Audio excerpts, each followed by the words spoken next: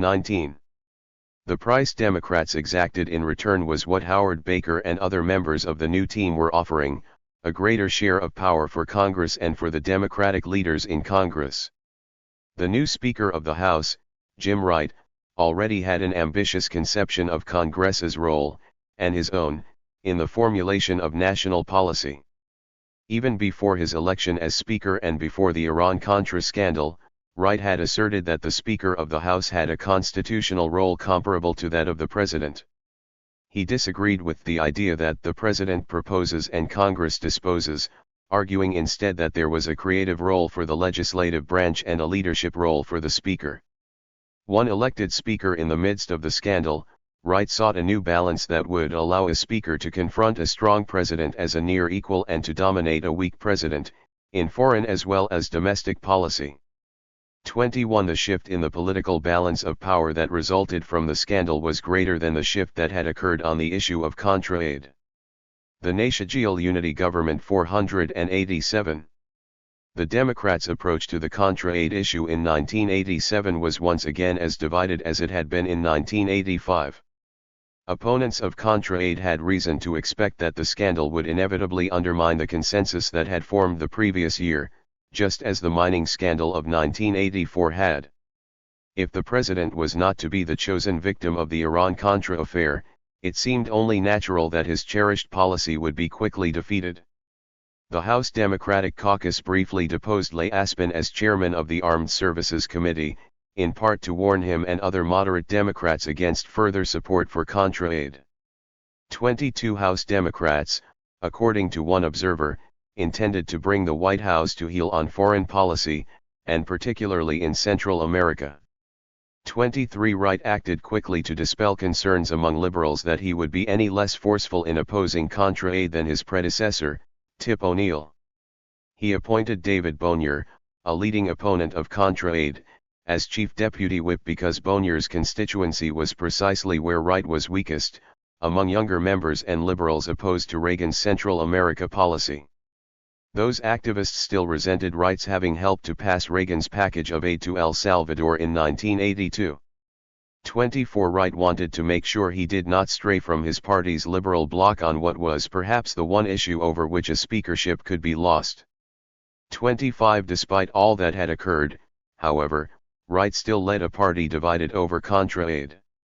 While liberals demanded an all-out effort to kill the program when it was most vulnerable, moderates and conservatives in the part of the country Wright represented still had lingering fears of opposing Reagan's effort to stop communism in Central America. The Democrats' regaining of control in the Senate had not changed the equation on Contra aid by more than 1 or 2 votes. The newly elected Southern Democrats did not want to act hastily. 26 Senator Dodd of Connecticut found that even at the height of the president's travails in early February, the votes to disapprove release of the final $40 million of the $100 million aid bill were lacking. 27 The party's deep division was reflected even in the naming of members to the Iran-Contra investigating committees in January. Of the 6 senators chosen by Majority Leader Byrd, 3 were supporters of Contra aid: Nunn, Boren, and Howell Heflin of Alabama. House Democrats faced the same problem.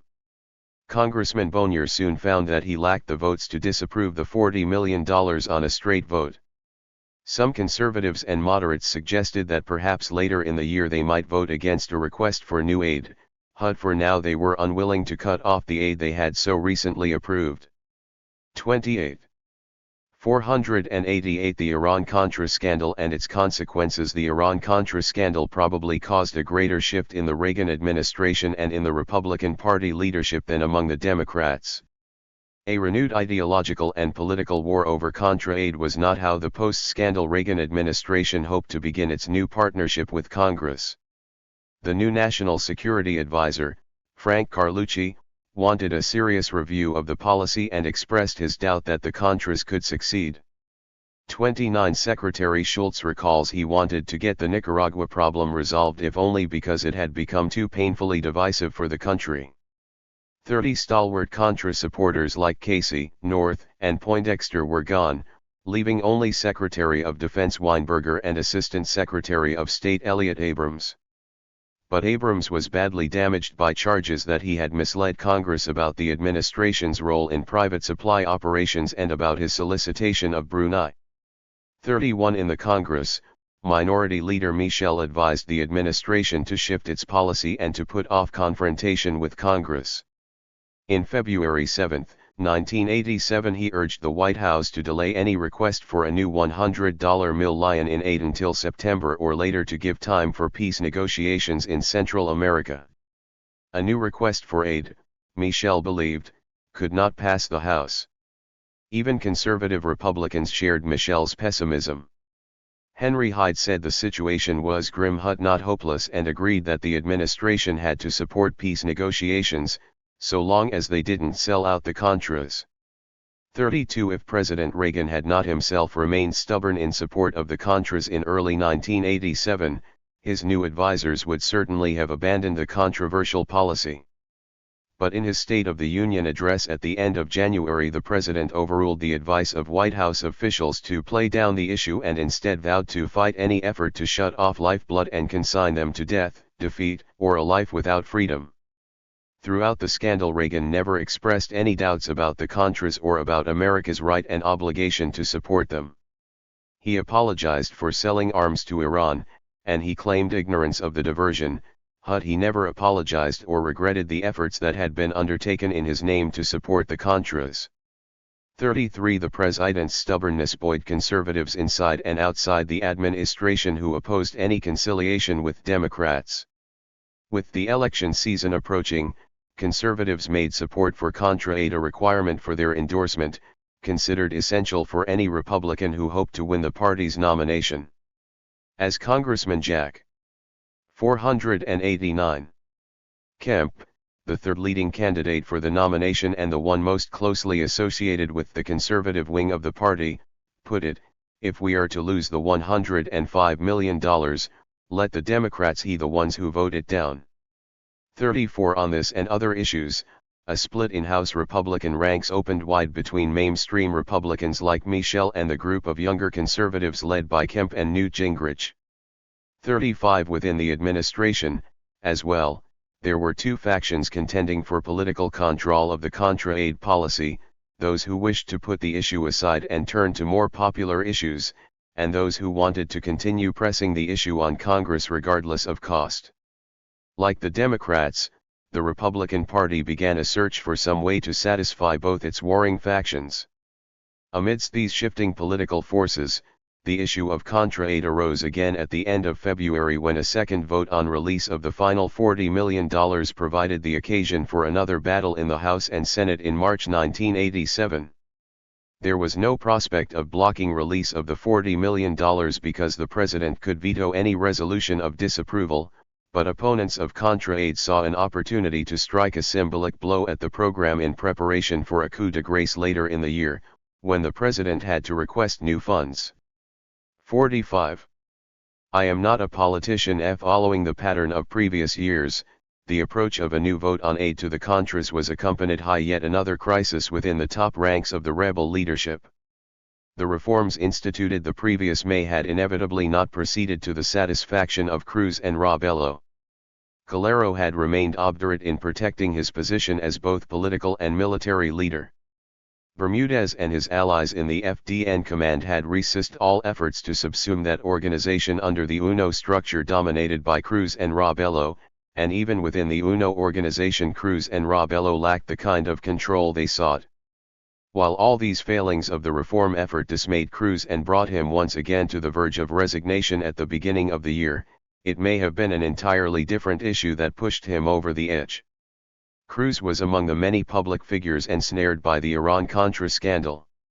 On January 10, 1987, the New York Times revealed that a senior Nicaraguan rebel leader had been provided a monthly stipend for the better part of 1986 by a private fundraiser associated with Oliver North. In the middle of January, Cruz quietly cleaned out his offices at the UNO headquarters in Miami, and on January 23 he told Abrams he intended to resign. Cruz was consumed with shame at having taken money from the CIA and then from North. He told his advisors he was looking for work. 490. I am not a politician. 49. 1.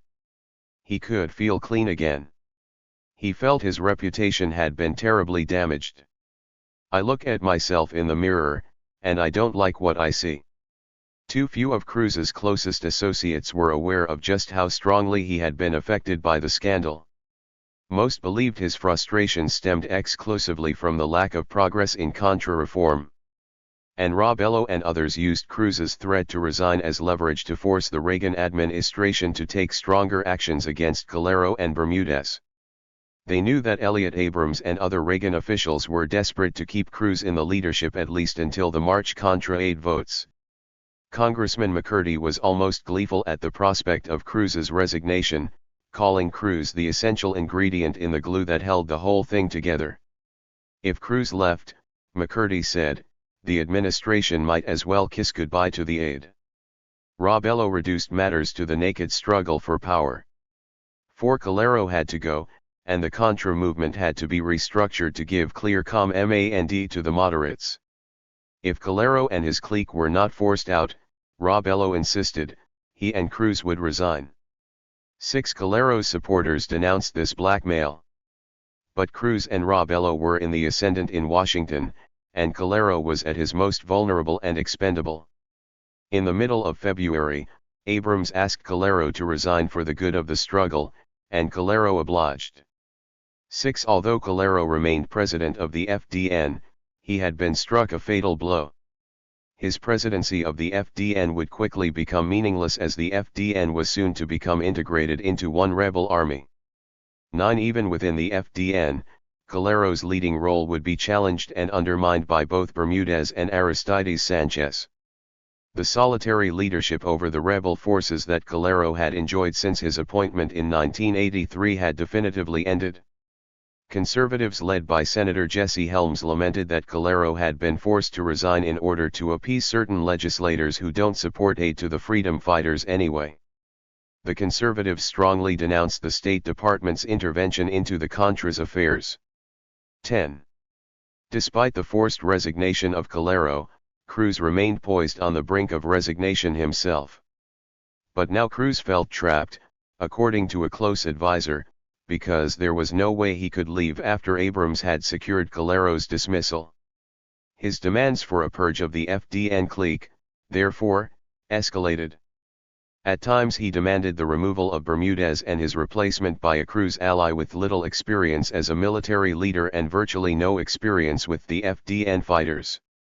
Al 492 The Iran-Contra scandal and its consequences. Though both Cruz and Robello announced they would remain in the leadership until at least June to make sure the reforms are implemented, Cruz at times insisted he would not stay long. 11 During meetings with Abrams, with his own advisors, and with moderates in Congress, Cruz practically sought permission to resign and seized on every excuse to justify it. Even as he agreed to stay, he told reporters of his shame and embarrassment. 12 Reagan officials had decided the time had come to expand the Contra Directorate from 3 to 7, in part to avoid being held hostage by Cruz's constant threats of resignation. Elections would be held by the Contra's newly formed assembly. Cruz insisted that the assembly was dominated by Calero's clique, but he also had other problems with that body of Nicaraguan exiles. When American newspapers finally revealed at the end of February that it was Cruz who had received the monthly stipend from North, Cruz's enemies in the assembly demanded a public explanation. Cruz obliged, but on March 9, to the surprise and chagrin of Reagan officials and Cruz's own supporters, the rebel leader publicly resigned in a letter to the Miami Herald. He had told no one of his plan and gave no special reason for his latest change of heart. After having earlier declared his intention to stay at least until June while reforms were implemented, Cruz declared simply that the time is up. I have given all that I can give. 11 Cruz told reporters he had been wanting to do this for a long time. 14 The timing of Cruz's announcement just 2 days before the next vote on Contra aid seemed almost designed to pull down the temple walls. Moderates in Congress warned that Cruz's departure spelled the end of Contra aid. His resignation, one supporter of Contra aid suggested, would give a lot of members the out they've been looking for without appearing to be Sandinista apologists. Senator Dodd declared that Cruz, who was a real Democrat, had just discovered what many of us discovered a long time ago, that the Contra movement is not a democratic movement. 15. The resignation of Cruz did not put an end to the reform of the Contras as a political movement. In May, the Contras Assembly elected 7 members of a new directorate, 1 for each political tendency in Nicaragua. Robelo and Calero both won positions. The new directorate announced the abolition of the FDN as a separate army and the integration of all rebel forces into the Nicaraguan resistance. In the new directorate, no single individual had anything resembling the powers Calero, I am not a politician, 493 once held over the rebel army. The opening up of the leadership allowed new forces to emerge, both among the politicians and among the rebel fighters, that had been suppressed for years. New members, like Alfredo Caesar, proved to be adept diplomats, and relations between the Contra leadership and many Latin governments improved. Others, like Azucena Ferry, maintained good ties with political party leaders inside Nicaragua.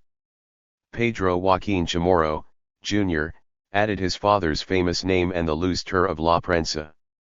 Alfredo Caesar was the biggest beneficiary of the reorganization and Cruz's departure. A former Sandinista, head of the central bank, and then leader of his own small progressive rebel organization, for 2 years Caesar had carefully cultivated the moderate Democrats of the MC Curti group, at one point even winning a special portion of the Contra aid legislation for his own small band of fighters.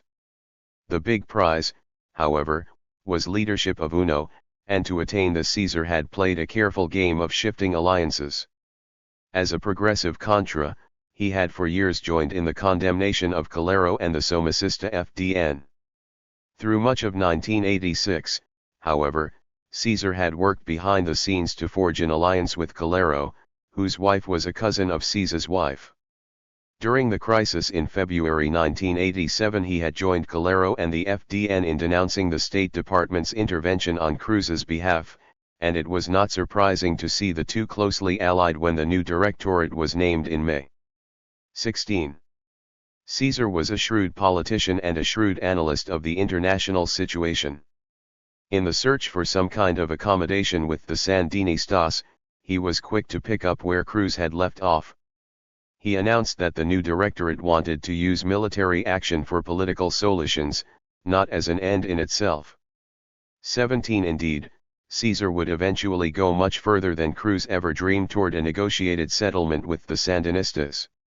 What may have disappointed Cruz's supporters most, though few realized it, was how paradigmatic the entire struggle had been of the Nicaragua political culture.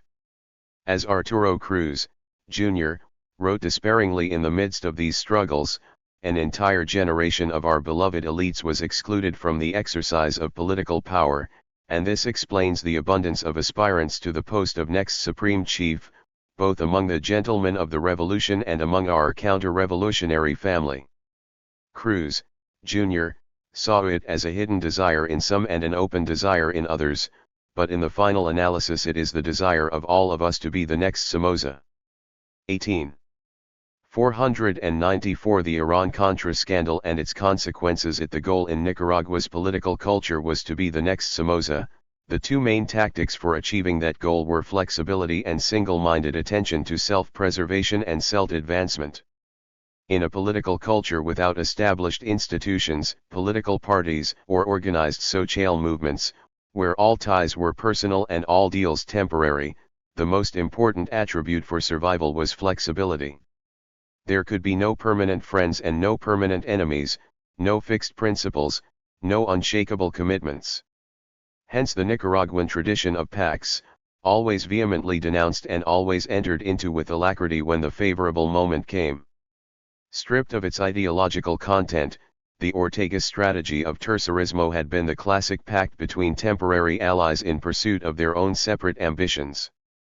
Humberto Ortega was thus the consummate Nicaraguan politician, and his close advisor in the late 1970s, Carlos Coronel, the consummate Nicaraguan political theorist. It was not that either Ortega or Coronel lacked ideological convictions or aspirations for their country that went beyond personal ambition. Perhaps in their cases, and with other prominent Nicaraguan politicians and revolutionaries, there was a grand strategy, a distant, idealistic vision.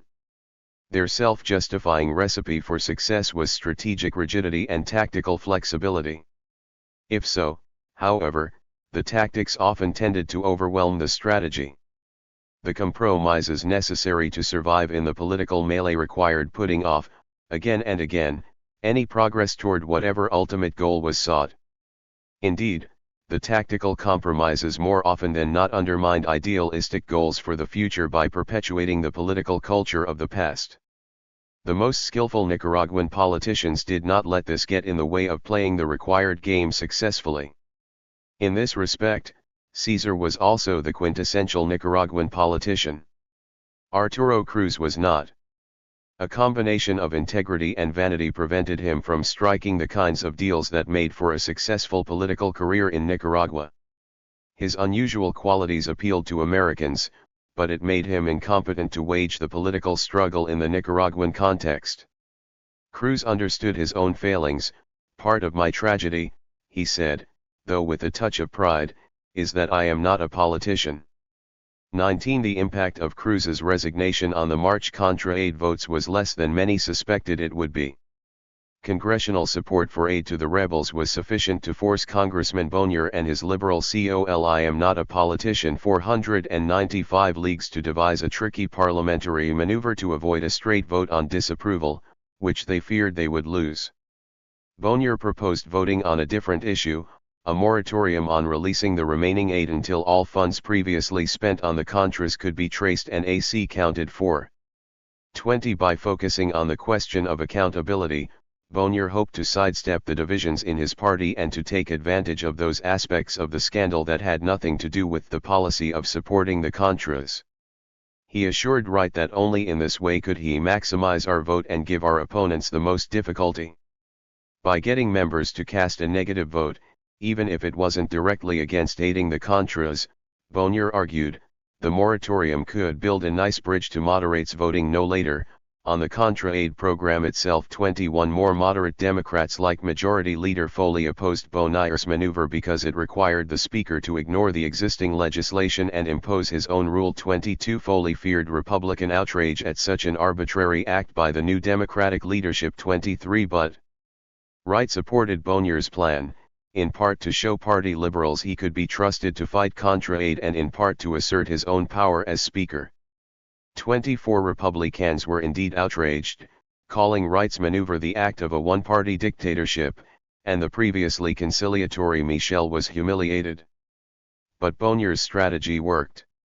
2 On March 1 the moratorium resolution passed the House by a margin of 230 to 196. As Bonnier and Wright well knew, the 34-vote margin was not an accurate measure of support or opposition to Contra aid in the House. Some of the more conservative members who voted for the moratorium were likely to vote for Contra aid again in the future, 26, and a number of moderates who voted for the moratorium remained undecided. 2. At the same time, some members who voted against the moratorium might not vote for Contra aid again in the future. The vote in the Senate a week later did not clarify matters. The Senate defeated a straightforward resolution of disapproval of the $40 million, 52 to 48, 28, proving that the 1986 elections had scarcely changed the balance on Contra aid. 29 But a number of senators from both parties warned the administration not to assume that its narrow majority was a stable one. Several echoed the warning of Senator David Boren, the new chairman of the Senate Intelligence Committee, that the administration should not interpret my vote as a blank check to continue with the present policy without broadening the approach. Boren insisted Reagan had to work with leaders of both parties to develop a bipartisan, work 496 the Iran-Contra scandal and its consequences able approach to Central America. 50 Senator Dole declared the Senate's vote provided a new opportunity to convince the American people what we're doing is right and advised the Reagan administration to begin rethinking its strategy. 51. The man who came forward with a possible solution to the latest political puzzle was not an American at all, but a Central American, the new president of Costa Rica, Oscar Arias. The peace proposal President Arias set forth in February 1987 transformed American policy in Nicaragua, and it did so in large measure by appearing to answer the demands of both sides in the American political stalemate. The Arias Plan. When the Costa Rican people elected Oscar Arias their new president in February 1986, few knew exactly where he stood on many important issues, including the question of American aid to the Contras. Indeed, few had given him any chance of winning the election. Arias ran as the more liberal of the two candidates. The largest Costa Rican newspapers were more conservative and favored his opponent, Rafael Calderón. Even the elder statesmen of Arias's own party, including two former presidents, did not fully support him. Until the very last day before his election, the popular wisdom which was dispensed widely, Arias recalls, by the American embassy in Costa Rica gave Arias no chance to win. Although the United States had adopted a strictly neutral stance, it was widely rumored that the Reagan administration would have preferred Calderón as the president most likely to continue President Monge's pro-American and pro-Contra policies. In his campaign, Arias had done little overtly to distinguish himself from Monge or Calderón. As one observer recalls, Arias campaigned on familiar platitudes. Used much the same rhetoric as Calderón. Perhaps Calderón had been more militantly anti-Nicaraguan in his campaign and had openly courted the backing of the Republican Party in the United States, but Arias also attacked the Sandinistas, an essential step for any candidate to win an election in Costa Rica. P. the Great. 497. 498 The Iran-Contra scandal and its consequences. Majority of Costa Ricans deceived the Sandinistas, Arias often repeated. They promised a new Nicaragua, not a second Cuba. On the question of the Reagan administration's $100 million Contra aid bill, Arias, like Calderón, left many observers with the impression that he endorsed the Reagan administration's policies. Only in the last weeks of his campaign did Arias seek to portray himself as a peace candidate and to declare that the presidential contest offered Costa Ricans a choice between rifles and bread.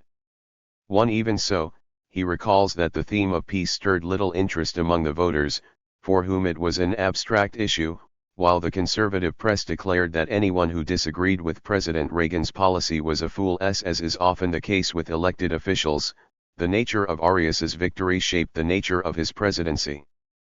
Winning the election without the support of the party hierarchy and the most powerful institutions of the press, and contrary to the proclaimed expectations of the United States government, made Arias's victory something of a political miracle. Not only did it give the new president an unusual measure of independence from the normally powerful arbiters of the Costa Rican political process, it also strengthened his resolve to pursue his own goals in the face of all the common wisdom. The day Arias was elected, he declared that his victory meant the overwhelming majority of Costa Ricans want peace. We cannot develop our economy and at the same time spend our scarce savings on armaments. Arias said he had a mandate from the people to seek the peaceful settlement in Central America that alone could save the Costa Rican economy. The day after his election, Arias proclaimed that Costa Rica would immediately adopt a position of strict neutrality with regard to the Nicaraguan conflict, by which he meant that Costa Rican territory would no longer provide a sanctuary for Nicaraguans fighting their government, as had been the case for years, first with the Sandinistas and then with the Contras. Costa Rica, Arias insisted, would respect the principles of self-determination and non-intervention in the internal affairs of other nations. His government would support the Contadora negotiations, but not to the exclusion of other efforts to seek peace. More importantly, Arias declared that Costa Rica itself would become an active agent for peace with hands that will not tremble. The Sandinistas were delighted. Radio Sandino in Managua quickly declared that Arias's election was a setback for the United States. 10 days later, the Nicaraguan government offered Costa Rica an apology of the Arias Plan. 499 sorts for the killings of 2 Costa Rican border guards in May 1985. Daniel Ortega's note placed more blame for the incident on Costa Rica than on his own government, and Arias had to agree with critics that the diplomatic language was a bit vague. The Costa Rican president-elect, however, immediately expressed his support for a resumption of diplomatic relations that had been suspended by President Monge. 12. The most dramatic sign of Arias's new policy came on February 21, when he gave an interview on American television. To the surprise of many Costa Ricans, not to mention the Reagan administration, the president-elect declared his opposition to the $100 million contra-aid bill then pending before Congress. "I don't think President Reagan can have what he wants with that money. On the contrary, the result of the aid to the anti-Sandinista rebels until now has been a more dictatorial and totalitarian government in Nicaragua. Democracy would not be achieved in Nicaragua by military pressure," Arias argued, "but through pressure exerted by all of Latin America. It would be better," Arias said, "if President Reagan gave the $100 million as economic aid to Guatemala, Honduras, El Salvador, and Costa Rica." 13. Arias's comments caused a sensation not only in the United States, where the House was about to vote on Reagan's request, but also in Costa Rica. Arias was still almost 3 months away from his inauguration, and the current president, Luis Alberto Monge, bridled at the president-elect's boldness. 14. Critics argued that Arias had contradicted a campaign promise. Worse still, he had criticized Reagan and thus risked damaging Costa Rica's relations with the United States. Arias's comments had come at a crucial moment for President Reagan's internal policy, one Costa Rican opposition newspaper declared. Some commentators went so far as to argue that Arias should resign or be prevented from assuming the presidency. Costa Rica was a very pro-American country, Arias later recalled, and so everyone asked how could I dare to disagree with Washington. 16. Stung by the criticism, Arias in the weeks leading up to his inauguration embarked on a campaign against the Nicaraguan government, both rhetorical and diplomatic. At the beginning of March he declared that he would not visit Managua during his first trip through Central America.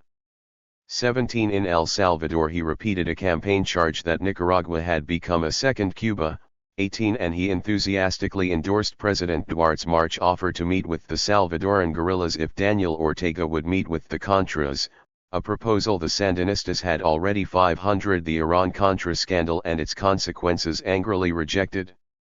The day before the House vote in March, Arias publicly condemned the Sandinistas for turning down Duarte's offer, and the day after aid was defeated, he said the vote had opened an opportunity for the Nicaraguan government to talk with its opponents. 19. On March 20 he declared the Managua regime should change. No country helped Sandinism more than Costa Rica. Feel disillusioned, disappointed, betrayed. 20. While vigorously denouncing the Sandinistas, Arias worked to ease Costa Rican concerns that his opposition to Contra aid had damaged relations with the Reagan administration. He said he was sure that the United States would never retaliate against Costa Rica economically over a mere foreign policy dispute because he believed there was a genuine and sincere U.S. desire to assist Costa Rica, especially because we are an exemplary democracy. On March 19 he declared that the United States would be the very first country he would visit after his inauguration. 21. By April Arias had calmed the controversy in Costa Rica. It was clear that U.S.-Costa Rican relations had not suffered as a result of his opposition to Contra aid, as even Reagan officials had found it useful to quote Arias's anti-Sandinista comments in the days leading up to the House vote in March. 22. At the same time, Arias's critics admitted that not only had no great damage been done, but Arias's openly anti-U.S. attitude had actually brought some benefits. He anti-U.S. position, which may bother us in a Costa Rican president, one opposition newspaper admitted, was nevertheless proving to be a valuable asset internationally, one that could allow Arias to assume a position of leadership among the Latin American presidents. 2. 3. Arias may have made the same calculation. In April, May, and June he began to challenge the regional diplomatic heavyweights in the Contadora group, above all Mexico, for control of the negotiating process. In the spring of 1986, international attention turned to the Contadora talks, then reaching their most critical and, as it turned out, final stage. Far from relenting in his attacks on the Sandinistas, Arias pressed ahead.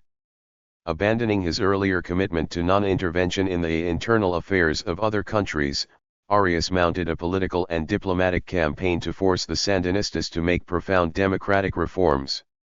He thus placed himself squarely in opposition to the Contadora group, which considered all discussion of the political section of the treaty draft closed. Arias nevertheless insisted that the totalitarian nature of the Sandinista government was the source of the Central American crisis, and the Arias Plan 501 that there would be no peace in the region until democracy flourished in Nicaragua. At the pivotal summit meeting of Central American presidents in Esquipulas, Guatemala, 2 weeks before the June 6 deadline posed by Contadora, Arias stood firm in demanding that the Sandinistas make concessions and allow democratic reforms. Honduran President Ascona gave Arias credit for uniting the 4 democratically elected presidents against Daniel Ortega. 24 When the June 6 deadline passed without a signed treaty, Arias expressed no regrets. On the contrary, he had already declared that obtaining a signature of the Contadora agreement was not the most important goal. The truly important goal, he said, was achieving pluralism as soon as possible.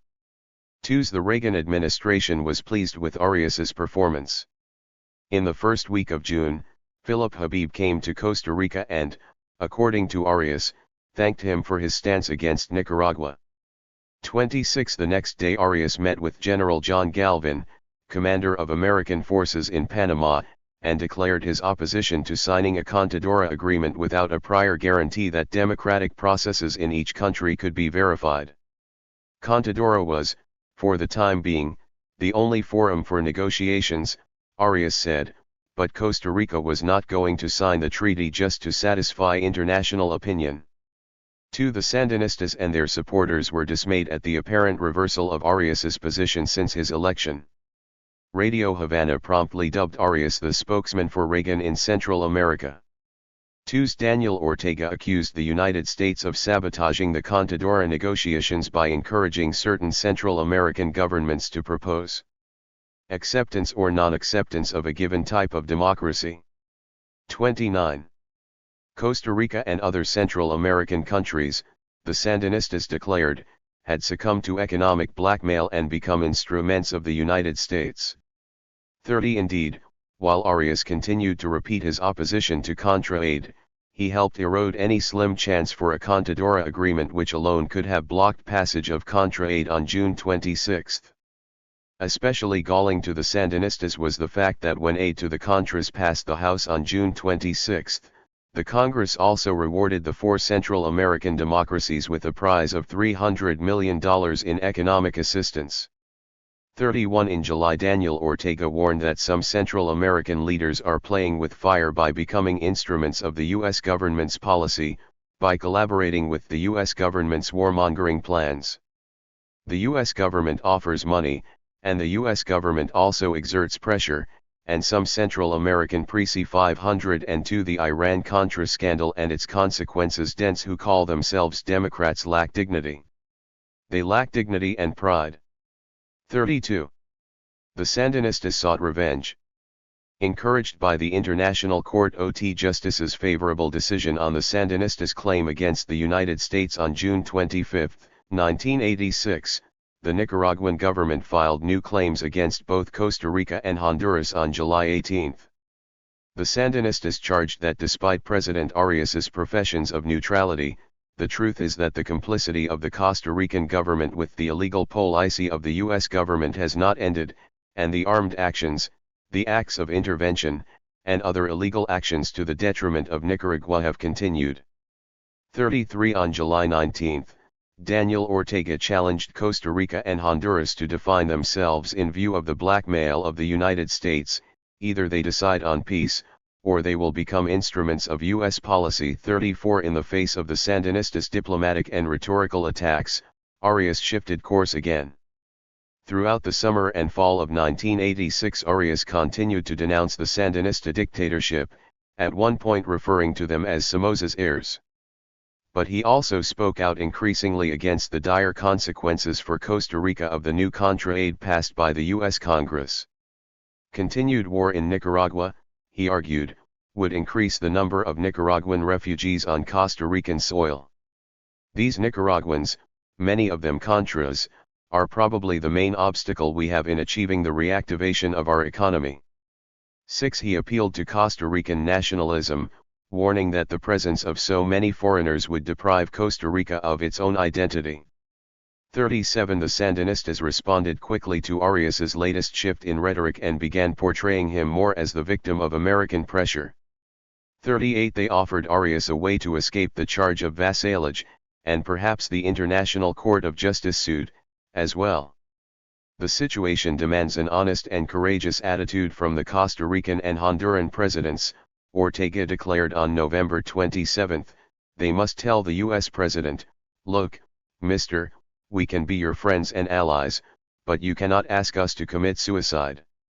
39. In the months before the Iran-Contra scandal broke in Washington, therefore, Arias held a unique position in the hemisphere. A frequent and vociferous critic of the Sandinistas, and of the Contadora group, Arias had won praise from the Reagan administration and its supporters.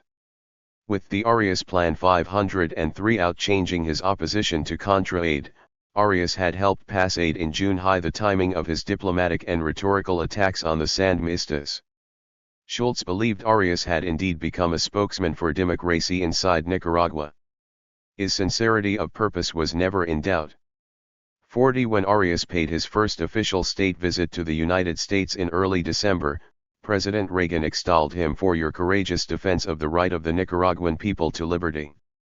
Despite threats, insults, and provocation, Mr. President, you have not shrunk from your firm stand against totalitarianism next door. As the leader of the region's oldest and strongest democracy, your words have special significance and carry moral weight. As you've said, democratization is the key to peace in Central America. 41. Yet Reagan's critics were equally effusive in their praise of Arias. Although he had helped undermine the Contadora talks which they had doggedly supported for 4 years, and although he had done so insisting on democracy in Nicaragua, a demand liberal Democrats and journalists associated with Reagan administration zealots and ideologues. 42. Arias nevertheless won praise for his forthright and consistent opposition to Contra aid. The greatest symbol of the remarkably bipartisan support Arias had managed to achieve was the $300 million in economic assistance that had been enthusiastically endorsed, in an otherwise stingy Congress, by proponents as well as opponents of aid to the Contras in the summer of 1986. 43. Arias had won the approval of all sides by proclaiming 2 goals commonly thought to be incompatible: an immediate end to the Contra war, and democracy in Nicaragua. For both sides in the American debate, Arias's 2 principles were contradictory. Supporters of the administration's Contra policy believed the Sandinistas would not accept true democratic reform unless they faced defeat on the battlefield, if then. Opponents of Contra aid argued that demanding democratic reform in Nicaragua meant demanding the Sandinistas' overthrow, because the Sandinistas would never voluntarily choose to remove themselves from power through a fair election. The Contadora group had long ago rejected demanding democratization in Nicaragua, not only because it violated the principle of non-intervention but because the Sandinistas would never accept such dictates. The very inconsistency of Arias's proposals, however, made them attractive to members of Congress who, in the aftermath of the Iran-Contra scandal, were looking for a way out of their own political impasse. Arias promised to give Reagan what he demanded: 504 the Iran-Contra scandal and its consequences, democracy in Nicaragua, and also what his opponents demanded, an end to the Contra war. The mammoth scandal that broke in the United States in November opened a wide path for Arias to pursue his ambition as peacemaker that otherwise would have been impossibly narrow. In the summer of 1986, Congress had settled the matter of Contra aid, after painful and seemingly endless debate, and the new pact between the Reagan administration and majorities in both houses would have been largely immune to importunings by Latin leaders, at least until the fall of 1987. By December 1986, however, a weakened Reagan administration and a newly divided Congress practically invited foreign efforts to influence the tumultuous Amer-Icon debate. That month Senator Dodd traveled to Central America and paid a visit to President Arias. Dodd told Arias that, after the scandal and the Democratic victories in the Senate, Congress would never approve new aid for the Contras. Arias had been casting around for some way to lead a new peace process, and before Dodd's trip he had begun discussing a Latin and European peace alliance to increase pressure on the Sandinistas. Listening to Dodd, however, Arias realized the extent of the shift in the American political balance, and he adjusted his plans accordingly. After Dodd's visit, the first outlines of the Arias peace plan began to emerge. 44 At the end of January and beginning of February, 1987, Arias worked with his advisors to devise a new formula for peace in Central America. To begin the new negotiations, Arias called for a meeting of Central American presidents on February 15 in San Jose where he would present his peace plan. He did not invite Nicaragua to the meeting, however, and the common assumption in Washington and fate in American capitals was that his new plan would be difficult for the Sandinistas to accept and that Arias intended to isolate them once more. The Sandinistas immediately denounced Arias and the other presidents as traitors and neo-colonies of the United States. 45 The governments of Honduras and El Salvador anticipated a repetition of the Escapula summit the previous May, in which the four presidents would agree on a plan and present the Sandinistas with a united front. The Sandinistas would reject the plan and he held responsible for yet another failed effort at peace. 46 This was not the result Arias had in mind, however, and the plan he presented to his COL leagues in San Jose surprised everyone, including the Sandinistas. In the first place, the draft peace plan Arias drew up in February addressed not only Nicaragua, but all 5 countries in Central America. The Arias Plan 505 ambitiously proposed to settle the Salvadoran and Guatemalan as well as the Nicaraguan civil wars, and it called for the same measures of national reconciliation and democratic reform in all the countries, even, theoretically, in Costa Rica. The Arias Plan called for immediate ceasefires in Nicaragua, El Salvador, and Guatemala, the immediate suspension of all outside support for insurgencies in the region, and a prohibition on the use of territory in neighboring governments by insurgent forces. Within 60 days after signature of the agreement, governments in the region were to offer amnesty to guerrillas who had laid down their weapons, begin a comprehensive dialogue with opposition groups to establish terms for national reconciliation, guarantee freedom of the press, show clear evidence of unrestricted political party pluralism, initiate an authentic, democratic, pluralistic, and participative process to promote social justice and human rights, and establish a timetable for the holding of free elections. The plan did not, however, demand that governments hold presidential elections sooner than planned, but rather made clear that elections should be held on schedules provided for in the existing constitutions in all 5 countries. Beyond calling for an end to insurgencies in the region, the plan did not further address the regional security issues that had made up the bulk of the Contadora Agreement. The Arias Plan called for the start of negotiations on reduction of military forces in the region within 60 days after signature. It did not call for an end to outside military assistance to the governments in the region, nor did it address the questions of foreign military advisors or international military maneuvers.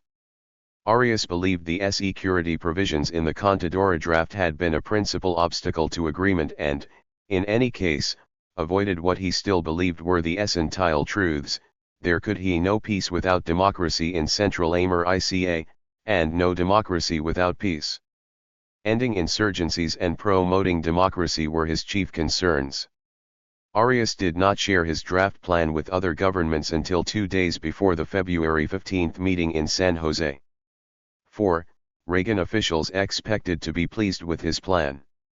While the Contadora Group had promoted only fake negotiations that failed to address the threat of a Soviet-backed Nicaragua, Elliott Abrams said in January, the Central American democracies would never propose a treaty that did not put enormous amounts of pressure on Nicaragua because their necks are on the line. In a meeting between Abrams, Habib, and Costa Rican Foreign Minister Madrigal in the first week of January, the two governments 506 the Iran-Contra scandal and its consequences seemed to be in cordial agreement on most points.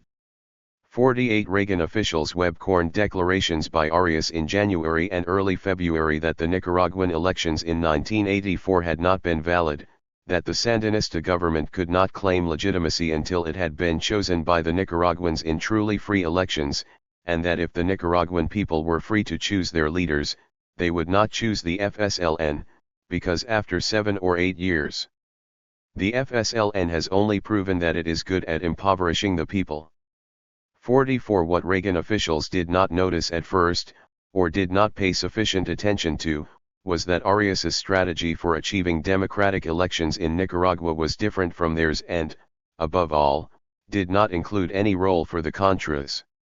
As one Costa Rican official noted, for Reagan officials it was very hard later, once they learned the plan's contents, that they had drunk so deeply at that well, for the plan attacked their policy in Central America. 50 When Arias finally revealed his plan, it was a most unwelcome surprise to the Reagan administration. While not objecting to Arias's proclaimed goals, which were after all their own, Reagan officials did object to his plan's call for the unconditional disbanding of the Contras before the Sandinistas had to begin complying with the other provisions.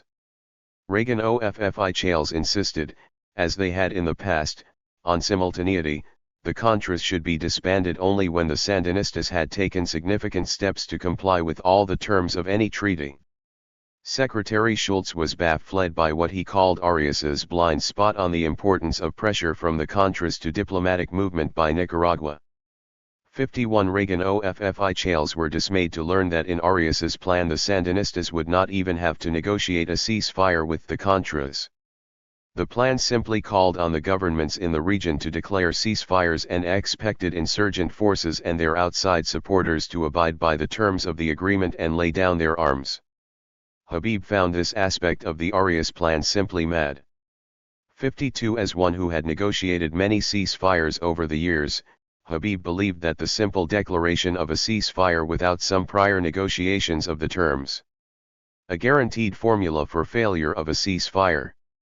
53 The American position, which Habib explained to Arias and the other three democratically elected presidents throughout the spring, was that the Contras should take part in ceasefire talks, that they should also participate in the political dialogue on national reconciliation, that U.S. aid to the Contras should be suspended only when an agreed ceasefire was in place, and that non-military 7 assets the Arias Plan 507 tanks should continue to be provided after a ceasefire while the political dialogue continued and democratic reforms were carried out.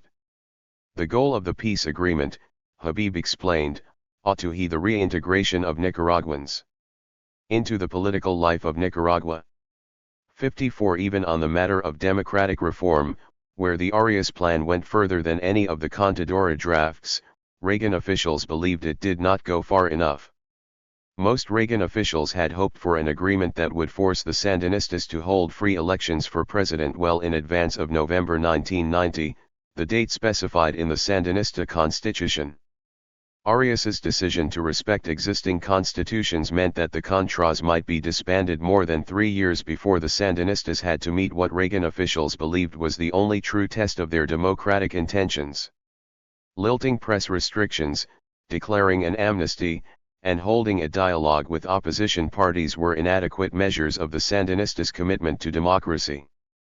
While Reagan officials welcomed the Arias plan's emphasis on political issues, they noted that the plan did not begin to address regional security concerns of the United States and its allies in Central America, especially the role of Cuba and the Soviet Union in supplying the Sandinista army, providing advisors, and possibly turning Nicaragua into a second base for Soviet power in the Western Hemisphere. In 1984, 1985, and 1986 the Reagan administration had been reluctant to voice its specific objections to the Contadora Treaty drafts, lest it be accused of undermining peace talks. In the first months of 1987 Reagan officials were even more reluctant to complain publicly about the Arias draft. With the Iran-Contra scandal still at its height, with votes on Contra aid pending in both houses in the first 3 weeks of March, and with many members of Congress from both parties warmly embracing the new Arias peace initiative as a possible escape from the next Contra aid battle, the administration made its views known sotto voce. On February 24, Secretary Shultz told the Senate Foreign Relations Committee that the Arias initiative was a healthy, welcome development, but said we want to work with that process and not be too quick to pass judgment. Even so, important members of Congress like Republican Senator Nancy Kassebaum warned the administration not to insist on trying to dot every I and cross every T before agreeing to support the Arias peace proposal. The governments of El Salvador and Honduras also withheld comment. At the February 15 meeting in San Jose, they neither agreed to the 508 the Iran-Contra scandal and its consequences draft plan nor stood in the way of further discussion. Elliott Abrams told a Senate committee on March 6 that both the administration and the Central American governments had some ideas about how to improve the proposals and will make them known through appropriate channels at the appropriate time. 56 Privately, Habib began meeting with Arias and the other 3 presidents in an effort to modify the plan to meet the Reagan administration's concerns, or as Shultz put it, to tighten up the Arias proposals and to close loopholes which we knew the Ortega regime would exploit. 57 Meanwhile, on March 13 the Senate passed a resolution supporting the thrust of the Arias plan by an overwhelming vote of 97-1.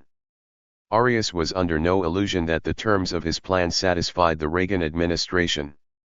Nor was he inclined to bend to the administration's demands, no matter how quietly or cordially expressed by Habib. The Reagan administration was wedded to supporting the Contras. Arias was equally intent on ending aid to the Contras. Moreover, Arias assumed that Contra aid was politically moribund in the United States as a result of the scandal, and the Reagan administration was quixotic to believe the Contras would be sustained through the end of 1987.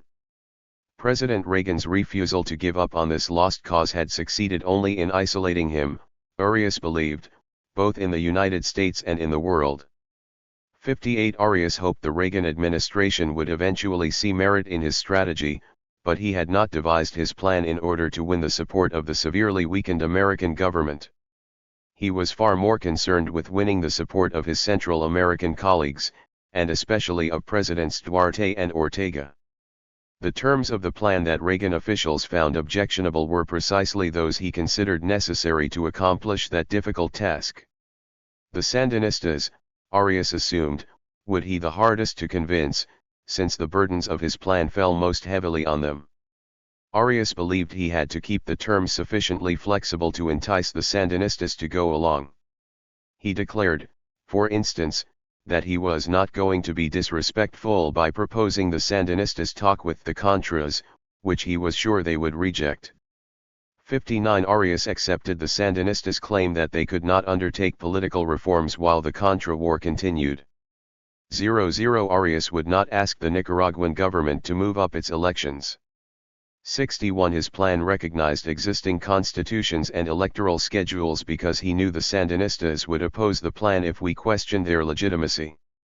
62 Arias thus retreated from positions he had held the year before, when the Arias Plan 509 he had suggested the Sandinistas should hold elections sooner than November 1990, and when he had called on the Sandinistas to negotiate directly with the Contras.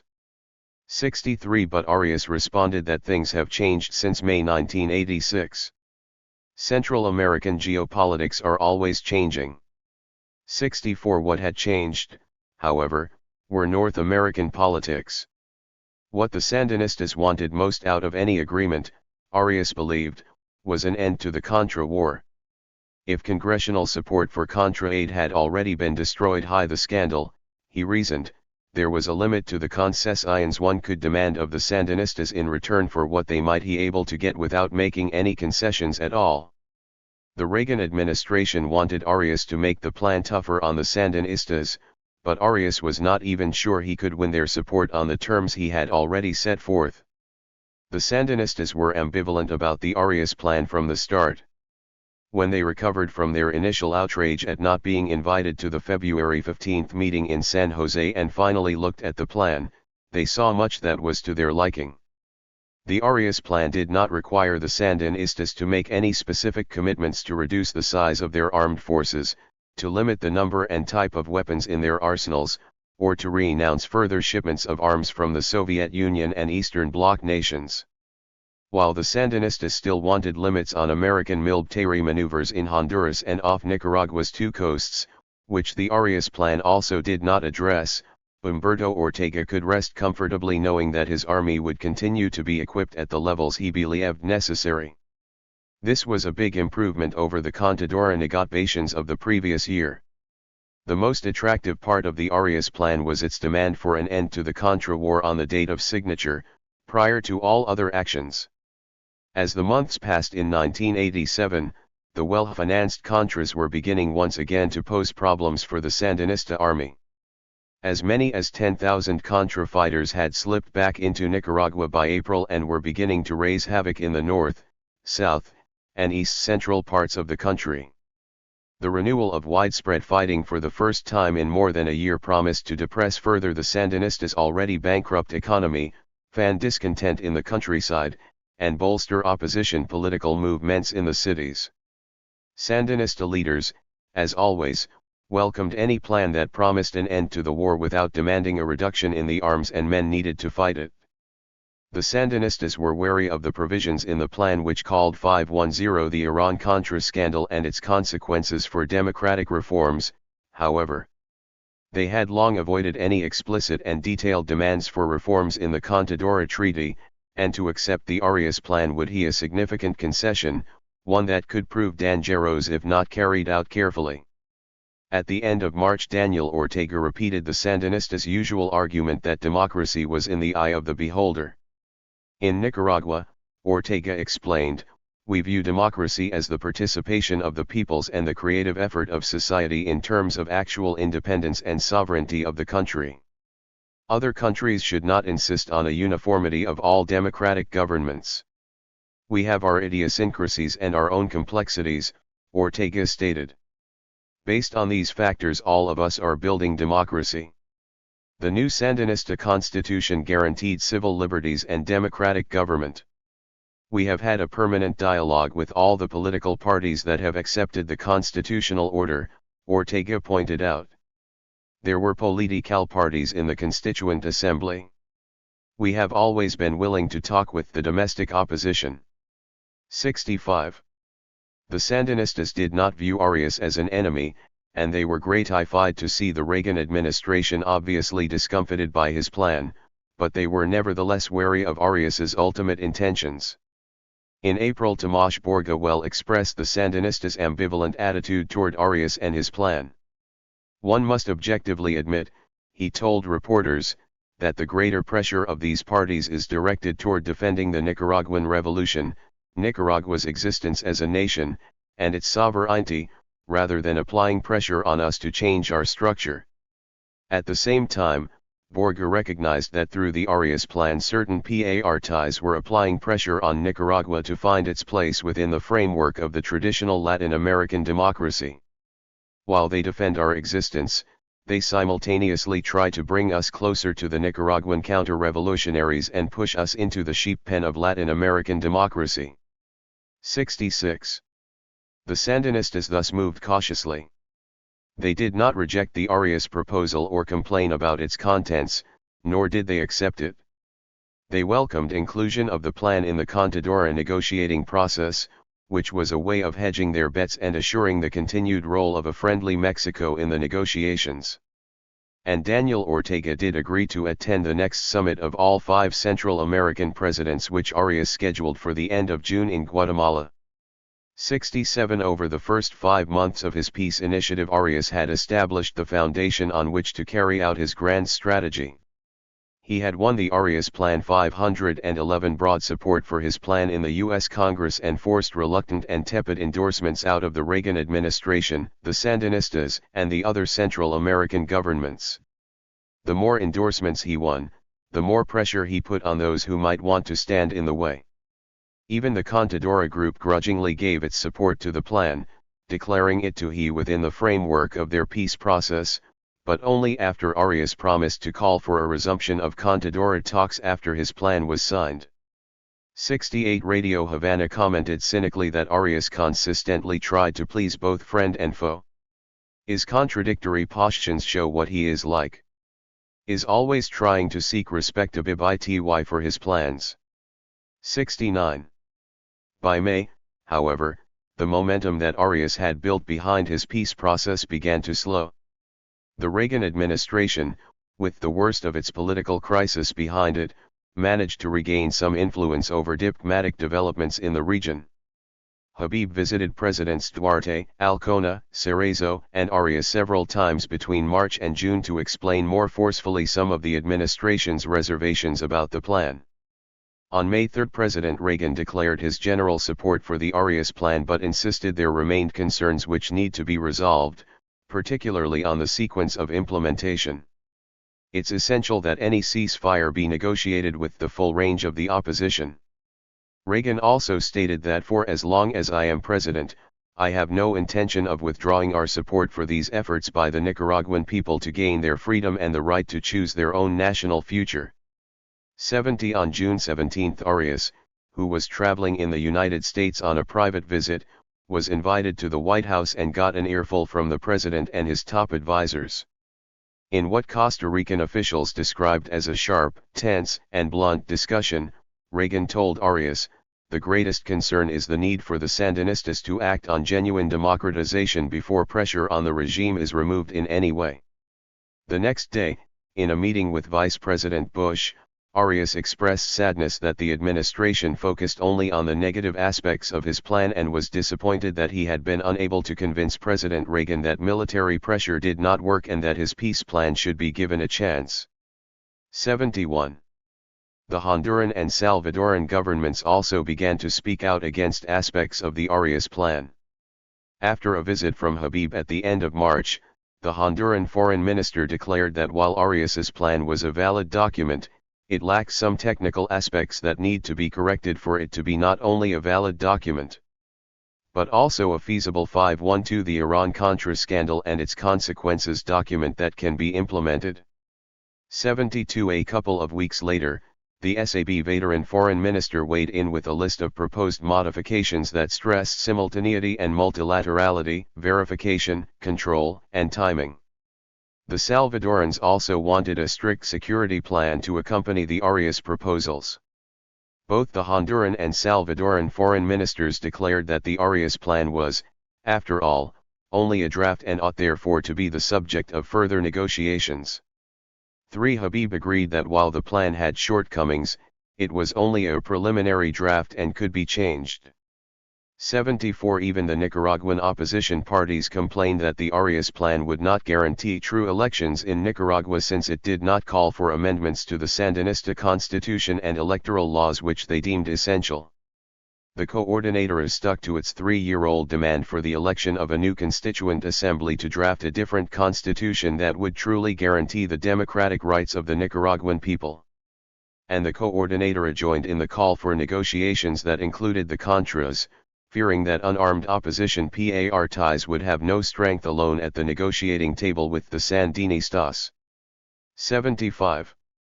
Arias resisted all these appeals for changes in his draft. 76 Indeed, the common presumption that the peace plan was a draft subject to modification was not shared by its author. 77 Arias feared that if he accepted any modifications to his plan, the negotiations would immediately lead to stalemate and mutual recriminations. One summit meeting would lead to others as the opposing sides picked away at the provisions of the plan, and Arias feared his peace process would then fall into the trap of Contadora.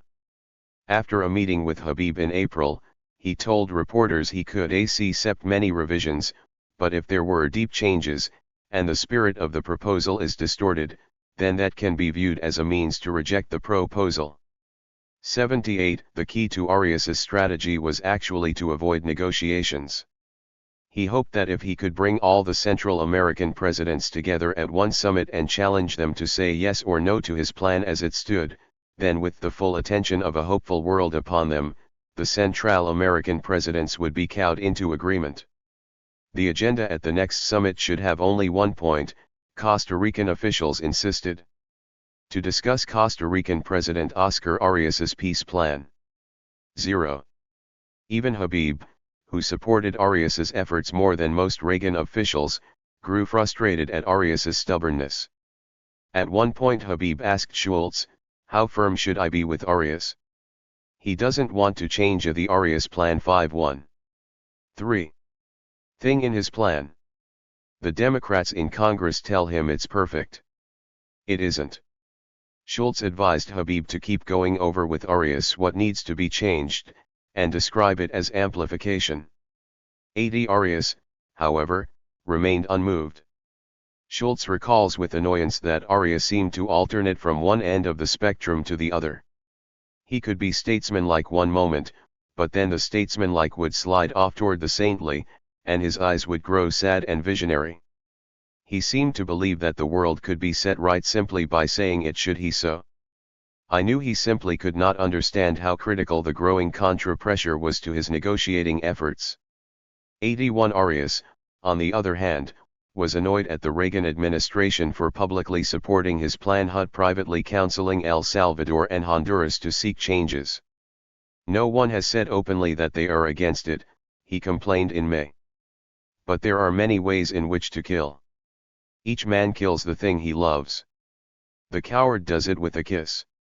82 While Arias wrestled with the Reagan administration and its Central American allies, he also worried about the Sandinistas, who had adopted a strategy of silence in the hope that the Salvadorans, Hondurans, and Americans would derail the plan and relieve them of the burden of making a difficult decision. Arias, suspecting that the Sandinistas would not show their cards until the Escapulas meeting, did his best to reassure them that his plan made no unreasonable demands. 83 We are not recommending a dialogue either with the Contras in Nicaragua or with the guerrillas in El Salvador, Arias repeated.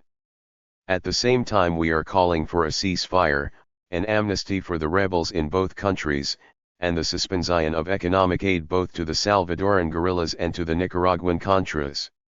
We do not question the legitimacy of existing governments or call for elections to be brought forward. Each government must reach the normal conclusion of its constitutional term. 84 The Sandinistas' quiet aloofness nevertheless added to the growing perception that the Arias plan was going nowhere.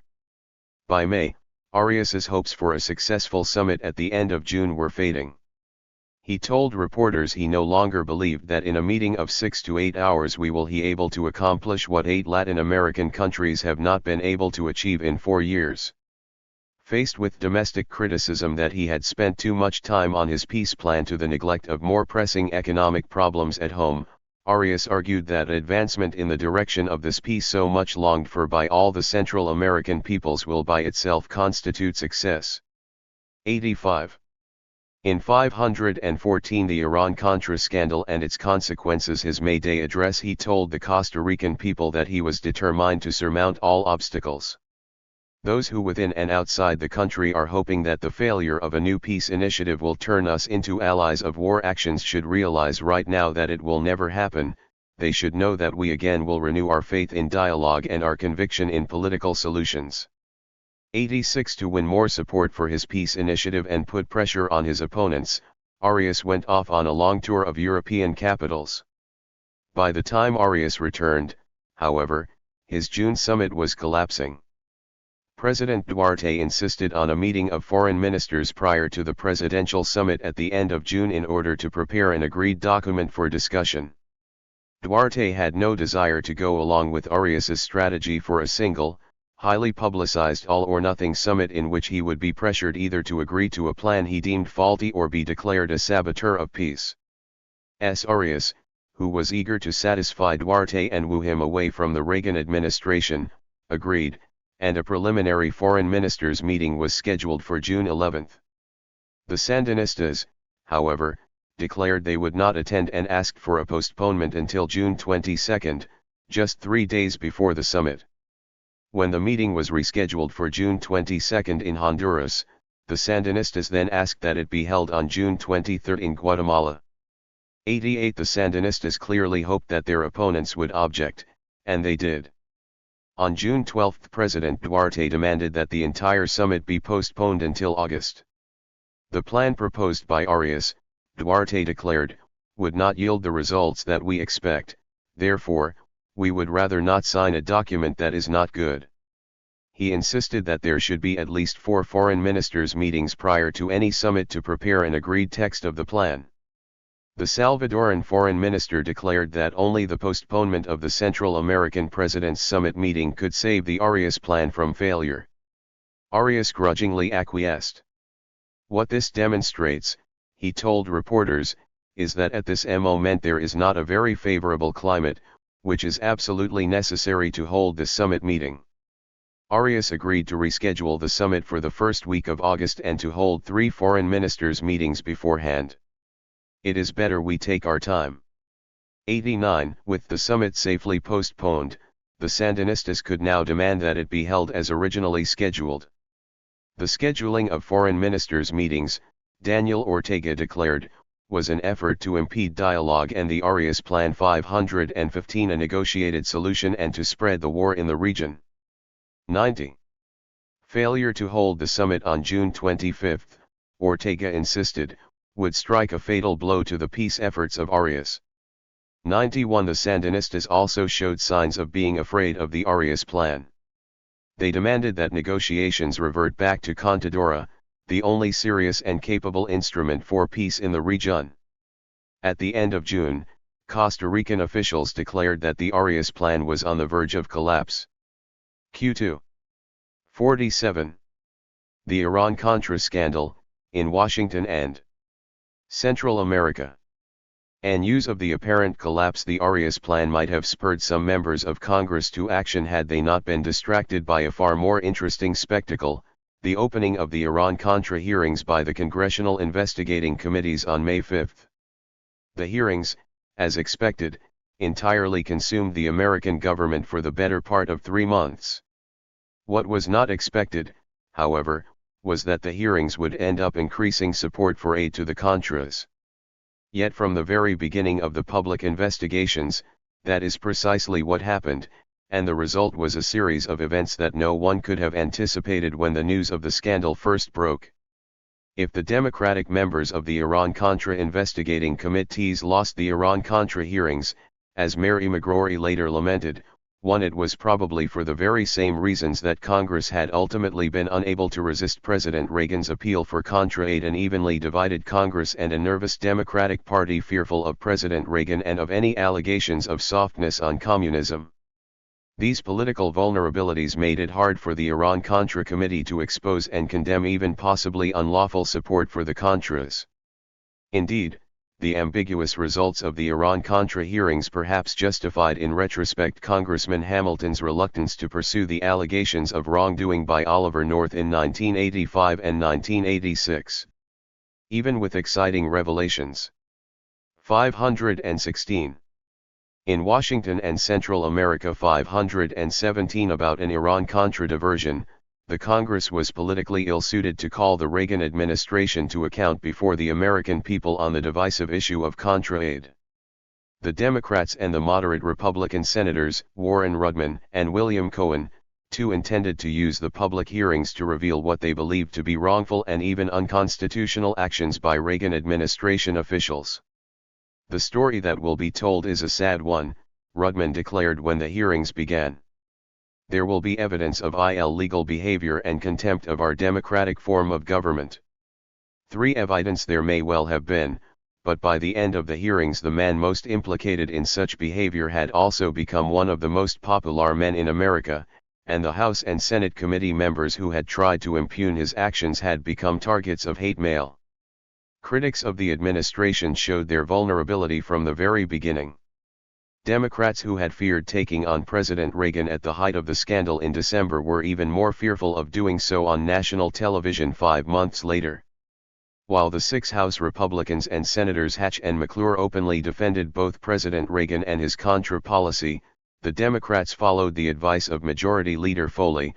Political instinct here happens to be that Democrats, I think, realize that if they were to appear to be using this national problem and controversy for narrow partisan gains, the public could be expected to react negatively.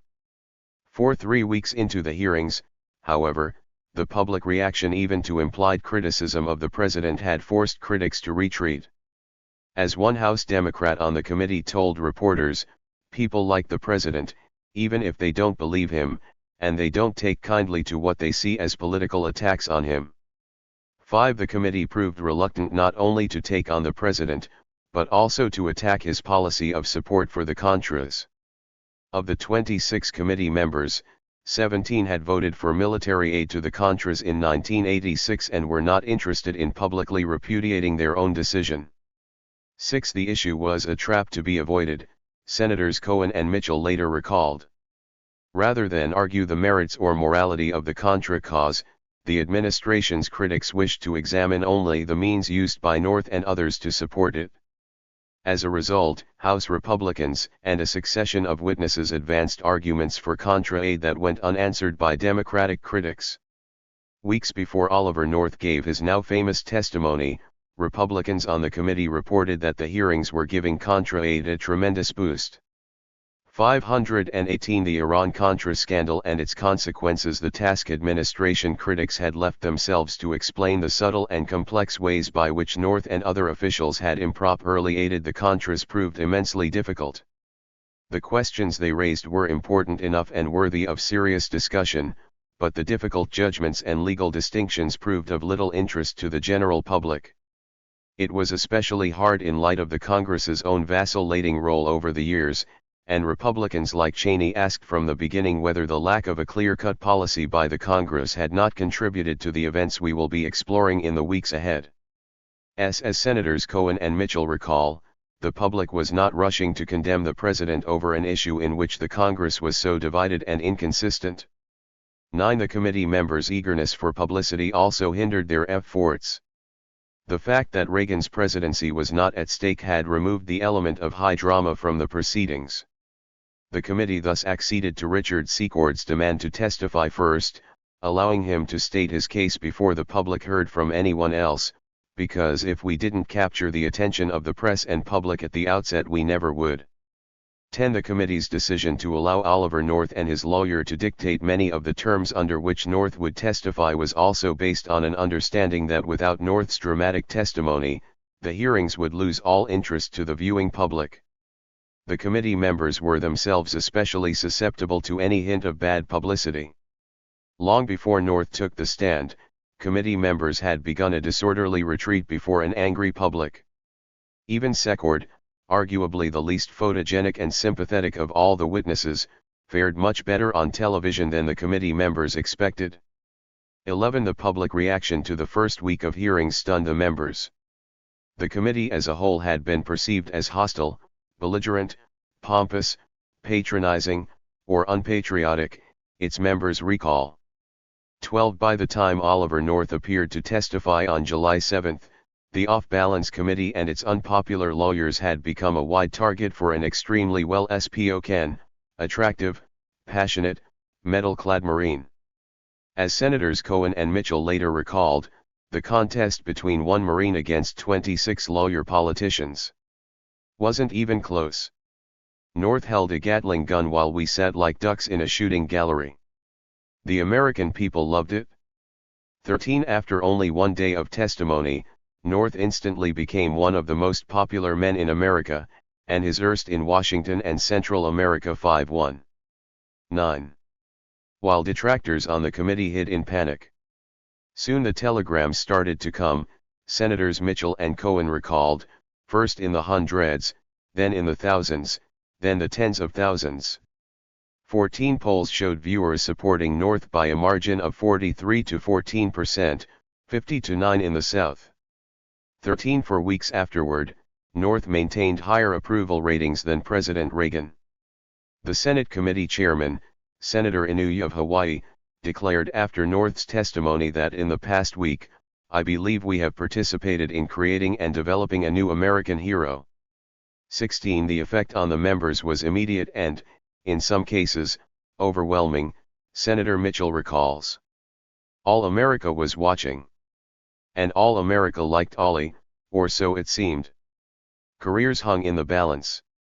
Committee members began to worry about how many constituents would remember their feelings of antagonism toward their representative on the next election day.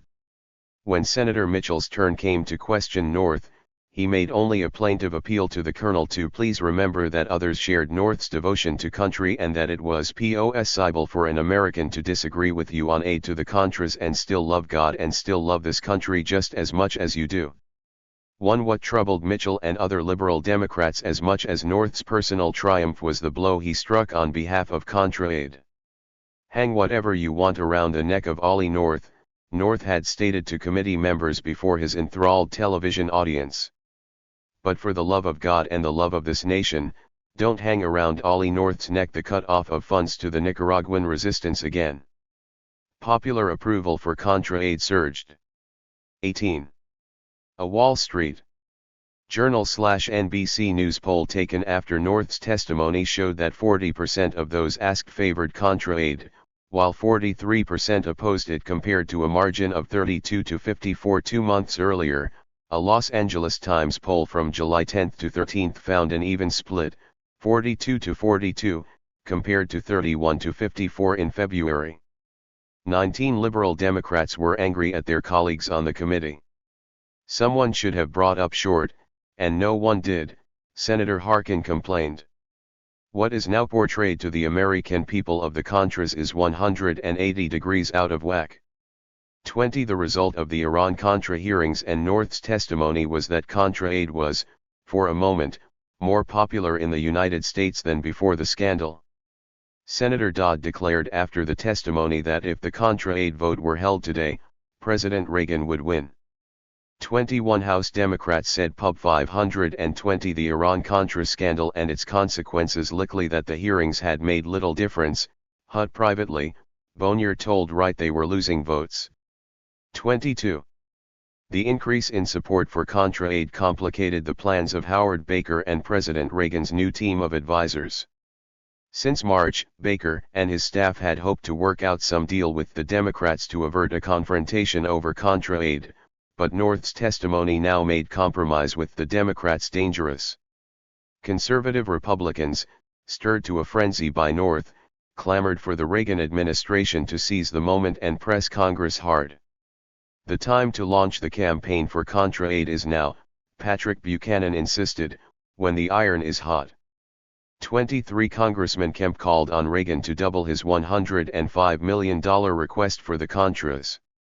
After North's testimony, White House officials did indeed shift with the prevailing winds, in part to avoid criticism from the right, but also in response to President Reagan's own renewed enthusiasm. White House officials leaked word that the president was considering putting forward a new, larger Contra aid request before the August congressional recess. 24. Privately, however, Baker and his deputies remained eager to avoid a clash with Congress. They wanted to turn the country's attention away from the scandal quickly and to begin rebuilding Reagan's political strength on a foundation of popular actions like a new arms treaty with the Soviet Union.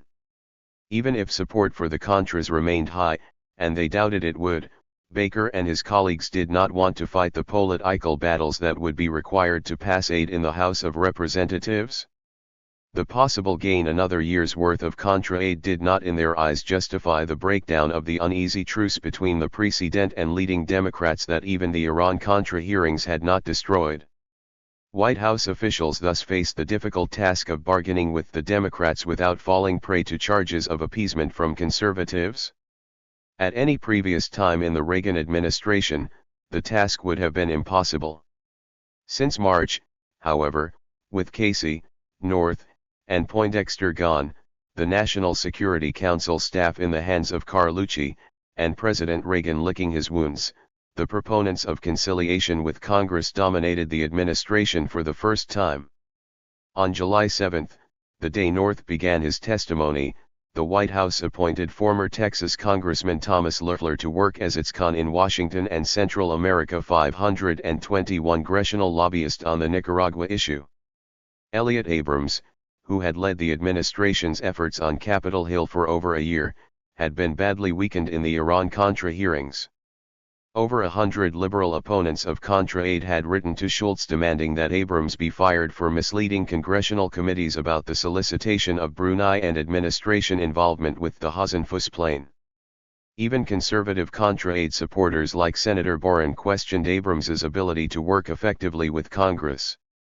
25 The White House might well have let Abrams go, but Schultz refused, declaring that Abrams had done an extraordinarily difficult job with great energy, with great skill and with great dedication, and should not be abandoned just because he had become a lightning rod for critics of Contra-Aid.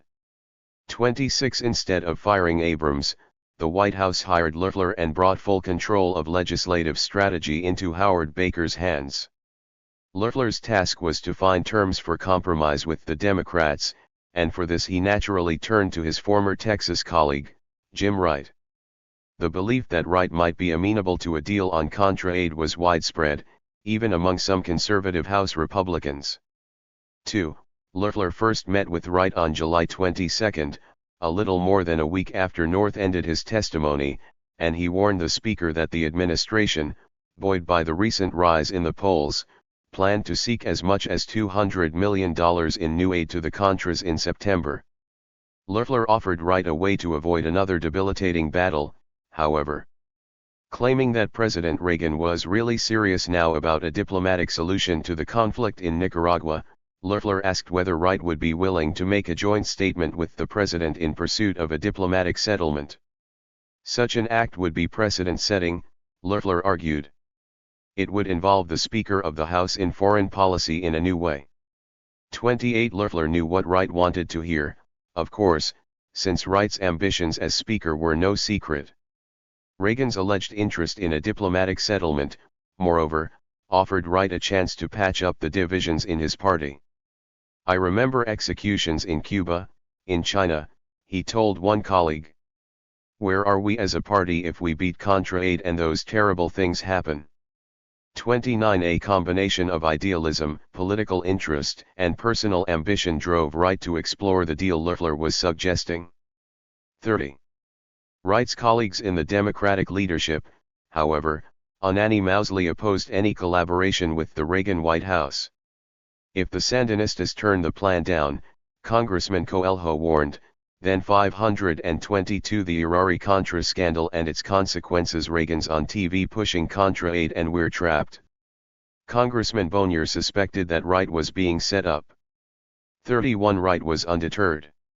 He warned Loeffler that if the president is just going to go through the motions, with the idea of being rejected and using that as a justification to ask for more money to continue the war, count me out.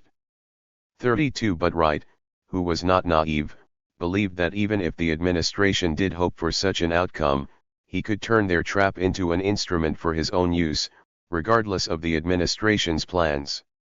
Wright hoped and expected that a peace proposal offered jointly with Reagan could break the stalemate in the Central American negotiations, bring peace to Nicaragua, and make it impossible for the president to seek new aid for the Contras. The diplomatic situation in Central America at the beginning of August was confused, but not promising. While officials in Washington had been transfixed by the Iran-Contra hearings, events in Central America had moved slowly. The temporary paralysis of the American government had had a generally paralyzing effect in Central America, where governments waited to see the outcome of the American conflict before deciding on their own course. But perceptions of the American political scene, and predictions of future American behavior, differed in each Central American capital. The political struggle in Washington in May, June, and July of 1987 had influenced Central American leaders in subtle and contradictory ways. To Honduras and El Salvador, the two governments most dependent on Washington for aid and political support, the Iran-Contra scandal had been a long-running nightmare. The prospect of Reagan's downfall at the hands of angry Democrats seemed more real to Central American than to Washington politicians. The consequences of a Democratic coup in Washington could be severe for the two governments that had conspired with the now scandalous Oliver North and his colleagues. 33 Honduran officials and military leaders in late June were jittery about what's going to happen on January 20, 1989, or maybe even before. They didn't want to be left holding the bag if and when the Democratic Party took control. 34 To begin to undo the damage to their own reputations, Presidents Duarte and Ascona distanced themselves from the Contra War. For the Hondurans, who harbored the Contras. This was no easy task, but in June President Ascona refused to let Contra leaders hold a public meeting in Tegucigalpa and suggested he would allow no such meetings in the future. A few days later, when a Contra plane was shot down by the Sandinistas over Nicaragua and crashed in Honduras, the Honduran military in Washington and Central America 523 ported the injured pilot and crew to Miami, and the government released a remarkable statement declaring the Contras had violated the government's policy of neutrality and non-intervention in the internal conflicts of other states. 35 President Duarte did not face the same embarrassing problem as Ascona, but he had more to lose if the American Congress turned against him. With an ongoing guerrilla war, a weak economy, an angry right wing, and a restive military, Duarte depended on both the Reagan administration and Democrats like Jim Wright for continued economic and military aid. Knowing that Wright and most Democrats opposed Contra aid and favored the Arias plan, Duarte took a risk by demanding postponement of the summit. There were hints that the Salvadoran president had begun to ponder how he might salvage his own position amidst the possible wreckage of the Reagan administration. One of the few who saw these hints was President Arias. Duarte knew the plan by heart, Arias recalls, and was the one who took the peace initiative most seriously. 36 As the only president besides Ortega who faced a dangerous force of guerrillas, 3. Duarte took acute interest in those parts of the plan that favored incumbent governments over their armed challengers. 38 Arias's proposal had opened a gap between Duarte's interests and the Reagan administration's, and it had narrowed the gap between Duarte and the Sandinistas. Arias tried to make Duarte more independent of American influence. I kept telling President Duarte that I wanted him to be more flexible, that he didn't have to accept all of Ambassador Habib's suggestions. 3 Between June and August Duarte grew more flexible than most American observers knew. While the Honduran and Salvadoran governments worried about Arriagan's weakness, the Nicaraguan government worried more about its own. The Sandinistas had learned from painful experience that Contra aid was never as dead as Democratic politicians claimed, and Speaker Wright himself told the Sandinistas that, despite the scandal, new aid might yet pass. 40 Whatever the vagaries of American politics, the Sandinistas knew that their own predicament had grown even more dire since the spring economically, politically, and militarily, and that they needed a reprieve from American pressure. As commander of the Sandinista army, Humberto Ortega knew best how the war with the Contras was eroding the government's strength. For the Sandinistas, perhaps the most troubling aspect of the war in 1987 was 524 the Iran-Contra scandal and its consequences, how it contrasted with the previous year of combat. In the last halt of 1986 the Contras had virtually ceased fighting, and by the time President Reagan signed legislation providing $100 million in aid, most of the rebel forces had begun retreating back to Honduras to wait for the new supplies. Less than 2,000 Contras remained in Nicaragua when the CIA returned to take charge of the war for the first time since the summer of 1984. What the CIA managed to accomplish between November 1986 and July 1987 was a matter of great concern to the Sandinistas. CIA officials resisted political pressures to rush Contra forces back into the country to make spectacular and probably futile raids against Sandinista military posts or towns, a strategy the Sandinista army would have welcomed. The director of the CIA's Contra Task Force, Alan Fears, had planned a more gradual crescendo of fighting, beginning in the first few months with small but well-coordinated attacks on lightly defended targets, electrical towers and transformers, telegraph, waterworks, small bridges, and other parts of the Nicaraguan infrastructure, and escalating in the second half of the year to more ambitious raids using larger concentrations of forces against Sandinista military posts in the hinterlands. A central aim of Fears' strategy was to force the Sandinista army to respond to Contra activities in several parts of the country at once, in the northern and southern border regions, in the central provinces of Matagalpa, Boco, and Chontales, and in the northeastern part of Zelaya province, what Fears called the Four-Corner Offense. In this way he hoped to stretch the Sandinista army, deny them victory, erode their counterinsurgency capability and inflict maximum damage on their infrastructure. 41,000 of well-trained and well-equipped Contra forces had begun crossing back into Nicaragua in November. In the first week of December, the Sandinistas launched an attack to block or slow the infiltration, deploying several thousand troops up near the northern border and, at one point, launching another attack across the border into Honduras with about 1,000 troops. 42 But the attack succeeded only in frightening the Hondurans, and the Contra forces came right down through the heart of the Sandinistas' defenses. 41 By the end of January, 2,500 Contras had made their way past Sandinista blocking positions, and a month later Daniel Ortega reported that 6,000 Contras had entered the country from Honduras. 44 By early spring, Sandinista troops had no choice but to pull back from their positions along the northern border and begin chasing the Contras around the countryside. 45 In Washington and Central America, 525 At first the Sandinistas branded the Contras' small unit attacks as mere propaganda. 46 But by the early summer the Contras were successfully carrying out the four-corner offense, attacking in larger units against better defended targets. 47 New U.S.-supplied anti-aircraft missiles added to the Contras' boldness and reduced the Sandinistas' most important technological edge in the war. As Contra commander Mike Lima told reporters at the end of June, back in 1985 the Mi-24 was a terrifying weapon to our forces. We ran like rabbits when a hawk is overhead. Now our men can defend themselves better. When a helicopter comes, no one moves. 48 Defense analysts in Washington reported at the end of July that the Contras had shot down 5 Sandinista helicopters in the first 7 months of the year and had gained the tactical initiative in the war. 49 Over the course of the summer, the Sandinista army spread itself thin, trying to respond to simultaneous attacks throughout the country.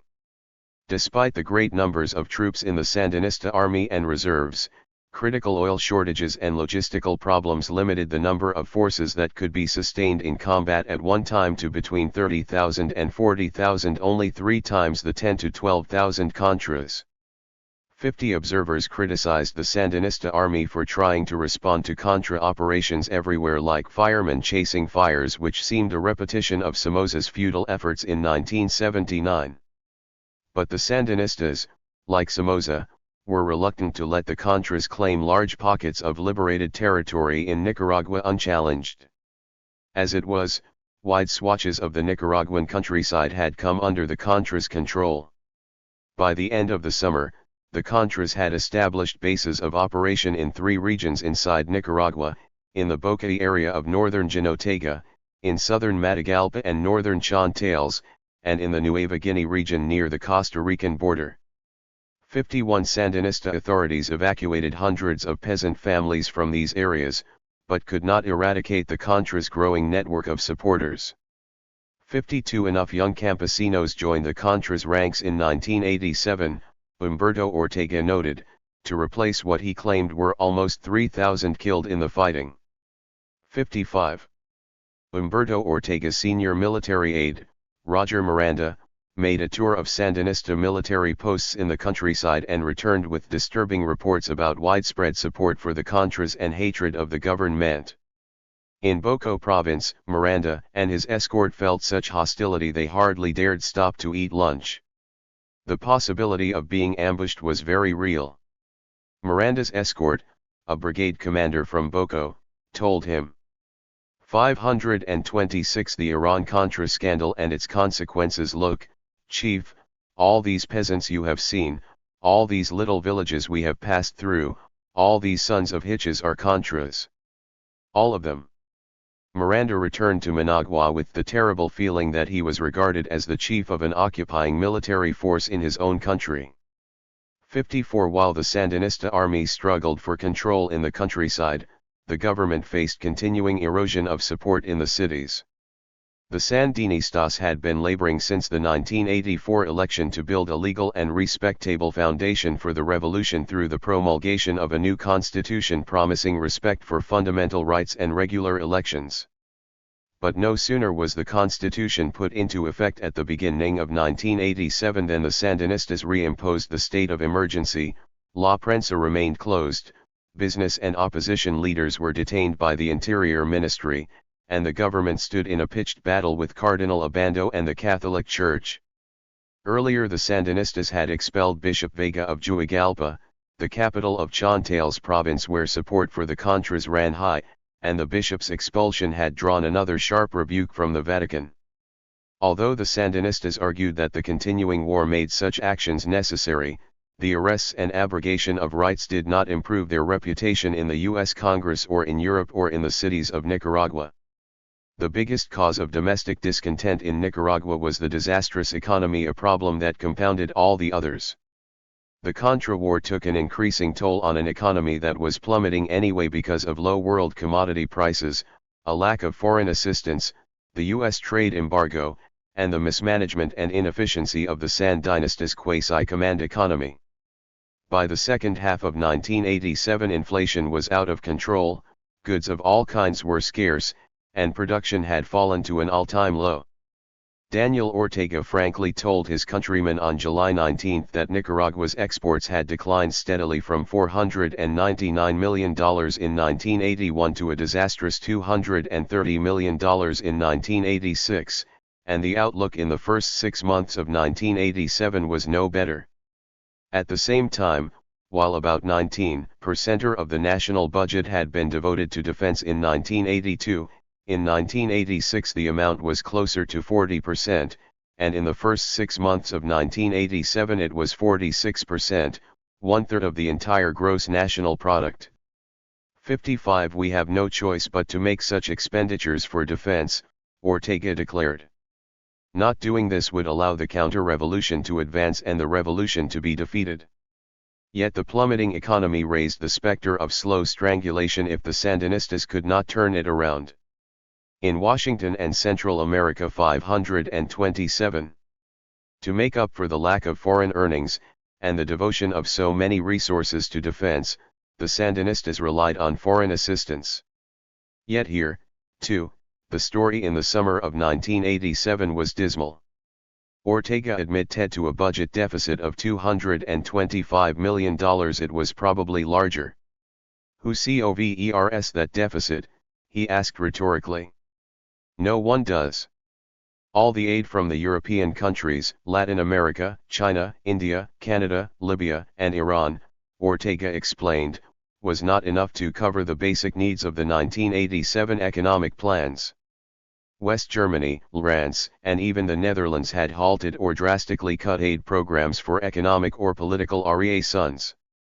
The Sandinistas were unable to make interest payments, and their crackdown on opposition politicians and church officials hurt them in the West, where the Reagan administration constantly urged allies to cut the Sandinistas off.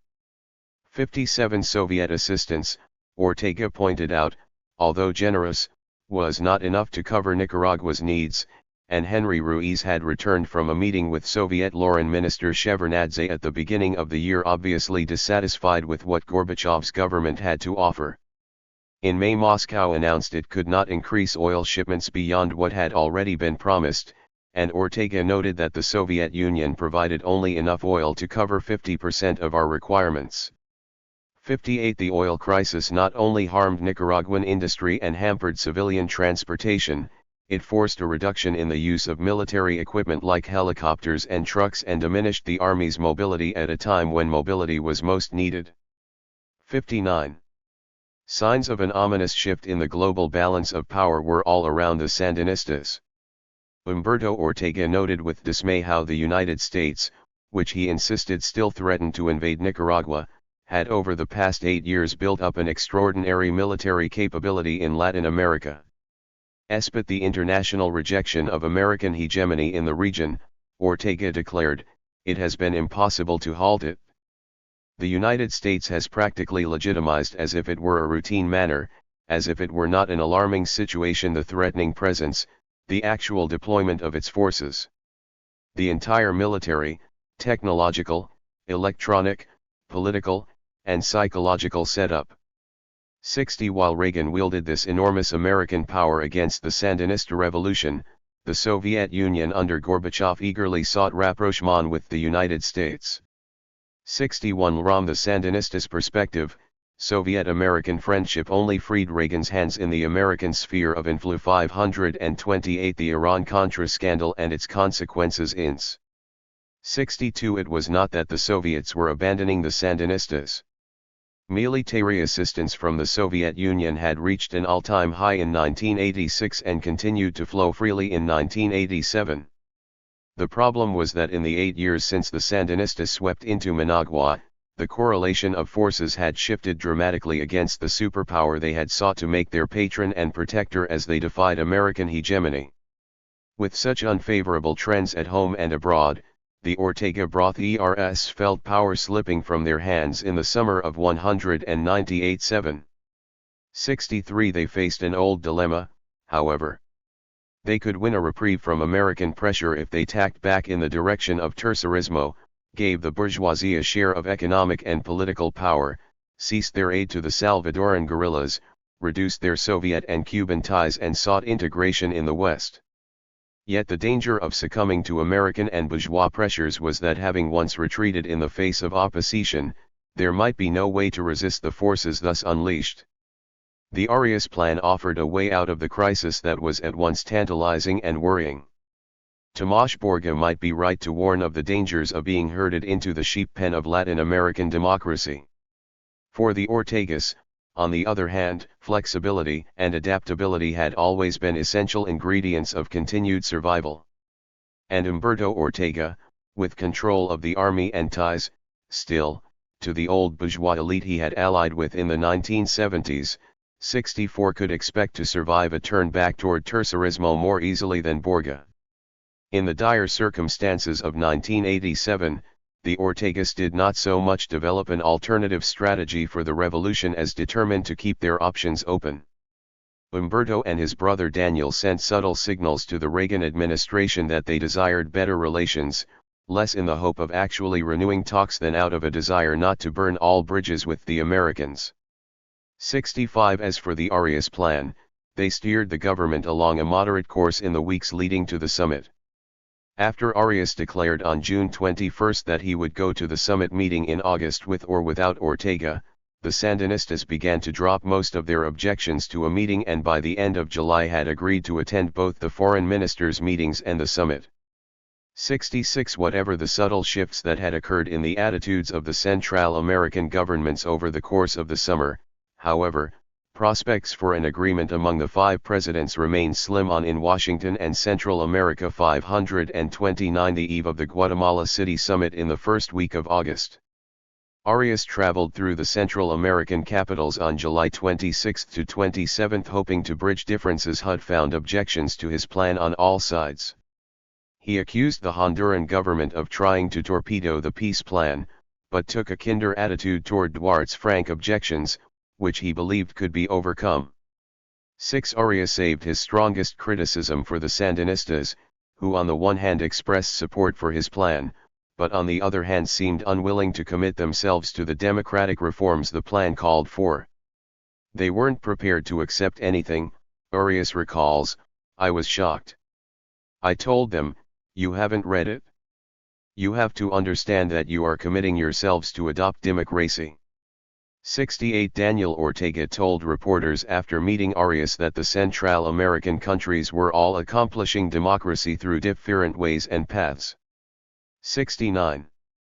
The meeting of foreign ministers that began on July 31 revealed that the core of the Central American conflict was the confrontation between El Salvador and Nicaragua, and the Salvadoran foreign minister made clear that one issue mattered to his government above all others. He demanded that the Nicaraguan government issue a statement at national and international levels stating that it no longer supports the FMF-NFDR, and he insisted that any treaty had to verify the expulsion of the Salvadoran guerrillas from Nicaraguan territory.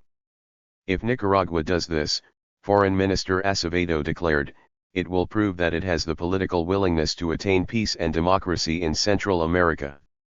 70. Nicaraguan Foreign Minister Descoto refused to make such a declaration, however. The Honduran government, meanwhile, introduced a proposal to delay any cut-off of aid to insurgent forces until 180 days after signature, while steps toward democratization were to begin immediately. This proposal, which completely reversed the intent of the Arias Plan, which was to end the Contra War first and which almost assured the renewal of Contra aid by the United States Congress, was supported by the Salvadoran foreign minister. The second foreign ministers' meeting in Guatemala on August 4 thus opened amid a climate of tension and recriminations. 71. The Sandinistas' apparent reluctance to accept the democratization provisions of the plan, the Salvadoran government's demand for an open acknowledgement of Sandinista support for the FMFN, the Honduran proposal to delay the cut-off of aid to insurgent forces, and the Reagan administration's known 530 the Iran-Contra scandal and its consequences opposition to the Arias Plan all pointed toward stalemate. The Sandinistas expected the summit to produce only a communiqué and an agreement to hold more talks. 2. President Ascona told military leaders before departing that he had no intention of signing any peace plan. 73. Arias himself lowered expectations by stating it was not easy to attain peace in only one meeting. He hoped the presidents would at least agree to meet again. 74. The Wright-Reagan Agreement and Escapulas II's uke was the diplomatic impasse in Central America at the end of July as Speaker Wright and Reagan officials began negotiating the terms of their own political settlement. From the beginning the two sides proceeded on the basis of very different assumptions. The White House expected the diplomatic stalemate in Central America to continue during and after the summit at Guatemala City. Few officials expected that any agreement they reached with Wright was likely to be acceptable to the Sandinistas. The White House aim in negotiating with Wright, therefore, was only to forge a joint proposal that they could live with, in the unlikely event the Sandinistas accepted it, but which they could use to seek more Contra aid in the almost certain event that the Sandinistas rejected it. Baker and Loeffler, it appears, were not even thinking very much about the Central American summit. They were simply looking for a bipartisan agreement in Washington that could rid them of the tiresome and explosive Contra aid issue. For them, agreement with Wright was an end in itself. Whether the Sandinistas accepted an American proposal or rejected it, the administration and Congress would be in accord, and a bruising confrontation could be avoided. The actual terms of the proposal were, therefore, of less concern. Those matters could be worked out by Secretary Schultz, whom they trusted to be reasonable. The primacy of the domestic political question in their minds was demonstrated by the fact that 531. 532 The Iran-Contra scandal and its consequences. The White House did not even invite Schultz into the discussions until a week after Loeffler's first meeting with Wright. Wright was also primarily interested in the domestic political impact of his actions, but unlike Baker and Loeffler, he could not seek an agreement with the administration for agreement's sake. For Wright, a deal with the White House could be successful only if it ended Contra aid. If it resulted in the renewal of aid, Wright would face a mutiny in his own party. Wright's future as Speaker thus depended on an outbreak of peace in Central America, and his whole aim in pursuing negotiations with the administration was to ensure this outcome. Before Wright began negotiations with the administration over the actual terms of a peace plan, therefore, he took the measure of the different Central American governments. He learned from Arias that the summit meeting was likely to be inconclusive and that the Central American governments were waiting to see what the United States would do about Contra aid. Wright invited the Nicaraguan ambassador, Carlos Tunnerman, to his office to inquire whether the Sandinistas were amenable to any kind of deal with the United States. Wright told Tunnerman he had lived through the Who Lost China debates of the 1950s and had no desire to open his party to such attacks again. He warned that Oliver North's testimony had changed the political equation in Washington and that perhaps military aid to the Contras will be extended. Wright told Tunnerman that there was a small window of opportunity for the Sandinistas, acceptance of a peace plan Wright intended to propose jointly with President Reagan. Wright wanted to know if the Sandinistas were interested in exploring such an agreement at least in principle, since no plan yet existed. Ambassador Tunnerman instantly replied, yes. Baker and Loeffler brought Schultz into the discussions with Wright for the first time on July 30, just a week before the Guatemala summit. While White House officials were most concerned with striking a deal with the Speaker, Schultz also wanted to make sure that any peace proposal put forth by the president closed the loopholes in the Arias plan that he and Habib had labored over for the past 4 months. Schultz told Wright that any ceasefire talks had to include the Contras. More importantly, Schultz wanted to ensure that the threat of renewed war hung over the Sandinistas until they undertook serious democratic reforms and complied with other aspects of any agreement, and that if the Sandinistas rejected the Wright-Reagan plan, it would result in resumption of military aid to the Contras. 1. The Wright-Reagan Agreement and Escapula's 533 Wright and his Democratic colleagues, who up until this point had been jollied along by Loeffler and Baker, were taken aback by Schultz's demands. Indeed, it was at this point that the negotiations should by all rights have collapsed because Schultz had exposed the inherent incompatibility of the two sides' positions. Schultz's insistence on continuing aid to the Contras as pressure on the Sandinistas was unacceptable to Wright and other Democrats. Majority Leader Foley insisted there could be absolutely no linkage between the peace plan and Contra aid, no implication that if this fails, the Speaker is expected to support Contra aid. Wright said the peace proposal had to stand on its own, without a club in the closet. There could be no two-track policy of subsidizing war while talking peace. 4. Wright insisted, moreover, that President Reagan delay requesting any aid for the Contras until after September 30. Otherwise, Wright told Reagan officials, "I'd he screwed. The Sandinistas would suspect a trap, and Wright's own party would accuse him of treachery. If we go forward together," Wright told Reagan, "then we just talk peace until then." 5. A debate ensued over what conservatives called Wright's gag rule against any discussion of Contra aid before September 30, but this debate evaded the more fundamental problem. It actually did not matter whether Wright committed himself to supporting aid for the Contras if the peace plan failed. As Congressman Bonnier warned Wright, "I think the initiative will fail and they'll be able to say, 'Look, we tried the Speaker's plan, it went nowhere, now give us the aid,' and they'll have the votes. I think the initiative will mean war, Mr. Speaker, $300 million worth of war." 6. Baker and Schultz acceded to Wright's gag rule and exacted no explicit commitment from Wright except a promise to allow a vote on new Contra aid if the peace plan failed. In negotiating the actual terms of the peace plan, Schultz also made other concessions. Although he wanted the Sandinistas to negotiate a ceasefire directly with the Contras, Wright knew the Sandinistas still refused to meet with the Contras. He suggested that perhaps they could use a go-between. Schultz agreed to compromise. The final draft of the plan did not specify precisely who would have to negotiate with whom, but it did state that the terms of any ceasefire had to be acceptable to the parties involved. Some ambiguities in the peace plan, Schultz argued, were not necessarily had. A second disagreement concerned elections. Congressman Cheney and other Republicans wanted to specify in the plan that the Sandinistas 534 the Iran-Contra scandal and its consequences had to hold free elections for president in advance of those scheduled for 1990 under the new Sandinista constitution. The heart of the whole issue, Cheney insisted to Wright, is whether the Sandinistas will yield power peacefully. Wright, however, had already been told by Costa Rica's ambassador, Guido Fernandez, that the Sandinistas would never accept an explicit demand for national elections, and he had agreed to drop that demand from an early draft.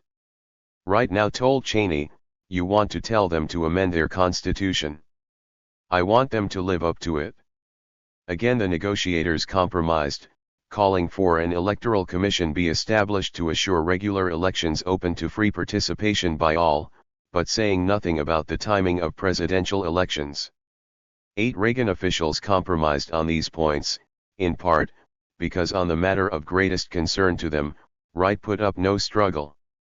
The final draft of the Wright-Reagan plan called for an immediate ceasefire in place, which meant that the Contras could remain intact as a fighting force in areas they controlled without turning in their arms. Once the ceasefire took effect, the United States would halt military aid to the Contras, but not humanitarian aid. The Nicaraguan government would also have to cease receiving arms from Cuba and the Soviet Union. The United States could continue supplying humanitarian aid to the Contras in their positions until an agreed plan of demobilization, by both the Contra and Sandinista armies, was implemented and the safety of Contra forces returning to political life in Nicaragua was guaranteed. Schultz interpreted the overall agreement to mean that the Contras had to be satisfied that a ceasefire is going to be accompanied by such things as amnesty, release of political prisoners, the freedom of religion, freedom of the press, and a process definitely underway that is going to lead to the kind of electoral system that we are advocating. 5. One aspect of the proposal administration officials especially liked was the very short period the Sandinistas would be given both to agree to and then to implement the proposed reforms. Under the Wright-Reagan plan, negotiations toward a ceasefire would begin immediately and end by September 30, when current funding for the Contras was to expire. If the Sandinistas did not agree to the conditions set forth, or refused to negotiate a ceasefire, the plan stated that other parties would be free to pursue such actions as they deem necessary to protect their national interest. It was this phrase that caused Democratic leaders concern. When Schultz declared his satisfaction that the phrase kept the threat of renewed Contra the Wright-Reagan agreement and Escapula's 535 aid hanging over the Sandinistas' head, he provoked another outburst from Foley, who warned that the negotiators were on the verge of a very dangerous misunderstanding. The assumption is, in the absence of Nicaragua's agreement, then Democrats will support aid. That's a mistake. We must reiterate, as we have from the start, this is a peace plan. It has nothing to do with whether Contra aid passes or not. The separation is absolute and antiseptic. The Democrats at the August 3 meeting were nervous as hell. 10. Because the Democrats were more nervous about the impact of the plan on Washington politics than about its effect on Central American diplomacy, they may have missed the most crucial elements of the Wright-Reagan plan. The final draft still embodied the Reagan administration's definition of simultaneity and thus differed sharply from the Arias plan, which proposed to end all aid to insurgent forces immediately from the date of signature. The terms of the Wright-Reagan plan inherently, if not explicitly, embodied Schultz's two-track approach of combining negotiations with the threat of renewed war, of keeping the Contra option alive while the Sandinistas undertook reforms, of using force or the threat of force as a means of pressuring the Sandinistas to live up to their commitments. Moreover, the Wright-Reagan plan called for an end to the delivery of Soviet weapons and supplies to the Sandinistas in exchange for an end to Contra aid. The Sandinistas could never agree to such a proposal and had resisted it through years of Contadora negotiations. Wright's failure to perceive the importance of these points was due to several factors. First, he was under the impression that he had already received a kind of endorsement from both the Nicaraguan and Costa Rican governments. Wright had shown a preliminary draft of his plan to the ambassadors of both countries even before he began negotiating with Schultz. Costa Rican ambassador Guido Fernandez had suggested some changes, which Wright agreed to, but Fernandez told Wright that if he and Reagan put forth such a proposal, it could spur the Central American presidents to reach an agreement in Guatemala. Wright gave a copy of his draft to Ambassador Tunnerman for the Nicaraguan government, who had also encouraged Wright in his peacemaking efforts. When Wright began negotiations with the administration on August 3 on the terms of a draft plan, therefore, he believed he had general support from the two most important Central American governments. While the heated objections of Wright's Democratic colleagues made him hesitate, this encouragement 536 the Iran-Contra scandal and its consequences from Central American officials convinced him to go forward. 11. He actually feared only the opposition of El Salvador and Honduras, who in his view were excessively under the sway of hostile Reagan officials. Wright also believed his plan contained important incentives for the Sandinistas. Under the Wright-Reagan proposal, the United States would suspend military maneuvers in Honduras as a gesture of good faith. If and when the Sandinistas put the National Reconciliation Plan into effect, the United States would lift the trade embargo and begin to make Managua eligible for international aid programs. In addition, once the Sandinistas had implemented the required reforms, the United States would join in negotiations with all 5 Central American governments on matters of regional security, that is, arms levels, maneuvers, foreign advisors, and foreign military assistance. Wright thus hoped to offer the Sandinistas what they had long demanded: direct talks with the United States government. 12. Wright was also pleased to have included in the plan the statement that the United States has no right to interfere or determine the identity of the political leaders of Nicaragua nor the social and economic system of the country. The terms of the Wright-Reagan plan reflected the new political mood in Washington. Despite the Iran-Contra scandal, the political will to cut off the Contras completely and immediately, as Arias wanted to do, was lacking in both parties. North's testimony had made it impossible for the Reagan administration and the Republican Party to accept any such proposal, but it also made it difficult for Wright to insist on it, even if he was of a mind to do so. To straddle the gap in the Democratic Party, Wright had to do more than demand an end to the Contra War. He had to propose and support a plan that did not appear to lose Central America to communism. He hoped and expected that his plan would be accepted by the Sandinistas, but it could not be so weak as to make it too easy for the Sandinistas to accept. With all that had occurred since Congress passed aid to the Contras in 1986, a consensus nevertheless remained in favor of pressure on the Nicaraguan government. Wright, who had spent years trying to find the middle path between the conservative and liberal wings of the party, and who shared the Southerners' concern that his party not be labeled forever soft on communism, devised a plan that, once again, expressed the desires of the center. Conservatives inside and outside the administration immediately began attacking the Wright-Reagan plan as too soft on the Sandinistas, and White House officials, as usual, bent under the onslaught. On August, the Wright-Reagan agreement and Escapulas 537-4 presidential spokesman Marlin Fitzwater made the mistake of publicly describing the deal as Reagan officials really understood it.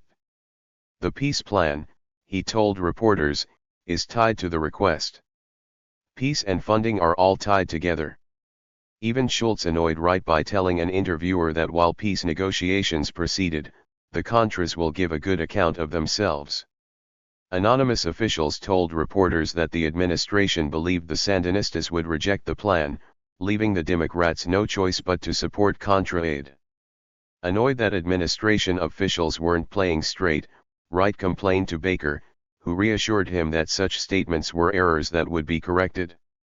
15. This was small consolation to Wright, who was already under attack from anti-Contra liberals in his own party. 14. More trouble was yet to come, however. While conservative Republican leaders in the House, like Cheney and Hyde, had participated in the negotiations with Wright and had given at least tacit support to the plan, Congressman Jack Kemp and conservatives in the Senate had been excluded. Kemp called Baker and accused him of selling out the Contras. 15. 6 conservative Republican senators met with Reagan on August 5 and warned him that, under Wright's gag rule, he was giving up 60 days of momentum and 60 days of holding the Democrats accountable, for nothing in return. Reagan assured the senators he was not giving up on the Contras and would beat the Bushes for aid in the fall if the peace plan failed. But the conservatives were sure that someone had sold the president a bill of goods. 16. Abrams and NSC staff member Jose Sorzano also opposed the gag rule, and found the plan in other respects only barely acceptable, although Abrams defended it to Kemp and other House Republicans. 17. Another administration official who had been left out of the discussions with Wright, and who learned of the plan only from the newspapers, was Defense Secretary Weinberger. Weinberger heatedly opposed the entire plan and gave energy to other dissenters in the administration. The conservatives set about trying to retract all the concessions that Schultz and Baker had made to Wright. As so often in the past, they were convinced the Nicaraguan government would certainly accept a peace plan the conservatives considered so obviously flawed. At Weinberger's request, therefore, Sorzano and Abrams drew up a list of 21 points as the Reagan administration's interpretation of what the various ambiguous clauses in the peace plan really meant. At Weinberger's insistence, President Reagan informally passed on the 21 points to Wright on August 5, 538, the Iran-Contra scandal and its consequences, but Wright rejected them, insisting the plan didn't need interpretation. 18. Most State Department officials, however, did not really fear that the Sandinistas would accept the Reagan proposal with or without the administration's special interpretation. They expected their close allies, El Salvador and Honduras, to endorse the American agreement, but expected the final result of the summit to be continued stalemate. Wright, of course, had entirely different expectations. He still believed that his plan would spur the Central Americans. The Central American presidents, not President Reagan, would decide whether Congress would have to confront another request for contra-aid. President Reagan announced the joint peace proposal at a late afternoon press conference on August 5 on the very eve of the Central American presidents' meeting in Guatemala. The State Department cabled the text of the Reagan plan, without comment or explanation, to Central America, where it was delivered to the presidents as they prepared to depart for Guatemala. The lack of any accompanying explanation from the State Department was not so much an oversight as a reflection of the profound ambivalence of State Department and National Security Council officials about the plan's contents. After the flap over the administration's 21-point clarification of the Reagan plan, which Wright had rejected, Abrams and his colleagues could neither endorse nor condemn the plan as it was written. Publicly, Secretary Shultz would say only that the plan was intended, and I hope it has this effect, of helping the Central American presidents to find a road to regional peace. And indeed, the plan may have done just that, but not in the way Shultz, or Wright, expected. No sooner was the Reagan plan announced than the Sandinistas denounced and rejected it. On the morning of August 6, Daniel Ortega declared that the American peace plan amounted to a declaration of war against Nicaragua. It kept the Contras as a force in being while the Sandinistas carried out reforms. It required the Sandinistas to engage in some form of negotiations with the Contras for a ceasefire. It gave the Sandinistas only a few weeks to comply, with an implicit threat of renewed Contra aid if they did not, and it required a cut-off of military aid from Nicaragua's Soviet ally. Compared with the more lenient provisions of the Arias plan, the Reagan proposal held no attraction at all for the Sandinistas. President Arias agreed that the Reagan agreement had more teeth than mine and was, therefore, a plan against Nicaragua. Arias, the Reagan agreement, and Esquipulas II 539 objected to the American proposal so vehemently that he called the other four presidents on the evening of August 5 and demanded that it not even be discussed at the meeting the next day. He threatened to walk out of the talks himself if there is another plan on the table. 21 Somewhat more diplomatically, Arias asked Wright if the speaker insisted that all the terms of his plan had to be met. Wright, obviously sensing disaster if he stuck by terms so clearly objectionable to the Sandinistas and to Arias, quickly sent word to Arias and other Central American officials that he would abide by any outcome they reach. 22 With this assurance, Arias dismissed the American proposal entirely and set about winning approval for his own. The Reagan agreement died at birth. The Reagan administration was not even aware that Wright had thus unilaterally abandoned the terms of the agreement they had so painstakingly negotiated. To the surprise of most Reagan officials, Presidents Duarte and Ascona were scarcely more enthusiastic about the Reagan plan than Ortega and Arias. Conservative critics of the administration later charged that the Reagan agreement convinced the Salvadorans and Hondurans that Reagan had decided to give up on Contra aid and would abandon them in turn. 2. There is no question that the Reagan administration's political weakness after the Iran-Contra scandal affected the judgment of the administration's closest allies in Central America, but conservatives overstated the importance of the Reagan plan in Duarte's and Ascona's calculations. While Republicans in Washington dubbed the Reagan agreement a sellout, this was not the view in Central America. Duarte and Ascona were not less aware than Arias that the Reagan plan was a tougher proposal that could strengthen the administration's hand in the battle for Contra aid, and that, for these very reasons, the Sandinistas had denounced and rejected it as a declaration of war. This was not the first time Reagan had offered to end support for the Contras in exchange for concessions the Sandinistas deemed unacceptable, and the Salvadoran government recognized President Reagan's political motives. 24. President Duarte, moreover, had his own reasons for disliking the Reagan plan, which neither Wright nor Reagan administration officials had foreseen.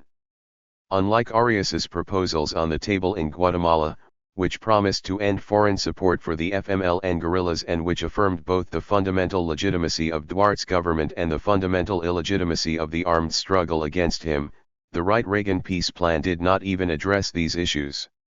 2. Indeed, AC 540 the Iran-Contra scandal and its consequences. According to one Salvadoran official, Duarte feared the Wright-Reagan plan not because it was a sign of surrender but because he worried it would give the Sandinistas a pretext to withdraw from the talks without signing any plan. 26 In the weeks before the summit meeting, Duarte had begun to have a change of heart about the Arias plan. I decided if we were going to have peace we had to have the political will to do it.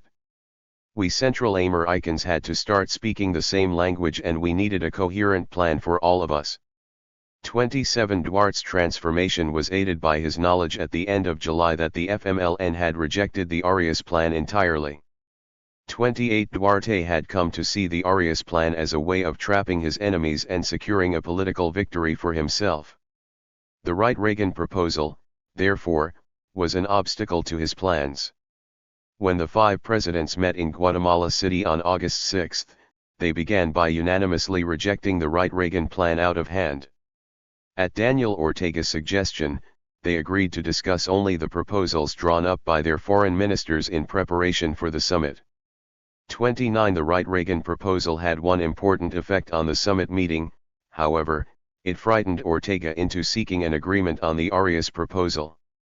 Before the announcement of the American plan on August 5, the Sandinistas had been preparing for a diplomatic stalemate at the summit. The draft proposals prepared by the foreign ministers were stacked against Nicaragua. On every major point the vote of the foreign ministers had been 4-1, with Nicaragua's Descoto the lone dissenter. On one of the most important points, the timing of the cutoff of aid to insurgent groups, the sequence proposed by Honduras had been inserted into the draft proposals, which meant the Sandinistas had to begin implementing democratic reforms 90 days before aid to the Contras ceased. Daniel Ortega had from the first resisted this reversal of the sequence originally envisioned by Arias. He would not agree to lift the state of emergency and allow a dangerous political opening while the war continued and American aid flowed to the Contras. Before he had left for Guatemala, Ortega won the Sandinista Directorate's permission to act freely at the summit, but this was because Sandinista leaders expected nothing would come from the meeting of the 5 presidents. 30 But the Wright-Reagan plan changed Ortega's calculations. Obviously, the Sandinistas had to reject the American plan. But if Ortega did so, and then the 5 presidents reached a stalemate at the summit, there was a good chance that the U.S. Congress might vote new aid to the Contras. This was precisely the scenario Reagan officials had hoped for, and which the Wright-Reagan Agreement and Escopulas 541 Wright and his Democratic colleagues had dreaded. Ortega knew, therefore, that he had to reach agreement with the other presidents. The Wright-Reagan plan had left him no choice. The astute Arias quickly perceived the pressure Ortega was under and the opportunity it created for an agreement. On one side, Arias recalls, Ortega had the threat of more aid to the Contras. On the other side, he had a much tougher plan. 11 When the 5 presidents began their discussions, Arias turned to Ortega and bluntly asked if he was willing to make concessions, for if he was not, it would be best if the 5 presidents just had a drink and went home. Both men understood the threat implied in Arias's question. President Ortega insisted he had come to talk. 32 Over the next several hours, Presidents Duarte and Ortega harangued each other over the support they had each given to the other's armed opponents. 3 During a break in the discussions, however, Ortega pulled Duarte aside. As Ortega later recounted to his brother, Humberto, he told Duarte frankly that we acknowledge that we are still arming the FMLN, but we think we have come to the moment to negotiate this point within the context of a regional accord.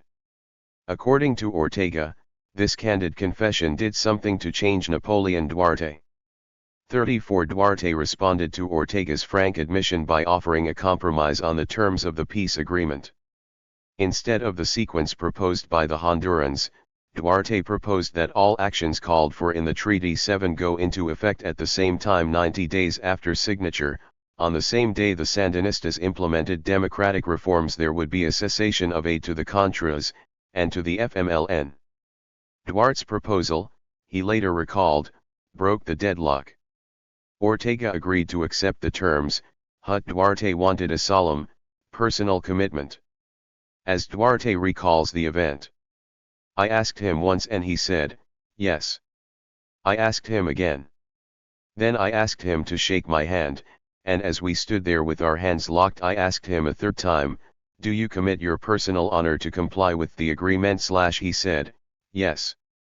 35 By the early morning hours of August 7, the presidents had still not left the hotel room, at Arias's insistence, and President Ascona alone stood in the way of an agreement. It was one thing for Duarte to compromise and change the sequence. After all, Honduras was the country that hosted the Contras, that was constantly urged by the United States to continue hosting them, and that would be exposed to international opprobrium at 542. The Iran-Contra scandal and its consequences. The Contras refused to leave Honduran territory when the treaty called for their expulsion. Without the support of Duarte, however, Ascona's position was difficult. Arias made it impossible. At 4:30 a.m., Arias had Guido Fernandez, Costa Rica's ambassador in Washington, contact Wright and tell him that an outline of a peace agreement had been reached. Wright, in turn, told reporters the good news, and by early morning Washington and Guatemala were ahaz with the word that peace had broken out in Central America. President Ascona gave in and signed. 56 The Reagan administration was stunned. Officials had never expected Duarte to sacrifice the Contras for a personal commitment from Ortega to stop aiding the FMLN. But Duarte wasted no time in declaring that the 5 presidents had rejected violence as a means of taking power and that the guerrillas were thus an illegitimate force. 37 Congressman Wright was elated.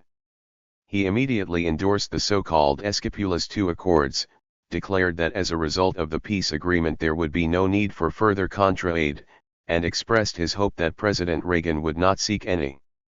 It was Wright's greatest triumph as the new Speaker of the House, and he repeated to reporters what Guido Fernandez had told him early that morning: "President Arias wanted you to know that had it not been for the stimulus provided by your initiative there, he is not sure there would have been sufficient prodding and impetus to get all 5 to agree." 38 Wright probably did not understand that the stimulus he had provided with his proposal had been entirely negative.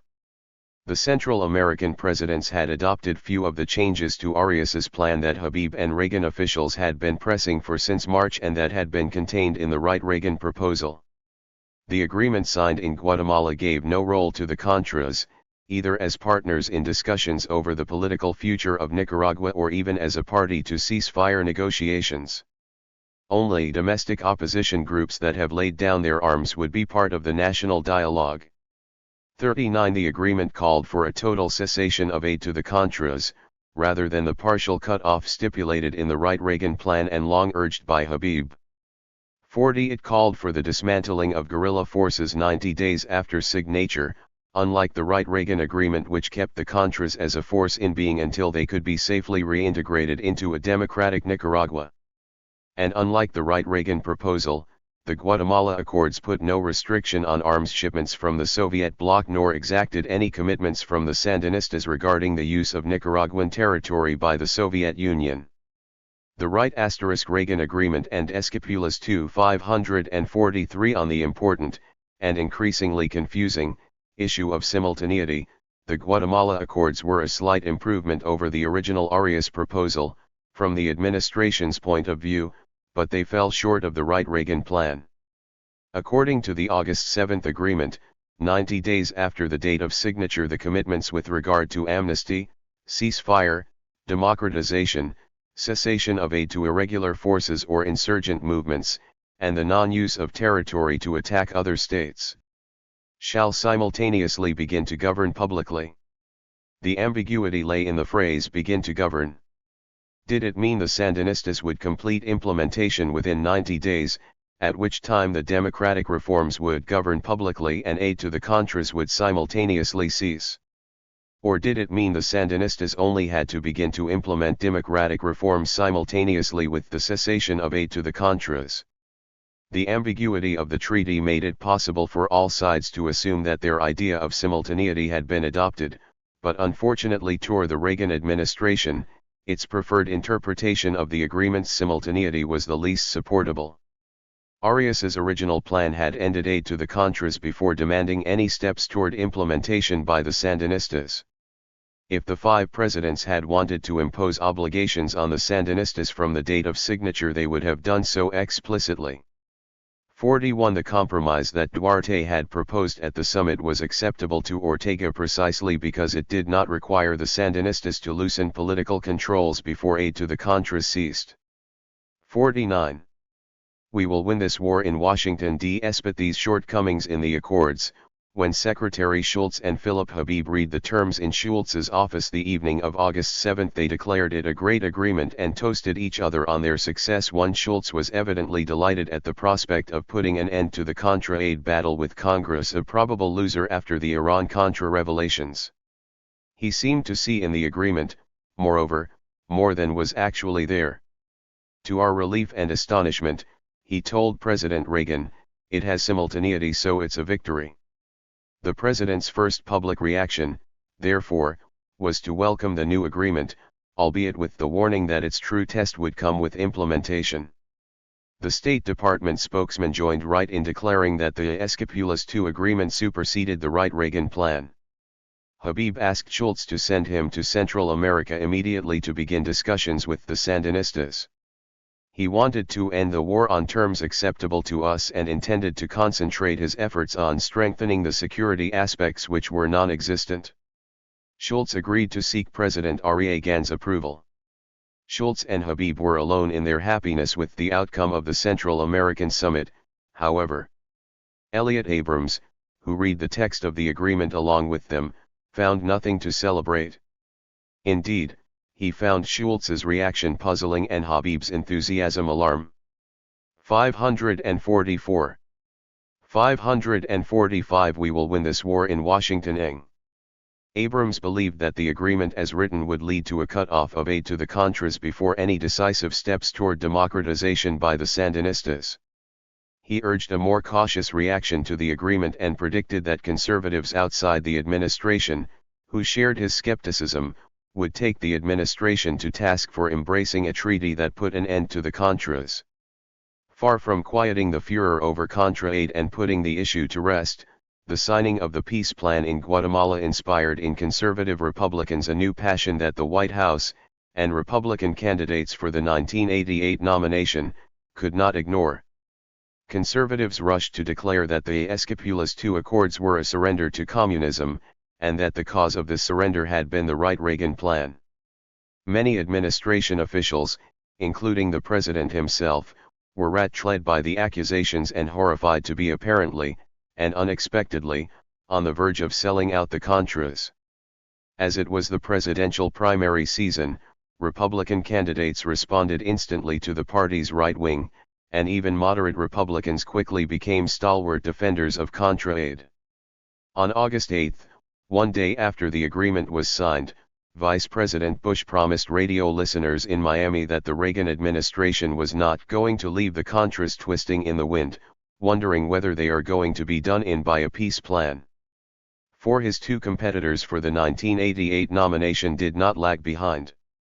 Senator Dole declared that any peace plan must contain a pledge not to abandon the Contras, and he called on the administration to seek a new package of military aid for the Contras to be used if the peace plan failed.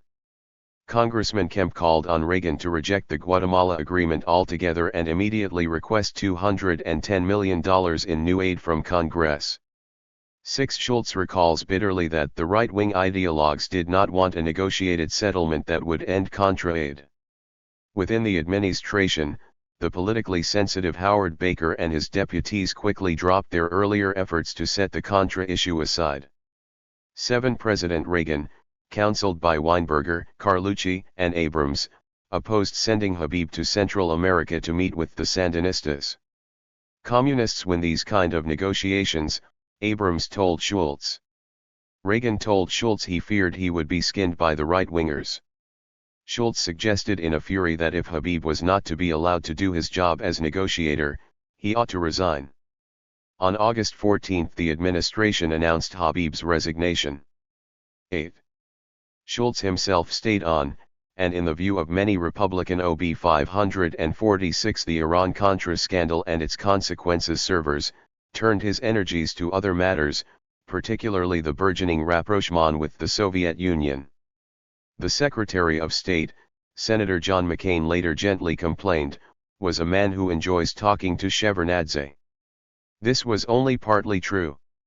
Schultz's reaction to the agreement signed in Guatemala, when considered along with his earlier efforts in opening bilateral talks with the Sandinistas at Manzanillo, suggests indeed that he had none of the passionate commitment to the Contra policy of most other senior officials in the administration, that he was less concerned about the prospects of permanent Sandinista rule in Nicaragua, and that at times he welcomed any opportunity to put the whole Nicaragua issue behind the administration.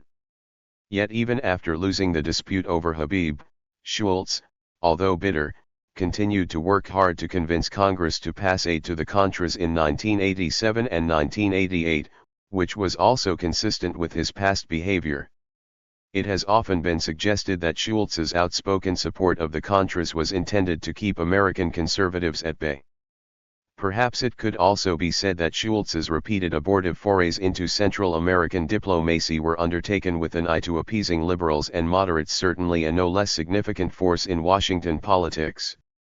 There is, however, no hard evidence to support either charge. It is likely that Schultz had no irreversibly strong feelings one way or the other about Nicaragua and was prepared to live with more than one policy and more than one result. It was certainly not an issue on which he ever staked his career as Secretary of State.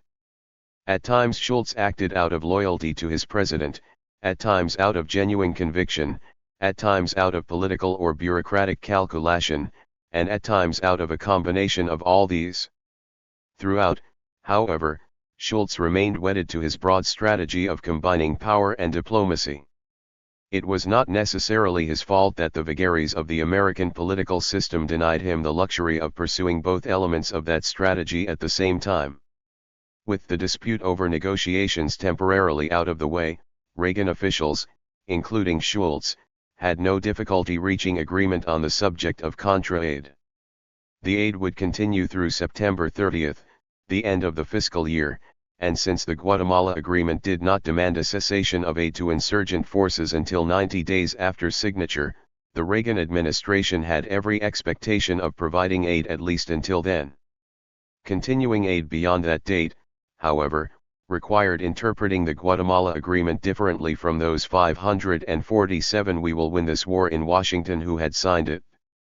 And that is precisely what the administration proceeded to do. Ignoring the unhelpful ambiguity concerning the plan's simultaneity, Reagan officials simply interpreted the plan to conform with their own notion of simultaneity, as embodied in the Wright-Reagan proposal and in Habib's frequent conversations with Central American leaders.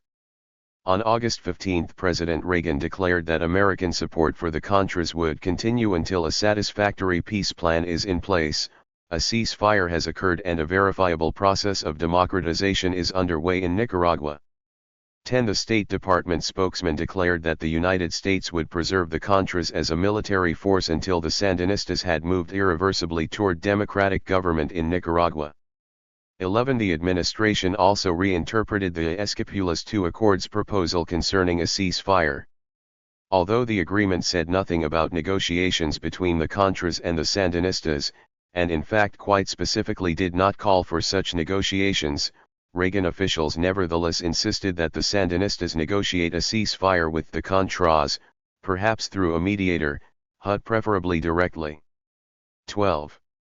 The Reagan administration's interpretations of the treaty solved its most troubling problem. If these interpretations were accepted, then continued aid to the Contras would be permissible under the treaty until the Contras and Sandinistas successfully negotiated an agreement for a ceasefire. The Contras would not have to agree to any final settlement until they were satisfied the Sandinistas had moved irreversibly toward democracy. 13. Since the prospects of an agreement between the Contras and Sandinistas were slight, the administration's formula kept alive the hope of funding the Contras well into the future. Under this interpretation of the treaty, the administration could not sell out the Contras, only the Contras could sell out the Contras. The Reagan administration could proceed to reinterpret the Central American Treaty in this fashion only because its opponents in Washington still lacked the political strength or will to demand an unconditional end to Contra aid. When Congress returned from its month-long summer recess on September 10, Secretary Shultz unveiled the administration's plans to seek $270 million in new aid for the Contras sometime before Thanksgiving. Officials knew the amount was far higher than Congress was likely to approve, and it was only a matter of days before Shultz's promise to seek new aid before Thanksgiving was retracted in the face of 548 the Iran-Contra scandal and its consequences massive opposition. 14 The administration's adamant refusal to abandon the Contras nevertheless caused problems for leading Democrats. On August 7 Wright had appealed to the Reagan administration not to renew the fangs of war when we have the dove of peace, but when his plea had been ignored Wright himself was unwilling to cut the Contras off. Despite all that had occurred, from the Iran-Contra scandal to the peace accord in Guatemala, Wright and the Democrats remained reluctant to end aid to the Contras without President Reagan's blessing or tacit acquiescence. On September 17 Wright agreed to extend support for the war past the end of the fiscal year and through November 10. 1. He promised angry liberals that this would be the last money approved for the Contras, but his extension of aid set a precedent and implicitly acknowledged the validity of the administration's arguments. Once having failed to end further aid to the Contras on the grounds that such aid violated the spirit if not the letter of the Guatemala Agreement, the question of whether or not to continue funding was henceforth to be linked directly to whether or not the Sandinistas were complying with the terms of the treaty as the administration defined it. Howard Baker declared that the question of continued Contra aid would be answered in Managua by Daniel Ortega, rather than by Ronald Reagan in the White House, and leading Democrats apparently agreed. If Ortega blows it, an aide to Wright said, there will be problems for those who oppose Contra aid. 1.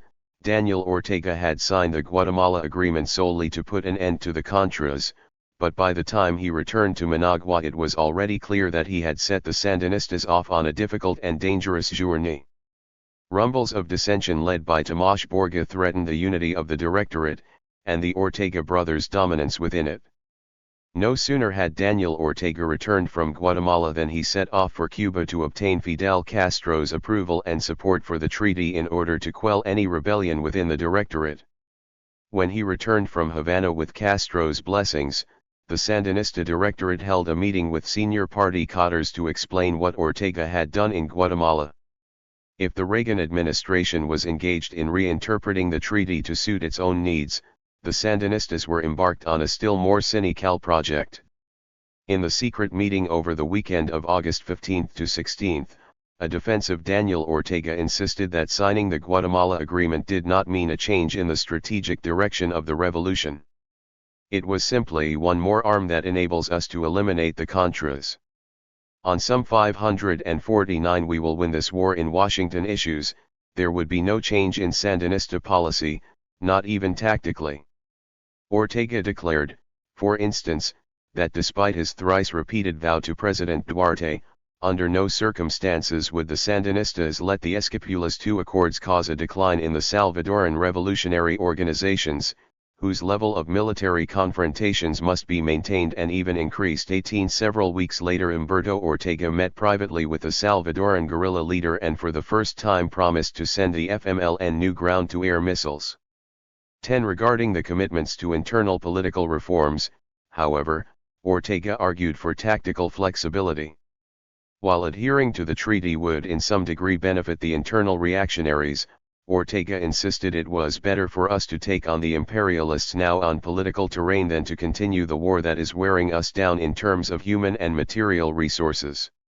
As in the case of Vietnam, Ortega declared, "We will win this war in Washington." 20 The prospect of victory in Washington had been enhanced, Ortega argued, by the emergence of Speaker Wright as a parallel power in the U.S. government fully capable of paralyze and deft the authority of the President. 21 So long as the Sandinistas did not do anything that will upset the majority vote in Congress, the mere promise to comply with escapulas would by itself be sufficient to defeat the Contras on the American political battlefield. 22 The Sandinista Directorate and Assembly endorsed the Guatemala Agreement on August 17. They had little choice, but Ortega's arguments could not conceal the risky nature of their new course. The goal of the Sandinista strategy was to end aid to the Contras. The price was greater freedom for the unarmed political opposition. That opposition, however, was a bomb waiting to explode, as the Sandinistas well knew. For 8 years opposition leaders had been harassed and jailed, their newspapers and radio stations closed, and their organizations infiltrated and deprived of resources. These events had attracted little attention in the West, where debate had focused on the continuing Contra War. When Ortega signed the Guatemala Accords, however, he gave the Sandinistas' opponents unprecedented strength.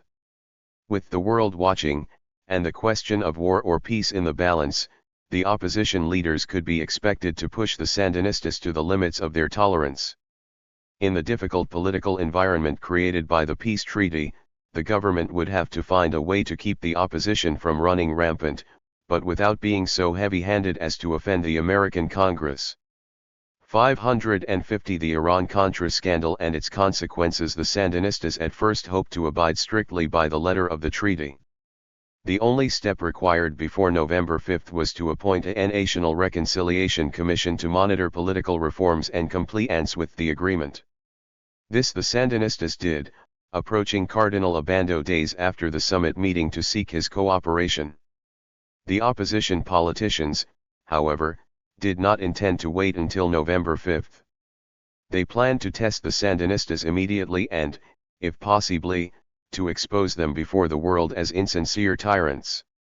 On the evening of August 15, about 1,000 Coordinadora activists prepared to march through the streets of Managua.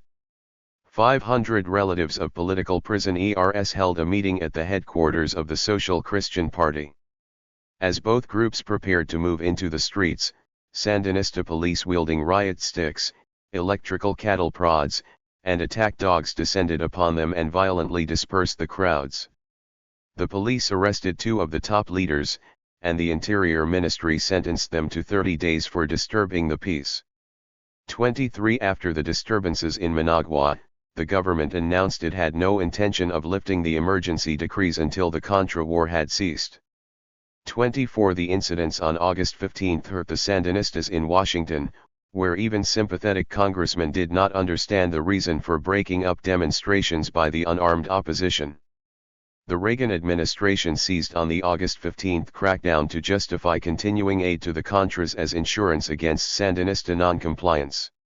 While some liberals told Ortega he could probably defeat Contra aid with relatively few steps toward reform, House Democratic leaders feared the moderates in the party would turn toward support of Contra aid if the repression continued.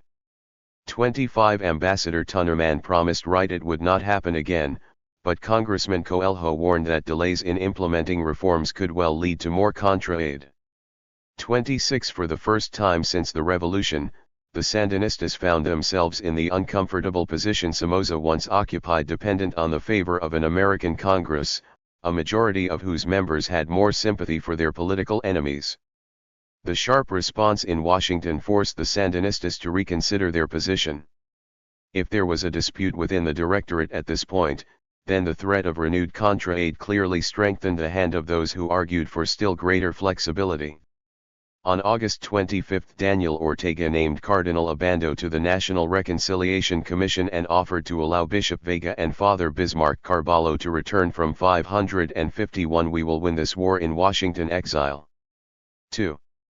In the last week of August and first week of September, Sandinista leaders began warning the party faithful to prepare for the coming political assault of the Nicaraguan right wing. 2ls On September 6, 1,000 opposition party activists held a rally in Chinandega and were allowed to meet and disperse peacefully. 29 2 days later, the Sandinistas released to a visiting Senator Harkin the 2 opposition leaders imprisoned on August 15. On September 20 the government lifted restrictions on La Prensa, although not before trying to persuade Violeta Chamorro to accept limited, prior censorship, which she refused to do.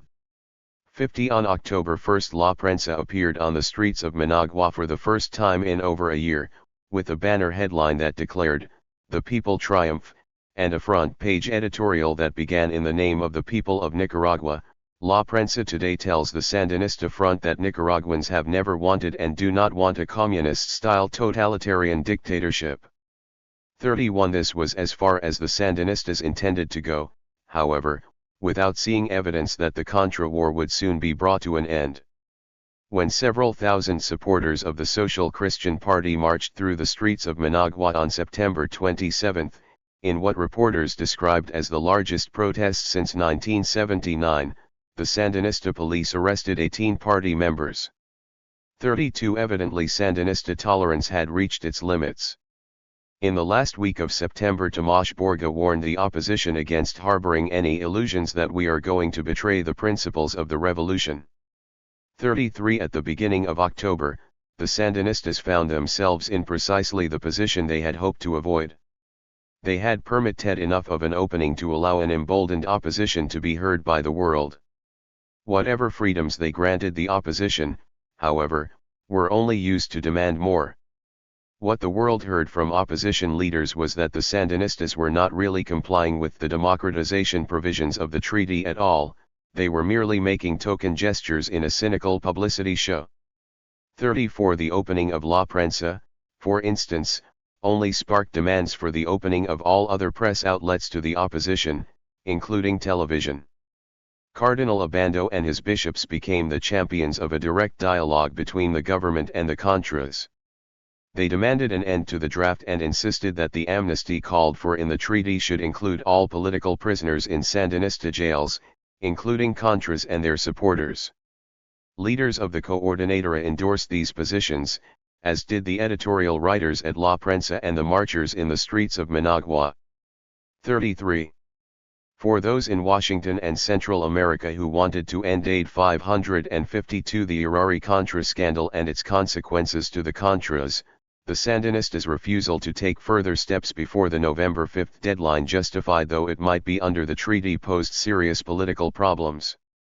On the one hand, Right tried to argue that the November 5 deadline ought not to be considered a deadline at all. It was an arbitrary time limit, Right insisted, and should not be adhered to too rigidly. It's not like a football game. 36 President Arias, who addressed Congress at Right's invitation on September 22, also argued that some governments might require a longer period to fulfill their commitments. He warned against falling into a trap set by someone who shows us a calendar every day, anxious to bury the last hope. Both Right and Arias recognized, however, that the Sandinistas would have to make more concessions to satisfy the American Congress.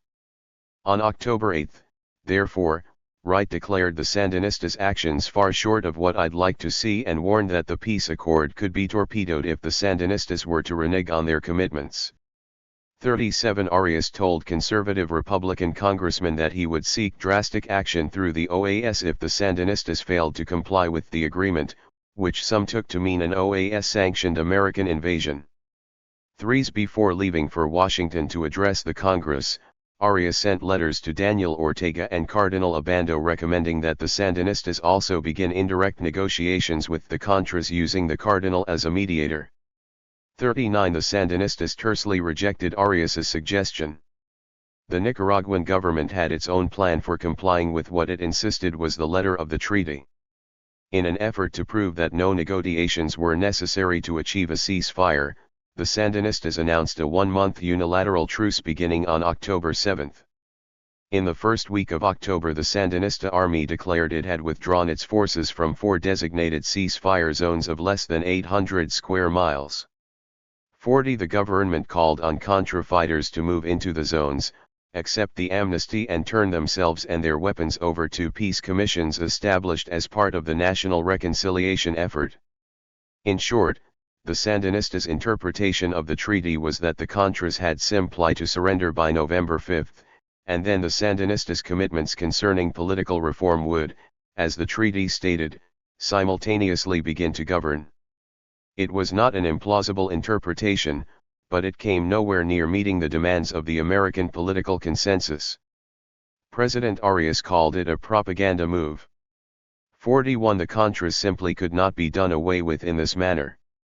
The problem the Sandinistas faced was 553 We will win this war in Washington. That since the summer the Contras had earned a measure of respectability, both as a military and as a political force. The new Contra Directorate was more diverse, its members, particularly Caesar, were more adept at international diplomacy. Thanks to the efforts of the Reagan administration, moreover, the view had taken hold in Washington that the Contras had to have some say in determining their own fate, and the Sandinistas could not simply demand an unconditional surrender. On October 13, Secretary Shultz reiterated that if the Sandinistas failed to negotiate a ceasefire with the Contras, the United States would not consider itself bound to cut the Contras off, and the Reagan administration would seek more aid from Congress. 42 President Reagan made a solemn vow, as long as there is breath in this body, not to walk away from the Contras. Even the awarding of the Nobel Peace Prize to Arias on October 13 did not ease the pressures on the Sandinistas, although stopping Reagan's Contra policy was the intent of the Nobel Committee. 43 Arias did use his newfound influence to force an abandonment of the November 5 deadline for Sandinista compliance. The deadlines in his peace plan, he later recalled, had become real traps, because every time the Sandinistas didn't fulfill their commitments on the timetable, there was a lot of criticism from the United States. 44 On October 28 the 5 Central American foreign ministers agreed to declare that November 5 was not a deadline, but only the beginning of a process that would end on January 5. 43. The Reagan administration had no choice but to delay its request for Contra aid until after the new year. 46. At the same time, Arias also used his new prestige to increase pressure on the Sandinistas. Only hours after winning the prize, Arias declared, "Now more than ever I am going to insist that a negotiated ceasefire in Nicaragua is indispensable if we are to achieve lasting peace in Central America." And Arias went further, repeating many of the demands that Nicaraguan opposition leaders and Reagan officials had been making, that the amnesty had to be broad enough to cover the largest number of political prisoners, that the opening of La Prensa and Radio Católica was not enough, and that other press outlets, including television, should be made available to the opposition, and finally that Honduras would not have to expel the rebels from its territory until the Sandinistas had negotiated a ceasefire with the Contras. 47 The logical implication of the last point was that the United States would also not have to end its aid to the Contras until a ceasefire was negotiated. The Sandinistas continued to resist strenuously. Daniel Ortega de 554 The Irart-Contra scandal and its consequences dared on October 18 that, regardless of what President Arias said, the Sandinistas would never agree to a dialogue with the Contras because it was a trap. The Contras would make totally unacceptable demands, the Reagan administration would blame the Sandinistas, and Congress would approve Contra aid. 48 Yet as October came to an end and the erstwhile deadline of November 5 approached, the Sandinistas faced growing pressure to take some dramatic action to satisfy the growing demands for concessions. Even their few aid donors from Scandinavian and Asian countries told the Sandinistas their future depended on opening talks with the Contras. 49 On October 28 President Arias declared his peace process at an impasse due to the Sandinistas' intransigence and dogmatism. While Arias opposed further aid to the Contras, he insisted that the entire world should isolate the Sandinistas if they refused to bend. 50. On the weekend of October 28 to 29 the Sandinistas finally gave in. At a meeting of the Directorate with party cadres, they released a communiqué spelling out their plans. Declaring their intention to abide by the letter of the Esquipulas Agreement, the Sandinistas noted that without being obligated to do so we have made important decisions ahead of the deadlines established by the Guatemala agreements. The Sandinistas insisted they would not continue acting unilaterally, however, and declared there could be no peace as long as the counter-revolution is not ordered to end its illegitimate war against Nicaragua. Regarding calls for negotiations with the Contras, the Sandinista party declared that under no circumstances and nowhere, with any intermediary whatsoever, will there ever be a political dialogue with the counter-revolutionary leaders. 51 The communiqué was widely seen by observers as a victory for the hard-diners in the party, but amidst the defiant rhetoric was concealed the crucial concession.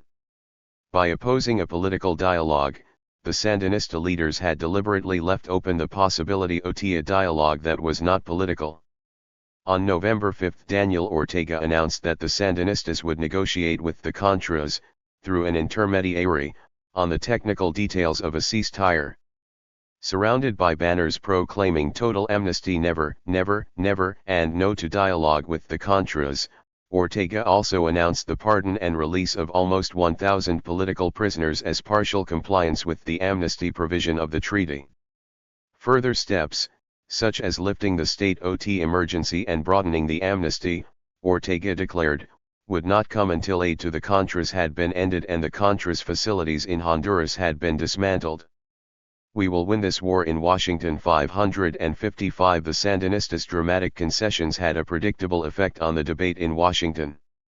The Reagan administration and its supporters grudgingly welcomed the announcement but noted that as of November 5 the Sandinistas were still far from being in compliance.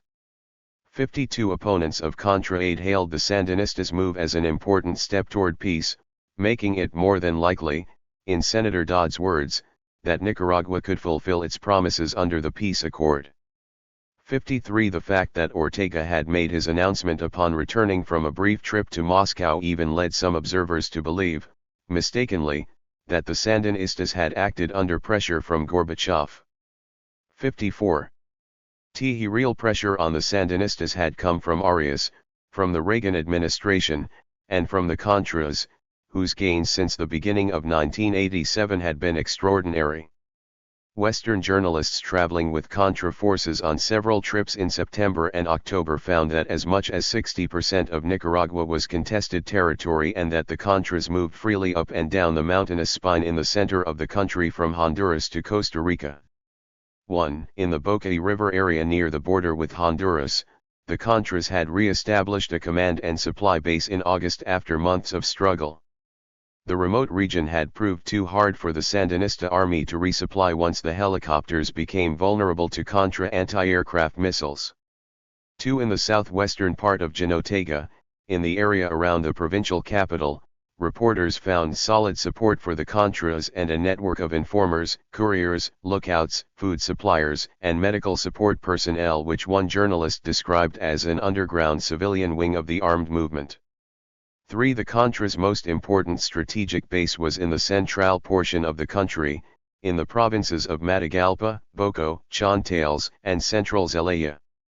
An American peace activist captured by Contra troops on October 17 near the town of Santo Domingo in southern Chontales was taken on a 14-day journey through what he described as Contractalund. The rebels, he reported, own Central Zelaya. The 557 ranchers were absolutely fraternizing with the commandos. They all knew each other. They didn't seem to sense any more danger. 4. Further west, in Matagalpa and northern Boco, the Contras and Sandinistas contested daily for control. There are armed groups all over the place, from both sides, according to one resident. Another resident described the evolution of the Contra forces in the Matagalpa region. At first, the Contras were just a few guys with hunting rifles and civilian clothes. Then they came back with uniforms and better weapons. Now they are a regular army. In the 6 years of the war, the Times' Stephen Kinzer wrote on September 11, the Contras have sought a territory inside Nicaragua where they can be based semi-permanently and through which they can move freely. In the eastern sections of Matagalpa, Boco, and Chontales provinces, they appear close to achieving that objective. The Contras also began achieving more ambitious objectives in the fall of 1987. On October 15, Contra forces launched a coordinated pre-dawn attack on 5 towns along the Rama Road and for 2 days closed down that most important strategic artery in Nicaragua. 6. They destroyed 2 bridges and seriously damaged another, ambushed a truck carrying Sari dynasty reinforcements, and occupied 2 of the towns for the better part of a day. Sandinista militia defending the towns withdrew after brief resistance, and the regular army, after losing 2 helicopters to Contra missiles in less than a week, traveled by road and was slow in arriving. 7 James Lemoyne of the Times called the Contras' assaults along the Rama Road the most politically impressive and military damaging series of attacks in recent years. 8 The October truce offered by the Sandinistas had aimed at slowing down these successes, and in the best case, drawing the body of Contra fighters into small zones where they would either surrender or be more easily destroyed by Sandinista troops waiting outside the perimeters of the ceasefire zones. As a military maneuver, however, the truce had accomplished little. Although the ceasefire zones were meant to be traps, the Contras had used them as safe places to receive airdrops of supplies and weapons to last them through the end of the year. The Sandinistas estimated that several hundred Contras accepted the amnesty, but even this probably inflated figure did not compensate for the number of volunteers who were daily joining the Contras' increasingly successful struggle. Nor did the unilateral truce diminish the support Contra forces were increasingly getting from local populations, reports of which in the Western press were also enhancing the Contras' image. Reporters traveling with Contra 558 the Iran-Contra scandal and its consequences units through Contractaland wrote sympathetic portraits depicting Contra fighters as genuinely popular among the local campesinos. The old image of the Contras as revanchist ex-National Guardsmen was almost entirely replaced by a new picture of them as an army of young peasants. Too young to have served on anything but their farms a decade ago. An inveterate critic like Senator Dodd had begun referring to the Contras as mostly young kids, rather than as Somocista thugs.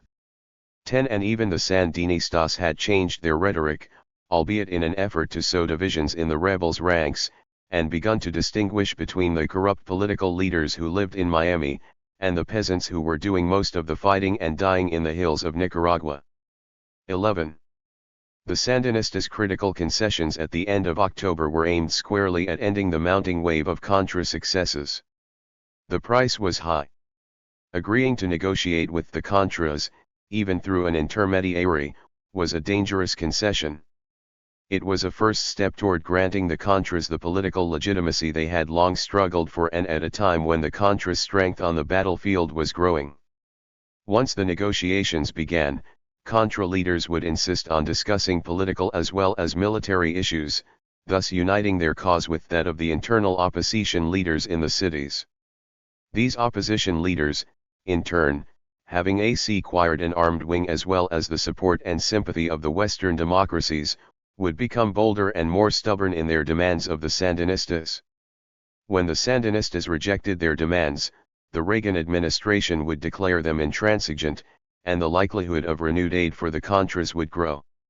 If not handled carefully, the Sandinistas' dramatic concession, whose sole purpose was to defeat Contra aid in Washington, could end up ensuring its success. This danger must also have been apparent to Wright, who now had a pressing interest in seeing the negotiations proceed smoothly and quickly to a settlement before the next vote on aid to the Contras.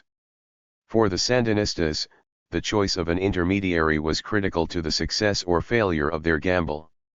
Cardinal Obando, the candidate pressed upon them by Arias and Wright, posed a most dangerous threat. The Cardinal had long since proven that he was more interested in dismantling Sandinism in Nicaragua than in defeating Contra aid in the United States. He could be expected to use his position as intermediary to press the demands of both the armed and unarmed opposition. This implacable enemy of the Sandinistas had a huge following in Nicaragua, the support of the Pope, and an unassailable international reputation. I represent the American people. 559 Sandinistas rejected Obando's demands. They would in one stroke create a solid arch of opposition stretching from the Contras in the hills to the political parties in the cities with the Catholic Church as the keystone. The strength of the opposition in Nicaragua would be matched only by the diplomatic isolation of the Sandinista government overseas. To avoid these dangers, the Sandinistas sought the assistance of someone they trusted more than the Cardinal, someone who they knew shared their interest in preventing a renewal of aid to the Contras. On November 5 Vice Foreign Minister Tinoco formally invited Speaker Wright to serve as the mediator instead of the Cardinal. Wright demurred, pleading a busy schedule and the criticism he would likely receive from the State Department. He suggested Cardinal Obando, but Tinoco declared the Cardinal was unacceptable. Later in the day Foreign Minister Descoto proposed that Wright accept the title of mediator and designate someone else to do the work. Again Wright resisted. 12 The Sandinistas' astonishing idea that the leader of the Democratic Party in Congress could serve as mediator between an American-backed guerrilla group and the government they were fighting so exceeded the bounds of American political decorum that it was either an act of cynicism or desperation. The Sandinistas had not entirely misjudged their man, however. If their original idea violated Washington's political etiquette, there were other ways to enlist Wright's assistance as a parallel power in the Congress. On November 6 Ortega gave in and offered Cardinal Obando the job as mediator.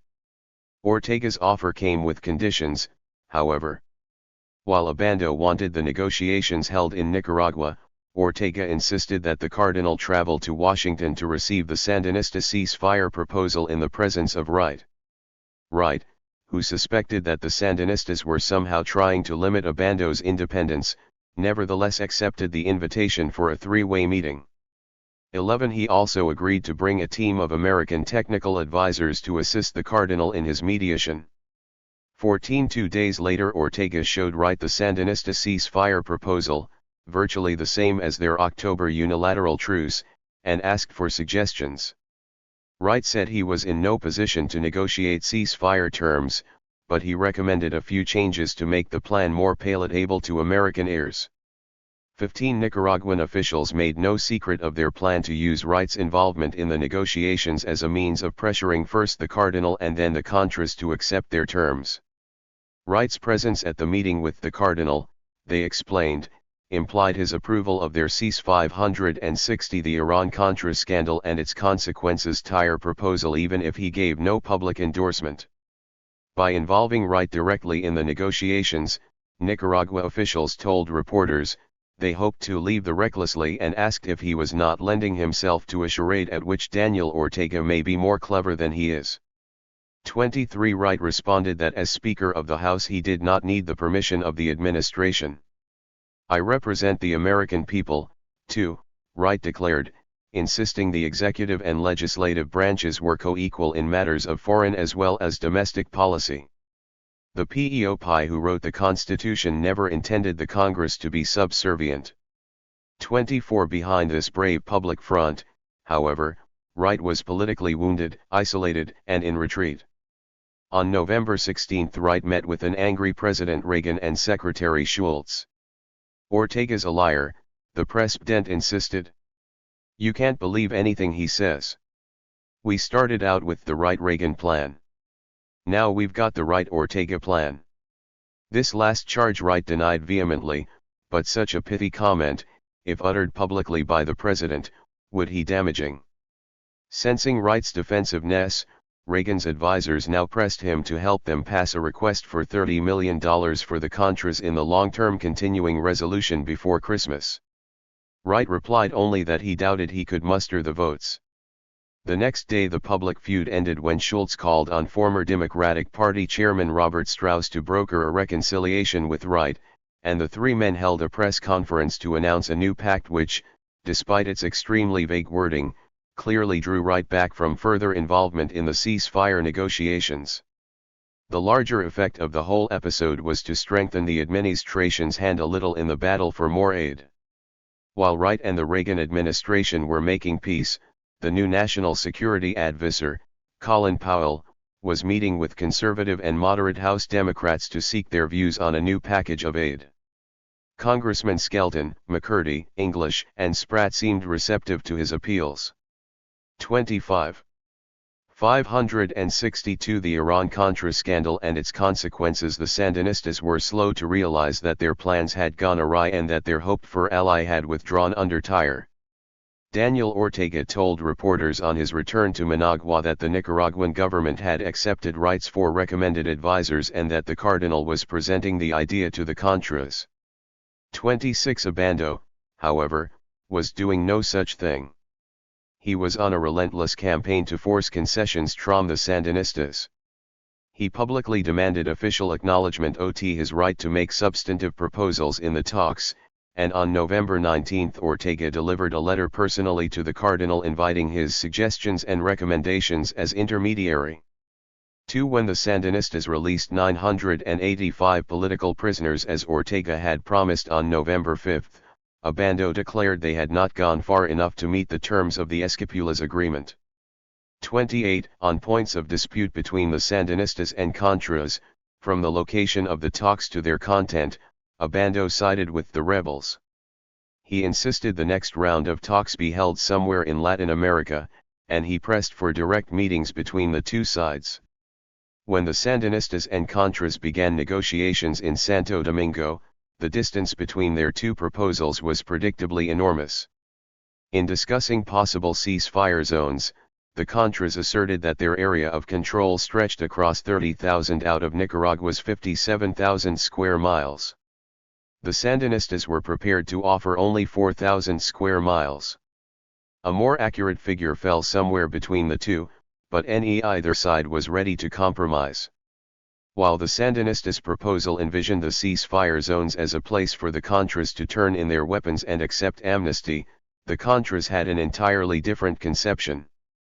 They demanded the establishment of air, land, and sea corridors to resupply their forces in the field with non-military supplies during their stay in the ceasefire zones, and they demanded that the Sandinistas' troops also be limited to non-military supplies.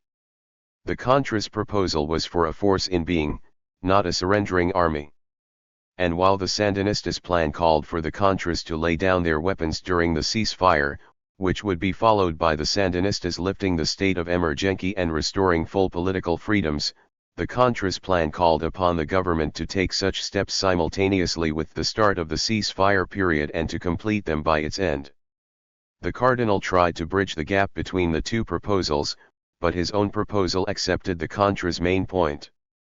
During the truce, the Sandinistas would have to decree a general amnesty, lift the state of emergency, and restore full press freedoms. The Contras could continue to represent the American people, to 563 receive supplies and would remain in place until such steps were taken.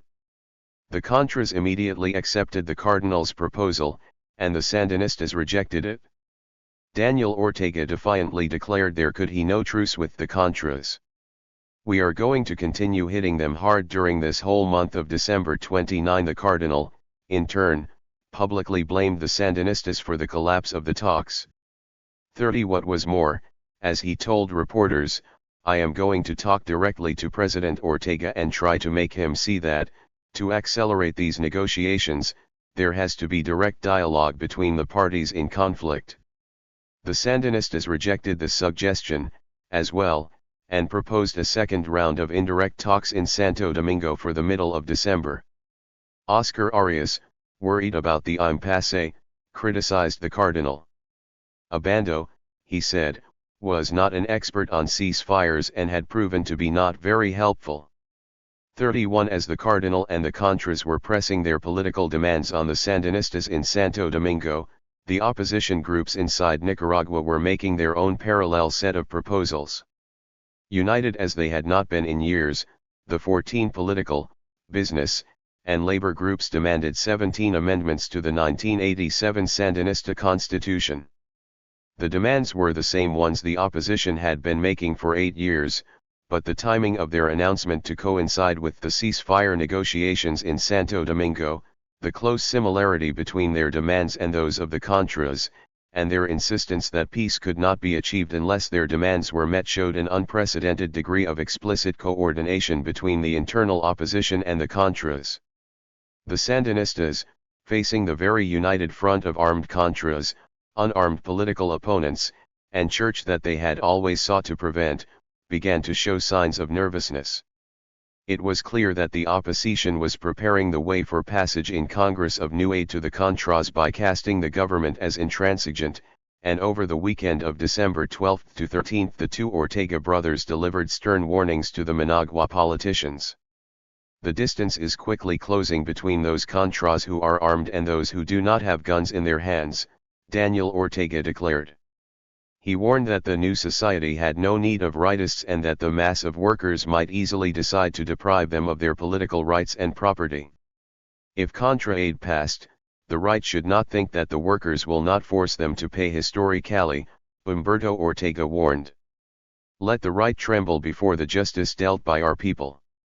Nor should the opposition maintain illusions of 564 the Irari-Contra scandal and its consequences someday regaining power in Nicaragua. In the hypothetical case that the Sandinista Front lost an election, Daniel declared, the Sandinista Front would hand over government, not power. 52 The Sandinistas tried to get help from Wright, inviting his team of advisors to the next round of talks on December 13. But Wright's advisors, aware that the Cardinal did not want them, declined. The Sandinistas postponed the talks with the Contras and also put off any discussion of constitutional changes with the internal opposition. On December 15 the opposition coalition in Managua broke out its dialogue with the government. 35 For all the risks the Sandinistas were taking, the goal which alone made the dangers worthwhile was no closer at hand. At the beginning of November Congress had quietly passed another resolution containing $3.2 million in aid for the Contras to last through December 16. This came over the vehement objection of liberal House Democrats led by Bonnier and Coelho. HUD House Democrats were once again being torn apart by the issue, and Jim Wright was in the middle. 34 The pressures on him, Wright's biographer reports, were the most intense he had ever experienced. 5 Wright had preferred to let the second short-term resolution slip by in the hope of taking a stand against further Contra aid in the next continuing resolution due to come up on December 16. 56 Since November, however, the mood in the American Congress had shifted steadily in favor of continuing aid to the Contras in some form. The Contras, it was argued, could not be cut off while they were negotiating with the Sandinistas. The Reagan administration found even moderate Democrats sympathetic to its much-reduced request for $30 million. The proposed package extended the provision of non-military supplies and allowed delivery of military stockpiles left over from the $100 million, as well as improved air delivery capacity. Congressman Spratt of South Carolina, one of M.C. Curdy's allies, said he would support an extension of non-military aid and might even go for small arms and ammunition, although he had never voted for military aid before. 5. In the Senate, meanwhile, a majority in favor of some form of aid to the Contras remained in place, despite the Iran-Contra scandal and Democratic gains in 1986. On December 12 the Senate passed a Contra aid package in the continuing resolution which included $9 million in non-military aid, another $7 million for airlifting both military and non-military supplies, and the provision of several $1 million worth of new electronic countermeasures equipment by the one Represent the American People, 565 Defense Department. Amendments to kill the proposal were defeated by wide margins. While a spokesman for Wright declared that the Senate package would never pass the House, Congressman McCurdy predicted it would. Most people, he explained, don't want the pressure on the Sandinistas released. 38 In the House, where Wright was trying to lie low and heal from recent political wounds, moderates like McCurdy and Spratt once again held the balance. 30 The balance tipped decisively in favor of Contra aid on the morning of December 13.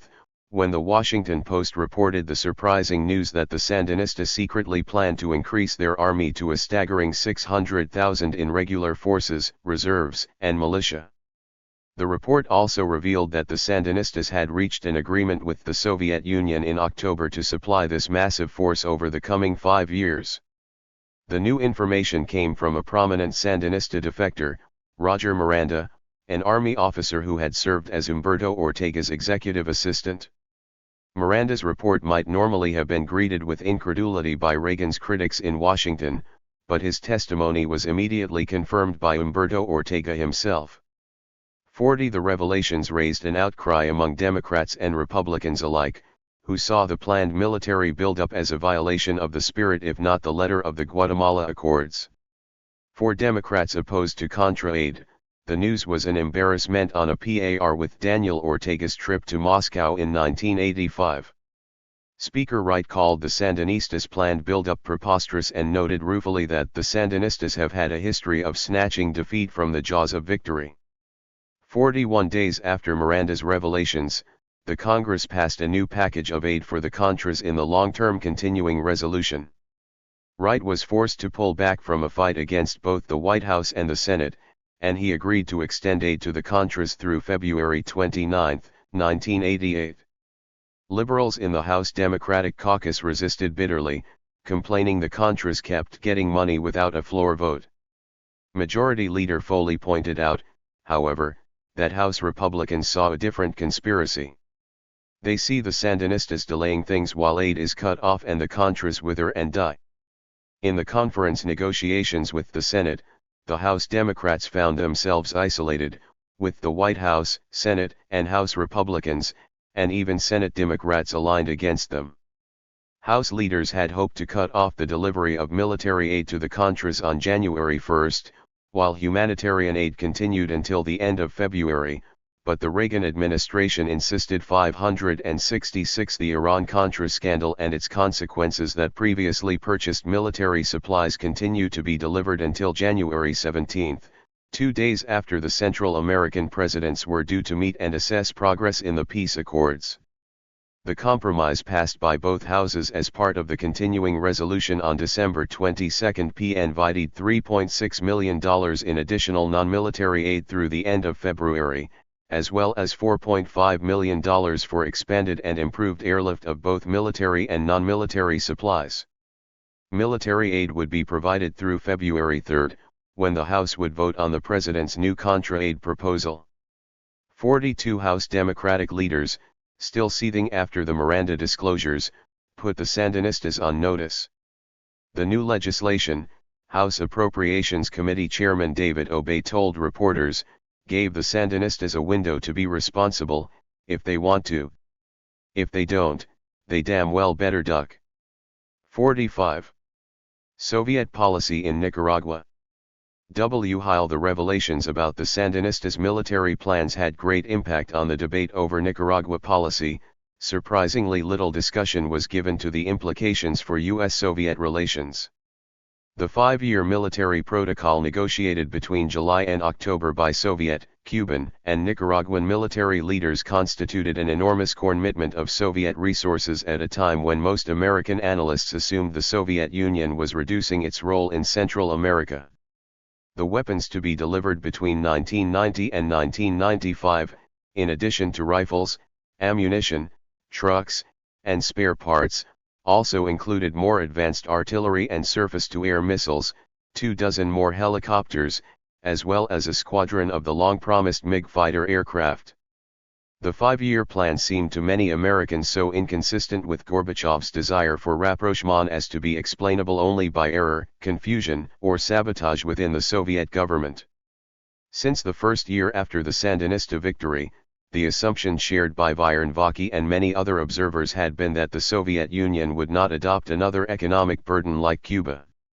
In the Andropov years, the Soviets became more outspoken about their economic problems and declared that their ability to aid their friends and allies economically would indeed be limited. Even before the accession to power of Mikhail Gorbachev in 1985, American analysts had begun to detect a shift in OFFI. 567. 568 The Iran-Contra scandal and its consequences changed Soviet attitudes towards its Third World clients and anticipated a shift in policy to match what by the late 1980s came to be called this new thinking. A series of unrelated events in 1987 seemed to some observers to confirm the accuracy of that prediction. In the early summer, in response to the Sandinistas' cry for more oil, the Soviets had announced that they would provide no more than previously promised for the year, which was about 80% of the entire Nicaraguan supply. Soviet officials let it be known that they considered the Sandinistas inefficient in their use of Soviet economic aid, a charge the Sandinistas themselves did not deny to, and implicitly encouraged the Nicaraguans to close the remaining gap either by improving efficiency or by making greater efforts to convince non-communist suppliers to pick up a share of the burden. The Kremlin, wrote Tad Sulk in the New York Times at the beginning of September, had concluded that the Sandinistas have become an overall political liability and had resolved to begin cutting them off. Nicaragua was no longer an inviting strategic investment for the Russians, who these days are much more careful about using their resources. One Vaki, who 3 years earlier had warned of a dangerous US-Soviet confrontation over Nicaragua, argued in the same month that the Soviet Union may well have no desire to challenge the US on its own turf. Vaki also cited the oil dispute as a sign that Moscow may wish to distance itself from the Sandinistas. Both Vaki and Sulk and a number of congressmen called on the Reagan administration to open negotiations with the Soviet Union in order to make it easier for Moscow to disengage, not harder. For the assumption that Moscow was looking to disengage and cut its aid to Nicaragua led to a second assumption: that the Soviets were pressuring the Sandinistas to make political and diplomatic concessions, both before and after the Esquipulas meeting. According to Sulk, Soviet military aid was supposed to drop sharply if a Central American political settlement were achieved. Thus it was assumed Ortega had signed the Esquipulas agreement under Soviet pressure on August 7 and had agreed to negotiate with the Contras under Soviet pressure on November 5. The tangible evidence of this pressure was the refusal to supply more oil and the expected reduction of military aid. The evidence which Sulk and others cited, however, did not exist. And the evidence that did exist supported the opposite assumptions. Sulk's op-ed article appeared on September 6. On September 7, Soviet policy in Nicaragua. 569 emissaries arrived in Managua hearing good news: the Soviet government would provide Nicaragua an additional 100,000 tons of oil to fill most of its needs for the rest of the year. Then, in October, the tripartite protocols on military assistance between the Soviet Union, Cuba, and Nicaragua were secretly negotiated and agreed to. Preliminary discussions for these protocols had begun in July. Obviously, the timing and magnitude of the 5-year military assistance plan were unrelated to diplomatic developments. If the Soviets were counseling the Sandinistas to make concessions, they were certainly not using the leverage of economic and military aid. In 1987, overall Soviet and Cuban economic and military aid for Nicaragua reached almost $1 billion. But there was little evidence that the Sandinistas were acting under Soviet instructions. Any careful review of diplomatic events shows that Daniel Ortega himself did not know he would sign the Guatemala Accord before he met with the 5 presidents, much less could he have been under instructions from the Soviets to do so. And the decision to begin talks with the Contras was taken before, not after, Daniel Ortega's trip to Moscow at the beginning of November. 6. Coincidences of circumstances and events had been fitted together by American observers like Sulk to create a pattern that was misleading and inaccurate. What lay at the heart of the whole theory about this new Soviet policy toward Nicaragua, however, were more general and fundamental judgments: that the economic burden of aiding countries like Nicaragua was too great to be sustained at a time of Soviet economic failure, that Gorbachev intended to change Soviet foreign policy as dramatically as he was presumably trying to change its internal policy, and that Gorbachev considered support for Soviet clients in the Third World an obstacle to reaching arms agreements and an overall rapprochement with the United States. These were perfectly logical but nevertheless unwarranted assumptions. To be sure, the Nicaraguan economy was in collapse, and the Soviets made clear that there were constraints on their largesse. They encouraged the Sandinistas, as they encouraged all their clients in these years, to seek greater efficiency through a more market-oriented system, as Gorbachev was attempting to do at home. Soviet dissatisfaction with the Sandinistas' misuse of their aid, however, no more indicated a desire to cut the Sandinistas off than American dissatisfaction with El Salvador's corruption and misuse of its aid signaled a desire to cut off President Duarte. The cost of supporting Nicaragua was, in any case, dwarfed by the $5 billion 570 the Iran-Contra scandal and its consequences per year the Soviet Union spent supporting Cuba throughout the 1980s. Yet even after the collapse of the Soviet Union's East European Empire, Gorbachev did not cut back significantly on that huge expenditure. If anything, it is more likely that the Soviet government compensated for the lack of economic aid it could provide Nicaragua by offering ever larger amounts of military aid, a time-honored Soviet practice.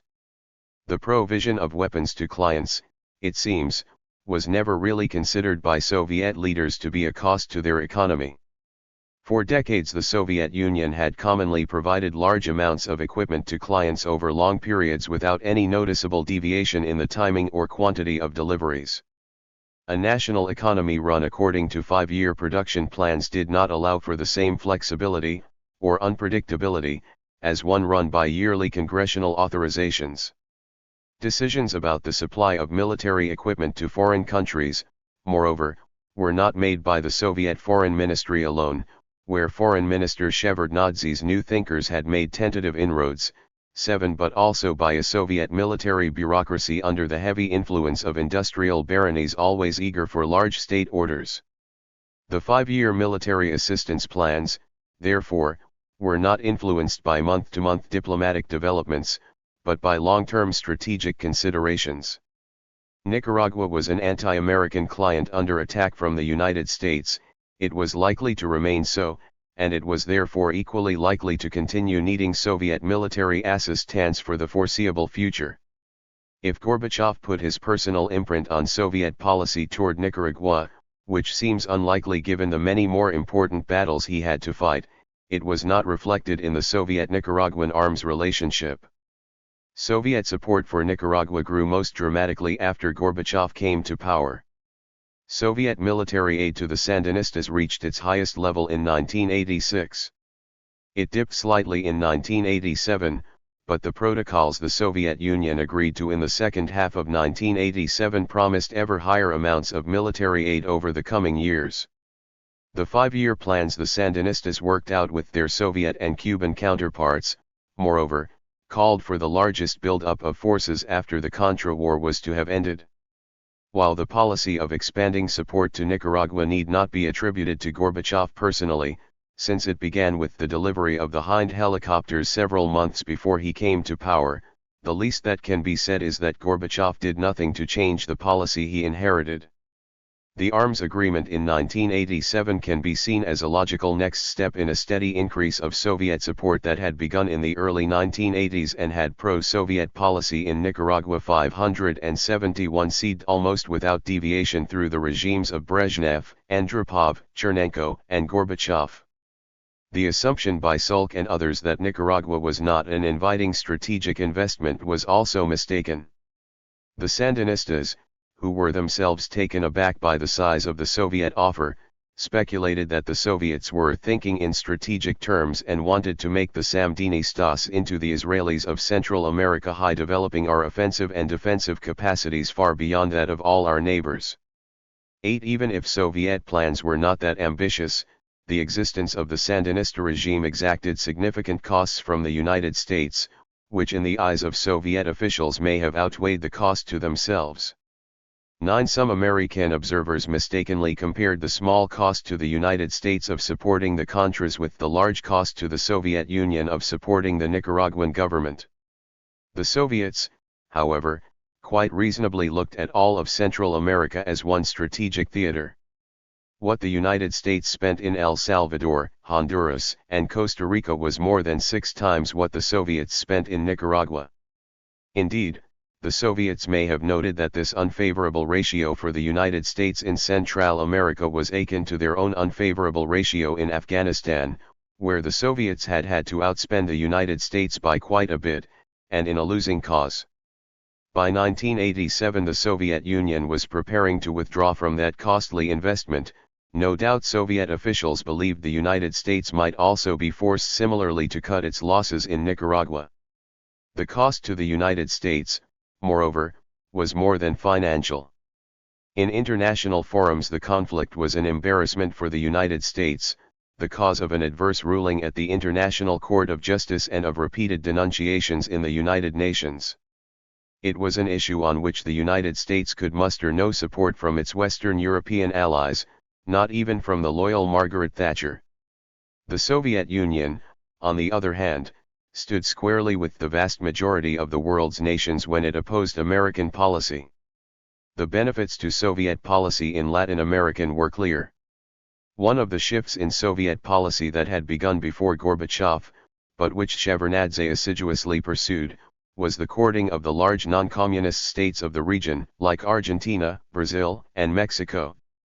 It was a policy driven as much by economic and trade interests as by any thought of relaxing the confrontation in the region with the United States, and it did not preclude continuing close relations with traditional Soviet clients like Cuba and Nicaragua.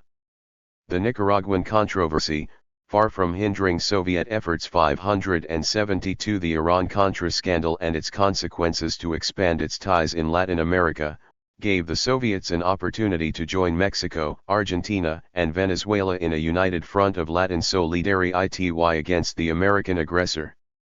10. Thus the Soviet Union had given its full support to the Contadora Group, taking its cue from Nicaragua and Cuba, and when the Esquipulas Agreement was signed, Soviet officials had no difficulty supporting it as well. On the contrary, Foreign Minister Shevardnadze and the rest of the Soviet government took every opportunity to declare their support for a peace agreement that called on the United States to end aid to the Contras and required nothing of the Soviet Union. Soviet official statements interpreting the vague and often confusing terms of the agreement repeated verbatim those of the Sandinistas and gave no sign that the approach of the two governments on this matter differed by as much as a hair's breadth. 1. In domestic American politics, the Contra aid issue kept Reagan under constant attack from a virulent opposition. The Iran-Contra scandal had shaken the administration to its very foundation and made Reagan a potentially ideal negotiating partner for Gorbachev's purposes, a conservative president who was yet desirous of resuscitating his presidency through arms agreements and rapprochement with the erstwhile evil empire. 12. Yet, on the other hand, continued Soviet involvement in Central America seemed in no way to threaten the US-Soviet relationship. This is perhaps where American analysts like Salk made their greatest error, for while Salk and others guessed that Gorbachev's interest in a rapprochement with Washington would make him want to smooth over a contentious point like Nicaragua, rather than exacerbate it, President Reagan himself showed Gorbachev that Soviet policy in Nicaragua did not stand in the way of improved relations. Indeed, the circumstances surrounding Roger Miranda's revelations in December proved beyond any doubt that Reagan did not want disagreements over Nicaragua to stand in the way of rapprochement with Gorbachev's Soviet Union. The timing of Miranda's defection and subsequent debriefing by the CIA coincided with the summit between Reagan and Gorbachev that began in Washington on December 8. The administration could easily have made Miranda available to the press before Gorbachev arrived in the United States, but instead White House officials chose to wait until Gorbachev departed. 11. For the Reagan administration, the news of the Sandinistas' military plans and the Soviet role in supporting them was a matter distinct from and even antithetical to the purpose of the Reagan-Gorbachev summit. With the former, the administration's Soviet policy in Nicaragua 573 hoped to persuade Congress to vote more aid to the Contras. The purpose of the latter was to show the president and his Soviet counterpart in an amicable embrace. While President Reagan may have been told about Miranda and the planned Sandinista buildup, he did not once raise it in his meetings with Gorbachev. Discussion of Nicaragua between the two leaders was brief and took a familiar course. Reagan told Gorbachev that if the Soviet Union stopped supplying weapons to Nicaragua, this would go a long way toward improving US-Soviet relations. Reagan afterwards could scarcely even recall what Gorbachev had said to him in response, a sign of how important the matter was to the president, but he told reporters that it was his impression that Gorbachev had simply agreed unilaterally to withhold aid from the Sandinistas as a way of supporting the Central American peace agreement. 14. Gorbachev could have said no such thing, of course. Colin Powell told reporters Gorbachev had made a few cryptic references to an arrangement where they would reduce their level of arms support to something in the neighborhood of small arms, or he even said police weapons at one time. And he made a reference to our doing likewise. 15. Soviet officials, however, denied even Powell's version. They claimed Gorbachev had only offered to cut military aid to Nicaragua if the United States cut aid to its allies in Central America. 16. Gorbachev himself later responded to a query from President Arias by repeating that standard Soviet position. Even if Gorbachev had offered to cut arms to the Sandinistas in exchange for an end to U.S. support for the Contras, however, the Reagan administration would not have embraced such a deal. At a time when the administration was struggling mightily to pass a new Contra aid bill, and with some hope of success, the president was not about to put an end to the Contras with a handshake. To return to the status quo ante, in which the Sandinistas were left in power unchallenged by any military threat, was both unacceptable and unnecessary. The Reagan administration did not much care any longer how much aid was flowing from the Soviet Union. By late 1987, the geostrategic aspect of the administration's Nicaraguan policy remained a potent element of its rhetoric, but the genuine fear of Soviet expansion in Central America that had initially inspired Reagan officials in the early 1980s had passed. Reagan officials did not really believe the Soviets under Gorbachev would attempt to establish bases in Nicaragua. They did not really believe the Soviets would deliver MiGs to the Sandinistas, no matter what the Soviets promised in the 574 the Iran-Contra scandal and its consequences military protocols. And whatever other strategic advantages the Soviet Union had gained from Nicaragua, whether access to ports or landing fields, the administration had already grown accustomed to them after 7 years. The important fact was that the Soviet Union by late 1987 was already clearly in a process of retrenchment, and possibly even retreat. It bore little resemblance to the Soviet Union that had so stirred the conservatives' fears during the Carter administration. By 1987 even President Reagan believed that, under Gorbachev, the days of Soviet acquisitiveness in the Third World had passed. The struggle against the Sandinistas, meanwhile, had taken on a life of its own, independent of the Soviet threat. The Reagan administration no longer saw itself as battling the Soviet Union in Central America. It was now more concerned about an alliance of communists indigenous to the hemisphere, the Cubans, the Sandinistas, and the FMLN guerrillas, which the administration now saw as more violent and more radical than the Soviet Union, and just as threatening to American interests in a part of the world where the United States was most accustomed to enjoying unchallenged hegemony. Of course, this alliance of Latin adversaries depended on the Soviet Union for its weapons, but the high level of Soviet aid was far from the administration's biggest concern. Despite all the aid the Soviets had provided in 1986 and 1987, the Contras had still made significant military gains against the Sandinista army. Nor had unchecked Soviet aid prevented Nicaragua's slide into economic crisis or alleviated the diplomatic pressures under which the Ortegas now found themselves. To the Reagan administration, the ingredient to further success in Nicaragua was more aid to the Contras, and on this point the American Congress had proved a far more serious threat than the Soviet Union. The Reagan administration used the Miranda revelations, therefore, strictly for its battle with Congress, not for its negotiations with Gorbachev. The Soviet leader, when he returned to Moscow, could not fail to recognize that by 1987 Reagan's talk of the Soviet menace in Central America was designed for American ears only. Gorbachev need have no fears that Soviet aid to Nicaragua stood in the way of what he wanted from the United States. As 1987 ended, the Sandinistas were worse off than they had any reason to expect when the year began. In Washington, Contra aid had survived both the Iran-Contra scandal and, so far, the Esquipulas peace agree Soviet policy in Nicaragua 575 meant. President Reagan's political well-being had been largely restored, thanks in some measure to the increasingly warm relations between the United States and the Sandinista strategic ally, the Soviet Union. The American Congress, because of the Miranda revelations, was more hostile than ever. In economic terms, the year 1987 had been calamitous for the Sandinistas. By traditional standards, James Lemoyne wrote in December, 1987 is the year the Nicaraguan economy essentially collapsed. 17 The inflation rate had risen to 1,800% according to the government's own figures, but according to private economists it had accelerated sharply in November to an annual rate closer to 13,000%. Nicaraguan Cordobas worth 8,000 to the dollar in the late spring of 1987 were by the end of the year trading on the black market at more than 43,000 to 1. The government raised wages by 900% in 1987, but a worker's salary was worth only 6% of what it had been worth in 1979. The government added 3 zeros to 20 and 50 Cordoba notes, and still Nicaraguans were carrying their money in paper bags. Nicaragua was heading toward a barter economy in 1988. 18 Although the Sandinistas did not allow private polls, most observers believed their popularity was plummeting along with the economy. The political opposition parties were more outspoken and more unified than ever, brazenly challenging the Sandinistas to crack down and risk a renewal of Contra aid.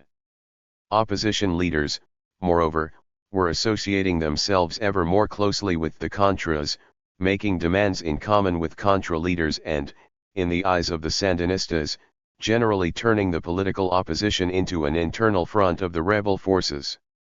The Cardinal, in his role as mediator, was serving as the broker of this unacceptable marriage, but the Sandinistas had been unable to displace him with the more desirable figure of Speaker Wright and his team of advisors. The Cardinal grew bolder with each passing day, chastising the Sandinistas for failing to take more steps toward compliance with the Escapulas agreement and laying the blame for the failure of negotiations with the Contras on the egoism of those who place the interests of the party above the interests of the people and the common good. At the same time, the military strength of the Contras increased with every passing month, and at the end of November Humberto Ortega admitted that the war with the Contras was the fiercest it's ever been. The number of clashes between Contra and Sandinista forces had risen from about 25 a month at the beginning of the year to about 90 a month. Ps 576 The Iran-Contra scandal and its consequences. Ants and farmers throughout the central regions of the country from north to south provided the Contras food, refuge and intelligence on the whereabouts of Sandinista army units. The Contras anti-aircraft missiles had all but neutralized the Sandinistas' air superiority, as at least 10 and perhaps as many as 20 helicopter transports and gunships were shot down over the course of the year. In the view of the New York Times's military analyst, the war had reached the point of stalemate, in which the Contras could not yet defeat the Sandinistas, but the Sandinista army was incapable of destroying the Contras. In the last week of December, the Contras offered a preview of the next phase in the war, as planned by Fears and his team at the CIA.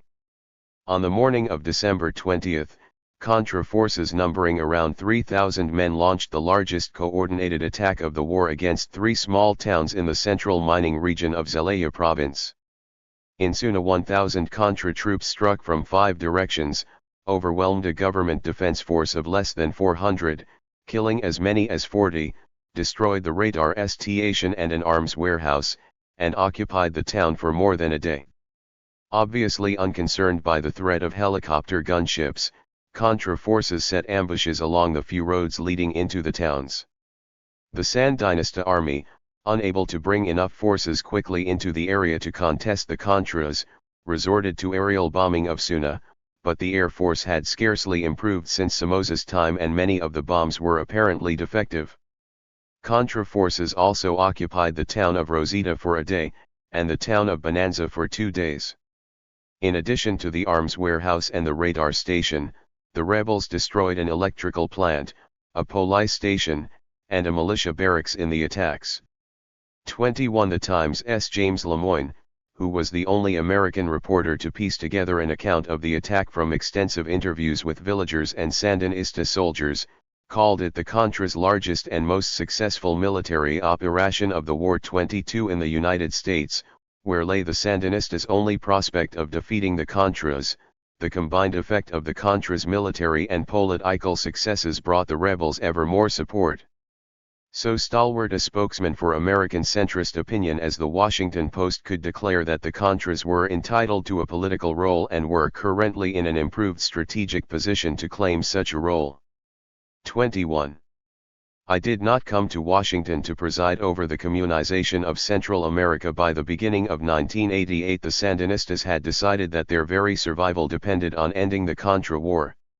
It was imperative that they accomplish this to heal their failing economy, to call on the resources of the Western democracies, to resist the meddling encroachment of foreign powers into their internal affairs, and to establish a stable relationship with their political opponents now stirred into a frenzy of revolt. With each passing day the dangers grew. On January 10 a march by thorn sands of Nicaraguans in honor of the martyred Pedro Joaquin Chamorro turned into one of the largest anti-government rallies since 1979. 2 days later, 11 of the most prominent opposition leaders met quietly in Guatemala with Alfredo Cesar, Adolfo Calero, and other Contra leaders to discuss plans for merging their two sets of talks with the Sandinistas into one overall politic-military dialogue. The Sandinistas arrested the opposition leaders upon their return to Managua, despite the risk to Nicaragua's international image on the eve of the Central American Summit. The terrorist conspiracy to form an internal front with the Contras could not be tolerated. One stemming this dangerous tide required reaching an agreement with the other Central American governments on January 15, which in turn would lead Congress to vote against Contra aid on February 3. By the beginning of 1988, however, the peace process inaugurated by Arias had 578 the Iran-Contra scandal and its consequences broken down. Guerrilla wars continued in El Salvador and Guatemala, as well as in Nicaragua, and ceasefire negotiations in all three countries had stalled or collapsed. The Salvadoran government accused Nicaragua of continuing to support the FMLN, and the Sandinistas, in turn, accused El Salvador, Honduras, and Costa Rica of continuing to support the Contras. Two pressures from the Reagan administration and from anti-Contra Democrats, including threats of reduced American aid, encouraged the Central American governments to avoid any definitive declarations at the January 15 summit. 3. An inconclusive summit posed the greatest danger for the Sandinistas, since it gave the Reagan administration an argument for renewing aid to the Contras. Democratic opponents of Contra aid bluntly warned Daniel Ortega to make further concessions or face renewed war. From the mouths of Congressman Bonnier and Senator Dodd came the Reagan administration's insistence on immediate, substantive, irreversible steps by the Sandinistas, regardless of the actions of other governments. For even President Arias, desperate to save his peace plan, placed the burden for compliance on Nicaragua alone. If Nicaragua had complied, Arias told reporters the day before the summit, no one would be thinking of more aid to the Contras. 5. Any pretense that the Sandinistas were to carry out political reforms free from the threat of war was abandoned. Arias admitted what everyone else knew: the only meaningful judges of the Sandinistas were the members of the American Congress. At the summit meeting on January 15, Daniel Ortega found himself isolated once again. Under pressure from the other presidents, he abandoned his demand for a 30-day extension of the deadline for compliance with the provisions of the Guatemala Accords. Without pointing fingers at any one country for non-compliance, all 5 presidents sought safety in indecisiveness. Because the commitments of Esquipulas II were not completely complied with, the final communiqué stated, the 5 presidents committed themselves to unconditional and unilateral obligations that require of the governments a total compliance without excuses. Those commitments which had not been met must be fulfilled immediately and in a public and evident way. 6. Faced with almost certain renewal of Contra aid if the summit ended in this way, the Sandinistas gave ground. On January 16 Ortega dramatically announced 2 new concessions by the Sandinista government: the immediate lifting of the state of emergency and the opening of direct negotiations with the Contras. The Sandinistas' concessions on January 16 transformed the debate in "I did not come to Washington to preside." 579 Washington. Democrats applauded their actions and immediately demanded that the Reagan administration refrain from requesting new Contra aid. The Sandinistas had gone further than we expected would be the case, Bonnier told reporters, and had exhibited a great deal of goodwill toward complying. Ortega warned that each dollar approved by Congress would be a dollar to kill the Central American Accords, and Congressman Hamilton agreed that passage of new aid for the Contras, just as the prospects toward peace had improved, would be a tragic mistake. 7. The Sandinistas knew that the battle in Congress would still be close. The Congress, one official noted, was very, very conservative, and no one is figuring that the ball game is over. President Reagan kept the pressure on Congress, declaring that it was the Freedom Fighters and only the Freedom Fighters who had forced the Sandinistas to make concessions and wrung from them the limited reforms they've made. Moderate Democrats were torn. They wanted to keep the pressure on the Sandinistas, but not to give them an excuse to walk away from negotiations. 8. In McCurdy's view, a delicate balance of diplomatic and military pressures had forced the Sandinistas for the first time in 9 years, to recognize and pay more observance to the democratic principles. Rather than offer Daniel Ortega a convenient escape clause, McCurdy argued, let's strengthen the U.S. favorable position by challenging the Sandinistas to further concessions. 0. Moderates preferred to delay any consideration of further aid, but the February 3 vote could not be put off without agreement by both Speaker Wright and the Reagan administration. On January 22, therefore, McCurdy and 19 moderate colleagues once again asked President Reagan to request only non-lethal aid, which would be held in escrow pending the outcome of the ceasefire negotiations between the Contras and Sandinistas. Reagan officials remained as opposed to the idea of non-lethal aid as they had since the beginning of 1986. 3 years before, the Contras had been cut off at a time when the Sandinista army was reeling. It had taken the rebels 3 years to regain the lost ground. Now, with the war once again turning in the Contras' favor and the Sandinistas again on their heels, Reagan officials were loath to cut the rebel fighters at f. Nor did CIA officials agree with the moderate Democrats' optimistic suppositions. They doubted that the Contras could remain militarily operational and adequately supplied till mid-July, that the Contras would survive and be a presence in Nicaragua for 3, 4, or 6 months, and that if not, it would always be possible later to rebuild the Contra presence. 10. While 580 the Irari-Contra scandal and its consequences the rebels might have enough weapons to last into the spring, CIA advisors feared that without assurances of a continued supply of weapons they would begin the long retreat back into their Honduran sanctuaries within a month or two. Few fighters would be so imprudent as to stay in the field until their last bullet was fired, and even retreat required weapons, ANV munition, and supplies. The Sandinistas would not cease their attacks while peace talks proceeded. On the contrary, they had every incentive to increase the fighting, both to soften the Contras at the negotiating table and to force rebel fighters to use up ammunition more quickly. Elliott Abrams and other Reagan officials doubted, moreover, that McCurdy and his moderate colleagues would ever vote for new military aid, even if peace talks failed. McCurdy had never voted for military aid in the past, and some of the Democrats demanding concessions from the administration had not even voted with McCurdy for humanitarian aid in 1985. 11. If McCurdy considered the present situation too murky to support military aid in February, the situation in April, May, or June was not likely to be clearer. 12. The Reagan presidency was coming to a close. From July through November the country would be consumed by the presidential election campaign, and votes on Contra aid would be unwelcome to both parties.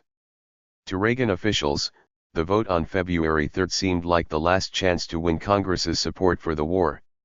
Reagan officials believed that the Democrats could not be trusted to behave responsibly on the subject of Nicaragua. Democrats from Wright to Bonnier to Dodd had acted as informal advisors to the Sandinista Directorate, telling them what they needed to do, and what they did not need to do, to prevent passage of Contra aid. In the administration's view, Wright had tried to manipulate Cardinal Obando and had endorsed Sandinista ceasefire proposals calling for the surrender of the Contras. Agreeing to McCurdy's demand for non-lethal aid amounted to moral, political, and ideological surrender. President Reagan declared that he had not come to Washington to preside over the communization of Central America. He thus acknowledged that his aid request might be defeated. Hutt defiantly refused to lend himself to the Democrats' plan. What finally convinced President Reagan and his advisors to insist on military aid on February 3, however, was the conviction that the vote might yet be won. In the last days of January the administration pared down its request to $50 million in an effort to meet the demands of some moderates. President Reagan promised that the majority of new aid would be non-lethal, as McCurdy demanded, and Reagan officials I did not come to Washington to preside. 581 agreed that the purpose of the aid would only be to keep the Contras in existence over the next several months while the Sandinistas proved whether they really intended to comply or not.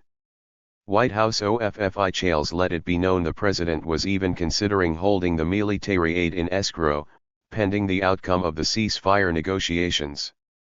The final request the president submitted on January 27 called for $36.25 million in assistance, of which less than $3.6 million was to be used for ammunition and surface-to-air missiles, with several million more to be used for transportation and logistical equipment, which the administration described as non-lethal aid, leaving the remainder for clothes, food, and medicine.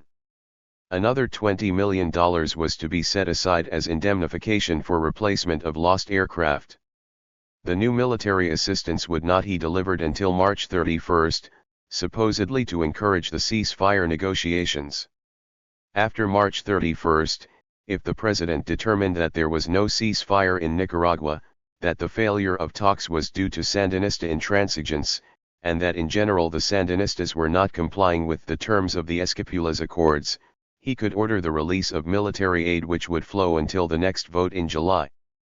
Further than this the Reagan administration would not go. The small amount of military aid had become a symbol. The $3.6 million was not enough to make a big difference to the Contras, but it was a challenge to Congress either to declare its support for the Contra War or to abandon the Contras and take responsibility for the consequences. If the choice before Congress had been as simple as that, the Reagan administration might have won. But once again, Reagan's opponents avoided a definitive vote on Contra aid. McCurdy met with Speaker Wright and, just as he had done 3 times in the past, demanded another vote on his own alternative package later in the month in return for defeating President Reagan's proposal on February 3. McCurdy warned that without such a commitment for another vote, he and his followers would support Reagan's request, guaranteeing its passage. The moderates in both parties, McCurdy explained, could not cut off the Contras entirely. They needed to approve some form of aid. Wright granted McCurdy's request. Wright's agreement to let McCurdy offer an alternative Contra aid package after February 3 just about ensured the defeat of Reagan's proposal. The 1986 congressional elections had given the Democrats an additional 5 seats in the House, an inconsequential gain by the opposition party in an off-year election, but an important shift on Contra aid. If all 582 the Iran-Contra scandal and its consequences the freshman members followed their party leaders, the 221 to 209 margin in favor of military aid in June 1986 would be reduced to 216 to 14. The Reagan administration's problem was compounded by the unreliability of Republican moderates and liberals. Some of the freshman Republicans, like Congresswoman Constance Morelia of Maryland, who replaced Michael Barnes, had already proven frequent defectors from party ranks. On such a close vote, however, sheer happenstance played an inordinately large role. Virginia Congressman Dan Daniels, a staunch supporter of the Contras, died 11 days before the February 3 vote. 13 New York Congressman Mario Biaggi, who had voted for military aid in June 1986, was not present for the vote in 1988. 14 Congressman Dan Mica of Florida, a consistent supporter of military aid to the Contras, was running for the Democratic nomination for Senate in 1988 and apparently believed winning the support of Democrats across the entire state, as opposed to those in his own conservative district, required a more moderate stance. Maryland Congressman Roy Dyson, a conservative Democrat who had always voted for Contra aid in the past, told President Reagan that he would support the administration again only if the Defense Department canceled plans to eliminate a squadron of aircraft at the Patuxent Naval Air Station in Dyson's district. The administration refused, and Dyson voted against the president's request. 15 Congressman Leigh Aspin, who had been punished by party liberals in 1987 for voting with the president on Contra aid and the MX missile, would not vote for military aid to the Contras again in 1988. On the eve of the vote, Republican leaders told Reagan he faced certain rejection without further concessions. Some advised dropping the military aid entirely. A non-lethal aid proposal was certain to pass, and if the president's proposal passed, he was guaranteed another vote under expedited procedures in July. At least the administration would continue to control the legislative agenda. 16. The administration, however, would not drop the military aid. McCurdy and his colleagues, including a handful of moderate Republicans, voted against the administration's aid proposal, therefore, and their votes tipped the balance. On February 3 the House narrowly rejected Reagan's request, 219 to 211. It is clear in retrospect that the Reagan administration made a monumental tactical error, for which it and the Contras would pay dearly. Convinced of the duplicity of the Democrats, fearful of handing the Sandinistas an apparent victory, and refusing on principle to return to the old humanitarian aid compromise, the Reagan administration failed to see one did not come to Washington to preside. 583 The advantages of a temporary, tactical retreat. In a confrontation that required as much flexibility as stolidity, the Sandinistas had proven both more adept and more daring. The Reagan administration, consumed with its own problems, also failed to see how badly off the Sandinistas would have been even without passage of new military aid to the Contras. The Sandinistas had already taken desperate measures to escape the vice that had been closing on them since August 1987, more and more pressure from the opposition, more and more scrutiny from the international community, and yet no end to the continuing Contra war. Passage of non-lethal aid on February 3 would have prolonged this difficult situation, and it might have pushed the Sandinistas' tolerance and flexibility to the breaking point. The Sandinistas had never found the distinction between lethal and non-lethal aid very significant. Ortega argued that Reagan was trying to frighten the U.S. Congress into passing a humanitarian aid that was nothing more than logistical aid, for those groups making war against Nicaragua. 1. Ortega warned, as he had in April 1986, that renewal of any kind of aid to the Contras would free the Sandinistas to take all measures necessary to defend the sovereignty, self-determination, and independence of our country. 18. It is possible that passage of the non-lethal aid proposal supported by Reagan would have prompted an angry and, for the Reagan administration, useful response by the Sandinistas. The Sandinistas' opposition was as unruly as ever in the first months of 1988, and the Sandinistas had to show more restraint than usual in responding. On January 21 the government sent turbos brandishing pistols to attack a demonstration by the Social Christian Party, and a Sandinista official said the attack was a message that is meant to be heard. 19. On January 22, an indoor meeting of the Coordinadora was disrupted by another group of turbos who threw rocks through the windows. 20. On February 7 several thousand members of 4 non-Sandinista labor unions marched in Managua. When the people move, they chanted, the 9 tremble. 21. On February 8 in Masaya, a spontaneous protest by mothers against the draft and forced recruitment of their sons erupted into a 3-day melee between anti-government protesters and local Sandinista organizations. The anti-draft protesters burned cars, lit bonfires in the streets, threw rocks at a local Sandinista youth headquarters and shattered windows of the town police station. The government sent 200 club-swinging riot police to disperse the demonstrators, arrested between 20 and 5,580 for the Iran-Contra scandal and its consequences. Local opposition leaders placed Masaya in a state of virtual martial law, and accused the opposition parties and La Prensa of inciting violence and trying to provoke an insurrection in accordance with U.S. orders. 22. Had the Reagan administration passed a non-lethal aid bill on February 3, such actions would have been part of its case for a renewal of military aid to the Contras. Even with the defeat of the president's proposal, support for the Contras did not disappear in Congress. On February 4 the Senate voted to approve the Contra aid proposal 51-49. Congress was still closely divided and thus susceptible to further subtle shifts of mood.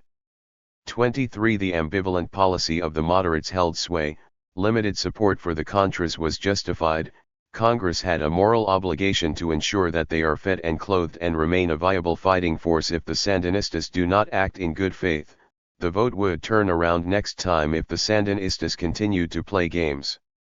24.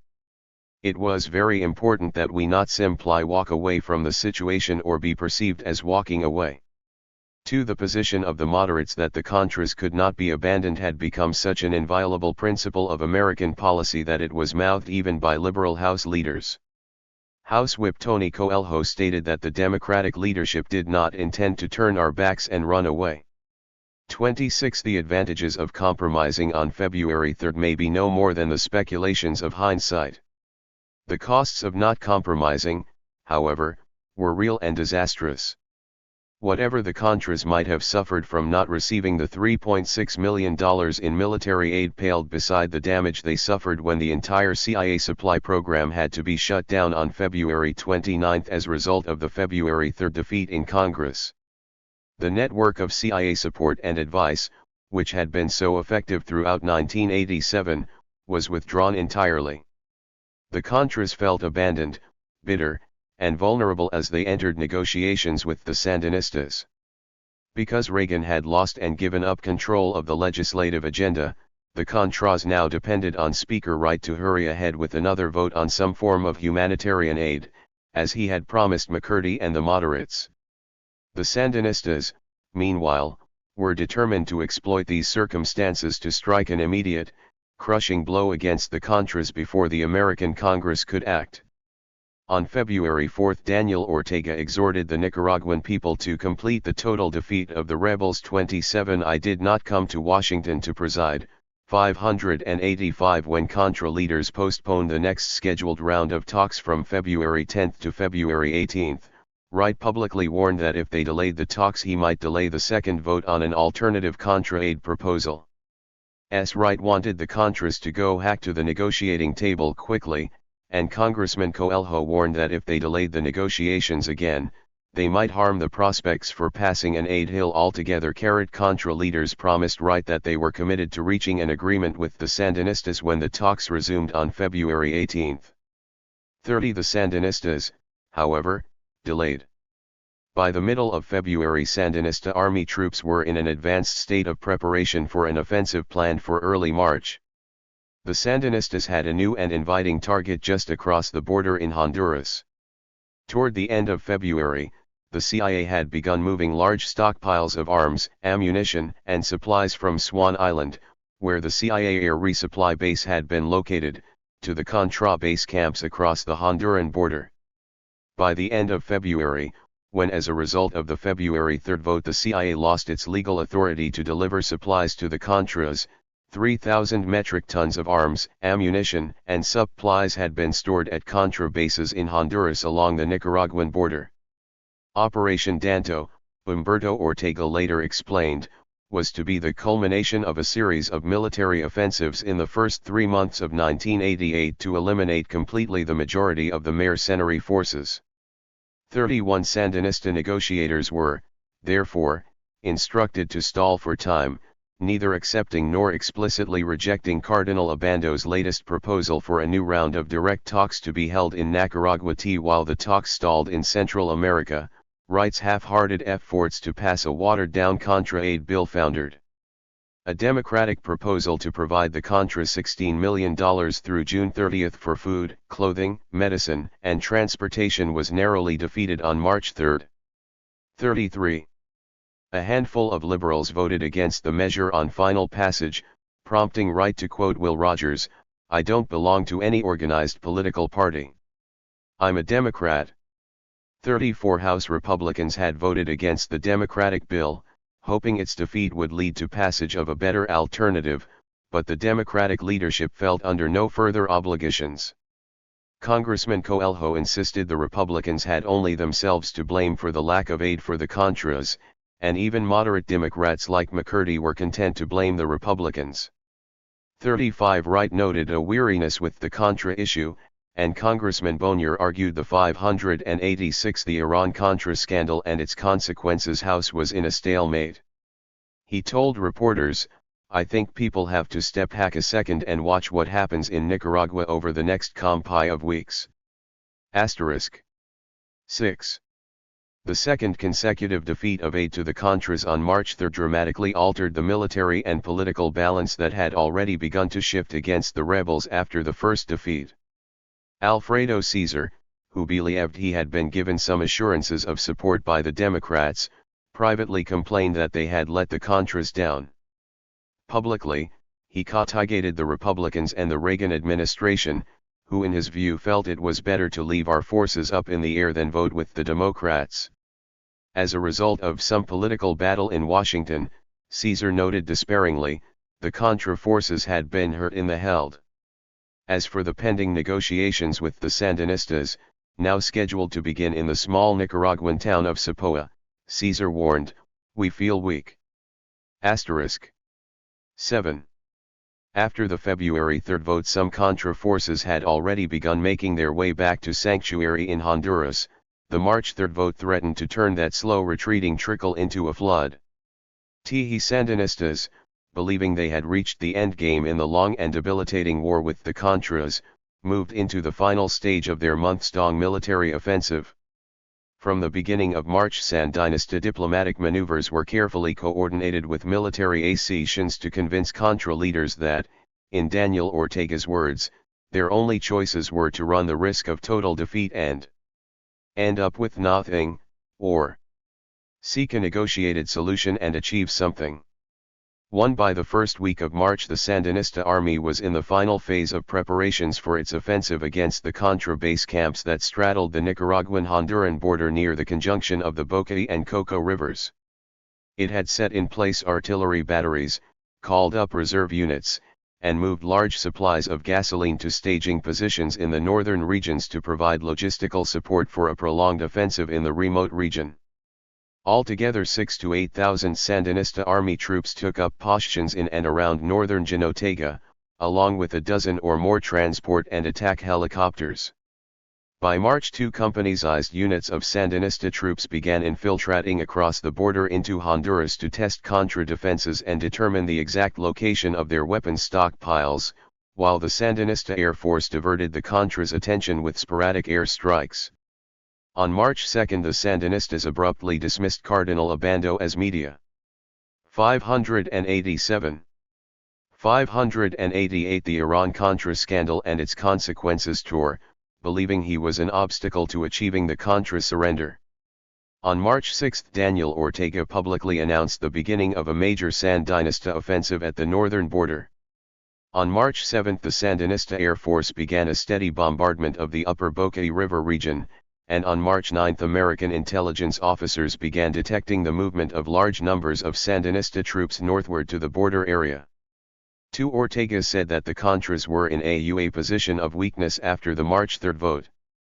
Their troops were retreating and conserving their bullets. Contra leaders, Ortega suggested, would have to accommodate themselves to a new situation. The Reagan presidency is coming to a close. If the Contras don't reach a negotiated solution, they face the prospect of total military and political defeat. Wright, who was in frequent contact with both the Sandinista government and Alfredo Cesar, sensed that the two sides were coming to a resolution of the conflict. While House Republicans and White House officials tried to persuade the Speaker to allow another vote on Contra aid quickly, and Senate Democrats led by David Boren put together a proposal of their own, Wright said he did not want to schedule another vote until after the next round of ceasefire talks. On the morning of March 16 the Sandinistas launched their attack. Almost 5,000 troops pushed up across the Honduran border toward the Contra camps from the south. Having learned the lesson of their failed incursion of 1986, the Sandinistas had also sent 1,500 troops deeper into Honduras to set up a blocking position behind the Contra base at San Andres de Boquete to cut off any retreat. The Contras tried to defend their positions with about 1,500 troops, but their bases on the Nicaraguan side of the border were quickly overrun, and as they retreated they found themselves encircled. Their large weapons stockpiles were in danger. As the fighting continued through the morning of March 17, Sandinista troops penetrated as far as 5 miles inside Honduras. 5 in the afternoon of March 16, President Reagan, along with Schultz, Powell, and Howard Baker called an emergency meeting with Wright, Michel, and other House leaders to inform them about the Sandinista incursion and to seek agreement from Wright for rapid consideration of a new aid bill. Schultz argued that with Nicaraguan troops in Honduras, the situation called for emergency measures. Wright and other Democratic leaders were skeptical of the administration's claims, however. On March 15, Coelho had charged that the administration was trying to create an atmosphere of crisis and that its credibility on this issue is a little bank Sapoa 589 rupt. 6 Wright said he had been assured by Foreign Minister Descoto that there were no Sandinista troops in Honduras, and if there were they would be withdrawn immediately. A frustrated Schultz ended the meeting, saying if they could not even agree there was an emergency, there was not much chance of their agreeing on a new Contra aid request. 7 As word of the Contra's increasingly dire military situation circulated through the administration on March 16, Reagan officials determined to do something to try to halt the Sandinistas' advance. In a repetition of previous comedic episodes concerning Sandinista cross-border attacks, the American ambassador in Honduras tried to coax the Honduran government into launching airstrikes and moving ground forces forward, but the Hondurans were not eager to fight the Sandinistas in order to protect the Contras. Instead, President Ascona called Ortega and demanded the immediate withdrawal of Sandinista troops from Honduran territory. Ascona finally did seek American assistance, and President Reagan ordered 2 battalions of the 82nd Airborne to Honduras as a measured response designed to show our staunch support for the democratic government of Honduras at a time when its territorial integrity is being violated. 8 On March 17 the Honduran Air Force ran a couple of half-hearted bombing raids, in one case dropping bombs near a group of American reporters being escorted by Sandinista Army public affairs officers. President Reagan's action had a greater effect on the Sandinistas than on the Hondurans. The Sandinistas had always believed their most dangerous moment would come when President Reagan decided that his cherished Contras were on the brink of annihilation. When they heard that Reagan had ordered the 82nd Airborne to Honduras, Sandinista leaders feared it could be the first step toward a direct American attack on their forces. At midday on March 17 Humberto Ortega ordered a halt in the offensive. Some Sandinista forces continued to operate on Honduran territory for the next 2 days, prompting a second bombing raid by the Honduran Air Force, but the level of fighting decreased sharply after March 17. The Contras, meanwhile, had put up a surprisingly stout defense, although suffering many casualties. 10 The Sandinistas fell short of their objective of capturing the weapons stockpiles. Had it not been for the virtual intervention of U.S. troops to save them, Ortega claimed later, the Contra forces in their bases in the border territory totally wiped out. 11 As the fighting raged along the Nicaraguan-Honduran border, the battle in Washington was almost as fierce. Liberal Democrats charged that 590 the Iran-Contra scandal and its consequences. The Reagan administration had discovered an invasion of Honduras hecos. In the words of Congressman Coelho, it was desperate to create a situation in Central America to justify military aid. 12 Coelho also suggests that the Reagan administration's actions were designed to undermine the ceasefire talks, or perhaps to divert attention from the indictments handed down against North and Poindexter by the Iran-Contra prosecutor on March 16. 13 As the administration briefed the 2 intelligence committees over the course of the day, however, the fact of the Sandinistas' incursion into Honduras came to be widely accepted. The chairman of the Senate Intelligence Committee, David Boren, denounced the attack. Senator Nunn, the chairman of the Senate Armed Services Committee, and Congressman Aspin, the chairman of the House Armed Services Committee, both declared their support for the administration's dispatch of troops. By the afternoon of March 17, Senator Byrd declared that while the Sandinistas are to be condemned for their actions, and so far as I know they may be out of Honduran territory by now, I hope that the reaction that our country has had does not derail the peace process. 14 Many journalists continued to write and speak of the Sandinistas' alleged incursion for more than a week until a United Nations investigating commission, requested by Ortega, confirmed that Sandinista troops had indeed entered Honduras. 15 The debate in Washington quickly shifted from whether the incursion had occurred to whether the Sandinistas' offensive required a renewal of Contra aid. Moderate and conservative Democrats called for another vote on Contra aid. According to one observer, key House moderates whose votes had helped defeat the president's military aid request on February 3 were clamoring for a new package that would resume limited munitions shipments to the Contras and give Reagan the opportunity to demand a congressional vote for more. 16 Congressman Buddy McKay of Florida, an opponent of aid in the past, warned that if Daniel Ortega was reading the swing votes as being satisfied with the shutoff of aid, he's reading it wrong. McKay introduced a bill to provide $48 million in non-lethal aid to the Contras for a year, to let the CIA resume delivery of some $2.50 million worth of weapons, ammunition, and supplies left over from earlier purchases, and to give the president expedited procedures for a future military aid request. Senator Dodd believed moderate Democrats were now more inclined to vote for military aid, and a bill in the Senate sponsored by moderates and similar to McKay's appeared to gain new SAPOA 591 life. According to the Congressional Quarterly, the Sandinistas had once again proven their ability to build political support in Washington for the Contra guerrillas. 17 Speaker Wright alone managed to hold back the tide. To discredit the Reagan administration's version of events, Wright distributed copies of the Iran-Contra Committee's report which alleged the Reagan administration had engaged in intelligence misrepresentation during the Sandinistas' March 1986 incursion. He campaigned to cast doubt on the administration's version of events in Honduras, the Washington Post reported, was part of a calculated Democratic strategy to ride out the storm that followed the incursion. Wright's strategy worked. Doubts and confusion reigned for days while Wright and Senate Majority Leader Byrd successfully blocked all action on Contra aid measures, insisting that any consideration of additional aid should await the outcome of the next round of ceasefire talks. Meanwhile, Contra leaders feared imminent destruction. Rebel forces in Honduras and Nicaragua were cut off from American assistance and had no hope of launching a counteroffensive.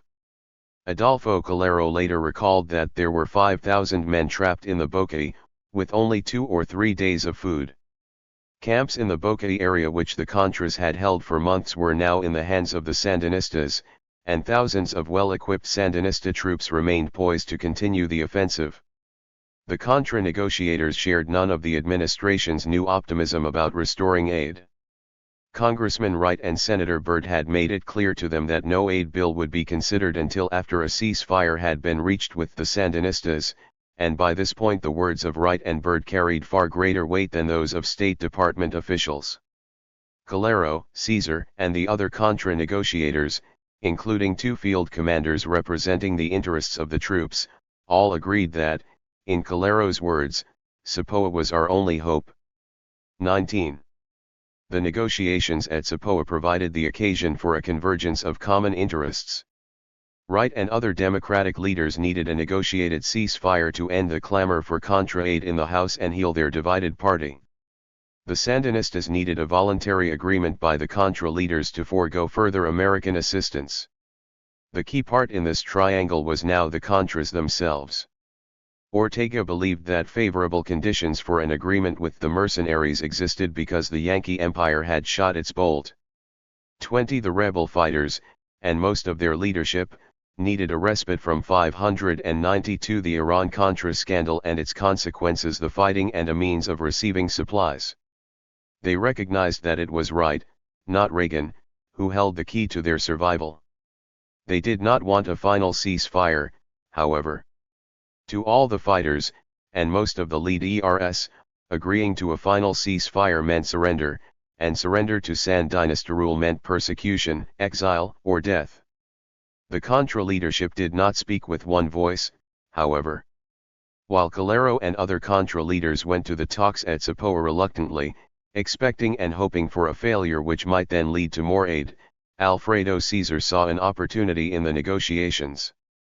Seeing that the balance of power in the United States had shifted, From the Reagan administration to Jim Wright, and understanding that Wright and the Sandinistas were in agreement on the need for a ceasefire, Cesar presented himself as the man who could bring the Contras to the table.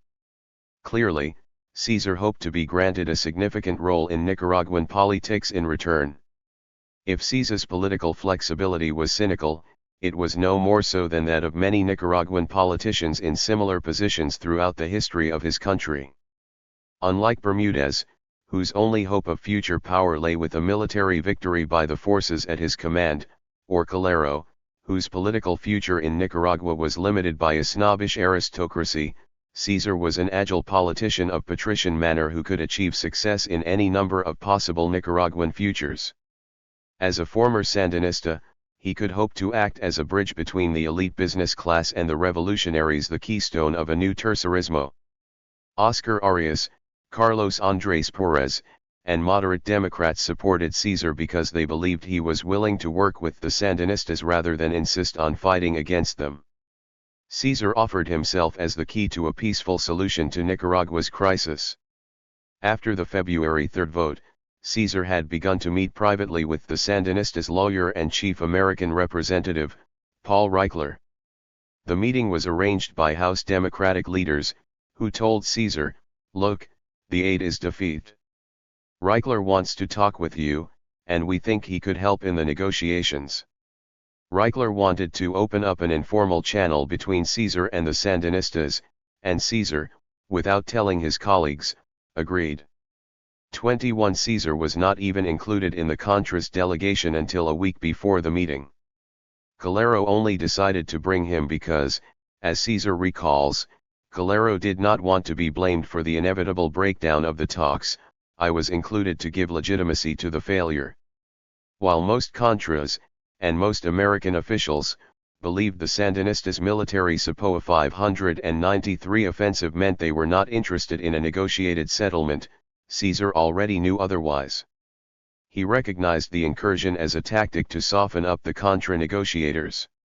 22 Fortunately for Cesar and the Contras, the failure of the Sandinista army to accomplish its primary military objective, the surprisingly strong reaction of the Reagan administration, and the threat of renewed congressional support for aid to the Contras put the two sides at Sapoa on more equal ground than the Sandinistas had anticipated.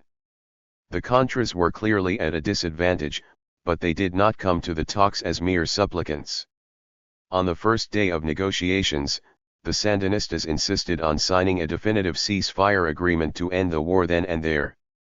They would stay at Sapoa as long as needed to reach a final agreement, but they wanted an overall political and military settlement before the fighting ended. The Contras refused.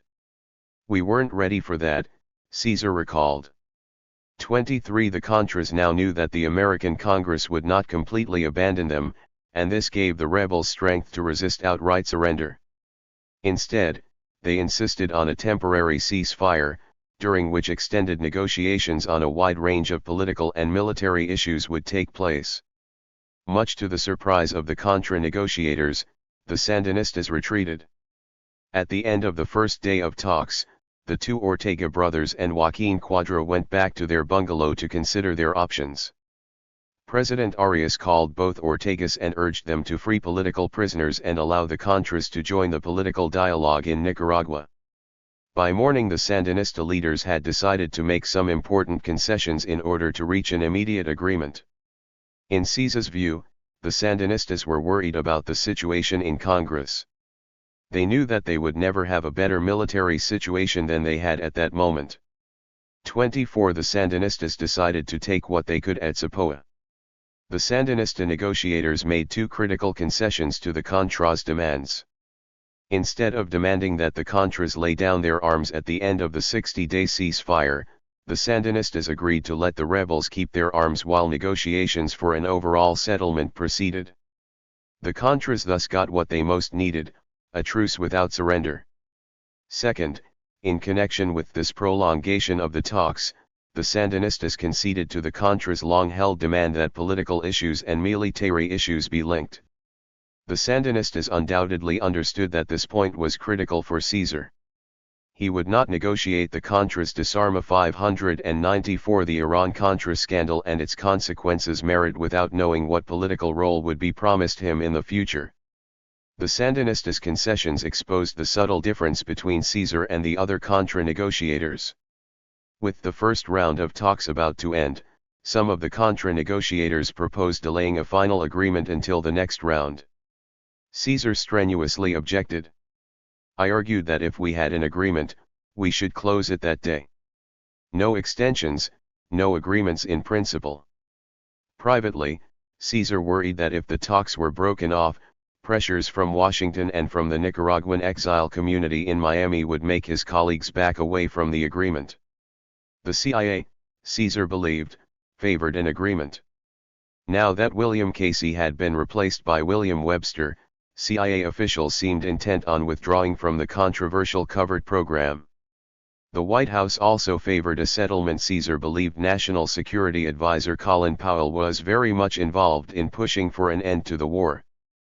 But the State Department, led by Elliott Abrams, was bestirring itself against the emerging agreement. After the incursion into Honduras, and with moderate Democrats proposing new Contra aid legislation, Abrams and his advisors believed the prospects for new aid were brighter, and they opposed what they considered a bad deal for the Contras. When Calero called the State Department on the afternoon of the last day at Zapoa, he was told the Reagan administration opposed signing the agreement at that moment and recommended waiting. But Caesar wanted to resist these pressures. The Sandinista negotiators, meanwhile, worked hard to persuade other Contra leaders of their sincerity. Humberto Ortega spent an hour alone with Calero, others talked with Aristides Sanchez. Sandinista military representatives met with the two Contra commanders. There was, Caesar declared, a special nationalism in the talks. These were real Nicaraguan negotiations. Caesar encouraged his colleagues to try and get away from the superpowers. 26. In the end, the Contra team agreed with Caesar to make the deal final. In the agreement announced on March 23, the Sandinistas and Contras committed themselves to two phases of negotiations.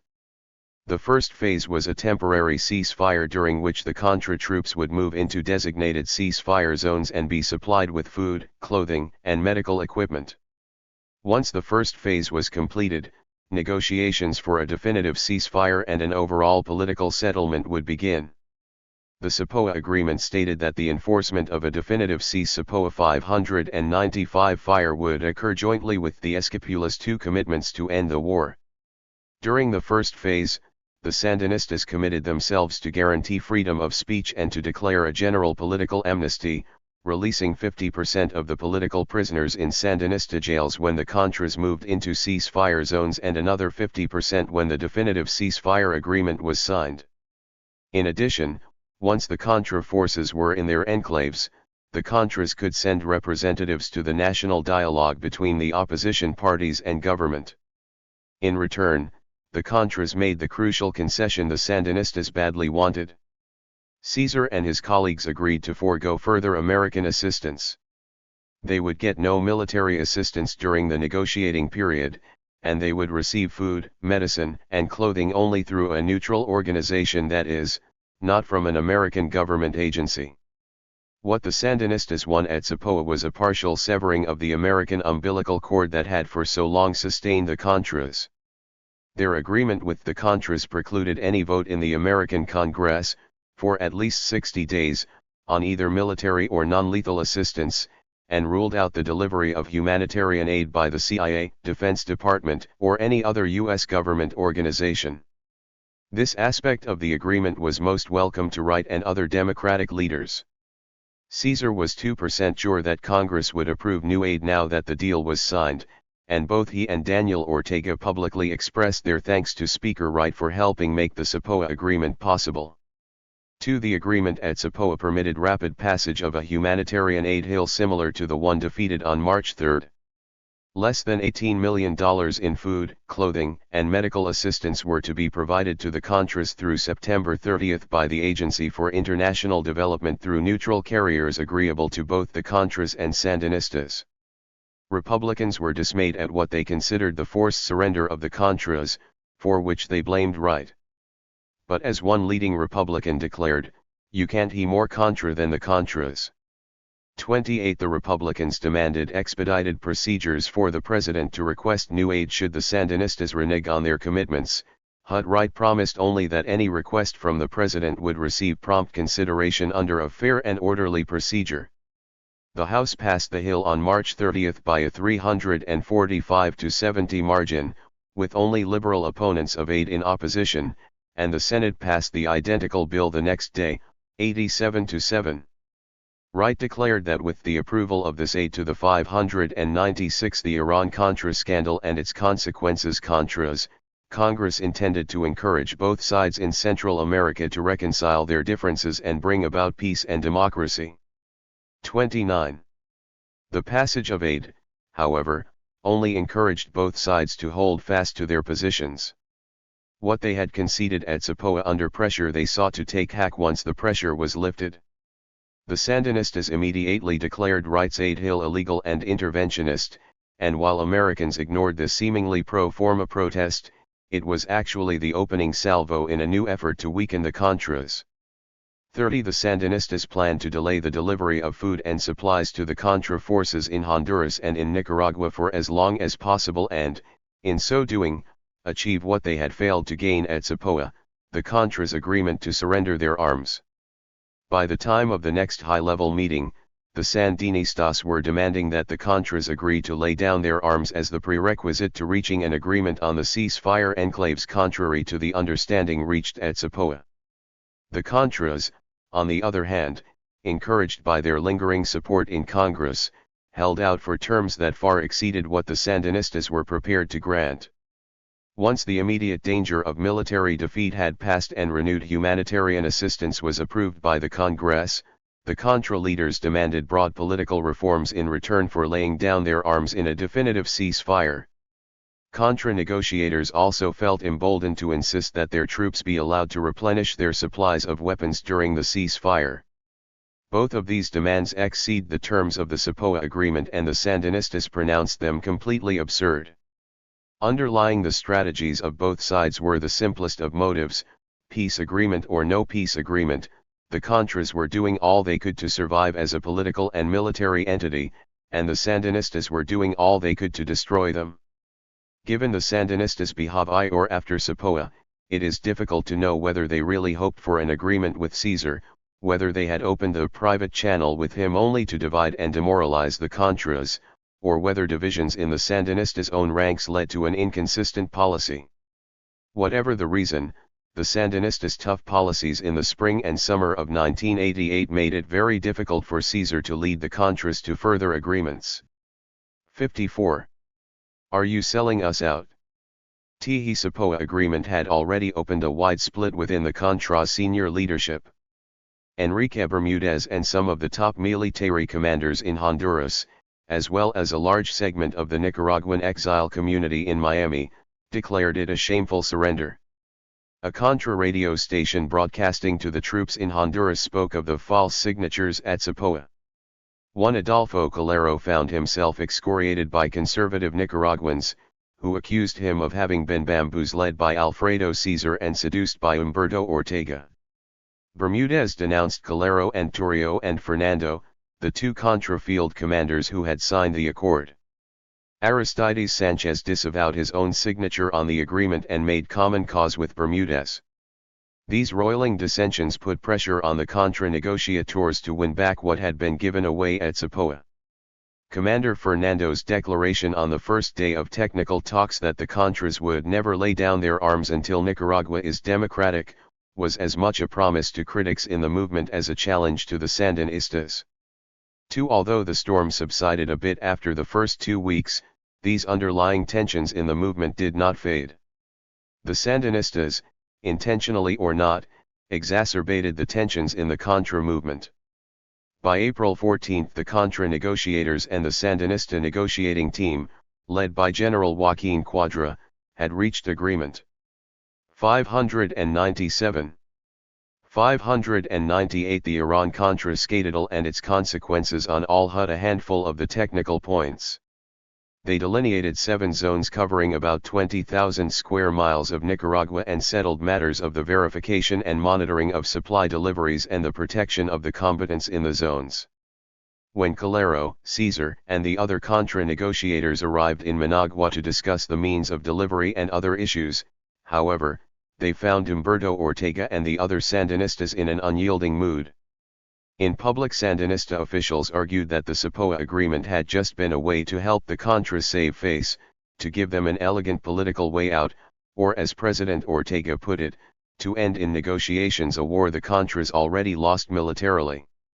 In private, the Sandinistas refused to resolve the remaining issues concerning the enclaves until the Contra leaders signed an agreement to turn in their weapons by June 28. This was a step back from the agreement at SAPOA, a virtual demand for the Contras surrender. If the Contras could not move into enclaves because the Sandinistas would not agree on the enclaves, then the Contras could also not begin to receive the shipments of American aid in Nicaragua.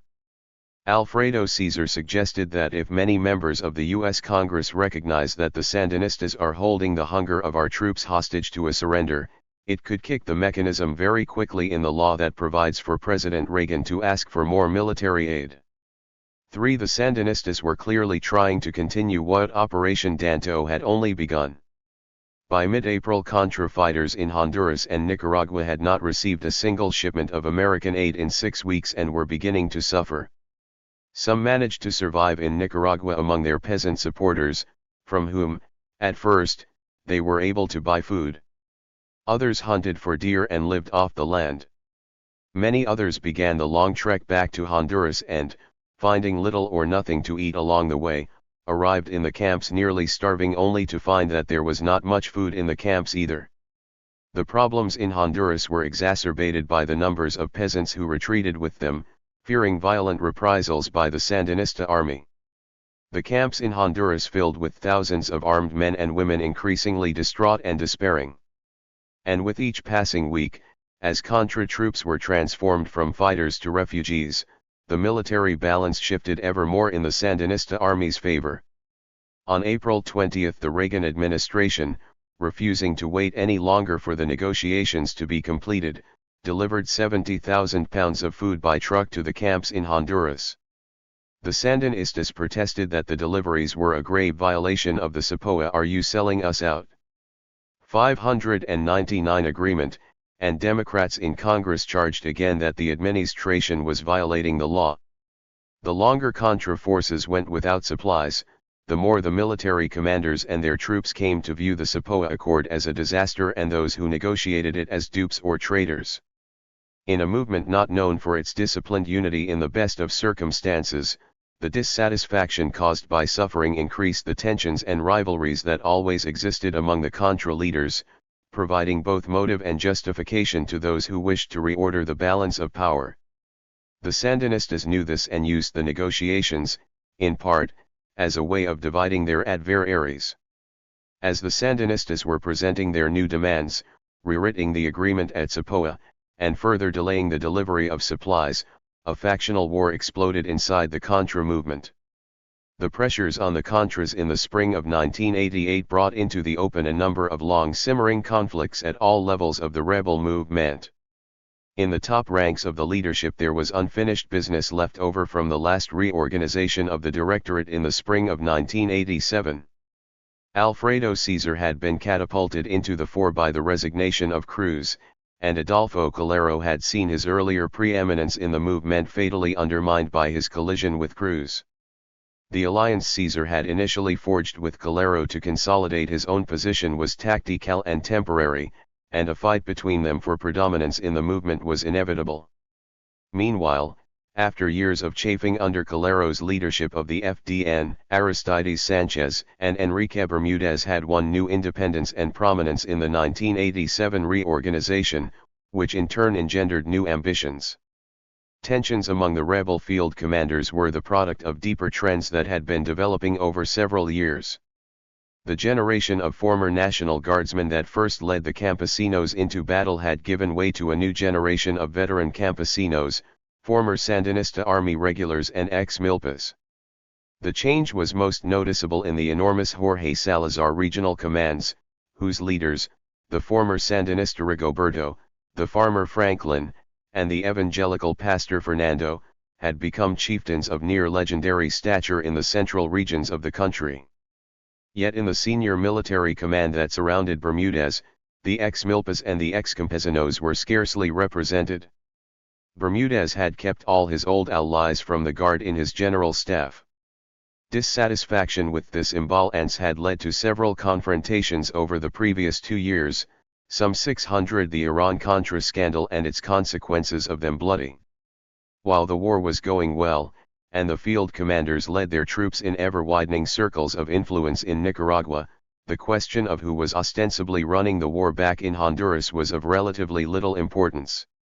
As one Contra field commander told reporters, "When we have everything, we do not care who is in charge of us." For while the Americans were directing the war, planning most of the military strategy, and operating a fairly reliable resupply operation, the general staff in Honduras were almost irrelevant figureheads anyway. When the American program came to an end in March, however, and the supplies began to run out, leaders like Rigoberto came into the Honduran camps only to find Bermudez's old guard still in charge. Long suppressed discontents erupted. Some field commanders demanded a reorganization of the general staff to bring new blood into the command, but Bermudez refused to satisfy many of the most discontented. Rigoberto, who fancied himself a reincarnated Sandino, was given an entirely non-military assignment by the senior command and felt dishonored. Fernando, who with Rigoberto had led Jorge Salazar troops in their assault on the 3 mining towns in December, was also annoyed at the way Bermudez and his deputies were running things. Tigrelo, the oldest and most respected campesino leader, found no one in the camps who could provide food to his thousands of followers and summoned Bermudez to a confrontational meeting toward the end of February. Nor were the ex-campesinos and ex-Sandinistas the only unhappy ones. Torrio, a former guardsman and advisor to Bermudez, had also become dissatisfied with the military leadership and, like the other disgruntled commanders, thought he could do better. This combustible mixture of leadership rivalry in the Contra Directorate and generational conflict among the troops required only the proper spark to be ignited, and both the Sapoa agreement and then the Sandinistas' effort to prevent the delivery of supplies provided it. While the Sandinistas were laying down their new ultimatum in Managua on April 17, Tono and Fernando were back in Honduras denouncing Bermudez and calling for his resignation. Joined by Rigoberto, the commanders engineered a dissident rebellion and found a ready ally in Adolfo Calero. With Calero financing their efforts, Tigrelo, Tono, Fernando, and Rigoberto worked to collect signatures on a petition calling for Bermudez's replacement by a junta of field commanders. They gave interviews to the press denouncing Bermudez as another Somoza. "Are you selling us out?" 601 charges seconded by Calero, and by the third week of April had mustered the support of a third of the regional commanders and other important fighters. 5 Bermudez retaliated by expelling Toho and Fernando from the Nagat baiting team, accusing them of defecting to the Sandinistas at Sapoa. He then stripped them and all the other dissidents of their ranks. These accessions only further infuriated the dissidents and strengthened their support among troops in the camps. By the end of April, the effort to oust Bermudez from the movement appeared to be succeeding. While the dissident commanders stirred up trouble in the ranks of the fighters, Calero sought the legal expulsion of Bermudez by the Contra Directorate. With Chamorro and Ferry as likely allies of Calero, and Aristides Sanchez as the lone defender of Bermudez, only Caesar's approval was required to turn the tables decisively against the Contra military commander. The ouster of Bermudez at the hands of Calero and his allies, however, was not a development to be welcomed by Caesar. If Bermudez were expelled from the movement, Calero's allies in the camps would rise to the fore and Calero would once again become the sole member of the Directorate with close ties to the field commanders. In one stroke Calero could resume the preeminent position he had held years before. Caesar, therefore, in yet another nimble shift of allegiance, came to the aid of the National Guard colonel he had once denounced as Somocista. His switch effectively blocked any chance that the Contra Directorate could vote Bermudez out as military commander. The CIA, meanwhile, with the aid of Honduran military officers, moved to quell the dissident rebellion against Bermudez because they feared a civil war in the Honduran camps. The Sandinistas fanned the flames of this internecine conflict by further tightening their demands at the next meeting at the end of April. On April 28 in Managua, the Sandinista negotiators still would not agree to complete negotiations on an enclave agreement and proposed instead that the Red Cross should begin delivering aid to the Contras in Nicaragua. The Contra negotiators objected to this proposal on several grounds. Until the Contra fighters could move into enclaves with appropriate guarantees, they could not safely go to the sites, which the Sandinistas had chosen, to pick up deliveries made by the Red Cross. Nor did the Contras believe they could depend on the reliability of the Red Cross, which like any organization based in Nicaragua depended on the government's cooperation to function. Finally, the Sandinistas had already declared that 602 the Iran-Contra scandal and its consequences, the Contras could propose their own preferred neutral agency to make the deliveries. They appeared now to be retreating from that earlier agreement, as well. By the beginning of May, therefore, the 60-day temporary ceasefire was more than half over, and the Contras had yet to receive a shipment of supplies in Nicaragua. As many as 5,000 Contra fighters had retreated to Honduras and more were arriving there each day in a state of near starvation. For those Contras remaining in Nicaragua, conditions were deteriorating as the troops ran out of money to pay local supporters for food and supplies. As the supply problems grew more acute, so did the political crisis within the movement. Reporters meeting with Contra fighters in the camps found them confused and demoralized by the infighting and the shortages. On May 3 the dissident commanders came forward with their petition demanding the ouster of Bermudez. The next day, 3 leaders of the rebellion, Rigoberto, Tono, and Tigrelo, were arrested by the Honduran military and swiftly deported to the United States, along with 3 civilian allies of Calero. Fernando, however, eluded capture and fled to the camps to rally support. By May 9 some 1,500 Contra fighters led by Fernando had blockaded themselves in their camp at Yamales, disavowed Bermudez as their leader, and declared their allegiance to the dissident commanders. At one point troops loyal to Bermudez fired on a group of dissidents traveling in Fernando's jeep. Fernando was finally arrested by the Honduran military and deported. With all their leaders removed, the dissidents gave in and on May 18 most declared their support for Bermudez. The rebellion was thus quelled and Bermudez retained control, although he could not have done so without the help of the CIA and the Hondurans. The CIA's loyalty to Bermudez proved more durable than its loyalty to Calero or indeed to the most distinguished of the Contra's field commanders. The price of restoring unity was the loss from the Contra ranks of some of their most famous and effective leaders. With the Contras in this weakened and divided condition, the Sandinistas tried to press their advantage. On May 1 Daniel Ortega warned that if the Contras did not accept the government's offer before the ceasefire expired on May 31, the Sandinistas would launch a major military offensive against the mercenary forces. That will make the Danto operation look small. The Sandinistas, he said, were offering the Contras a chance to lay down their arms, and the Contras should be grateful that we are you selling us out. 603 not offering them the guillotine or the firing squad, which is what they deserve. 10 American intelligence officials once again detected Sandinista troop movements up near the Honduran border in the Bocay region. Caesar, Calero, and other Contra leaders hurried to Washington at the beginning of May to try to get Congress to put pressure on the Sandinistas. Either the Sandinistas had to settle the question of the enclaves, they insist, or the United States had to begin delivering supplies directly.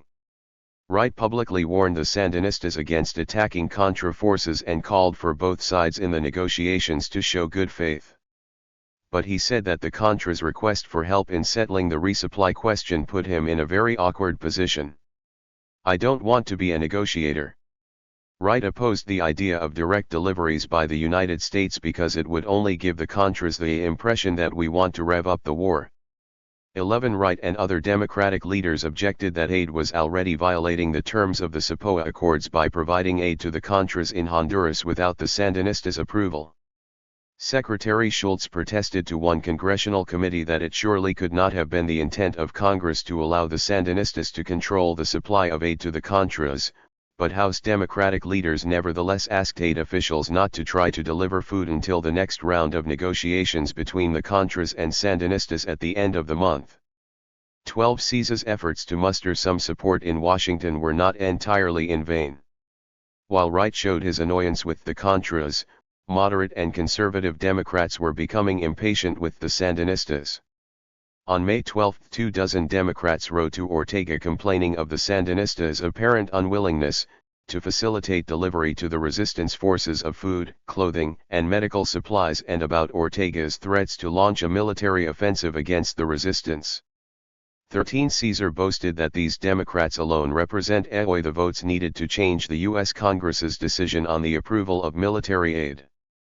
14 The Sandinistas had been taking a firm hand with unarmed opponents, as well as with the Contras. At the end of April, a 2-month-old wildcat strike of construction workers erupted, provoked by the plummeting economy and the government's futile efforts to control wages and prices. Dozens of workers had begun hunger strikes, and their plight united the entire spectrum of opposition parties and unions, from far left to far right. 604 The Iran-Contra scandal and its consequences. On April 26, the 14 opposition parties suspended their dialogue with the Sandinistas in sympathy with the strikers. 3 days later, Sandinista riot police wielding rubber truncheons broke up a crowd of several hundred workers and arrested dozens in a raid on one left-wing labor federation. A few days later, leaders of the 14 opposition parties were arrested and held for several hours after marching to the headquarters of the besieged union. 16 Over the next week, the Interior Ministry banned the news broadcasts of 3 opposition radio stations, including Radio Católica, because of their reporting on the strike. On May 14, the government instituted new rules to restrict news reports on the economy and the draft. The Sandinistas see the Contras falling apart, and they see the United States not disposed to help them, one opposition leader told reporters. They feel that they now control the situation, which means there's no reason to compromise on anything. In Washington, however, the Sandinistas' actions brought threats of renewed aid to the Contras. Another letter from Democrats warned Ortega that actions taken by your government will not only affect events in Nicaragua, but in Washington as well. 18 Speaker Wright himself came under fire. Wright was loath to declare that the Sandinistas were violating the terms of the SAPOA agreement, since to do so would have provided President Reagan the pretext to demand a quick vote on new aid. 1Q The Washington Post, however, assailed Wright for not putting more pressure on the Sandinistas. Noting the Sandinistas' hard line in ceasefire talks with the Contras, the Post expected from Wright the kind of words to the Sandinistas that would tend to balance the odds. Instead, there is earnest counsel to both sides to bargain in good faith and get the negotiations back on track. It is a pathetic performance. 20 A group of senators and House members from both parties were preparing a bill for new aid that they threatened to introduce on June 1 if the Sandinistas were not more forthcoming. On May 26, Congressman Hyde surprised the Democratic leadership by proposing from the floor an amendment to the Intelligence Authorization Bill allowing covered aid in the next fiscal year, and although the amendment failed by a margin of 214 to 190, it served as a warning to the Sandinistas that another attempt might succeed later if they were not careful. The Sandinistas hurried to quell the building storm. Vice President Sergio Ramirez rushed to Washington to meet with Wright and to clear up any misunderstandings about our intentions that Mr. Wright might have. Ramirez assured the Speaker the Sandinistas were not doing any "are you selling us out?" 605 thing to stand in the way of deliveries to the Contras, that they were not insisting on the Red Cross, and that any number of organizations could begin delivering supplies tomorrow if possible. 21 Wright declared himself satisfied with Ramirez's explanations.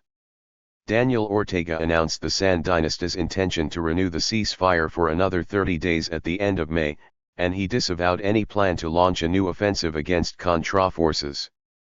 Vice Foreign Minister Tinoco made a surprise visit to Miami and proposed a new round of talks with the Contras at the end of the month, just 2 days before the SAPOA truce was due to expire. The warnings from Congress buoyed the Contras' hopes as they began the next round of talks. Reassured that the United States would not leave them to starve or be destroyed by the Sandinista army, Contra negotiators had no reason to make only minimal demands of the Sandinistas. At the end of May they called for the establishment of a new institutional order in Nicaragua, which included the separation and independence of the army, the government, and the judicial system from the Sandinista party, the elimination of compulsory membership in Sandinista mass organizations, the elimination of obligatory military service, guarantees for unrestricted freedom of expression, including the opening and maintaining of private television channels, and a guarantee of the right to strike. 22. Wary of the Sandinistas' past record of proclaiming such principles without abiding by them, the Contras also insisted that the Sandinistas agree to a timetable of specific steps to carry out the proposed reforms. They demanded agreement on a schedule for national and local elections, and specifically for the holding of elections by January 31, 1989, for a constituent assembly that would draft a new constitution. Only when these actions had been carried out, and were then verified by Cardinal Obando and the Secretary General of the OAS, would the Contras lay down their arms and reintegrate themselves into Nicaraguan political life. To many observers, the Contras' demands at the end of May seemed ridiculously extreme, especially in light of their military predicament. The Contras clearly did not design their proposal with a view to winning the Sandinistas' acceptance. When asked what would be required to bring a more democratic government to Nicaragua, however, opposition leaders, both armed and unarmed, had always given the same answers. The Contras' proposal was no more extreme than the others presented by Nicaraguan opposition leaders throughout the 1980s. It repeated demands made by Cruz and other opposition leaders in the San Jose document of March 1985. 23. It was almost identical to the 9-point platform 606. The Iran-Contra scandal and its consequences the Democratic coordinator put forward in December 1983. 24. It contained many, but not all, of the 17 proposed changes in the Sandinista constitution that opposition political and business leaders had been calling for since 1987. Citing the Sandinistas' commitments at Escapulas, the Contras now insisted that if a ceasefire were to be accompanied by democratization, these were the measures the Sandinistas would have to adopt. Two such demands were declared unreasonable. Alfredo Cesar asserted, then the resistance is not negotiating democracy in Nicaragua, but surrender. 25. The Contras, under the protection of the American Congress, had no reason to ask for less, and they could hope that if the Sandinistas rejected their proposal, the Congress might even vote them new aid. In this hope all the Contra leaders were united. Cesar hoped a new aid bill would strengthen his hand in the next round of talks, and Bermudez hoped that he could resume the war and continue it into the next administration. If the Contras had no reason to ask for less than the maximum at the end of May, however, the Sandinistas had no reason to concede more than the minimum. Indeed, because of the ambivalent posture of the American Congress, neither side had any incentive to make the kinds of important political and military concessions that might make agreement possible. The Sandinistas' military situation was more favorable than it had been in 2 years. Since Congress cut off military aid to the Contras, the dire circumstances the Sandinistas faced at the end of 1987 had improved considerably.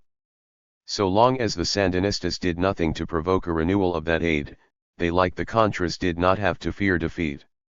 Why, then, should they make the kinds of political concessions that could cost them control of the situation in Nicaragua and possibly lead to the very defeat they had avoided? 7. The Sandinistas' mortal enemy, Ronald Reagan, was a few months from retirement, and Democratic presidential nominee Michael Dukakis, who had declared the Contra War immoral and illegal, was leading Vice President Bush by as many as 10 points in the polls. As Sergio Ramirez put it, President Reagan's policy was in complete ruins. The administration was no longer able to reconstruct a policy against Nicaragua. Under the circumstances, Ramirez argued, the Contras simply lacked the military or political strength to impose their viewpoints at the bargaining table.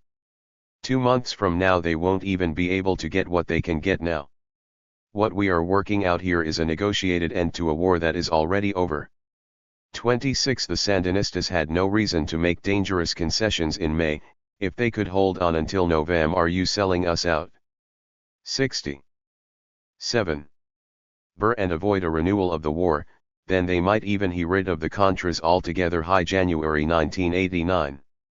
They believed, moreover, that they had a hidden card still to play. That card was Alfredo Caesar. By the end of May, Caesar had emerged from the Contras' internal struggles stronger than ever. He had been elected chief negotiator, his fellow directors in place of Calero. His private conversations with the Sandinistas' American lawyer, Paul Reichler, had continued and become more important.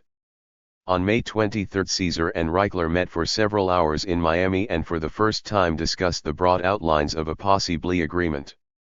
Over the next 2 weeks, Caesar held several private meetings with Sandinista leaders and representatives, unbeknownst to his fellow negotiators.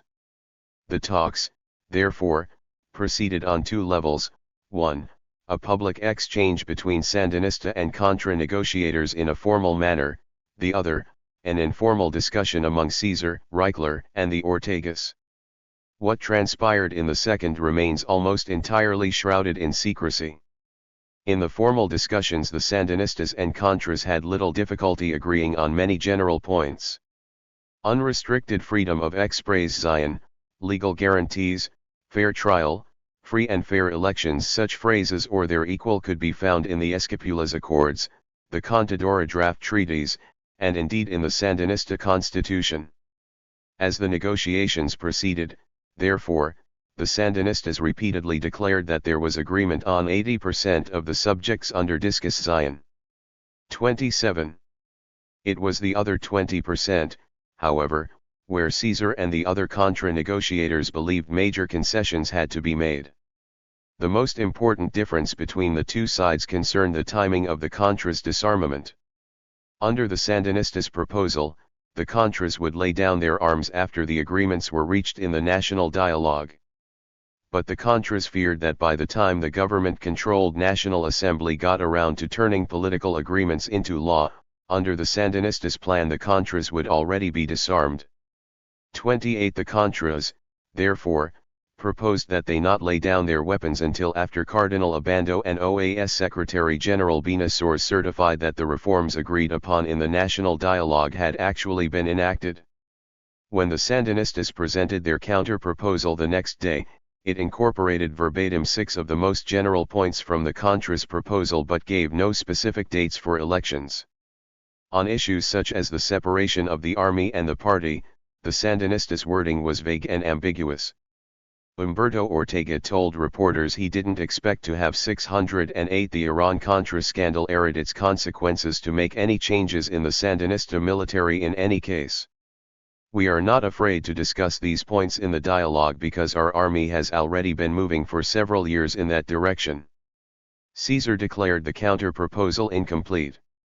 The Sandinistas, he claimed, refused to be pinned down.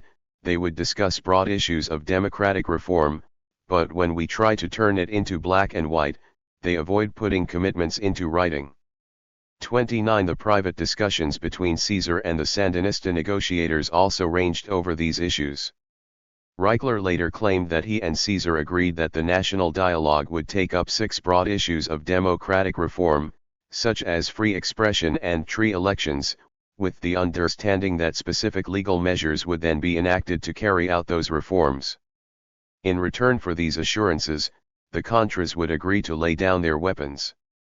According to Reichler's account, Caesar said he could sign such an agreement but doubted that Bermudez would unless he were able to persuade Secretary Schultz to put pressure on Bermudez. Caesar denied that he ever made this offer. According to Caesar's account, he and Reichler had identified several issues on which Reichler thought the Sandinistas could be flexible. Caesar said he never committed the Contras to any deal, however, and Reichler didn't commit the Sandinistas. 30. What other questions were discussed in these conversations has been a matter of controversy. Caesar, according to Humberto Ortega, said he wanted to run for president in 1990 and was prepared to make concessions in exchange for a guarantee from the Sandinistas that he would be allowed to run in a fair contest, perhaps even with the Sandinista support. The Sandinistas later recounted one evening when Humberto Ortega met for several hours with Caesar and probed him for points of compromise in the Contras proposal. According to Reichler, Caesar said the demand for a new constitution was negotiable, but when Ortega continued to press him, Caesar broke off the discussions and abruptly left. The next day Caesar publicly warned that if no agreement were reached with the Sandinistas, the Contras would suspend the talks, allow the ceasefire to lapse, and go back to Congress for more assistance. The Contras did not end the talks, however, but called for another round to begin on June 7. Caesar departed for Washington, and during the first week of June he met with Speaker Wright, moderate Democrats and conservative Republicans and administration officials, including Elliott Abrams. He told Wright that a deal with the Sandinistas was practically "Are you selling us out?" 609 completed, he could guarantee a majority of the Contra Directorate would vote for it, although he was unsure about Bermudez. 31 Caesar told reporters the Sandinistas had agreed to 6 of the Contra's 9 points, and if they agreed to the other 3 a permanent ceasefire could be signed during the next round of talks. Caesar even won the support of Elliott Abrams. He told Wright that for the first time Abrams had advised the Contras to make the best deal they could. Caesar publicly proclaimed that if we decide we've got a good agreement, it will have the considered support of all the important sectors in Washington. 12 Caesar's statements were clearly meant to inform the Sandinistas that if they accepted his terms for agreement, he could deliver the Contras and the Americans. No Contra leader had ever been in a stronger position to make a deal. If Bermudez refused to accept an agreement based on the 9 points described by Caesar to Abrams and others, he would be isolated. On the other hand, Caesar could not accept any deal that fell far short of agreement on these 9 points. The fact that Caesar was thus committed to a position seems to have convinced the Sandinistas that the first part of their strategy had failed. The positive sign from Abrams, Nicaraguan officials later claimed, immediately provoked the Sandinista suspicions. 11 It must have suggested to them that Caesar was not going to play the role they had hoped for. Whether this was because he had not gotten what he wanted in his private talks, or because he could not bring the rest of the Contras to agree to what the Sandinistas were officially offering, or both, can only be guessed. The other Contra leaders were certainly nervous about Caesar's activities. He still had told them nothing about his talks with Reichler, but they had found out. The night before resuming talks with the Sandinistas, Bermudez and Sanchez visited Caesar in his hotel room. According to Caesar, Bermudez said, "I know you're talking to Reichler." Caesar claims Bermudez understood that he was acting in good faith and that the Contra General didn't mind the private talks. But Bermudez nevertheless confronted Caesar directly. "What I want to know is whether I can trust your position. Are you selling us out?" Caesar promised Bermudez he would never agree to positions that are not those of the Nicaraguan resistance. 34.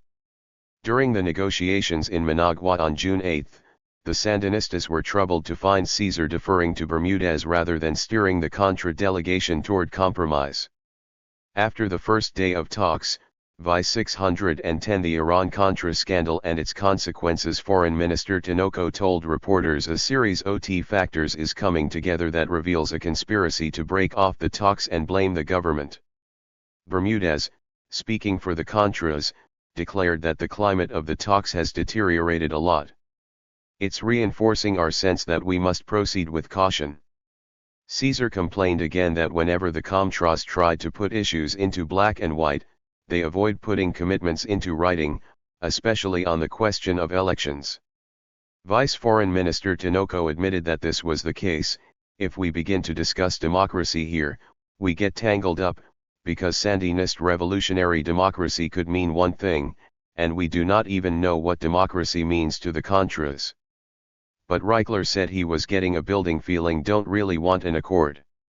They want to go back to Washington and ask for more military aid.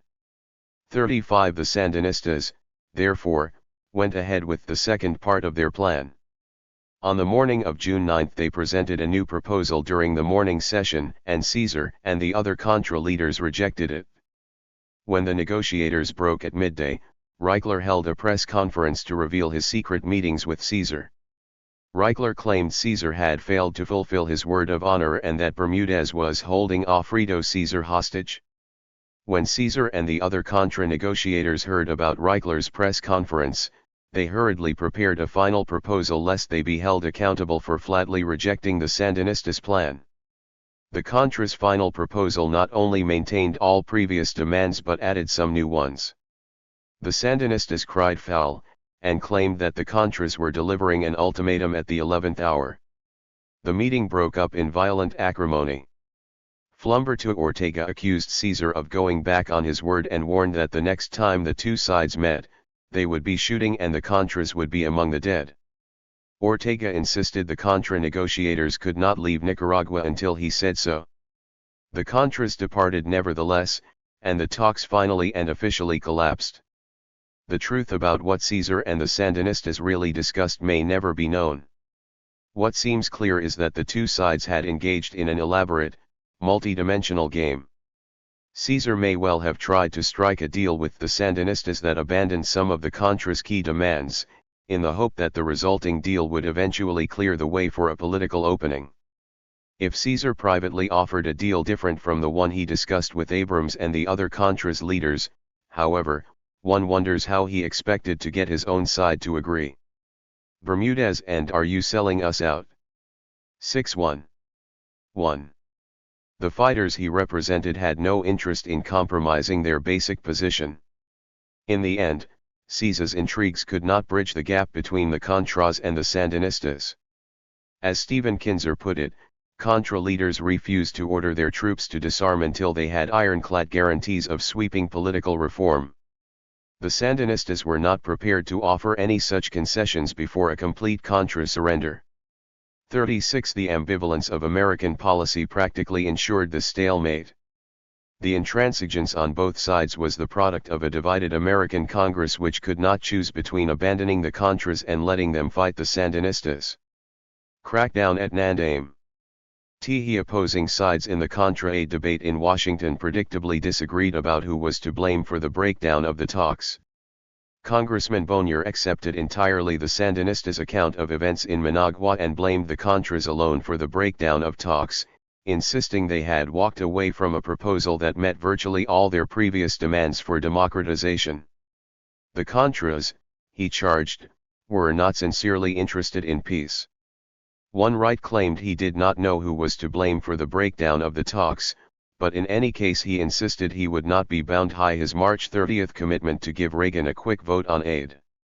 2. While conservatives in Congress were eager to provide the Contras what they needed to reconstitute themselves so they could fight, Caesar and other Contra leaders found the House Democratic leadership hostile to their request for more aid. 3. Wright warned the Reagan administration against seeking new military aid, insisting that the armistice of the past several weeks is surely preferable to the bloodshed of the past several years.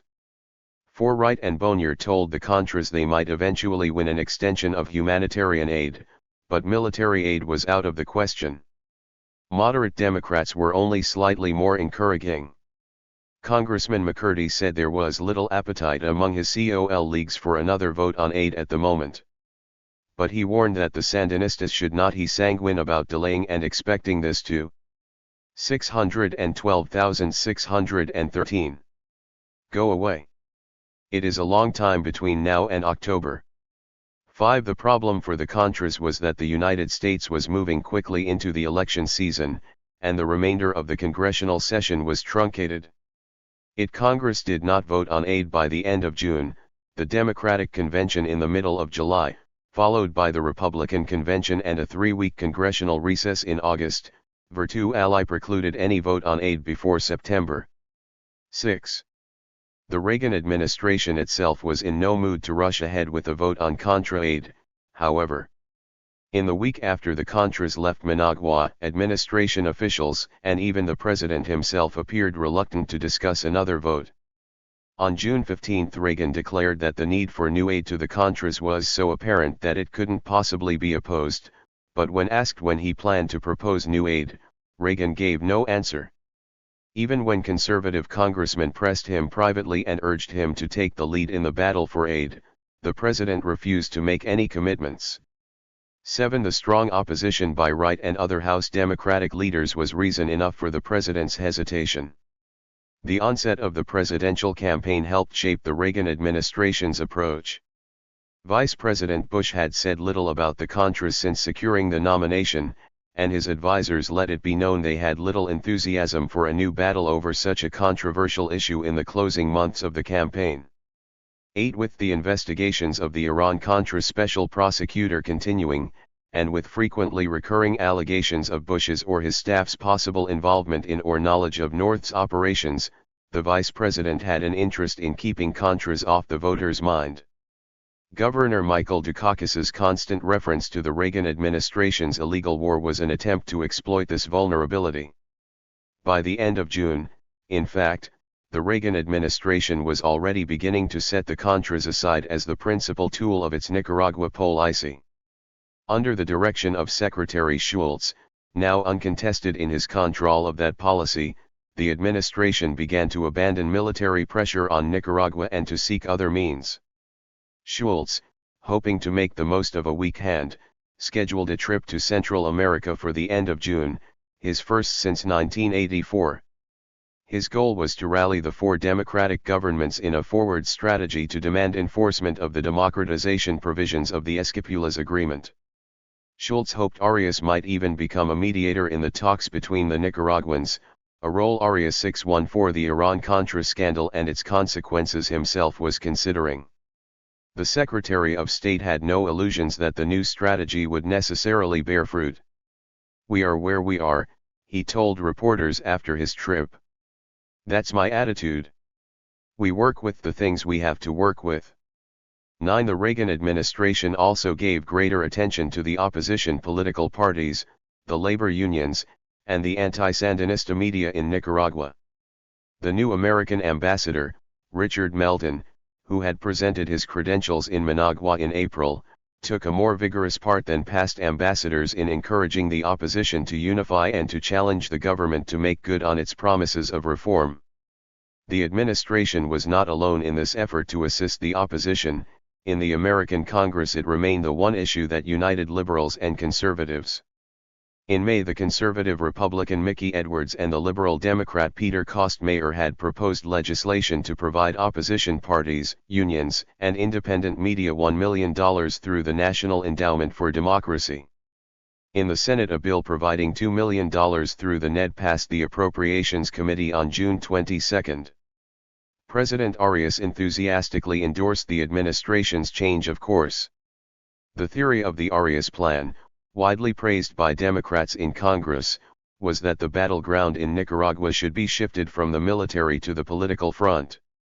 After meeting with Shultz in San Jose on July 1, Arias declared that pressure on the Sandinistas should not be imposed by once again firing rifles that have already been silenced, but by making them keep the promises they made at Esquipulas. 10. The new strategy was a boon to the opposition in Nicaragua. The Guatemala Accords were supposed to have given the unarmed opposition the leading role in demanding political reforms and to have placed them in the international spotlight. Ever since the Sandinistas had agreed to talk with the Contras, in August 1987 however, the opposition in Managua had been shunted to the side.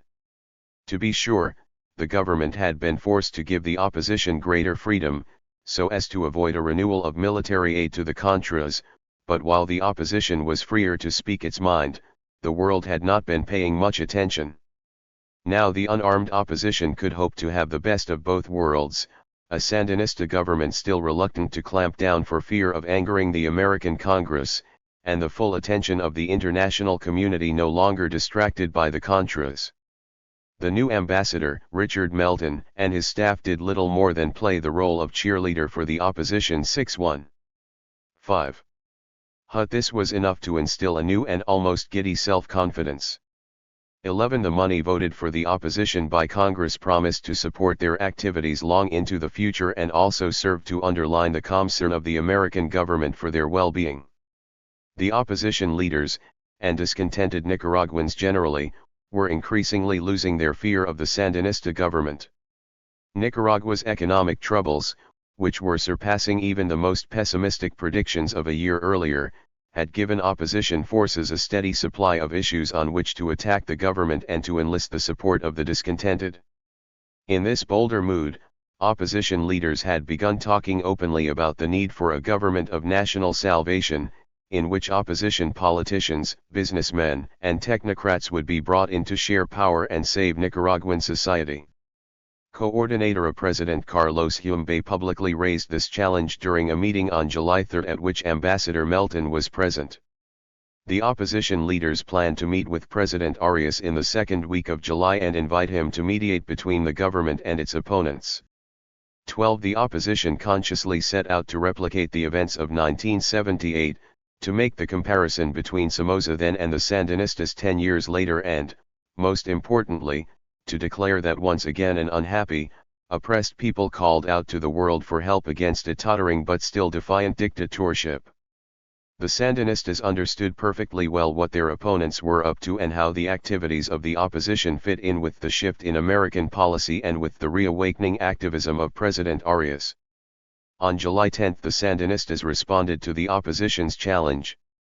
The occasion was an opposition rally at Nandame. The historical significance of Nandame was understood on both sides. In March of 1981 an opposition rally organized by Rabelo's Nicaraguan Democratic Movement had been disrupted by Sandinista mobs ordered into the streets by the government, and the turbas had burned down the MDN's headquarters in Nandame. That event had marked a symbolic end of the Sandinista bourgeois governing alliance and had been followed a few months later by the arrest of the most prominent opposition leaders. Now, in the days leading up to the Nandame rally 7 years later, Sandinista officials made clear their aim to see history repeated. Remember, there was a time when we burned down a house to prevent reactionaries from taking over the streets of Nandame, one Sandinista told reporters in the first week of July. This time we're ready to burn 10 houses. 13616 The Iran-Contra scandal and its consequences. The Sandinistas would later claim that the government police were provoked and physically attacked by the opposition at Nandame. Accounts of the violence at Nandame, however, especially that of the New York Times' Stephen Kinzer, left no doubt that the clash was a premeditated show of force by the government. Days before the rally, a Sandinista official called an opposition leader with some friendly advice: "Some new repression is coming. We've decided to crack down. Don't send your PEOPLE to Nandame. We're going to kick ass down there." On the day of the rally, Kinzer recalls, it took only a moment to see that the police were preparing for something extraordinary. The hundreds of officers lining the streets seemed prepared for all-out war. Each carried an AK-47 assault rifle and extra ammunition clips. Some wore gas masks and bulletproof vests. Several thousand opposition activists in the square were chanting anti-Sandinista slogans. The police shouted back and waved their clubs threateningly, but the chanting continued. Emilio Alvarez, the aging veteran of opposition against both Somoza and the Sandinistas, called out to Kinzer, "People aren't afraid anymore. It means the Sandinistas' days are numbered." When Conservative Party leader Miriam A. Arguello finally rose to speak, however, scuffling broke out at the back of the crowd. Perhaps some of the unarmed demonstrators attacked the heavily equipped army of police, as the Sandinistas later alleged, but in Kinzer's opinion the police apparently had orders to escalate the provocations until there was a violent response. The police waded into the crowd and began firing tear gas grenades. The first explosions dispersed the crowd immediately, but the police were not satisfied with that. They fired more grenades and began chasing those fleeing, clubbing them as they ran, and kicking them when they fell. Kinzer himself was attacked by a policeman, who knocked him to the ground with his rifle butt. 14 That day and the next, Sandinista police arrested more than 40 protesters, including prominent opposition leaders. The president of the Coordinadora, Carlos Humbe, the leader of the Social Christian Party, Agustin Yarcon, and Conservative Party faction leader Miriam Arguello, were thrown in jail and summarily sentenced to 6-month prison terms for inciting attacks on the police. State-run television showed Arguello in prison garb in her cell, looking worn and battered. Within the next 24 hours, the government ordered Radio Católica and a handful of other private radio stations off the air for reporting inaccurately about the protest. La Prensa was ordered closed for 15 days. The government's AC count of the violence at Nandame was that the right-wing parties, La 617, Prensa, and unarmed Contras, known as the civic opposition, incited incidents and attacked police in Nandame. This provocation, moreover, had been planned and orchestrated by the American Embassy. 15 On July 1, one Foreign Minister Descoto called Ambassador Melton to the Foreign Ministry and informed him that he and 7 embassy employees were being expelled from the country. Melton was given 72 hours to leave Nicaragua. The violent crackdown at Nandame inaugurated 5 months of domestic repression and diplomatic intransigence by the Sandinistas. The arrested opposition leaders remained in jail awaiting trial until December, despite the pleas of Arias and other world leaders for their release. Relations between the United States and Nicaragua were severed, de facto if not de jure, when the Reagan administration expelled Ambassador Tunnerman in retaliation, leaving both countries without ambassadors for the remainder of the year. Secretary Schultz's new diplomatic initiative perished at birth, as the Sandinistas denounced his efforts to isolate them and called on their neighbors not to lend themselves to American aggression.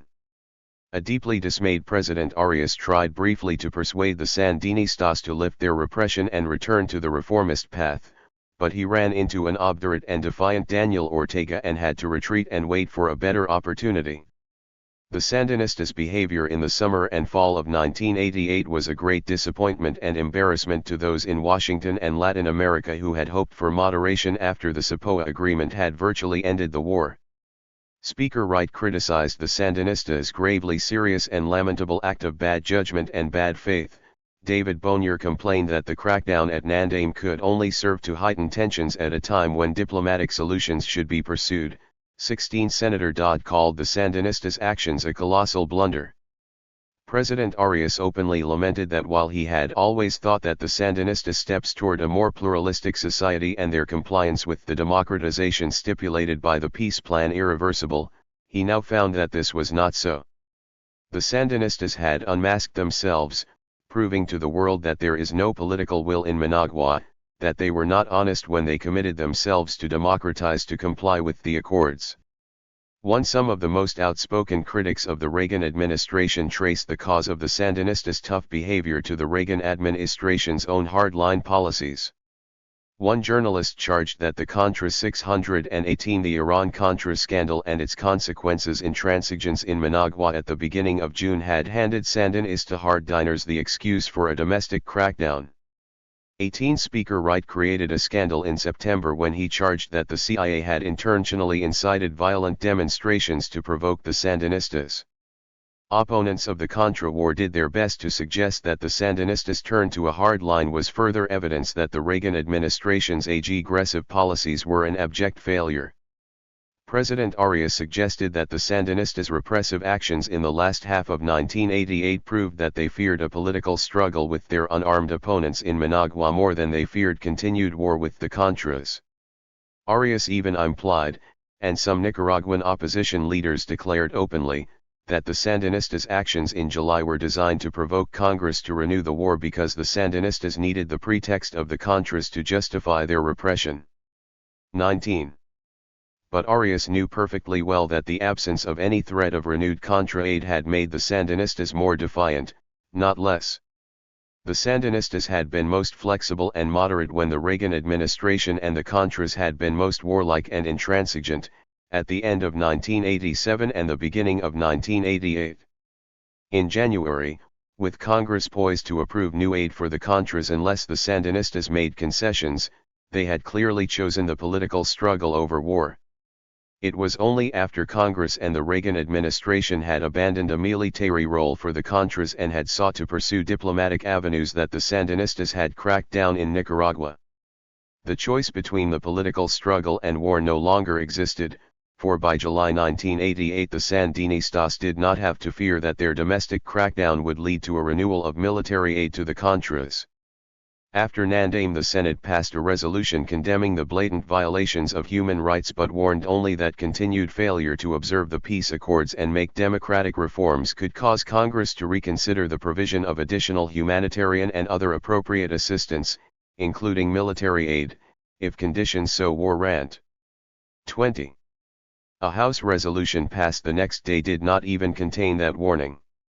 21. President Reagan, asked by reporters on July 15 if he was in favor of more military aid for the Contras, responded, "You bet I am," but anonymous senior administration officials quickly explained that there was no desire in the White House or in the Bush campaign to fight for more military aid.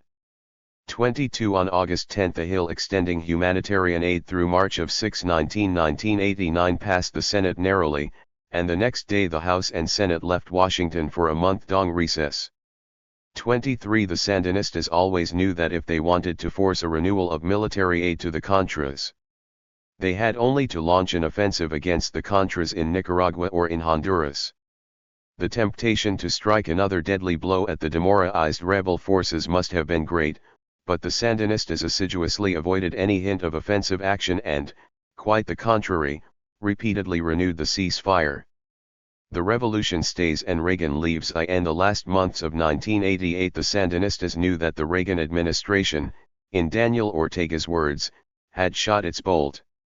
Congress would take no further action for the remainder of the year, and the matter of Contra aid would not be addressed in Washington until 1989 under a new American president.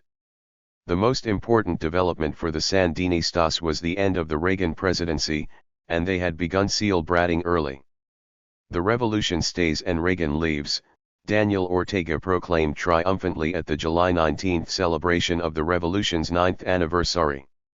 One surviving 8 years of Reagan was a great accomplishment for the Sandinistas. Surviving the next American president promised to be much easier, especially if that president was Michael Dukakis. Despite choosing Senator Lloyd Bentsen, a longtime supporter of the Contras, as his running mate, Dukakis had made his opposition to the Contra policy abundantly clear. In his acceptance speech at the Democratic Convention he declared that the greatest threat to our national security in this hemisphere is not the Sandinistas, but drugs.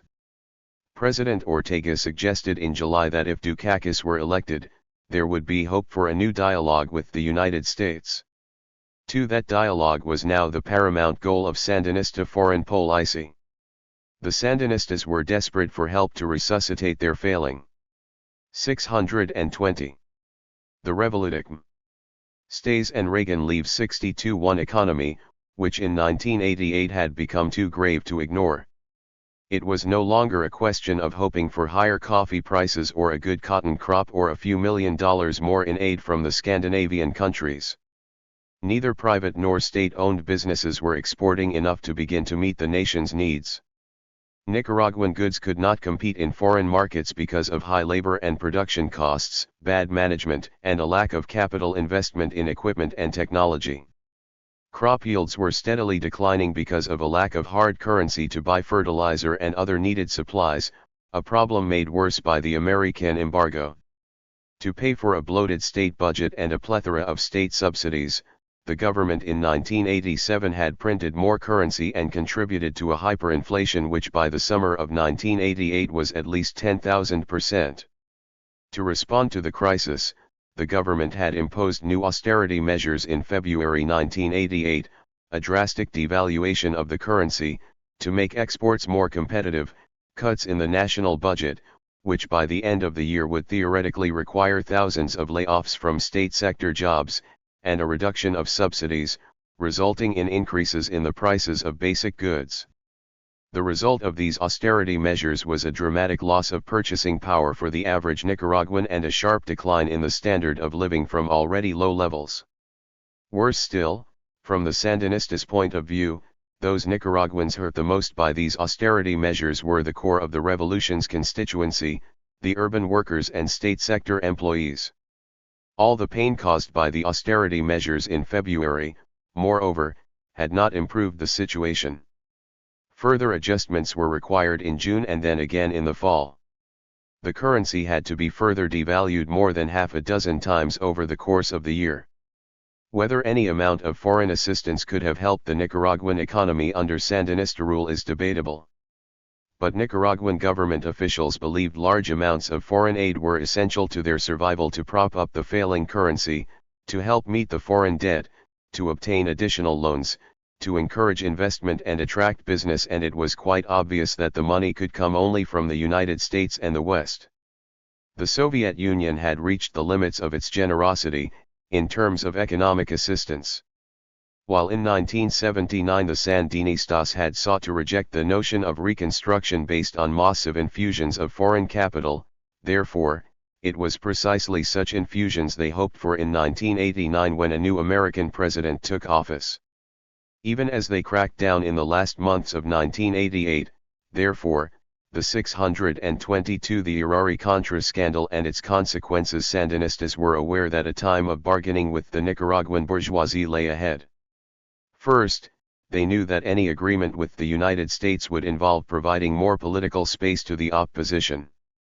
Second, any resuscitation of the economy required the active participation and cooperation of the bourgeoisie, the independent businessmen, managers, and technocrats that the revolution had so badly alienated. Socialism as an economic strategy was all but discredited in Nicaragua. Even Soviet officials were advising the Sandinistas to move away from a command economy toward freer markets, and the Sandinistas, independently of Soviet advice, had begun to enact their own form of perestroika. As Carlos Chamorro, the editor of Barricada, wrote in September, the new economic policy has invalidated a series of concepts that for years represented a roadmap towards the revolution's economic agenda.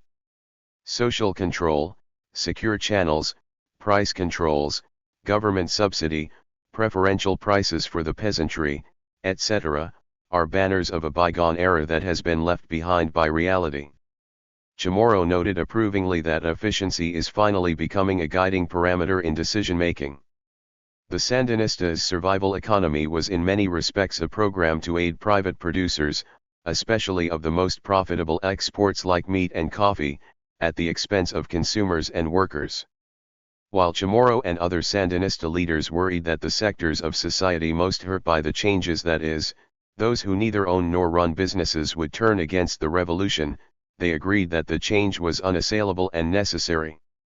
More and more the Sandinista government was taking advice from bourgeois technocrats, and the predominant emphasis these days, Chamorro noted, was the unquestionable importance that is being attached to the need to restore management skills.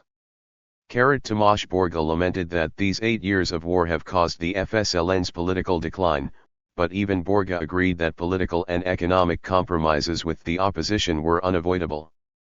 For the crackdown at Nandame and the repression that followed may have been, paradoxically, the first step in the Sandinistas' new strategy of compromise with the bourgeoisie. It was precisely because the Sandinistas recognized their increasing economic reliance on the private sector that they determined to limit its political space in the summer and fall of 1988, lest the bourgeoisie's power grow overwhelming in the coming difficult phase of the struggle. The risks were similar to those the Sandinistas faced in the early days of the revolution, when their alliance with the bourgeoisie, so necessary the revolution stays and Reagan leaves 623 for gaining the acquiescence of the West in the revolutionary triumph, had nevertheless posed a threat to the consolidation and further advancement of the revolution. Then the Sandinistas had feared that in the process of reconstructing the nation's devastated economy, the bourgeoisie would use the financial power of its imperialist allies to strengthen its own political power at the Sandinistas' expense. Then the Sandinistas had sought economic independence from the West to avoid the shackling of their economy to the extortionist policies of imperialism. They had abandoned the moderation of tercerismo in favor of a more rapid consolidation of revolutionary power. The pretense of non-alignment had given way to a conspicuous effort to win full membership in the Soviet bloc. 9 years later, however, the Sandinistas were reversing themselves. Instead of seeking economic independence from the West, they were in desperate need of economic reintegration. Instead of relying solely on the strength and resources of an ascendant Soviet bloc, the Sandinistas were hedging their bets as that great empire appeared to fall behind in its long competition with the United States. Instead of brazenly defying American power, the Sandinistas, with as much dignity as possible, were bending to the new correlation of forces. They were not moving away from the strategy of terrorismo, as the crackdown after Nandame made it appear, but back towards it. Whether the Sandinistas' new strategy could work depended on the willingness of the United States to ease the political, military, and economic pressures on Nicaragua in return for greater political space for the bourgeois opposition. In the summer of 1988, the prospects for such a deal appeared bright. The polls in July showed Michael Dukakis 10 points ahead of Vice President Bush. The Sandinistas were under no illusion that even a Dukakis administration would embrace them, but a Democratic president was more likely than a Republican to agree to normalize relations with the Sandinista government. As the Sandinistas cracked down on their opponents, therefore, they looked forward hopefully to a victory by Michael Dukakis, which would allow them to lift the repression a bit without fear of renewed American pressure. Those hopes melted away in September and October, however, along with the Massachusetts governor's lead in the polls. By the beginning of October a Bush victory seemed likely, and the Sandinistas quickly began adjusting their strategy to this unfortunate change of circumstances. It was not all bad news. The Sandinistas knew that the election of REA 624, the Iran-Contra scandal and its consequences GAN's vice president, would not necessarily mean a continuation of REA GAN's policy toward Nicaragua. They recognized, as most American observers did, that Bush did not have the same commitment that President Reagan had to the Nicaraguan counter-revolution. His campaign revealed that he was wary and weary of the battles with Congress, and his chief advisor, James Baker, was known to have insisted that White House officials avoid controversial battles over Contra aid during the election season. Bush's few declarations of support for the Contras were assumed, in Washington and in Managua, to be directed at a suspicious Republican right wing. Even if Mr. Bush wins, Ortega speculated, he will not make the same mistakes Reagan made. The next administration, whether Republican or Democrat, would have learned from the failures, mistakes, and discrediting of the Reagan administration's policy. Nevertheless, despite Bush's personal lack of enthusiasm for the Contras, the Sandinistas also knew it would be very difficult for the Republican president simply to extricate himself from his party's long-standing policy of support for the rebels. What's important is to understand that President Bush can't abandon the Contras, Daniel Ortega declared. Bush's strategy would be to continue supporting the rebels to try to win as many important concessions as possible from the revolution. Even before Bush's victory on November 8, therefore, the Sandinistas set out on a two-pronged strategy to meet the more difficult challenge posed by a Bush administration. On the one hand, they tried to persuade Bush advisors of their desire for a peaceful settlement of the U.S. Nicaraguan conflict. In public, the Sandinistas spoke warmly of the president-elect, contrasting his presumed pragmatism with the zealotry of his predecessor. Daniel Ortega publicly hinted at a possible deal on issues which supposedly worry Washington the most, like the alleged shipment of weapons by Nicaragua to revolutionary movements in various countries. At international gatherings, Ortega took every opportunity to seek out Bush, and Sandinista officials practically pleaded with Bush advisors for the beginning of even an informal dialogue. The Sandinistas' overtures were systematically rebuffed. President-elect Bush was not about to begin normalizing relations with the Sandinistas before his inauguration. The Sandinistas nevertheless hoped their entreaties would eventually bear fruit. Given Bush's difficulty with the Republican right wing, Humberto Ortega recalls, the Sandinistas knew they would have to provide concessions for a long time without expecting anything in return. While trying to woo the Bush team, therefore, the Sandinistas also the revolution stays and Reagan leaves. 625 tried to speed up the diplomatic process during the last months of 1988 in an effort to present the new administration with a fait accompli by January. Starting in October, they pressed for an early summit of the 5 Central American presidents to reach final agreement on a plan to disarm the Contras, dismantle their bases, and establish an international force on the border with Honduras to verify the removal of rebel forces. 14. The waning influence of the United States in Central America, made more visible by the humiliating failure of Schultz's initiative in July, had opened a broad avenue for the Sandinistas' diplomacy. The Tegucigalpa bloc of Honduras, Guatemala, El Salvador, and Costa Rica was splintered. Guatemala's President Cerezo joined the Sandinistas in urging the Honduran government to accept a border verification agreement. President Duarte, who had been so energetic in the diplomatic activities of 1987, was suffering from inoperable cancer and took little part in the diplomatic maneuverings throughout the fall and winter of 1988. The Honduran government was facing new presidential elections and was looking for relief from its support of the Contras. The Hondurans, in fact, were facing their worst fear, the Contras abandoned, angry, and armed on Honduran territory, and the United States washing its hands of the controversial project. Since the ceasefire in March, some 10 to 12,000 Contras and their families had fled Nicaragua. 15. The Honduran military refused to sign a new U.S.-Honduran military protocol until the United States promised to solve the refugee problem. On October 4 the Honduran foreign minister made an impassioned plea at the United Nations for an international peacekeeping force to expel the Contras. Reagan officials understood the Hondurans' proposal as a cry of anguish, and so did the Sandinistas. 16. The Sandinistas wanted an early summit to take advantage of the diplomatic climate before the United States recovered its influence. If the 5 Central American governments reached agreement on dismantling the Contras, it would be impossible for the next president to keep the sovereign resolutions of the 5 chief executives off his agenda. 1. President Cerezo supported an early summit, and neither the Salvadorans nor the Hondurans seemed inclined to stand in the way. 16. To the Sandinistas' chagrin, it was President Arias who stepped in to disrupt their plans in the waning weeks of the Reagan administration.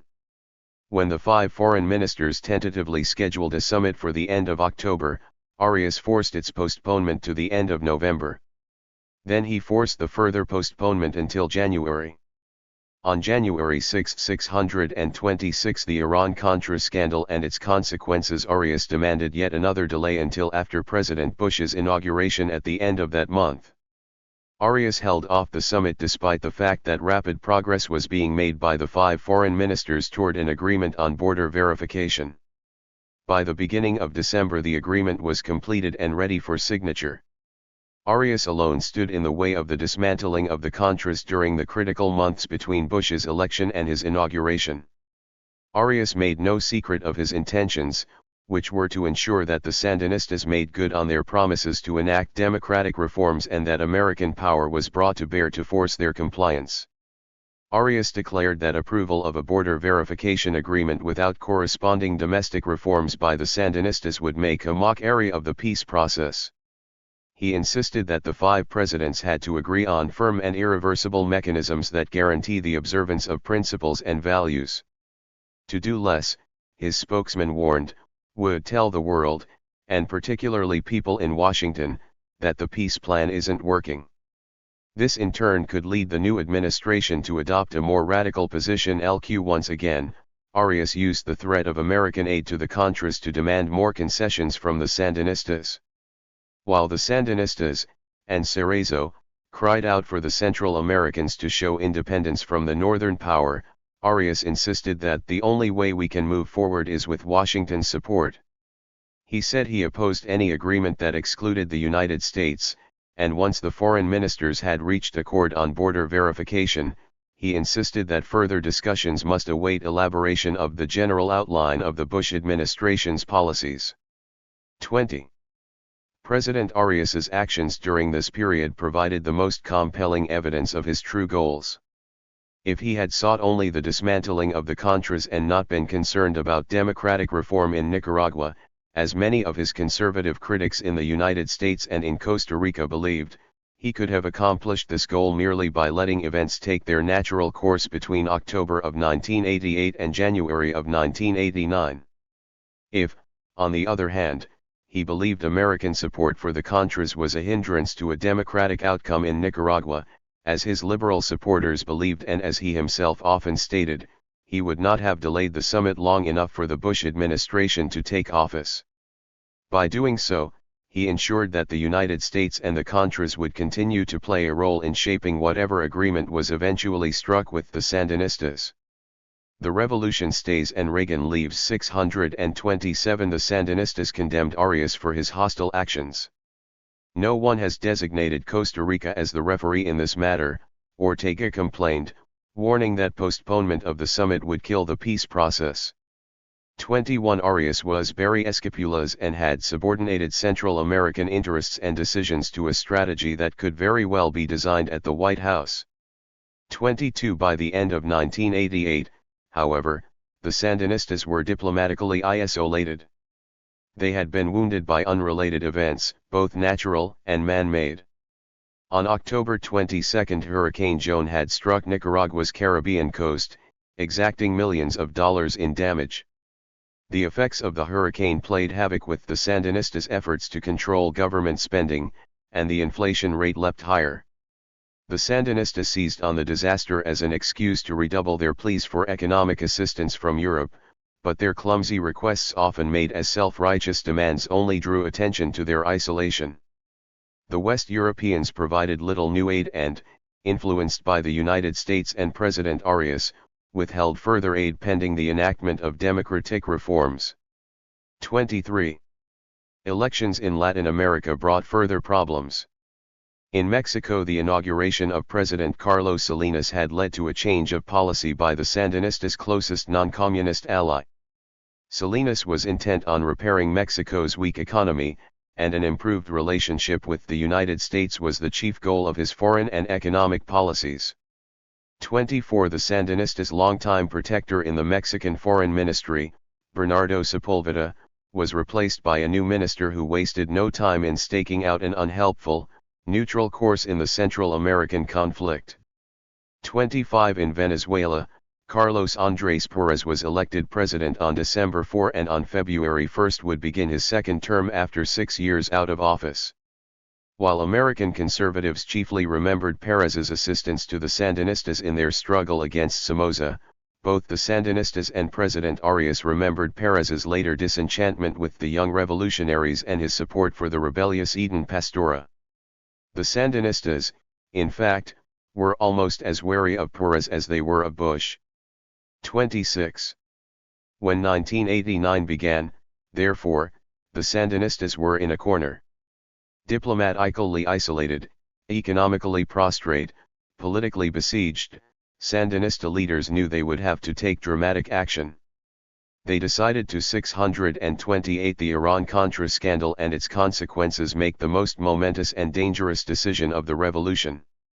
On February 1, Daniel Ortega traveled to Caracas for the inauguration of President Pérez, armed with new proposals for repatriating the Contras.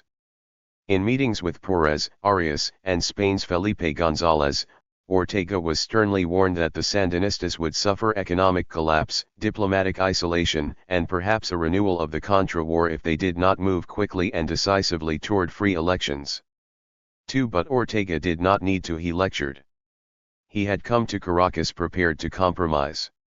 He told Pérez and Arias that the Sandinistas now understood it was important to hold elections in Nicaragua, and they planned to do so. Pérez and Arias demanded explicit guarantees that the Nicaraguan opposition would be granted fair terms for competing in the elections and a specific timetable for the campaign and the vote. 28. Arias also demanded that the Sandinistas move up the date of presidential elections 9 months, from November to February 1990. 2. Ortega agreed. He demanded in return only that the Contra army be dismantled well in advance of the elections. With the Sandinistas' commitment to elections, Arias finally allowed the meeting of Central American presidents to go forward in the middle of February. On the first day of the summit held at the Tesoro Beach Resort in El Salvador, Ortega announced that elections for president, National Assembly members, and municipal officers would be held in Nicaragua no later than February 25, 1990.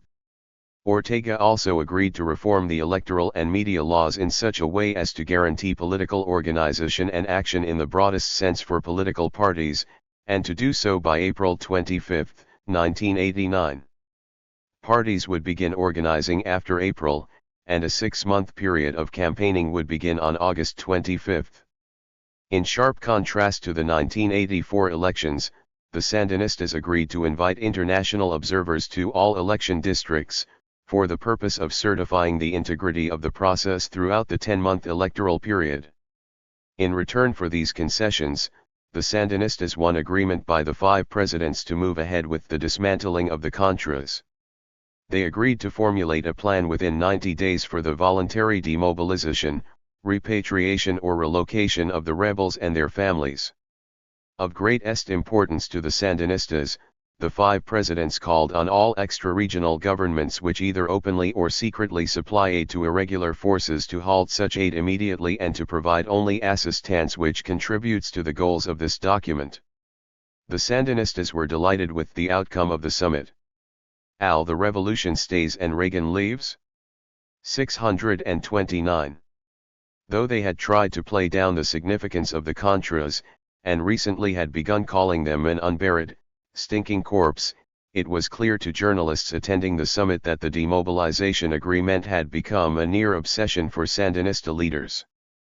30 Times reporter Lindsey Grosson shared the Sandinistas' expectation that the new agreement was likely to increase pressure on Congress not to vote any more money to supply food, medicine, and non-military equipment to the rebels.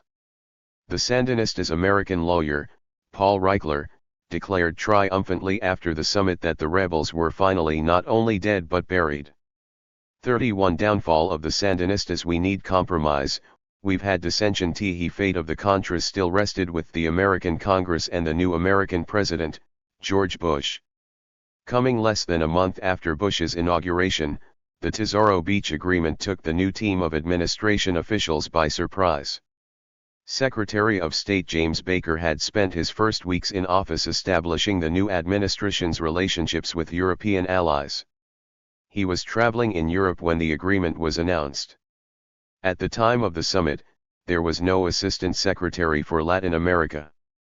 Elliott Abrams had been asked to leave immediately along with most other Reagan appointees, and his replacement, Bernard Aronson, had not yet taken over. The Tesoro Beach Summit, as the Sandinistas had hoped, presented the Bush administration with what appeared to be an unwelcome fait accompli. To fervent supporters of the Contras, the latest Central American agreement was another sellout of the Contras.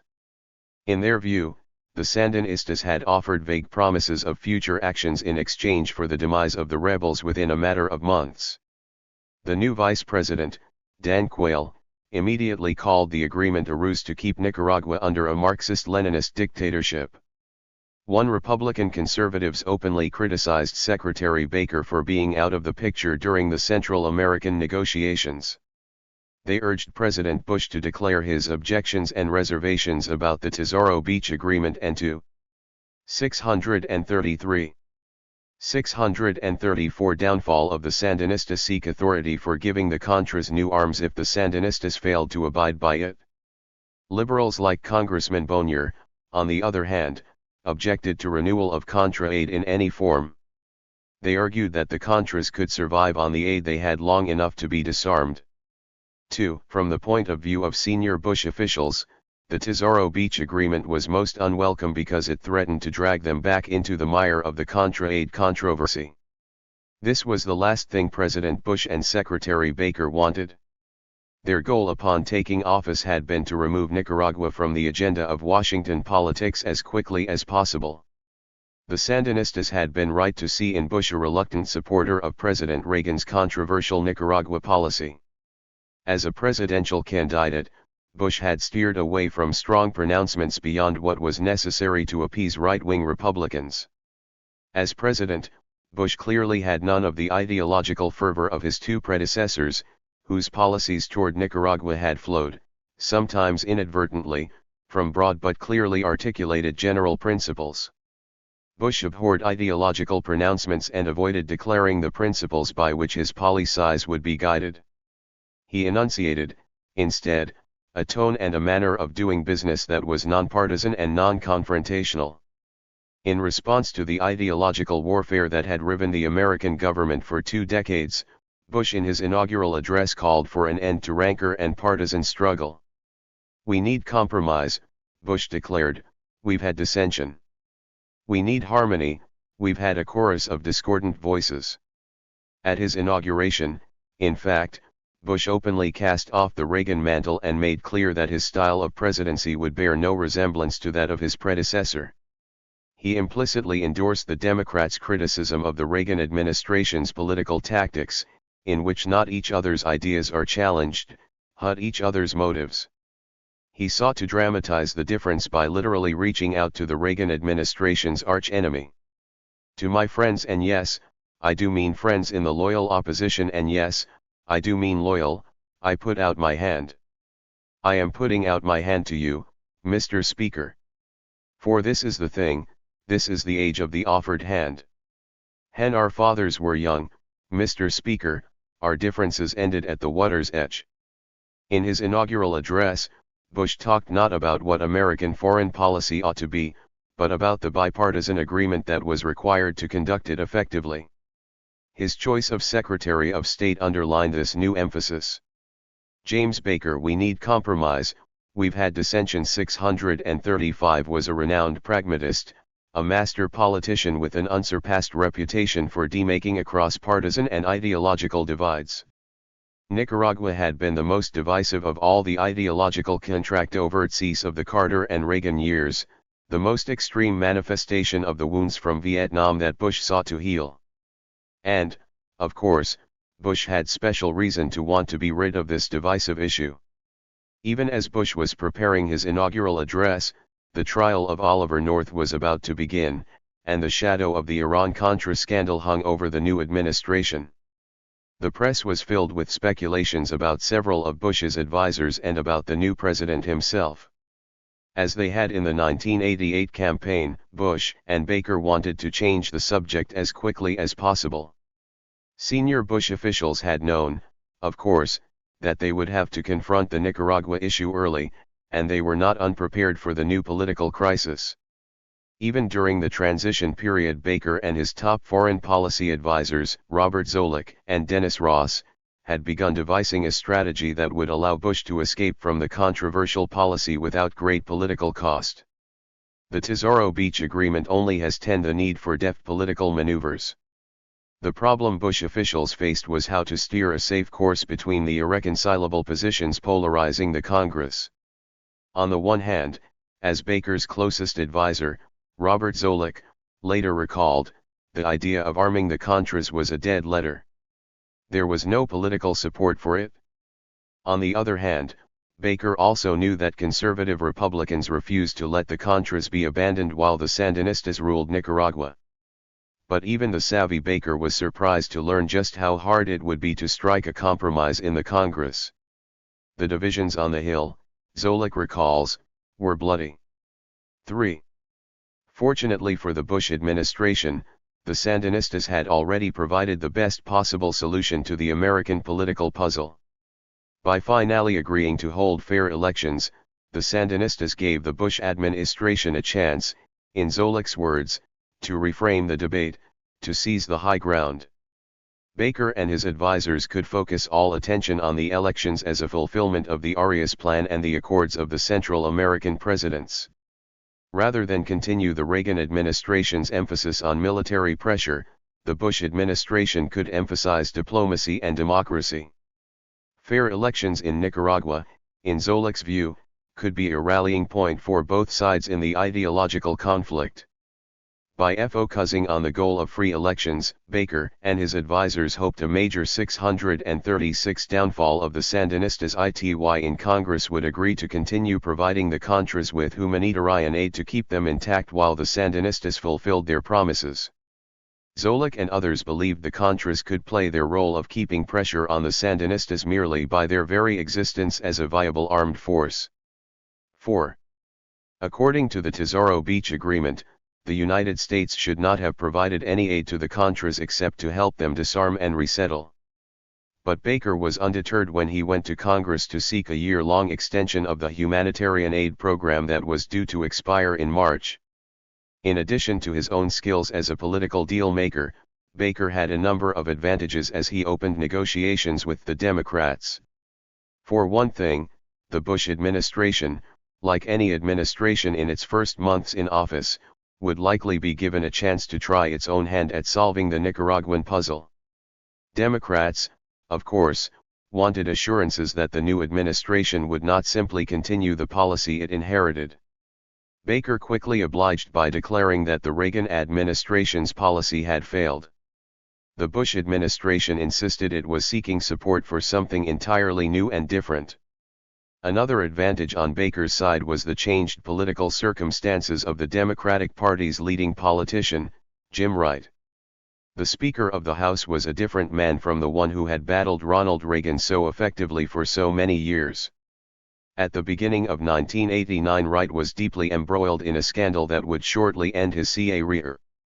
Although the charges filed against him in the House Ethics Committee concerned financial malfeasance, investment deals with favored constituents, an unusual book contract, and jobs for his wife Betsy, Wright believed, with good reason, that his vigorous opposition to the Reagan administration's policies in Nicaragua had been the chief cause of the Republican assault. Since his venture into personal diplomacy with Daniel Ortega in November 1987, Wright believed, there had been a determination on the part of certain people in the other party to see to it that I was removed. President Bush, therefore, knew well when he offered his hand on Inauguration Day that Wright would grasp it gratefully. The Speaker shared the Bush administration's desire to settle the Nicaragua matter quickly and quietly. Wright's eagerness for cooperation opened a broad path for Secretary Baker.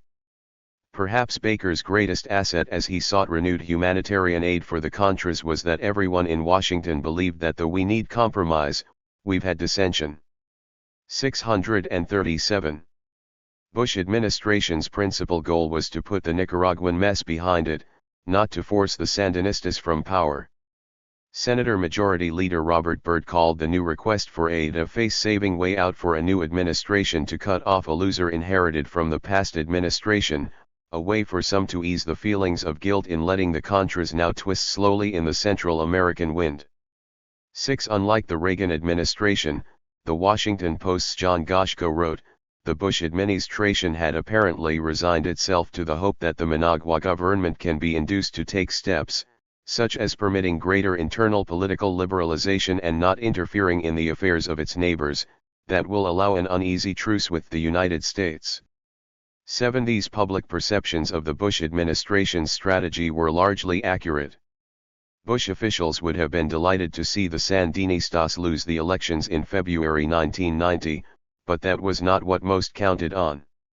Nor was that how Bush officials intended to measure the success or failure of their policy. As Robert Zolik later recalled, senior Bush officials believed that the most probable outcome of the elections would be a victory by the Sandinistas. According to Ambassador Crescencio Arcos, another close advisor to Baker on Central American affairs, no one, not in the State Department, not in the CIA, not in the White House, believed the Sandinistas would let themselves lose the elections. 8. As far as the Bush administration was concerned, the elections in Nicaragua would indeed lead to an uneasy truce with the Sandinistas. Without much hope for a Sandinista defeat, Baker and his advisers had a more plausible, and familiar, goal in mind. They hoped that the elections would produce an opening in Nicaraguan society and that a six-able opposition would emerge to contend with the Sandinistas for control of the country. Their strategy was to implant, in Zolik's words, a virus of democracy in the Nicaraguan political system which, over time, would weaken the hold of the Sandinistas. We didn't have to win the elections to have a success, Zolik recalled. We could contain and preoccupy the Sandinistas through the electoral process.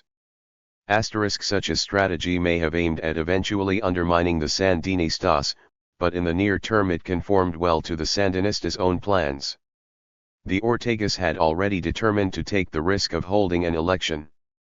They had already decided to allow a political opening, knowing this was the price for normalization with the United States. If in the long run Bush officials hoped the Sandinistas would fall victim to the 638 downfall of the Sandinistas' democratic virus, the Sandinistas were prepared to take their chances. Meanwhile, the Bush administration's strategy promised an end to the long confrontation between the United States and Nicaragua. The Bush administration's plans, for this reason, won support from most Democrats in Congress, as well. If the price for burying the Contra policy was one more vote for Contra aid, most Democrats were prepared to pay it. Baker's and Bernard Aronson's 3 weeks of negotiations with Congress, therefore, although arduous, passed with the minimum of public dissension. Liberal House Democrats, who still mistrusted the Bush administration's motives, wanted a chance to cut off aid to the Contras after 6 months if the new administration's policy proved to be really designed to continue the old policy under different rhetoric. Fortunately for Baker, Speaker Wright did not want to hold even one floor debate on Nicaragua, and the Liberals quickly found themselves bargaining without the support of their leaders. Baker clinched the deal by reaching what he called a gentleman's agreement with the Liberals. Congress could veto the release of remaining aid after November 30 if any one of the chairmen of 4 congressional committees or the 4 leaders in both houses simply wrote a letter to the president requesting that the aid not be released. 11. The congressional leaders plainly had little intention of exercising this right. The bipartisan accord announced on March 24 extended humanitarian aid to the Contras at current levels through February 28, 1990, noting that the government of Nicaragua has agreed to hold new elections under international supervision just prior to that date. 12. As usual, both sides in the debate interpreted the new agreement to suit their needs. Republican Congressman Mickey Edwards said the purpose of the new aid was to keep the Contras alive, ready to take up arms again if the Sandinistas reneged on their commitment to hold fair elections. Congressman Obey declared that the new legislation ends the Contra war. On April 13 the House and Senate voted overwhelmingly to approve legislation providing the Contras $66 million in humanitarian aid and the means of delivering it through February 28, 1990.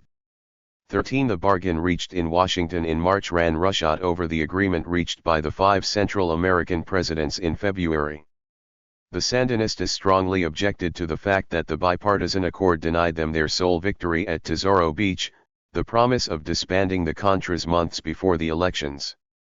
Daniel Ortega lamented that the bipartisan agreement reached in Washington only reaffirmed the we need compromise, we've had dissension 639. I see that the strong may do whatever they wish, regardless of the will of the others.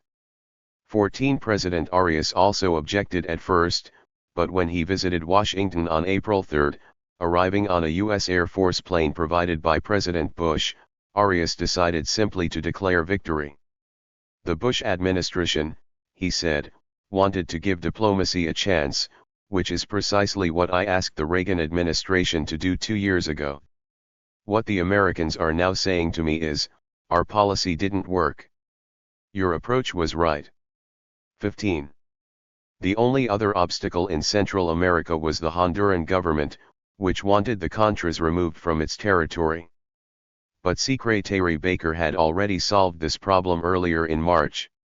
16. State Department officials explained to the Hondurans that they had little choice but to go along with the Bush administration's plan for aiding the Contras, since the alternative was no American assistance to the Contras and an angry rebel army looking for ways to feed itself in Honduran territory.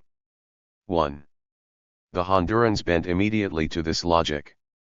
In the middle of March, Foreign Minister López Contreras agreed that it was of great importance to Honduras that these armed groups do not become orphans of humanitarian aid. 18. With the bipartisan accord approved in both Washington and Central America, the only serious threat to the Bush administration's new strategy was the possibility that the Sandinistas might not hold fair elections. If they reneged on their commitments and it became clear that the opposition did not have a reasonable chance in the elections, the administration would once again be left open to attack by conservative Republicans. Once again, it would face demands for a renewal of military aid to the Contras. For the next 10 months, the Bush administration had to do all it could to make sure that the opposition ran a credible campaign and that the Sandinistas gave the opposition a fair chance. From the beginning, this seemed to be a formidable assignment. In April, the Sandinista government promulgated new electoral and media laws as required by the Tesoro Beach Agreement, but not in such a way as to satisfy the opposition or U.S. officials. 19. The new laws gave the Sandinistas control of the important Supreme Electoral Council, which would oversee the elections, interpret the laws, and select the local electoral boards. Throughout Nicaraguan history, government control of this central electoral apparatus had usually determined the outcome of LX 640. Downfall of the Sandinistas.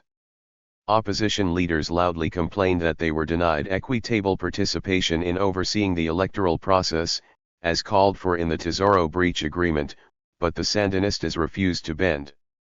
20. On other matters, the Sandinistas were more forthcoming, although not enough to dispel the impression that they were trying to manipulate the system as much as possible to their own advantage. The Nicaraguan government met its commitment to allow the opposition access to foreign funds and equipment, no small concession for a sovereign government, but then required that 50% of all foreign funds be provided directly to the Electoral Council for the purposes of perfect the electoral system.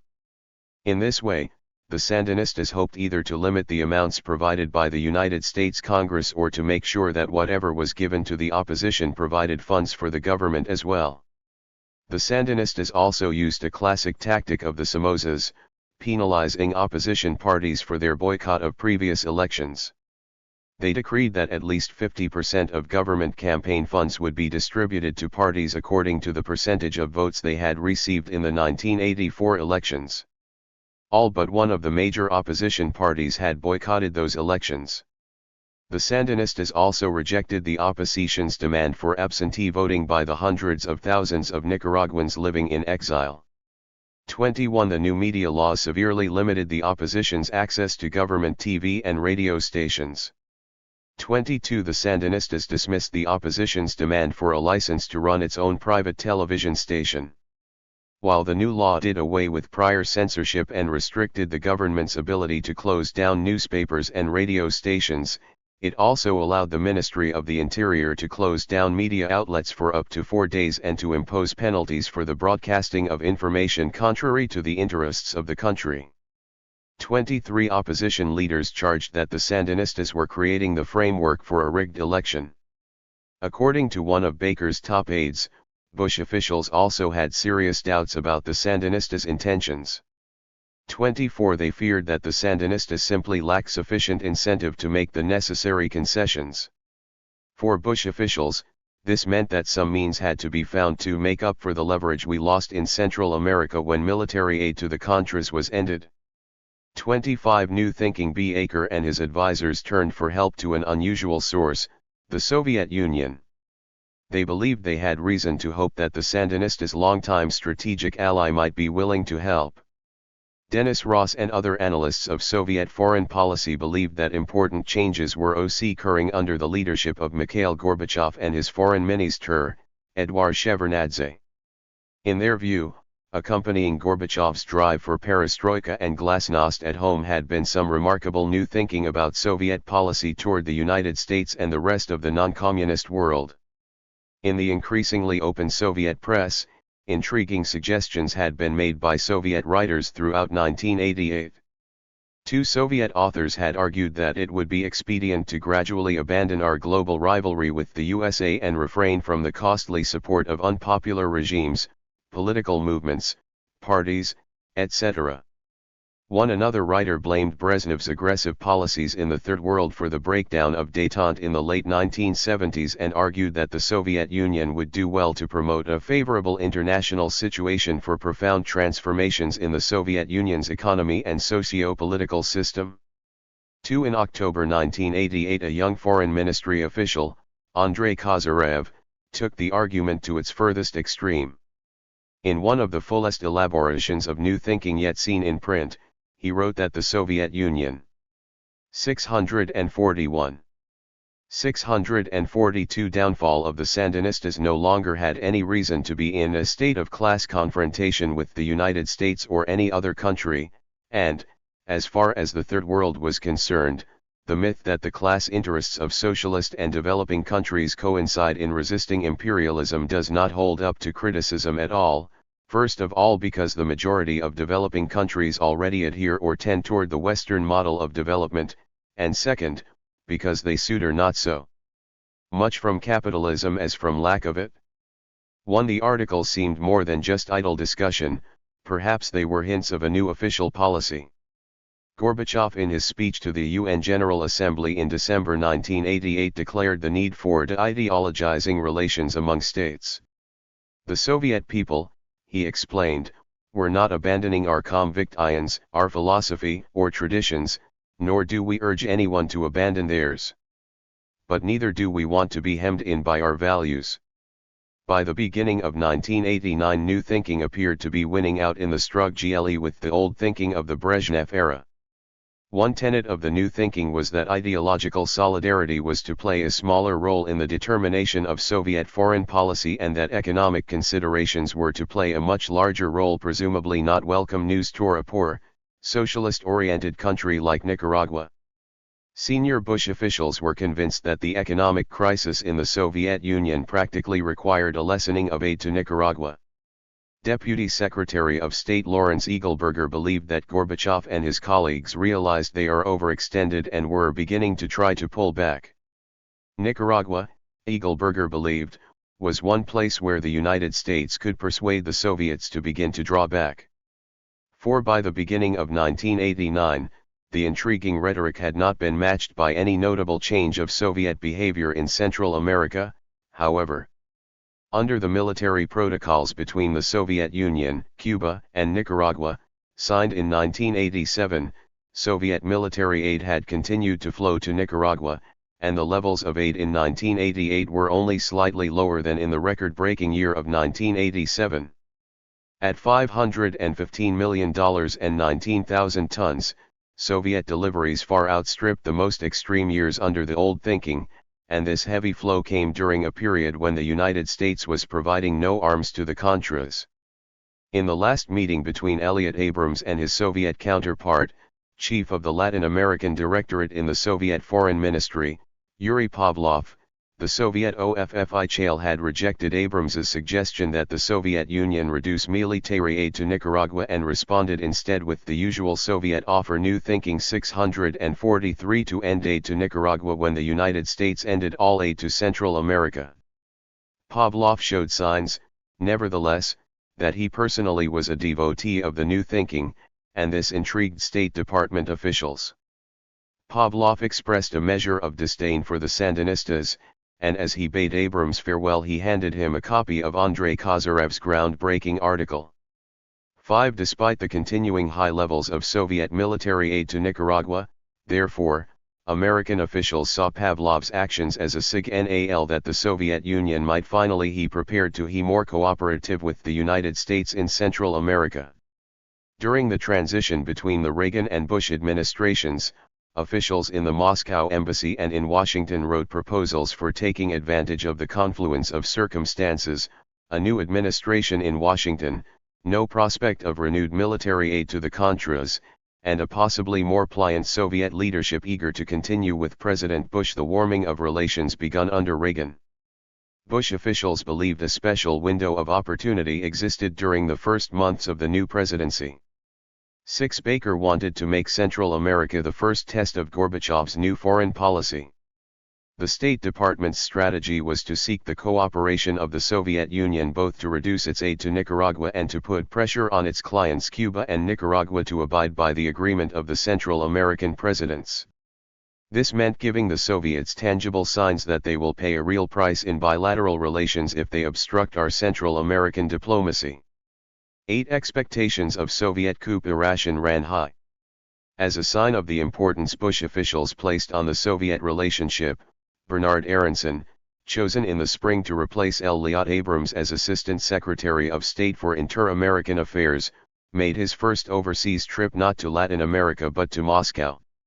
In a letter to Gorbachev at the end of March, President Bush declared that continuing high levels of Soviet and Cuban assistance to Nicaragua would inevitably affect the nature of U.S.-Soviet relations. He suggested a more hopeful course lay in an initiative by the Soviet Union and Cuba to shut off the assistance pipeline feeding armed conflict in the region. Such a move would pay large dividends in American goodwill. It would suggest that the Soviet Union was prepared to promote a political settlement in the region through deeds and not simply slogans. 1. The idea was to subject the Soviet government to what Secretary Baker described 644 downfall of the Sandinistas as Chinese water torture on the subject. As he explained the strategy to President Bush, "We'll just keep telling them over and over drop that they've got to be part of the solution in Central America, or else they'll find lots of other problems harder to deal with." 10. The first test of this new policy came in April, when Gorbachev visited Fidel Castro in Havana. The Bush administration and the leaders of Congress pointedly declared in their bipartisan accord that this meeting represented an important opportunity for both the Soviet Union and Cuba to end all aid that supports subversion and destabilization in Central America. Bush officials had high hopes that Gorbachev would use the meeting to send a signal that he, too, desired cooperation in Central America. The Bush administration's expectations of Gorbachev, however, proved overly optimistic. Although American Soviet experts had been right to detect in Gorbachev and Shevardnadze a desire to be cooperative with the United States, if possible, they greatly overestimated the changes Gorbachev was willing to make in Soviet policy toward Cuba and Central America. While Yuri Pavlov and other officials in middle levels of the Soviet Foreign Ministry favored reducing Soviet aid to Cuba and to Central American revolutionaries, Gorbachev took a different view. As Pavlov later recalled, Gorbachev had his own ideas that reflected the Soviet establishment's firm resolve to keep Cuba as a reliable political friend and a strategic asset in the game of superpower politics. Gorbachev and his colleagues in the Politburo shared an unwavering loyalty to the Soviet Union's ideological allies in Cuba and Castro. 11. Far from wanting to chastise or rein in Castro, as demanded by the Bush administration, Gorbachev traveled to Havana in April 1989 to smooth over differences that had broken out between the two close allies. The most significant breach had arisen over perestroika and glasnost, the Gorbachev-sponsored reforms which Castro had publicly repudiated, fervently believing they would lead to the undoing of communism throughout the Soviet Empire. 12. Unfortunately for Gorbachev, a majority of his colleagues in the Soviet hierarchy shared Castro's concerns. 1. In Havana, therefore, Gorbachev hoped only to explain his views and to try to persuade Castro of the wisdom of reform. But he planned to make it clear to Castro, and to the United States, that the Soviet Union would not impose its brand of reform on Cuba. As Pavlov recalled, the U.S. administration had to be informed that Gorbachev was not going to follow Washington's insistent add new thinking 645 vice to use Cuba's dependence on Soviet economic aid as leverage to pressure Havana. Nor was Gorbachev thinking of reducing, at Washington's prodding, Soviet-Cuban military cooperation. 14. Gorbachev was also unwilling to cooperate on the matter of greatest interest to the Bush administration, Soviet and Cuban military aid to Nicaragua and the Salvadoran guerrillas. Gorbachev and most senior Soviet officials viewed Central American issues as but a subset of the Soviet-Cuban relationship, and for many years Soviet policy in Central America had effectively been made in Havana, not in Moscow. Although it might seem strange that the small client state thus dictated policy to its superpower patron, it was nevertheless the case that the Cubans were unwilling to grant Moscow equal status in affairs, as they felt entitled to play the role of senior partner. Gorbachev and other senior Soviet officials were content with this arrangement, although foreign ministry officials under Shevardnadze yearned for the decubanization of Soviet policy in Central America. 15. In Havana at the beginning of April, therefore, Gorbachev disappointed Bush officials. Rather than put pressure on Castro to reduce arms shipments to the Sandinistas and the FMLN, Gorbachev adopted Castro's policy. He offered to cut off arms to Nicaragua if the United States did the same in El Salvador and the rest of Central America. As Pavlov recalled, clearly the proposition was a non-starter and had a purely propagandistic value. 16 In addition, Gorbachev called Baker's bipartisan accord to renew aid to the Contras regrettable. He declared the Soviet Union's opposition to the export of revolution, but he also declared his support for the autonomy of individual socialist countries, a phrase the Sandinistas found especially gratifying. One asked by journalists in Havana about the Bush administration's request that he tame Castro's revolutionary activities, Gorbachev responded tartly, "You start from the point of view that is a colony. I feel that this is not an appropriate question." 18. The Bush administration responded angrily to Gorbachev's statements. If the Soviets were serious about not supporting the export of revolution, the White House spokesman declared, they should pressure their client states and revolutionary groups they support to do the same. 19 Over the next few weeks, however, American and Salvadoran officials detected a significant increase in the amount of Soviet and Cuban arms flowing to the FMLN. On May 2, President Bush vehemently denounced this continuing Soviet support for terrorism in Central America. 646 Downfall of the Sandinistas ICA. 20 The Soviet Union must understand that we hold it accountable for the consequences of this intervention and for progress towards peace in the region and democracy in Nicaragua. 21. Private conversations with Soviet officials were friendlier but no more productive. When Assistant Secretary Aronson complained to Pavlov about continuing Cuban support for the FMLN, Pavlov promised only that we will talk to our Cuban friends, but he noted that while Soviet officials often tried to explain the changes in the world every time we meet with the Cubans, Castro is not someone with whom one uses the word must if one is serious about changing his behavior. Fidel doesn't take orders from anyone. And, Pavlov pointed out, Castro had no interest in seeing an improvement in Soviet-US relations, much less at the expense of Castro's personal project, the Sandinista Revolution. 22 When Aronson asked more directly about the Soviet Union's own arms supply policy, Pavlov suggested that he and the Soviet Foreign Ministry were far from able to control that policy. 25 By the beginning of May, the Bush administration's Chinese water torture had had no visible effect on Soviet policy. Meanwhile, Bush and Baker were ready to resume high-level talks with the Soviets on arms control and other important issues.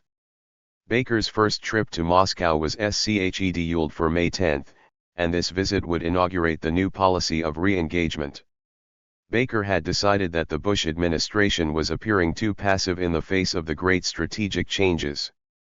24 The administration's earlier promise to link progress in U.S.-Soviet relations to Soviet policy in Central America was about to become a problem for the Bush administration, not for Gorbachev. Time is not on our side, Baker's advisors wrote on the eve of his trip to Moscow. We must convince the Soviets not that we are in trouble and desperately need them to throw us an anchor, but that it is they who risk being seen as a spoiler. 25. On May 6, the day before Baker left for Moscow, Gorbachev finally ensword Bush's March 27 letter. Bush officials found the response disturbingly enigmatic. Gorbachev note the positive trends in Central America, including the intention of your administration and the U.S. Congress to give diplomacy a chance.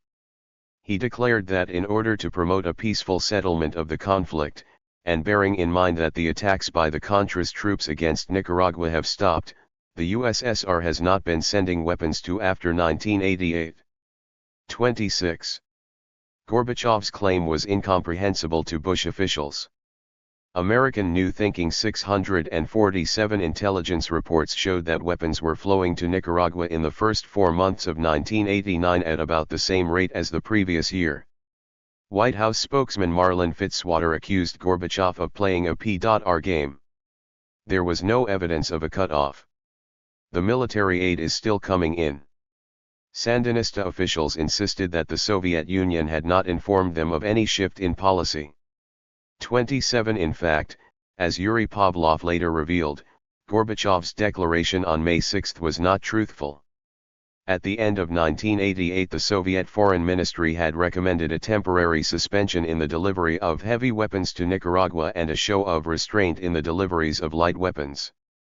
Foreign Ministry officials like Pavlov thought this was an appropriate response to the suspension of U.S. military aid to the Contras in February 1988. What officials at Pavlov's level did not know at the time, however, was that Gorbachev and Shevardnadze had approved a different policy and that the Soviet Union had continued throughout the first 6 months of 1989 in violation of its declared policy to transport weapons to Cuba that were destined for further shipment to Nicaragua, in accordance with the existing Soviet-Cuban arrangement. 2K's Soviet policy raised the central question for the Bush administration.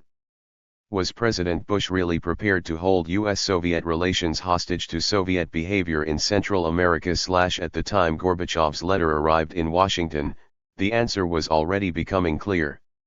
The Bush administration was under pressure to resume talks with the Soviet government. America's West European allies were growing anxious and impatient, as Gorbachev offered one new arms control proposal after another. 20. In April, President Bush rather sharply declared that the United States would be ready to react when we feel like reacting. 50. But the President and his Secretary of State were intent on speeding things up.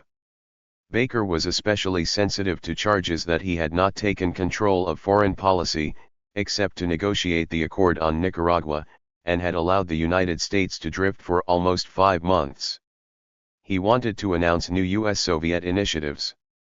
31. In Moscow on May 10, he told Gorbachev and Shevardnadze that the President and he were ready and anxious to resume negotiations on all matters. Baker and Shevardnadze began discussions about a Bush-Gorbachev summit and agreed to make a firm decision by the time of their next meeting in the United States in September. 32. On May 12, President Bush in his first major address on foreign policy declared his hope of taking American policy beyond containment to welcome the Soviet Union back into the world order. 648 Downfall of the Sandinistas. Then 2 weeks later the President promised to seize every, and I mean every, opportunity to build a better, more stable relationship with the Soviet Union. 33. As the Bush administration's zeal for resuming talks with Gorbachev grew, its inclination to chastise the Soviet Union publicly about Cuba and Nicaragua diminished. Even in private, the United States softened its stance. In May, Baker asked the Soviet government to lend its support through deeds as well as words to convince Nicaragua and Cuba in whatever manner choose to halt all aid for subversion in Central America and to comply fully with escapulas.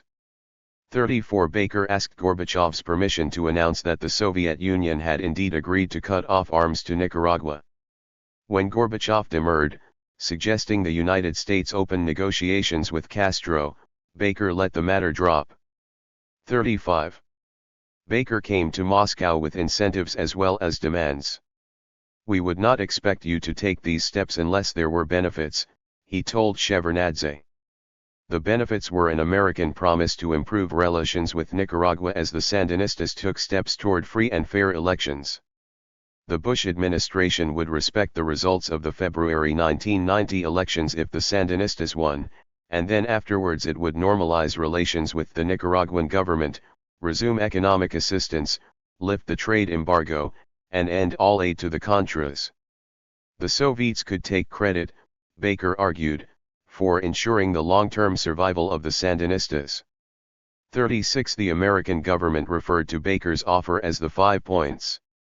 3 Soviet officials, of course, welcomed American promises to normalize relations with Nicaragua. Yuri Pavlov asked that the United States give the Sandinistas clear signs of approval and tangible rewards when they took the right steps. The more evidence Managua sees that the U.S. is willing to coexist with them after the elections, assuming they win, Pavlov told Assistant Secretary Aronson, the easier it will be to create a free and fair election.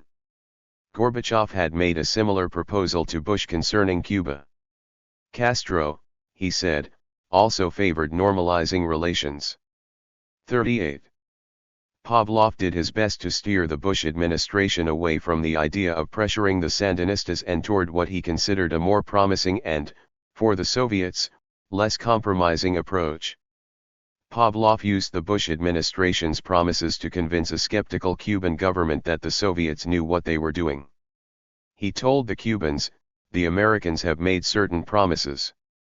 It is our belief that it serves the purposes of U.S. policy, as formulated by the Bush administration, to New Thinking 649 stop the war in Nicaragua and settle the Nicaraguan crisis through political means."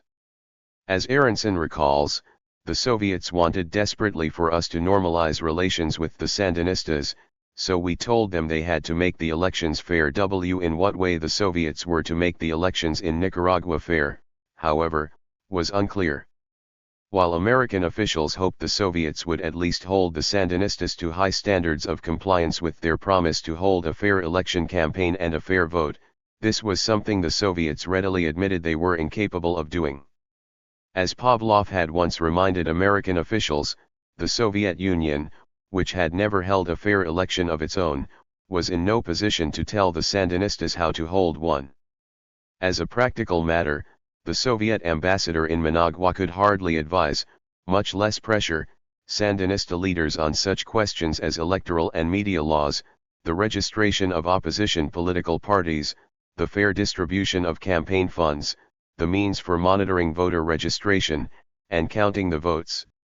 On these minute questions, each of which was important to the American goal of ensuring fair participation by the opposition, the Soviet Union could be of no help whatsoever, except perhaps to suggest that the Sandinistas should try to satisfy the international observers like Presidents Arias and Porres.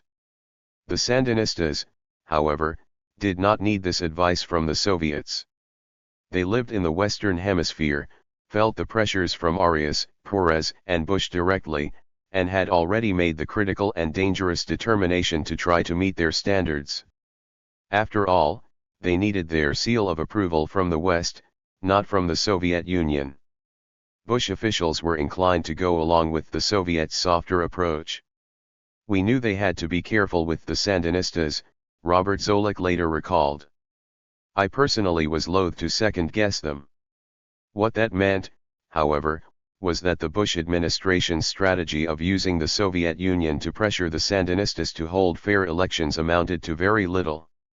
The Soviet Union served chiefly as a messenger, delivering the Bush administration's assurances that it would leave a freely elected Sandinista government in peace. As Zoellick put it, "We weren't asking the Soviets to do that much." 40. The elections will show the world what we all want the Nicaraguan Sandinist revolution to show. During the months preceding the elections, therefore the most significant pressure came not from the Soviets but from the Contras, even in their weakened condition. By May the Sandinistas were angry and frustrated that, despite the Tesoro Beach Accords, no steps had been taken even to begin dismantling the rebel army. The 30 days during which the 5 Central American governments were to have proposed a plan to demobilize the Contras had expired. The election of the conservative Alfredo Cristiani as president of El Salvador in March threatened to delay implementation of a demobilization plan indefinitely. Ortega warned that Cristiani, the leader of the right-wing alliance, intended to sabotage the Tesoro Beach Accords.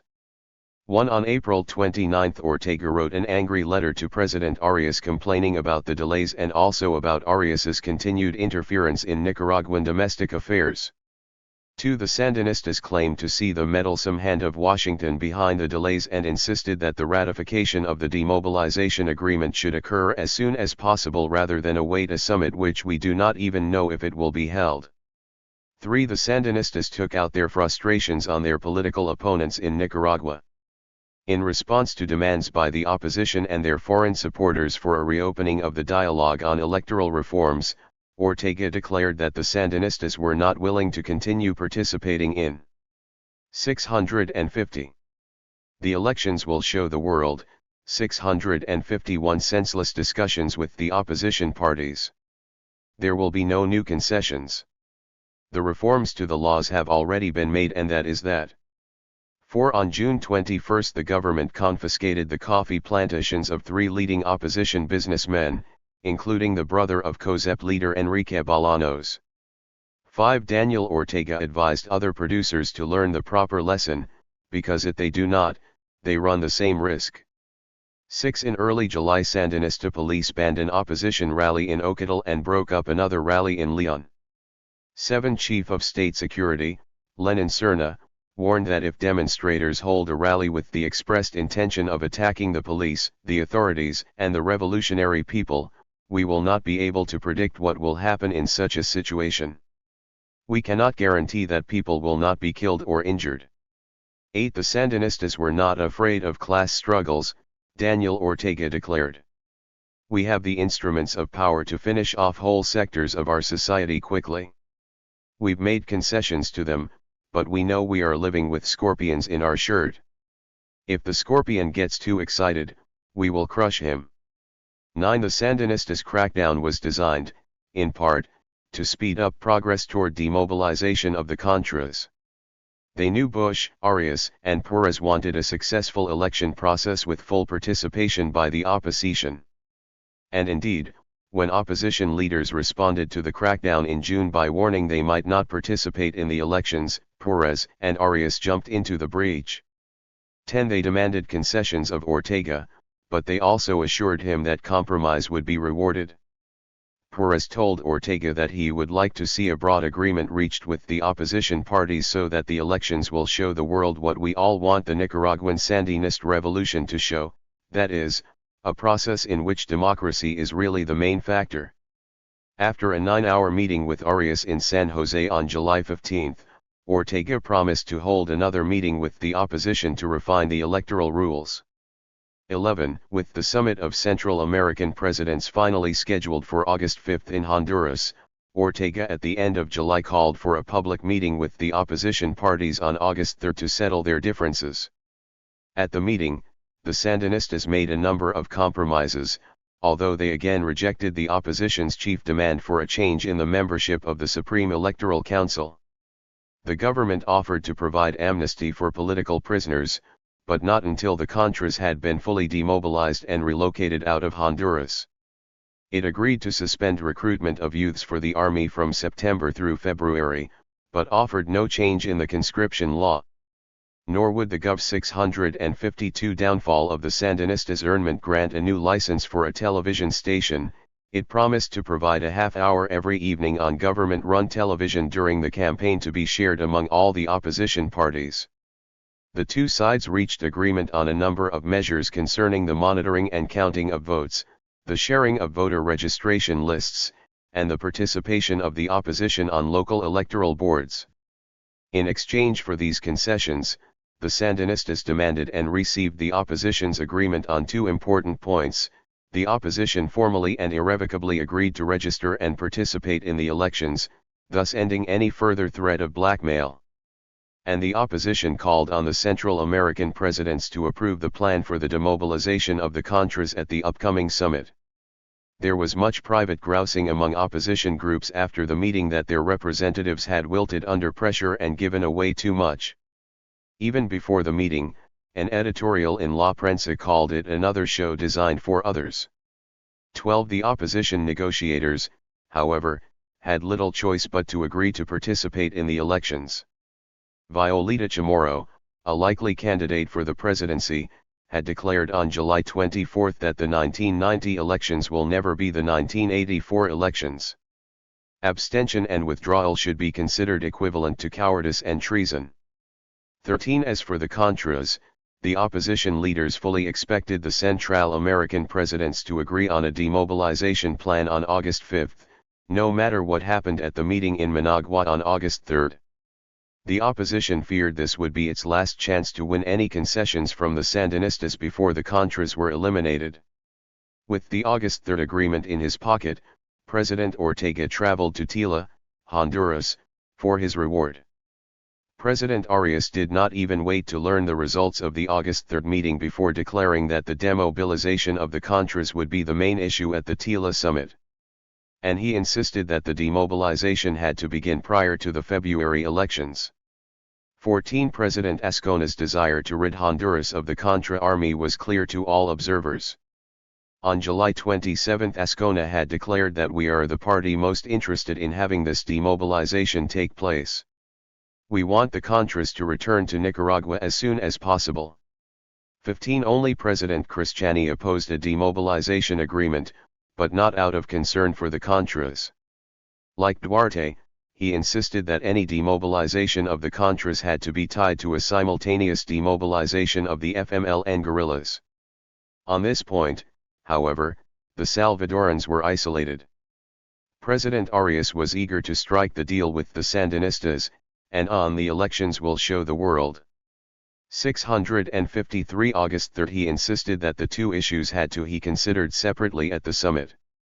Despite an ostentatious last-minute effort by the Bush administration to delay demobilization at least until the February elections, the five presidents agreed to complete demobilization of the Contras no later than December 8. 16 The date was chosen with the U.S. Congress in mind. Since Baker's gentleman's agreement gave Congress the right to block further aid to the Contras after November 30, the Sandinistas hoped Bush would have no choice but to allow the demobilization to go forward. In addition, President Ascona had demanded assurances that the disarming and resettlement of the Contras would be undertaken by an international force of the United Nations and the OAS, not by the Honduran army. At Tila the presidents agreed to seek creation of such a force within 30 days. Bush officials were surprised and dismayed. They had expected an agreement on demobilization but not such an early deadline. Secretary Baker called Arias to complain that American conservatives would revolt against the agreement. Congressman Mickey Edwards worried that the Democrats now have all kinds of excuses not to give the permission needed for aid to go forward. 1. In Honduras the Contras were declaring they would return to the mountains of Nicaragua rather than lay down their weapons. 18 The confrontation over Contra aid, dormant since April, was about to erupt once again. In response to this difficult predicament, the Bush administration chose simply to ignore the latest agreement as it had ignored the last. On August 8 presidential spokesman Marlin Fitzwater ambiguously explained that the administration's policy is and has been that we would not like to see demobilization before the elections. However, that being the case, we still support the process, we support demobilization. And the Bush administration seized on the word voluntary in the Tila Accords and argued, as it had in March, that the Central American plan really did not require the Contras to be demobilized against their will. Demobilization was a voluntary process which depends on Nicaraguan willingness to create safe, democratic conditions. 20. As in March and April, Democrats in Congress responded to the tone of the administration's statements more than to the content. Senator Dodd declared that Congress and the administration were singing from the same hymn book. 21 Once again the assumption that Bush and Baker's 654 downfall of the Sandinistas were more concerned about outraged conservative Republicans than about the fate of the Contras elicited sympathy and a degree of cooperation from Democrats. Dodd described what he considered the Bush administration's greatest fear. Ronald Reagan is making a speech in Topeka and he says, "I'm Baker and George Bush have sold out the Contras. They just can't handle that." 22. Leading Democrats themselves were not prepared to force the Contras to demobilize. Whatever the terms of the latest Central American Accord, the underlying consensus in the American political system remained firmly entrenched. Even liberal Democrats shied away from demanding the Contras be forced back to Nicaragua before fair elections had been held.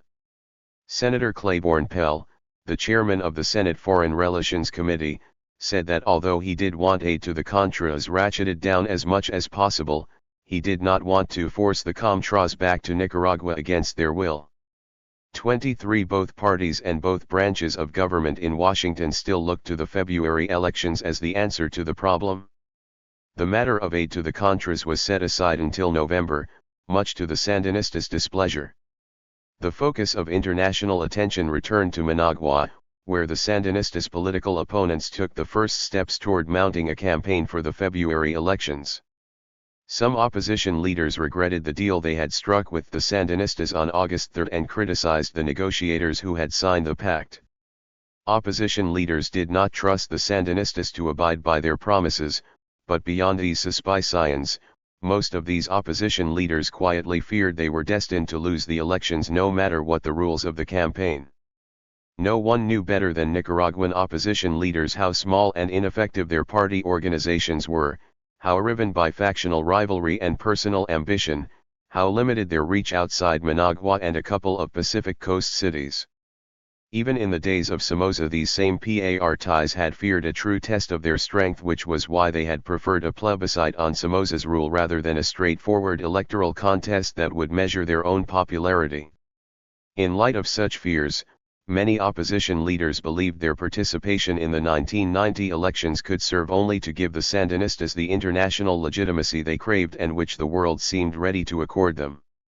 Caesar later recalled that many in the opposition believed the elections would be like the Elecciojus will show the world, 655-1984, that we would never win, we won't be given the freedom to campaign. We'll just legitimize the Sandinistas. There was general fear that the recent agreement with the government might prove to be nothing more than the first and decisive step toward guaranteeing Sandinista rule in perpetuity. Antonio Lacayo, the opposition's campaign director, recalls that most of the opposition believed in August that there was no chance of beating the Sandinistas. 24 Unity was the primary goal of most of the opposition, and of its foreign supporters, but past years and recent months had shown that unity was not the opposition's most notable attribute. The Sandinistas sometimes liked to argue that proof of their government's pluralism was the existence of 21 political parties. At other times they pointed out that most of these parties could hold national conventions in a closet. The existence of so many parties was more a sign of the futility of organized political opposition under Sandinista rule than of the vitality of the democratic system. No more than 3 or 4 parties could claim any nationwide following or political apparatus. The two main Nicaraguan parties, the Liberals and Conservatives, had splintered into factions. As in the days of Somoza, both parties had a faction that served officially in the legislature as a recognized opposition, and several other factions that refused to do so. A third national party, the Social Christians, were the cousins of the Christian Democrats who had ruled in El Salvador under Duarte and in Guatemala under Cerezo. The Nicaraguan Social Christian Party was also splintered into at least 3 factions, one of which participated in the Sandinista-dominated National Assembly. Of Nicaragua's 21 political parties, in fact, over half consisted of splinter groups from the 3 main tendencies. These factions were organized chiefly around individuals, and the most common reason for the creation of new party factions had been less a matter of ideological divergence than the refusal of one party leader to accept subservience to another. Such divisions diluted whatever strength the Liberals, Conservatives, and the Social Christians might have had. The Communist Party and the Nicaraguan Socialist Party each commanded a small following. The remaining parties bordered on the microscopic, although their tiny size did not save them from breaking down into factions, as well. Thus there were 2 factions laying claim to the banner of the Central American Unification Party, a movement which would have been fortunate to claim 5,000 followers throughout the entire country. 656 Downfall of the Sandinistas. The splintered opposition was the Sandinistas' best weapon in any election. Some opinion polls showed that the Sandinistas might claim a devoted following among the population of no more than 35%, but no other single party could claim more than 5%. Were every opposition party in Nicaragua to run its own presidential candidate in the 1990 elections, the Sandinistas could coast to victory. Even if the 3 main tendencies each raised a unified banner among its factions, the 3 presidential candidates would divide the opposition vote among themselves and give the Sandinista candidate a decisive plurality. Any hope of defeating the Sandinistas in a fair contest lay in ignoring established party mechanisms and uniting all the opposition factions under a single slate of candidates, in effect, turning the elections into a referendum on Sandinista rule. Yet the task of uniting all the many factions at times seemed almost impossible. Competing personal and factional ambitions were only one source of cleavage among the opposition groups.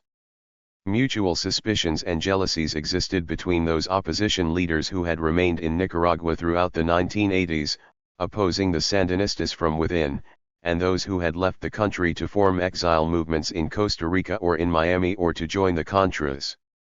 The politicians who had stayed to run their parties during the years of Sandinista repression claimed moral superiority over those who had departed for the safety of San Jose and the United States. The return of self-exiled politicians like Alfredo Cesar and Alfonso Robelo to take part in the 1989 campaign was hardly to be welcomed by those who could be displaced as leaders of their parties inside Nicaragua. Within weeks of his return to Managua in July, for instance, Cesar engineered a coup within the tiny Social Democratic Party, making himself the party's leader in place of Guillermo Potoy. In early April, the opposition parties in Managua quickly agreed that any nominee for the presidency had to come from inside Nicaragua, a statement designed mostly to exclude Cesar, whose ambitions for the presidency or leadership of an opposition bloc in a new National Assembly were well known. 25. Another division existed between those parties which portrayed themselves as progressive representatives of the poor and working classes and those which represented the more conservative Nicaraguan business class. One of the strongest opposition groups in Nicaragua was not a party at all, HUT, the Alliance of Businessmen under COSEP's leader, Enrique Bolaños, had openly opposed the Sandinistas from inside Nicaragua for a decade, had spent months in jail as a result and believed he had, as the elections will show the world, 657 much right to the presidential nomination as any political party leader, indeed more, since COSEP had long been the financial backbone of the opposition movement. Communist Party leader Eli Altamirano was not alone in insisting, however, that Bolaños was not a suitable candidate precisely because he represented the private enterprise sector. Aside from the reasons of their own ambition for the nomination, many party leaders feared the opposition could not win a class-based campaign that pitted the Sandinista Party of Workers and Peasants against the Nicaraguan business elite. 26. Many conservatives, on the other hand, opposed the more progressive parties and their leaders for having been too timid in opposition to the Sandinista socialist policies. Conservative party leaders and businessmen had not forgotten the roles played by Violeta Chamorro, Alfonso Robelo, Alfredo Cesar, and Liberal Independent Party leader, Virgilio Godoy, in the early years of the Sandinista revolution. While COSEP's leaders and some conservative party politicians had been sitting in Sandinista jails, these members had been serving in the government, signing decrees confiscating COSEP's properties and businesses and limiting freedom of the press, undermining non-Sandinista labor unions, and generally adding a veneer of legitimacy to Sandinista rule. Such mutual antagonisms were unlikely to vanish overnight. Sandinista leaders expected that the many contradictions among the opposition parties made it impossible even to imagine that the opposition parties could unite for the elections. The Sandinistas were not deluded about the extent of their own support in the country, but as Carlos Núñez explained, the FSLN is the only party in this country that has enough support to win the elections by itself. The other parties cannot wage a civic struggle against the FSLN if they go it alone. 27. The Nicaraguan government, moreover, had many means of exacerbating the contradictions without in any way compromising a fair electoral process. Indeed, this was one reason the Sandinistas were so willing to accede to intrusive foreign demands concerning the campaign and the vote. The main thrust of the Sandinistas' electoral strategy was not to repress the opposition but merely to help it along toward its inevitable self-destruction. Despite its severe weaknesses, however, and despite efforts by the Sandinistas to keep it divided, the opposition in Nicaragua did begin in the late spring of 1989 to forge a remarkable degree of unity. The core of the opposition coalition was the handful of parties, unions, and business groups of the Coordinadora, which had remained united for more than 658 downfall of the Sandinistas 7 years. By April, this core of conservative organizations had also attracted an additional half-dozen parties from across the ideological spectrum, including several, like the Communist and Socialist parties, which had never before allied with the Coordinadora. 28. The Sandinistas were surprised to see the development of this strange alliance known as the Group of 14, and they predicted its rapid unraveling. 29. But the opposition coalition surprised everyone, including the opposition leaders themselves, by remaining unified throughout the summer months. At the end of June, the 14 parties formally united into the Nicaraguan Opposition Union and pledged to support a single government platform and single slate of candidates for president and vice president in the 1990 elections. At the August 3 meeting with opposition leaders, even Daniel Ortega was forced to deal with UNO as the main opposition group, Virtu ally, ignoring the other parties. 30. The cohesion of the opposition coalition against all odds owed much to the intervention of foreign governments. From the beginning of the campaign, Presidents Arias and Perez, the Bush administration, and even President Cerezo of Guatemala pressed the opposition parties to unify. 31 And behind these exhortations lay the promise of millions of American dollars. By the fall of 1988, Congress had appropriated over $3 million for the fiscal year ending September 30, 1989, to support opposition media, unions, and party organizations. On June 1, 1989, the Senate approved an additional appropriation of $3 million, and in September the Bush administration planned to ask Congress for considerably more for the 5 months between the end of September and the February 25 elections. The Bush administration wanted to provide this support to a united opposition, not to individual factions, and this provided a strong incentive for the parties to preserve their new alliance. The greatest test of UNO's cohesion, however, came in August when the opposition alliance had to agree on candidates for president and vice president. As the deadline for making nominations approached, the opposition parties, business and labor organizations did break down into distinct, mutually antagonistic blocs, although not those publicly promoted by the Sandinista media. By the middle of August, 3 leading candidates for the presidential nomination had emerged, each representing a different set of interests within the opposition coalition. The most prominent candidate was Violeta Chamorro, owner of La Prensa and widow of the martyred Pedro Joaquin Chamorro. Of the 3 blocs, Chamorro's was the most openly clannish, and in this respect the elections will show the world, 659 haps the most traditionally Nicaraguan. Chamorro's closest advisors were her son-in-law, Antonio Lacayo, and Lacayo's brother-in-law, Alfredo Caesar. Not closely associated with any political party, nor with any distinct political doctrine, Violeta Chamorro represented more than anything else the traditional ruling aristocracy of Nicaragua. Another contender, Virgilio Godoy, was a lifelong politician and leader of the Liberal Independent Party, which was created in 1944 in opposition to Anastasio Somoza's Nationalist Liberal Party. He was a presidential candidate in the 1984 elections. Within UNO, Godoy generally commanded the support of the more progressive parties. Godoy had served as labor minister in the early years of the Sandinista revolution, thus earning the enmity of the conservative non-Sandinista labor unions represented in the UNO coalition.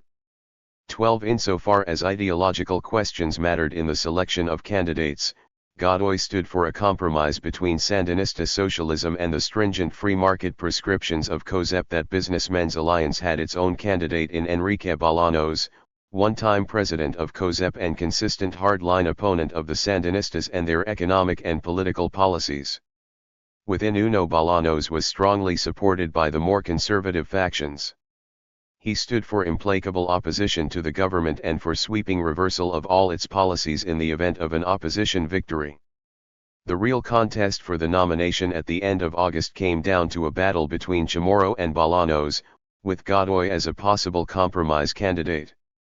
Both Chamorro and Bolaños had their strengths and weaknesses. Bolaños was the better speaker, had a much better grasp of economic and political issues, and had long ago proved a much tougher fighter than Chamorro. But Bolaños's strengths were also potential weaknesses.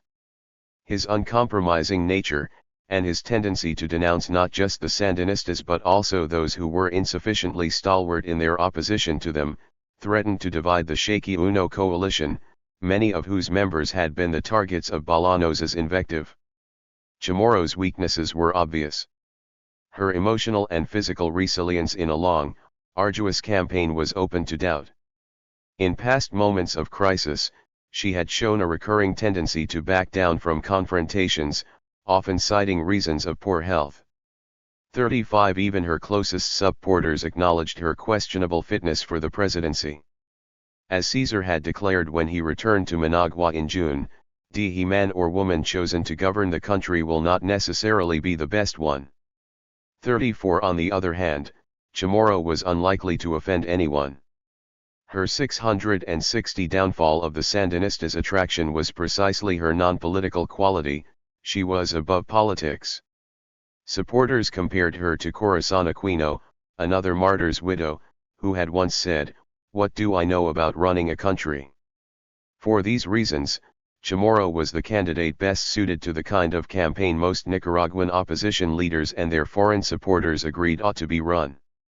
Because of her lack of party affiliation and clear political doctrine, Chamorro's candidacy came closest to fulfilling the opposition's general desire to make the elections a plebiscite on the Sandinistas rather than a test of the opposition's own popularity in the country. Caesar argued that because these are not normal elections, we have to choose the person who best represents the desires the Nicaraguan people will express.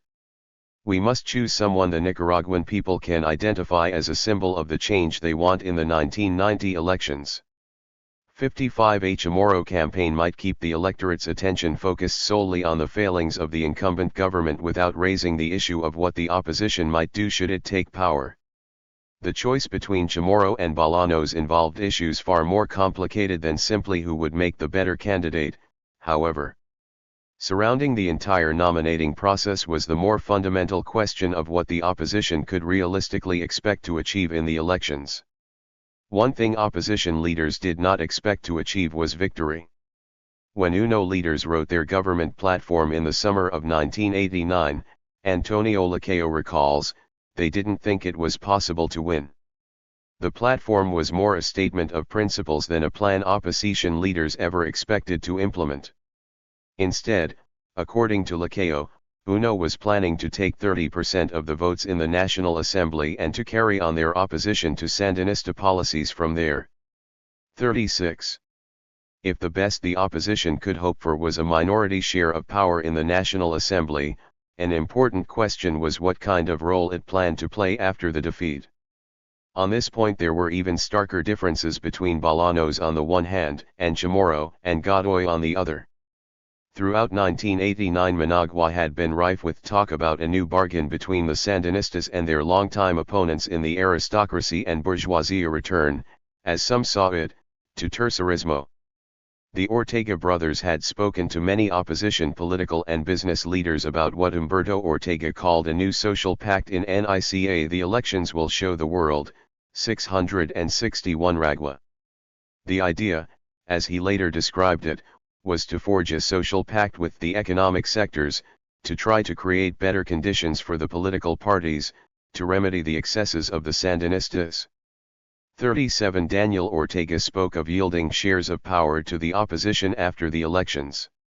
On July 19 he declared the elections could not transfer power in Nicaragua, but he also declared that the people want power to be shared by the executive branch, the legislative branch, and the judicial branch. The power shared by the legislative branch and the executive branch is what is at stake at the forthcoming elections. 38 These were subtle but clear hints that the Sandinistas were expecting the elections to yield the opposition greater representation in the National Assembly and that the Sandinistas were willing to work constructively with that opposition, if the opposition was willing, in turn, to accept the fact of the people's power. Many opposition leaders saw in the Sandinista statements the possibility of gaining a measure of influence after an electoral defeat. The Sandinistas, it seemed, finally understood that they could not effectively run the economy by themselves. As one opposition leader put it, the country can no longer survive with all political power concentrated in one party. Apparently even the Sandinistas now accept this. Once the election is over, what will probably emerge is a government of national unity. 39 The former Contra leader and presidential candidate Arturo Cruz expected the final outcome of elections to be some kind of coalition government. Some kind of understanding between the Sandinistas and the opposition. The old Conservative Party stalwart, Emilio Alvarez, told reporters that even if the opposition wins, we are going to have to negotiate with the Sandinistas. The Sandinistas control the army, and that is a reality we are going to have to deal with. 40. The opposition blocs that appeared most willing to entertain suggestions of a new social pact were Violeta Chamorro's and Virgilio Godoy's. Alfredo Caesar, who hacked Chamorro, spoke often about the proper role of the opposition in a civilized country. In a civilized country, he argued, the group that loses the elections is not erased from the country's political life, but becomes a responsible opposition. The government, therefore, had to share the responsibility of leading the country with the opposition. And the opposition should be responsible for the country's fate through its participation in the Legislative Assembly or Congress and through the work that its members do in the posts they occupy. The Sandinistas, Caesar argued, could not insist any longer that they are the CHO 662 downfall of the Sandinista Sen-ones and that the Nicaraguan opposition has nothing to say about our country's future. They had to allow the opposition to participate in shaping Nicaragua's future. 41 sees a specific reference to the posts that an opposition might occupy in a Sandinista government after the election fed rampant rumors that a bargain had already been struck between the government and the Chamorro group to provide the latter with cabinet posts in a government of national reconstruction after the elections. The Sandinistas, in Arturo Cruz, Jr.'s opinion, wanted a credible loser who after the election would sit down with Daniel Ortega to negotiate the composition of cabinet. Cruz told an American interviewer, "You will be surprised at how many will be willing to collaborate in this government of national reconstruction." 42 Virgilio Godoy was portrayed by his own supporters as the man most capable of working out an arrangement with the Sandinistas. Godoy knows the Sandinistas from inside, one opposition leader declared. He is one of the few politicians in Nicaragua who has the qualities of a statesman. If there is any kind of negotiation after the election, he would be an ideal negotiator. Godoy himself baldly stated that the Sandinistas had offered the opposition 3 of the 35 cabinet ministries. He denied that UNO leaders had accepted such a deal, but like Caesar and Antonio Lacayo he spoke of the national reconciliation concept, in the sense of institutional conditions that would produce a new peaceful spirit of coexistence. 43.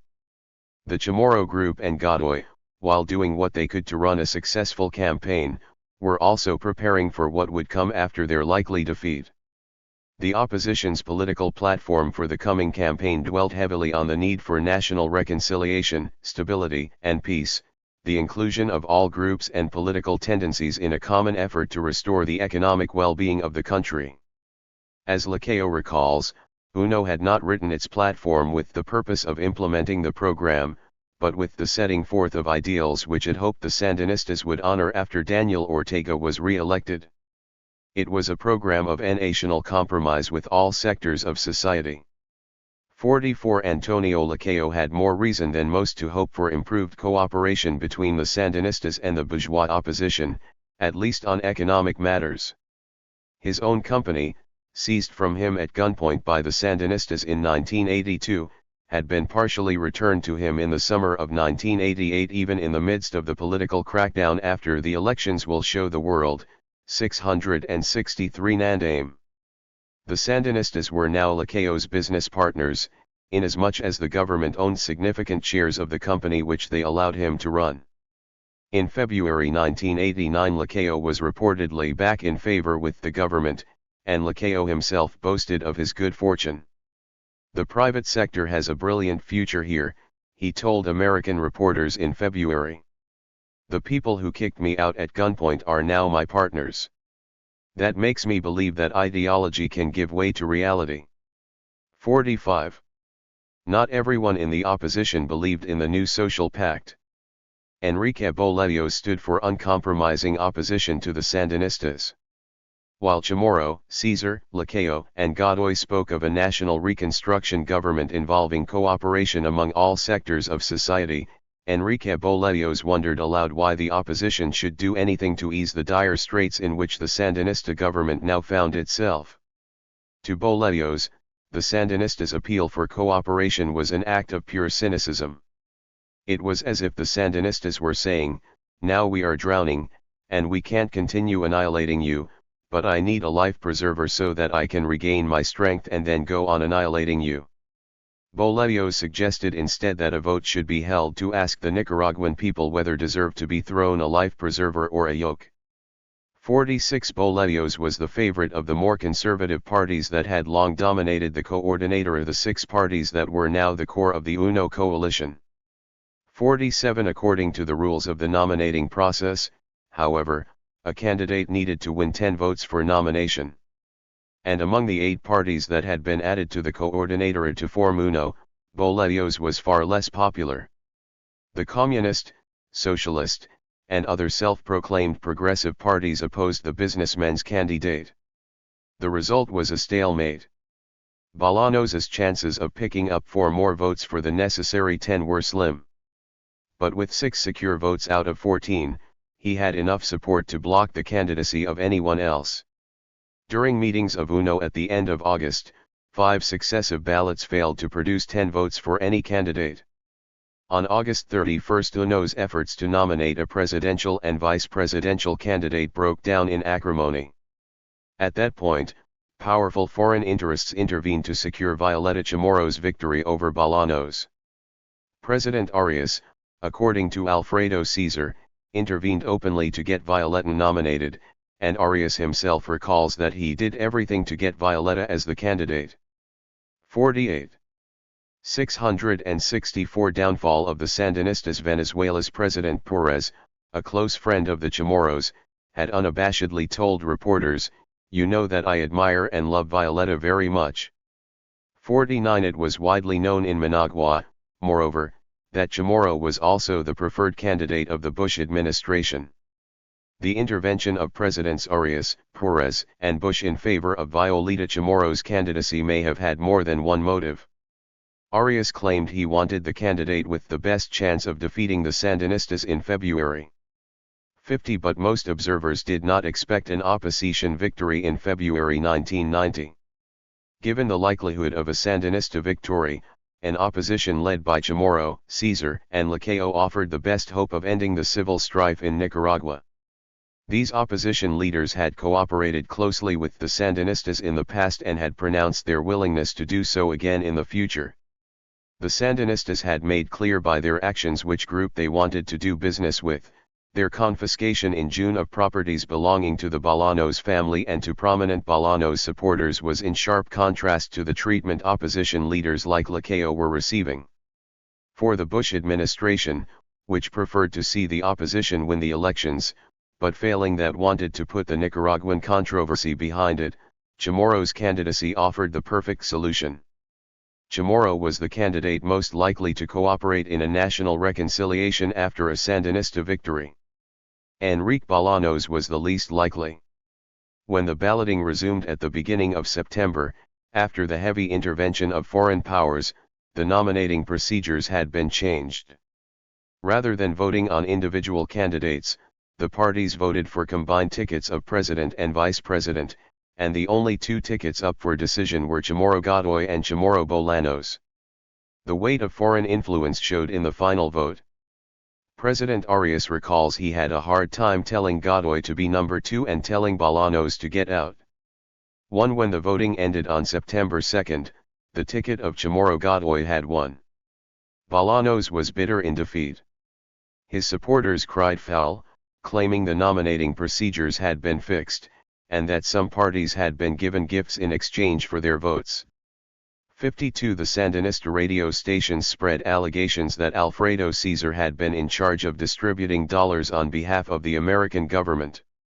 They charged that the arrival in Nicaragua of counter-revolutionary politician Alfredo Cesar was aimed at securing the imposition of 53 A prominent Bolaños. The elections will show the world. 665 supporter called the Chamorro ticket an empty shell and, referring to Chamorro's well-known frailty, doubted that it would be able to withstand the pounding of the rain. There was some question as to whether Bolaños and his followers would even support the new ticket. But on September 7 all the UNO factions, including Bolaños's supporters, signed a document pledging their full support for the Chamorro Godoy ticket. 54 A policy that is anachronistic. The selection of UNO's candidates ended the first phase of the electoral process. The opposition coalition had survived the challenges to its unity, both from within and without, and the selection of Chamorro had given the opposition a jolt of enthusiasm and even optimism, despite the grumblings of Bolaños. Everyone recognized that Chamorro, whatever her failings, was a more unifying force than Bolaños ever could have been. Yet more difficult challenges lay ahead, in the registration and formal campaign phases of the electoral process. UNO had proven itself capable of resolving disputes among a small group of party faction leaders, albeit not without significant foreign intervention.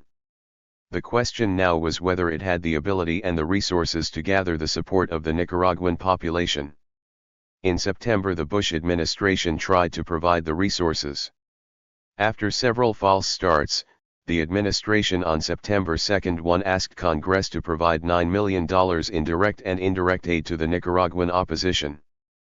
Secretary Baker insisted on the importance of doing everything possible to level the playing field in an election that pits an underfinanced Democratic coalition against an authoritarian state. Bush officials said the new aid was particularly urgent to help the opposition register its supporters in October. The bill met opposition in Congress. 666. 667.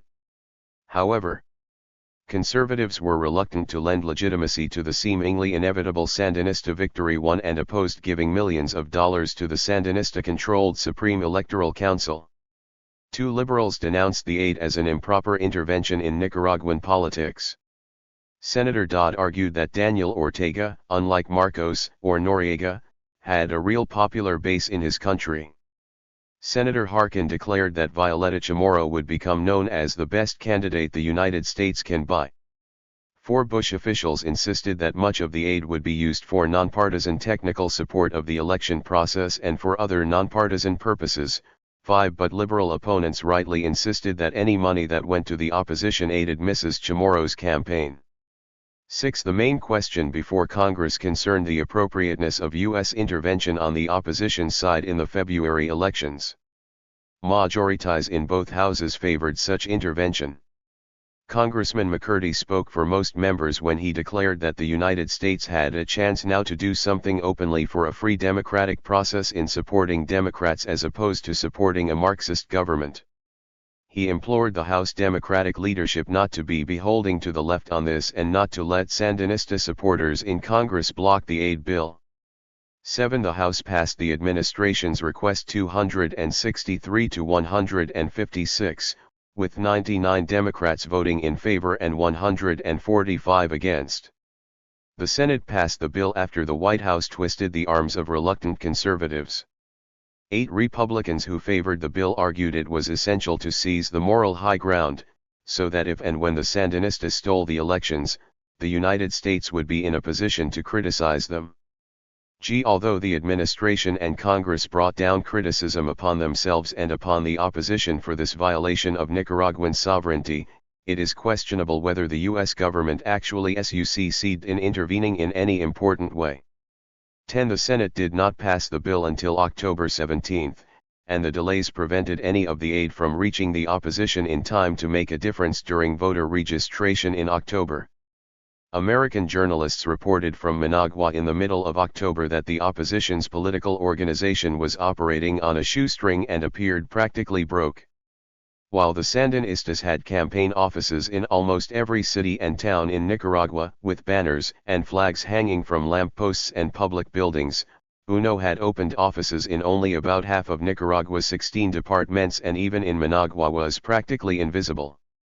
The Sandinista 668 downfall of the Sandinistas had party members posted at nearly every one of the 4,394 registration centers, while UNO had observers at only half. Observers agreed that UNO's organizational travails could not be worse.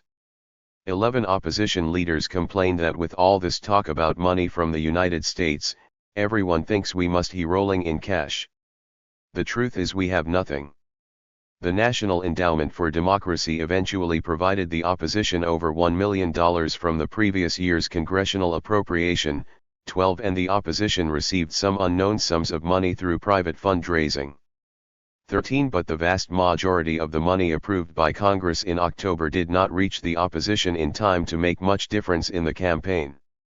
After Bush signed the legislation at the end of October, it took administration officials a month to develop accounting procedures and standards and then to send the money to the appropriate agencies for distribution. The opposition filed legal papers with the Nicaraguan government on November 2, and the government approved them on November 11, but then on January 9 it informed the opposition that the papers were incorrect. UNO purchased $800,000 worth of automobiles and other supplies, but these were impounded by the Nicaraguan Customs Office. Most of the money and supplies remained blocked until late January, when the Nicaraguan government finally released them after strong protests by foreign election monitors. By then there were only about 3 weeks left in the campaign. 14 The Sandinistas were annoyed at the brazen intervention of both the U.S. President and Congress in support of the Chamorro campaign, and they took full advantage of the long debates in Congress to accuse their opponents of serving as paid tools of the United States government, just like the Contras. But the Sandinistas did not fear that American aid would make a great difference in the February elections. Their polls showed Ortega maintaining a comfortable margin over Chamorro, and throughout the fall and winter of 1989 they exuded confidence in the certainty of their victory. The Sandinistas' only concern was that the Bush administration would not accept their victory and would try to declare the elections tainted. To guard against this, the Sandinistas went to extraordinary lengths to win international and American approbation of the electoral process. They organized their own voter registration drive, which was so successful that it made the opposition's failure to do so beside the point. Some observers had expected the Sandinistas to prefer a low turnout, on the as a policy that is anachronistic 669 assumption that the 35% of hardcore Sandinista supporters would be more effectively mobilized than the disorganized UNO supporters. But the Sandinistas, confident of victory, wanted to ensure that the world saw a massive turnout of Nicaraguans in what they promised would be the freest elections in Nicaraguan history. By the end of October, an astonishing 1.7 million out of an estimated 1.9 million eligible voters had registered. Not all the credit for the high turnout belonged to the Sandinista campaign. The Nicaraguan people showed that they were as eager to cast their vote as the Salvadoran people had been in 1984. More proof of the Sandinistas' confidence was their prodigious effort to ensure that the 1990 elections would be the most closely and extensively monitored in Latin American history. In July, the United Nations accepted Nicaragua's invitation to monitor the campaign and the voting, the first time in its history that the international body had agreed to monitor elections in a sovereign state. Later that summer, former President Jimmy Carter also accepted the Sandinistas' invitation to monitor the elections. Just a few months earlier, Carter had led a delegation of election monitors in Panama. His declaration of fraud in the May 7 Panamanian elections had played a decisive role in severely tarnishing that attempt by General Noriega to remain in power, and Carter came to Nicaragua with international recognition as a credible election witness. By the end of September, international observers were descending on Nicaragua in ever-increasing numbers. In contrast to similar efforts in the Philippines, El Salvador, and Panama, observers in Nicaragua intended to monitor closely political conditions throughout the campaign. On October 1, the first day of voter registration in Nicaragua, dozens of UN and OAS teams spread out across the country to oversee the registration process. United Nations technicians established a satellite communications network to maintain contact with hundreds of observers throughout Nicaragua during the 5 months leading up to the February vote. By November, the number of UNOB servers doubled, and in February it increased again to 160 full-time OB servers. Although unable to monitor the majority of polling stations on the day of the vote, UN officials believed that by selecting at least 10% of the stations, and by certifying the vote totals from these samples, they would be able to provide a clear statistical picture that would reveal any irregularities elsewhere in the country. The OAS planned to supply a similar number of observers, thus spreading the net wider. 1. The Sandinistas intended to let these international missions have a 670 downfall of the Sandinistas fairly free reign in Nicaragua throughout the campaign so that there could be no doubt of the election's legitimacy. In September and October, both Carter and UN representatives publicly declared that, despite some irregularities and disagreements between UNO and the Supreme Electoral Council, the electoral process was proceeding in a fair and true manner. The Sandinistas, though not complying with every demand of the opposition, tried to satisfy the observers they had invited. Elliot Richardson, the head of the UN delegation, stated at the end of October that no undue benefits have accrued to the Sandinistas and that with the registration of 21 political parties the most important phase of the campaign had come to a satisfactory conclusion. 16. Daniel Ortega hoped the presence of the UN and Carter missions would deprive the U.S. extreme right-wing groups of arguments and weapons against Nicaragua and that the confirmation of free elections in Nicaragua would eliminate pretexts that justify policies of isolation, especially policies of economic isolation. President Carter, fresh from his denunciation of Noriega in Panama, would certify the right-wing's defeat in Nicaragua. 17. And after February there would be a new understanding between the United States and Nicaragua. The effect that the Nicaraguan elections will have in the United States and in the international community will open political, economic, and financial doors that will facilitate our country's reconstruction. 18. The foreign observers agreed that while their primary mission was to ensure that the elections were fair, their secondary mission was at least as important, to ensure that the United States accepted the results of those elections. In pursuit of this goal, the United Nations had made an unusual decision to select an American, Elliot Richardson, to lead the UN observer delegation in Nicaragua. United Nations officials hoped that the participation of this lifelong Republican would eliminate any doubt about the impartiality of the verification process, particularly for conservative Americans, whose opinion is considered important to broad acceptance of the election results. Jimmy Carter also believed he had a special role in ensuring that the Bush administration and Republican congressmen accepted the likely results of the February vote. He hoped that his certification of the elections would lead to an immediate improvement in the relationship between the United States and Nicaragua, by which he clearly meant an improvement in the relationship between the United States and the Sandinistas. 19. As the day of the vote grew nearer, and as the Sandinistas grew ever a policy that is anachronistic. 67. 1. More confident of victory, the Nicaraguan government invited more and more observers to witness the elections.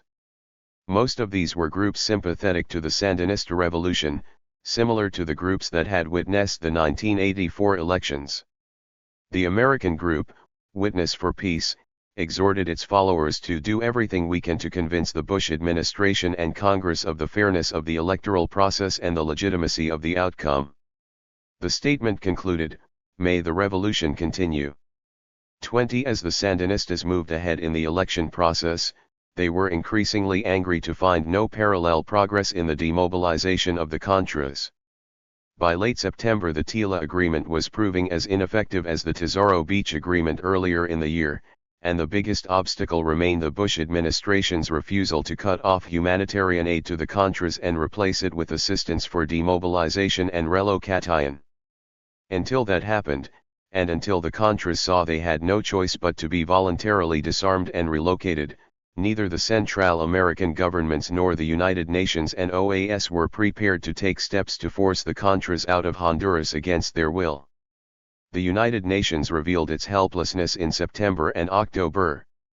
Missions traveled to Central America for consultations and planning, but no forces arrived to take charge of the Honduran-Nicaraguan border. Much to the Sandinistas' dismay, moreover, UN and OAS officials fully accepted the U.S. insistence on the voluntary nature of any Contra demobilization, if only because these international bodies had no desire to enforce an involuntary demobilization. 21. Since any deployment of UN forces had to be approved by the UN Security Council, where the United States had a veto, the American delegation in New York was able to delay the deployment merely by raising legitimate questions about its size, cost, and precise role. To the Sandinistas, it appeared the United States was stalling. 22. Not until October 13 did UN officials visit the Contra camps in Honduras, and the trip proved a disaster. The head of the UN delegation warned the Contras they could only stay as long as the Honduran government lets you. You are Nicaraguan and not the objects of a policy that is anachronistic and has been abandoned by the country that helped you. 23. The threat was as hollow as it was annoying to American ears. Contra leaders responded defiantly that they would demobilize only 672. Downfall of the Sandinistas when there is democracy in Nicaragua, which was to say, never. 24. In Washington, outraged Republicans demanded that the Bush administration denounce the UN for its rhetorical excesses. Bush officials met with UN Secretary General Pérez de Cuellar and read him the Riot Act, and he quickly apologized for any misunderstanding. 25. The Sandinistas were appalled. Humberto Ortega, in a fit of pique, offered the services of the Sandinista army to remove the Contras from Honduran soil if no other force was willing to do so. 26. Most observers continued to regard the Contras as a moribund anachronism, but the Sandinistas persisted in their fear of the Contras' continuing survival. While the New York Times referred to the pinpricks of Contras who no longer pose a credible military threat, the Sandinistas still considered the Contras the spearhead of American policy, as well as the armed wing of UNO. Their constant denunciations of the links between the opposition political parties and the armed guerrillas were not mere election propaganda. 27. The Bush administration provided money to UNO and to the Contras as if they were two sides of the same coin. Throughout the campaign, UNO leaders went out of their way to associate themselves with the Contras and even resisted pressure from Jimmy Carter to sever the connection. The Sandinistas, with their usual attention to the simple question of who held the guns, recognized with cool objectivity that so long as the Contras remained a force in being, they would be arrayed on the side of those who now challenged the Sandinistas at the ballot box, and they would be a tool available to the United States whenever it chose to use it. 28. The Sandinistas were acutely conscious of the dangers the Contras would pose under a variety of different electoral outcomes. The social pact Humberto Ortega had in mind had no place for an armed opposition. If the Sandinistas won the election, but the opposition gained a substantial base of power in the assembly, the UNO coalition would continue to use the Contras as a lever to enhance its political power.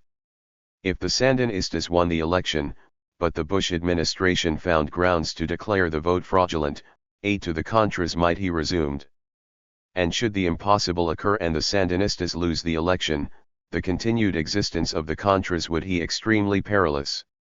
It was with such considerations in mind that Humberto Ortega began in the fall of 1989 to make clear his intention to retain control of the Sandinista army no matter who won the elections in February 1990. Sandinista officials pointed out that not even in Poland, despite the change of policy that is anachronistic 673 of government, has the army been dismantled, and we are not going to do so either. In November Tomasz Borger related that when Humberto Ortega was asked if he would be worried if Chamorro won the election, Humberto answered that the one who should be worried is she. 30. Ortega publicly declared that if the opposition did win the elections, it would have to respect the Sandinista front and the army because without the Sandinistas, no one can govern Nicaragua. 31. Given their fears of a future struggle against the Contras, the Sandinistas were understandably displeased to find that the one concrete result of the TILA agreement had actually been the re-infiltration of as many as 3,000 armed rebel fighters back into Nicaragua between August and October. 32. The Contras, to be sure, were returning not to fight but to hide. Faced with the possibility of a forced demobilization at the hands of the United Nations, many Contras fulfilled their vow to return to the mountains rather than give up their arms. The re-infiltration troubled the Sandinistas for several reasons, however. First, the more Contras there were in the mountains of Nicaragua, the fewer there were to be demobilized in Honduras. Second, the Contras would be difficult to root out of their lairs among the supportive rural population, forcing the Sandinistas either to accept an almost permanent guerrilla force in the mountains or to pay the high political price necessary to deprive the Contras of their peasant supporters. The Sandinistas were especially unhappy to see the Contras hack in their strongholds during the electoral campaign. In remote regions of Nicaragua where the city-based UNO parties could never hope to reach, the Contras represented the sole organized opposition force. Journalists traveling in the hills of Matagalpa and other northern provinces learned from local government officials and church workers that the Contra fighters had been campaigning actively for UNO, encouraging people to register to vote and generally singing the praises of opposition presidential candidate Violeta Chamorro. 33 The Sandinistas themselves tried to frighten peasants away from the voter registration tables in these areas, using the alleged threat of Contra attacks as an excuse. At the end of October, peasants living near San Marcos accused government troops of staging mock combat near voter registration stations, to frighten away voters likely to cast their ballots against the government. One man said the Sandinistas had intimidated hundreds of voters by bringing troops into town and firing weapons to defend against a purported Contra attack. The local townspeople, however, who described themselves as supporters of the 674 downfall of the Sandinistas Contras, didn't believe the government reports. We knew that the commandos weren't going to attack. If they're going to do anything here, we certainly would know about it long before the government. Throughout the campaign, the Sandinistas charged that the rebels were trying to intimidate the peasants into voting por UNO. 4. As early as August 16, Daniel Ortega had warned that a large reinfiltration of Contras would force the Sandinistas to end their unilateral ceasefire and renew the war. August and September passed without an official resumption of the fighting, but the number of clashes between Contra and Sandinista units increased. Most of these clashes were undoubtedly instigated by the Sandinistas, since the Contras' strategic situation was too perilous to support a renewal of the war. One-to-one Sandinista army units played cat and mouse with the rebels, sending small units into rebel-controlled areas to flush out the Contras in the hope of then bringing larger forces in for the kill. While there were no major engagements, and the Contras undertook no offensive operations, there were constant skirmishes and occasional ambushes of Sandinista convoys. By October, with no progress toward demobilization of the Contra army in sight, the Sandinistas were looking for the right opportunity to capture the world's attention. On October 2, the Sandinista Defense Ministry reported the ambush in Matagalpa of 2 Sandinista army trucks filled with reservists, allegedly on their way to register for the vote. All the soldiers were armed, but according to the Sandinista report, the Contras surprised the convoy, killing 15 reservists and wounding another 9. 36 The Contras denied the attack, 37 claiming 2 Sandinista units had mistakenly clashed. In the wake of the October 21 ambush, Sandinista leaders Asen Tati Usli held an emergency meeting of senior commanders to discuss measures for increasing military defense against increasing criminal attacks by the Contras. 38 Daniel Ortega emerged from that meeting to declare that the Bush administration would now have to make clear whether it was in favor of the electoral process or of the war. The Bush administration's decision would determine whether or not the Nicaraguan electoral process proceeds successfully. 34. Ortega's angry protests met with silence in Washington and Latin America, however, and the Sandinistas were compelled to take more dramatic steps. A few days after the ambush, Ortega traveled to San Jose for the centennial celebration of Costa Rican democracy, a gala affair to which President Arias had invited many world leaders and where he hoped to display himself and Costa Rica in the best light. At Arias's seal, a policy that is anachronistic, 675 Bration, the democratic transformation of the hemisphere was manifest. Carlos Andrés Pérez, Spain's Felipe González, Argentina's newly elected President Carlos Menem, and President Bush were all in attendance, and so too was Violeta Chamorro, whom Bush took the occasion to embrace publicly. Communist governments were out of favor. Fidel Castro was conspicuously not invited. Daniel Ortega arrived in military uniform, with the Sandinista red bandana around his neck, and seemed out of place. Arias in his opening address to the conference declared that we have often seen how those who led struggles against dictators themselves use the name of freedom to establish dictatorships of a different ideological view. 40 When the friendly conference ended, and after Ortega had seized opportunities to meet and have his picture taken with Bush, the Nicaraguan leader announced that as of October 31 the Sandinistas intended to end the unilateral ceasefire and strike hard at Contra forces in Nicaragua.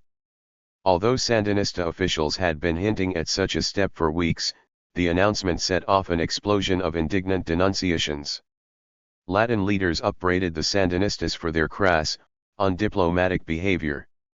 Arias declared the decision lamentable. The ball is in the political court, not in the military court. The UN Secretary-General called for moderation and expressed hope that the Sandinistas would continue the ceasefire. In Washington, liberal Democrats railed at Ortega. Congressman Obey complained that the Nicaraguan president was a fool and always has been. 41 President Bush called Ortega an animal at a garden party. On October 31 the Senate voted 95-0 to condemn the Sandinistas' totally unjustified action. Bush officials could scarcely conceal their delight. According to the White House spokesman, they were incredulous that made such a blunder. 42 Many observers immediately assumed the Sandinistas were looking for an excuse to cancel or postpone the elections. Bush called Ortega's threats a shameful blow to democracy. 43 Nicaraguan opposition leaders said the Sandinistas feared defeat at the polls and preferred to fight the Contras. Few observers seemed to understand that the Sandinistas were, on the contrary, more concerned about the rebels than about the elections, and that their decision to abrogate the ceasefire was a calculated if somewhat desperate attempt to force the United States to abide by the terms of the TILA agreement and to end direct support for the rebels. Daniel Ortega quickly admitted that he had touched a wasp's nest with his dramatic announcement at San Jose, but he and other officials in 676 downfall of the Sandinistas system had been the only way to grab the attention of the Bush administration and the American Congress. It was a shock tactic. What we are looking for is a commitment to dismantle the Contras by December 5. If we had not done this, it would never have happened. 44 The logic of the Sandinista strategy was sound, even if the execution was flawed. In their extreme state of weakness, having made every concession demanded by the United States, the Sandinistas had few bargaining chips left to force compliance with their own demand that the Contras be eliminated prior to the elections. The threat to disrupt the elections and resume the war was all that remained. Clearly, good behavior was getting them nowhere. The more the Sandinistas endeavored to satisfy American and international opinion concerning the elections, the more the United States and the world tried to evade the delicate issue of the Contras in the hopes that the elections would solve the problem. The Sandinistas hoped President Bush or the Congress would end humanitarian aid to the Contras rather than jeopardize the elections. The key to the Sandinista strategy was the gentleman's agreement that allowed Congress to block further aid to the Contras on November 30. When the U.S. Congress approved the law providing funds for the Contras, Ortega explained, they provided themselves a way out. 4-1 The solution to the crisis the Sandinistas had created was to cut off the aid. Ortega declared that whether or not the electoral process moves along in Nicaragua will no longer depend on us. 46 Although their actions at the end of October seemed a rash blunder to most observers, the crisis they provoked was carefully orchestrated to avoid an irreparable breach with the Bush administration. They quickly invited Presidents Arias and Perez to settle the dispute and claimed to see signs that the Bush administration was willing to negotiate the ceasefire and the Contras' demobilization. Daniel Ortega correctly speculated that Bush did not want to reactivate the Contras militarily. 47 The offensive the Sandinista army launched after November 1 was ill-prepared and clearly not designed to annihilate Contra forces in Nicaragua. It bore no resemblance to Operation Danto of March 1988. 48. The Sandinistas had guessed that the elections meant more to the Bush administration than defending the Contras, and they were right. After Ortega's announcement at San Jose, Secretary Baker quickly declared that what we are trying to avoid is the Sandinistas seizing on something like this as an excuse to deny the Nicaraguan people free and fair elections. 49 Even when the Sandinistas launched their offensive, a policy that is anachronistic. 677. Marlon Fitzwater said the Bush administration would not seek arms for the Contras to defend themselves, We don't want to go that route. We want to get free elections. 5 degrees Contra leaders were hitter, complaining that the whole debate in Washington was about whether the Contras should be killed with their stomachs full or their stomachs empty. 51 The Sandinistas' assessment of the Bush administration was vindicated. As one official observed, Daniel gave them the choice of war or elections, and faced with that choice, they took elections very clearly. 52 The Bush administration preferred to let the Sandinistas suffer the political consequences of their actions rather than start a row with Democrats in Congress. Even pro-Contra Democrats were eager not to give the Sandinistas an excuse to cancel the elections or remove international observers.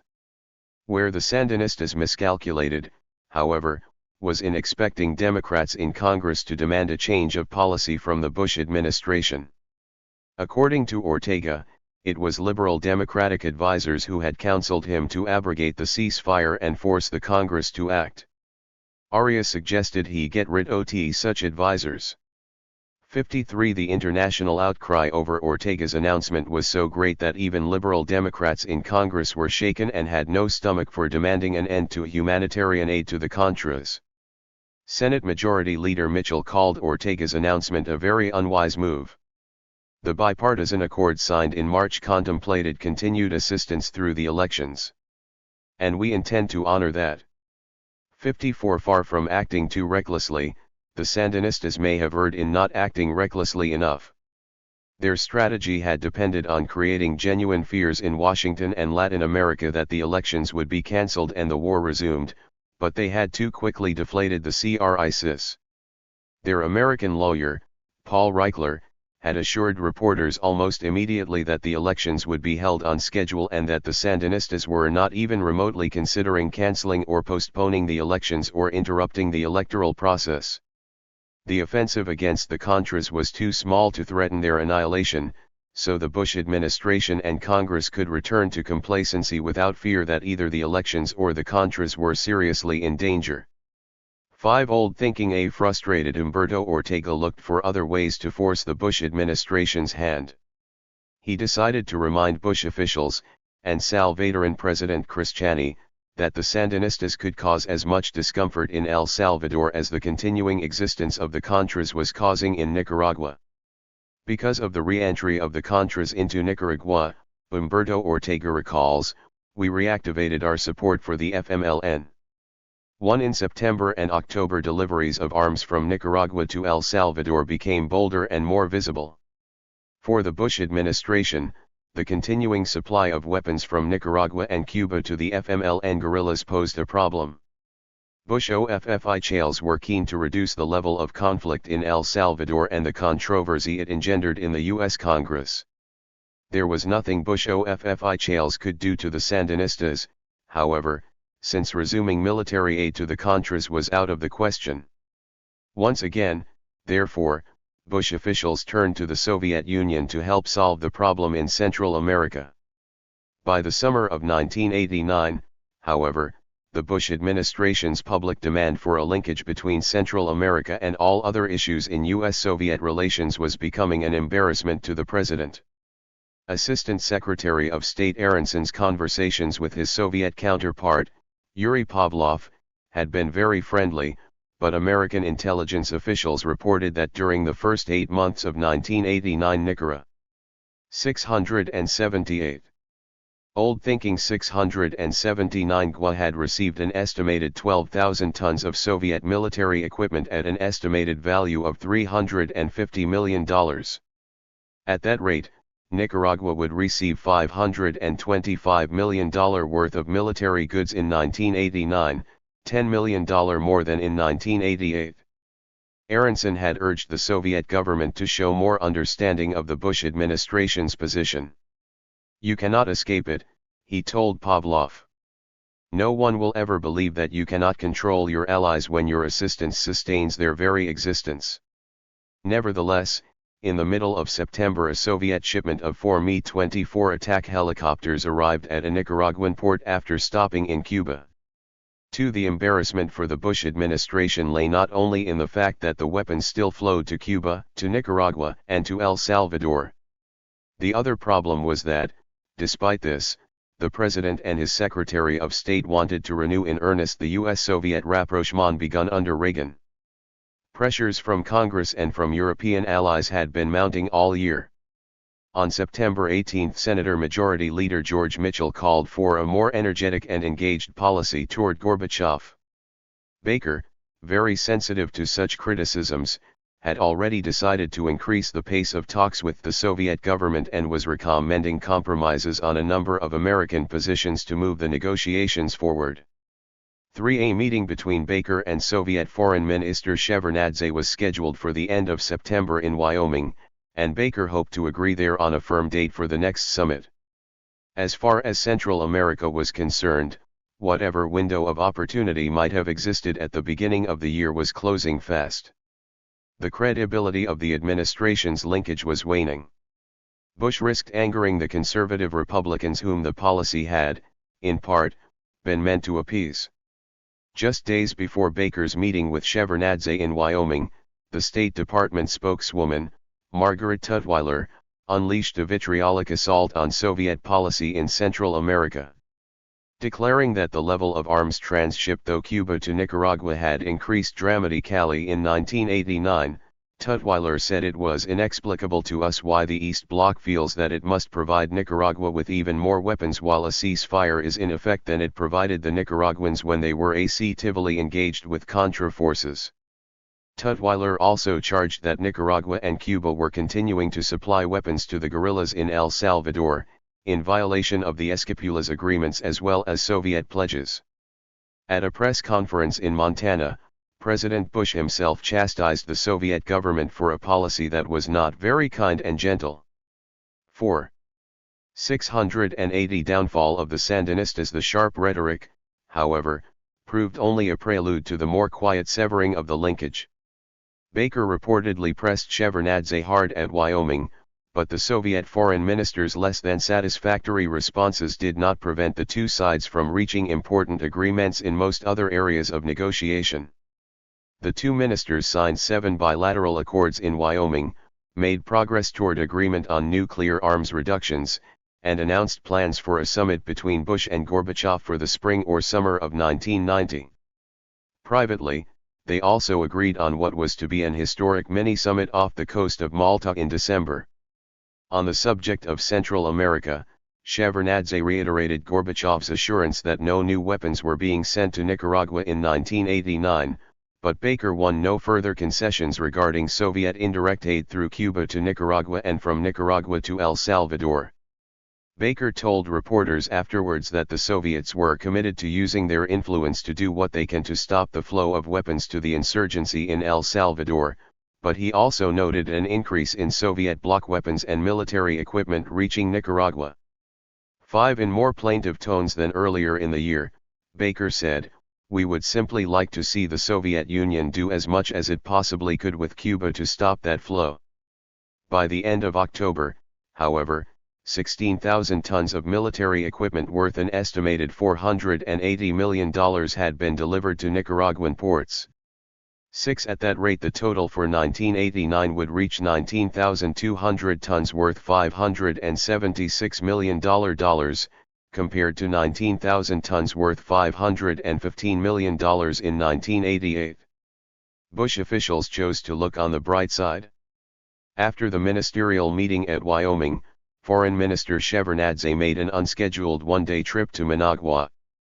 Bush officials waited expectantly for what they hoped would be a stern Soviet message to the Sandinistas, and in Managua American journalists detected trepidations among Sandinista leaders. Shevardnadze's meeting, however, produced nothing new. In separate communiques, the Nicaraguan government committed itself to stop receiving armaments from the Soviet Union to Nicaragua until after the February elections. This statement, of course, left room for continuing indirect shipments through Cuba. The Soviet communique merely repeated that the Soviet Union had halted arms shipments to Nicaragua. Meanwhile, the State Department sent subtle signals of approval to the Sandinistas, indicating America's willingness to accept a Sandinista victory if elections were fair. When Daniel Ortega reached agreement with opposition leaders on August 3, for instance, Baker declared the old-thinking 681 United States very pleased, and in September he authorized a visit to Managua by one of his closest aides, Assistant Secretary of State Janet Mullins. This first formal meeting between a senior American official and senior Sandinista officials in years was taken as an important signal by the Sandinistas. Paul Reichler expressed hope that it would lead to more direct contacts between the administration and the government of Nicaragua, and ultimately to the normalization of relations.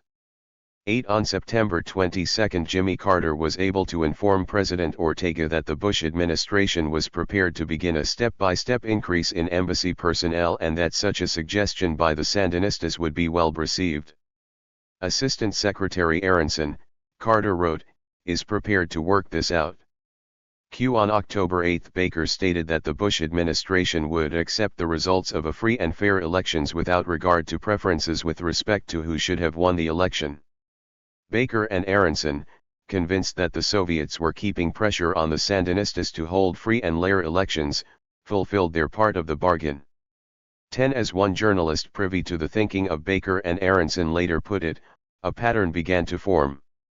The Soviets posed a number of tests for the U.S., and Washington passed most of them.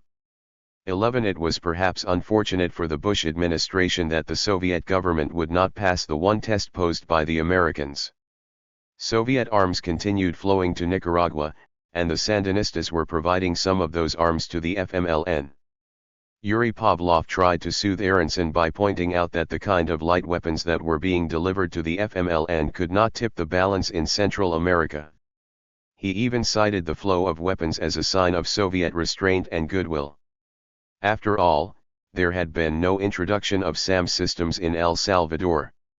12 Soviet officials reported that Shevardnadze had obtained firm assurances from the Sandinistas that they were not supplying weapons to the FMLN, but when Aronson said the United States could prove otherwise, Pavlov insisted that the Soviet government could not accuse the Sandinistas of shipping arms based on U.S. intelligence reports alone. To go to the Sandinistas and say the U.S. had developed evidence of their violations would not do for us. The Bush administration hoped for a smoking gun that would prove, without the aid of American intelligence, what everyone knew was occurring. That smoking gun appeared on October 18, when a truck carrying weapons from Nicaragua to the Salvadoran guerrillas was captured by the Honduran army. The driver of the truck admitted to having delivered 682 downfall of the Sandinistas' arms to the Salvadoran guerrillas throughout 1989. Aronson summoned Soviet Ambassador Dubinin to the State Department, presented the new evidence of gun running from Nicaragua, and demanded a response. The Soviet government, however, refused to accept the evidence. On October 30, Foreign Minister Shevardnadze wrote to Baker dismissing the American claims as providing no grounds for accusing the Sandinista leadership of violating its commitment to end assistance to rebel movements. Shevardnadze's response, in effect, challenged Baker either to cause an open breach between the two governments or to back down. Baker chose the latter course. He complained to Ambassador Dubinin that Shevardnadze's response was the same old stuff, a relic of old thinking, but he diplomatically suggested that perhaps the fault lay with the Sandinistas, not with the Soviets. He told Dubinin, "The Sandinistas are tooling you around badly. It is hard for me to believe Minister Shevardnadze wrote this letter. I hope that someone else did." Planning for the December summit, meanwhile, went forward without delay. The captured truck was only the beginning of the problem, however. By the end of October it was clear that the Sandinistas' arms shipments to the guerrillas were fuel for a new final offensive against the Salvadoran army and the Cristiani government. On October 30, FMLN guerrillas launched a spectacular mortar attack against the Defense Ministry in San Salvador, and by the middle of November the conflict in El Salvador was once again blazing out of control. Both the Salvadoran army and the guerrillas carried out assassination attempts against one another, and the shadowy death squads began killing suspected guerrilla sympathizers. As the Bush administration's hopes for a negotiated settlement faded, its anger at the Soviets grew. On November 18 Baker declared that Soviet policy in Central America remained the biggest obstacle to a full, across-the-board improvement in relations. With the Bush-Gorbachev mini-summit at Malta less than 3 weeks off, Pavlov flew to Washington for consultations with Aronson. A week after Baker's speech, another smoking gun fell from the sky. A small plane carrying weapons from Nicaragua to the FMLN guerrillas crashed at a landing strip in El Salvador, and the pilot and cargo were seized by the Salvadoran army. This shipment included 24 Soviet-made SA-7 surface-to-air missiles, the first time such weapons had ever been delivered to the Salvadoran guerrillas. President Cristiani suspended diplomatic relations with Nicaragua, citing the genocidal and treasonous behavior of Daniel Ortega. 17 The Bush administration could old-thinking 683 scarcely believe the Sandinistas' audacity, and Bush officials could only wonder at the Soviet policy that had permitted this shipment to occur on the eve of the summit. At least the Sandinistas' purposes were easy to discern. The delivery of the missiles to the FMLN was a deliberate and carefully considered message to the Bush administration that the Sandinistas were prepared to cause as much difficulty as possible in El Salvador so long as the United States continued to support the Contras. Sandinista leaders made little effort to hide their involvement. Officials told reporters that the missiles were sent to deal a powerful but precise blow to the American-backed Salvadoran military, placing America's extensive involvement in El Salvador at risk from weapons whose supply is controlled from Managua. The virtue of the SAM missiles from the Sandinistas' point of view was their undeniability. Unlike the unfortunate truck shipment, the delivery of SAM missiles did not require a capture or a crash to be discovered. From the moment the first SAM was fired at the first Salvadoran Army helicopter, the United States would know with certainty that the Sandinistas had delivered them and that the decision to do so had been made personally by Humberto Ortega.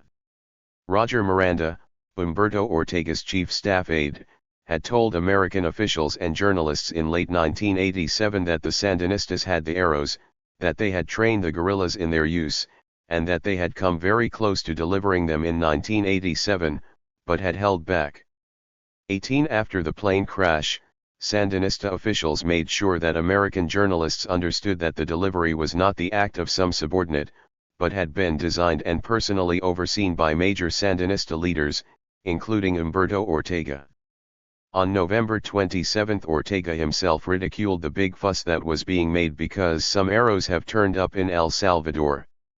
He reminded reporters that the first arrows in Central America had been used by the US-backed Contras against Sandinista helicopters. 10. If the Sandinistas' reasons for delivering the weapons were clear, however, the policy of the Soviet government baffled American observers. The delivery of the SAM missiles directly contradicted Pavlov's earlier claim that the absence of such weapons in the FMLN's hands was a sign of Soviet restraint. Either the Soviet government had no control over the delivery of the missiles, in which case Pavlov had misled Aronson in suggesting that it did, or Soviet officials approved the delivery of the missiles, in which case by Pavlov's own logic the Soviet government had deliberately chosen not to show restraint less than 2 weeks before the Malta 684 downfall of the Sandinistas mini-summit between Bush and Gorbachev. The much-heralded new thinking of Soviet foreign policy was little in evidence in the one part of the world where it seemed to make the most sense. It was the Washington Post, not just conservative Republicans, which insisted that Mikhail Gorbachev cannot be allowed to continue posing as a good-willed, hand-wringing outsider. 20 The puzzle of Soviet policy toward Nicaragua became even more complicated when American intelligence officials reported at the end of November that the Soviet freighter Ivan Ilyich had left Leningrad bound for Nicaragua with a cargo of 4 Mi-17 helicopters. If delivered, it would be the second Soviet shipment of helicopters to Nicaragua in less than 3 months and the most direct violation yet of Gorbachev's pledge, recently reaffirmed by Shevardnadze in Managua, not to make such deliveries. The Bush administration kept news of this shipment to itself. 21. The news of the SAM missile delivery infuriated Bush officials, but with the eagerly awaited mini-summit between Bush and Gorbachev just days off, Secretary Baker did nothing that might upset the burgeoning partnership. White House officials declared that Bush would urge Gorbachev to stop feeding Fidel Castro. 22 On November 28 the Soviet ambassador officially denied any attempts to link us directly or indirectly with this incident is no reason for creating a crisis situation.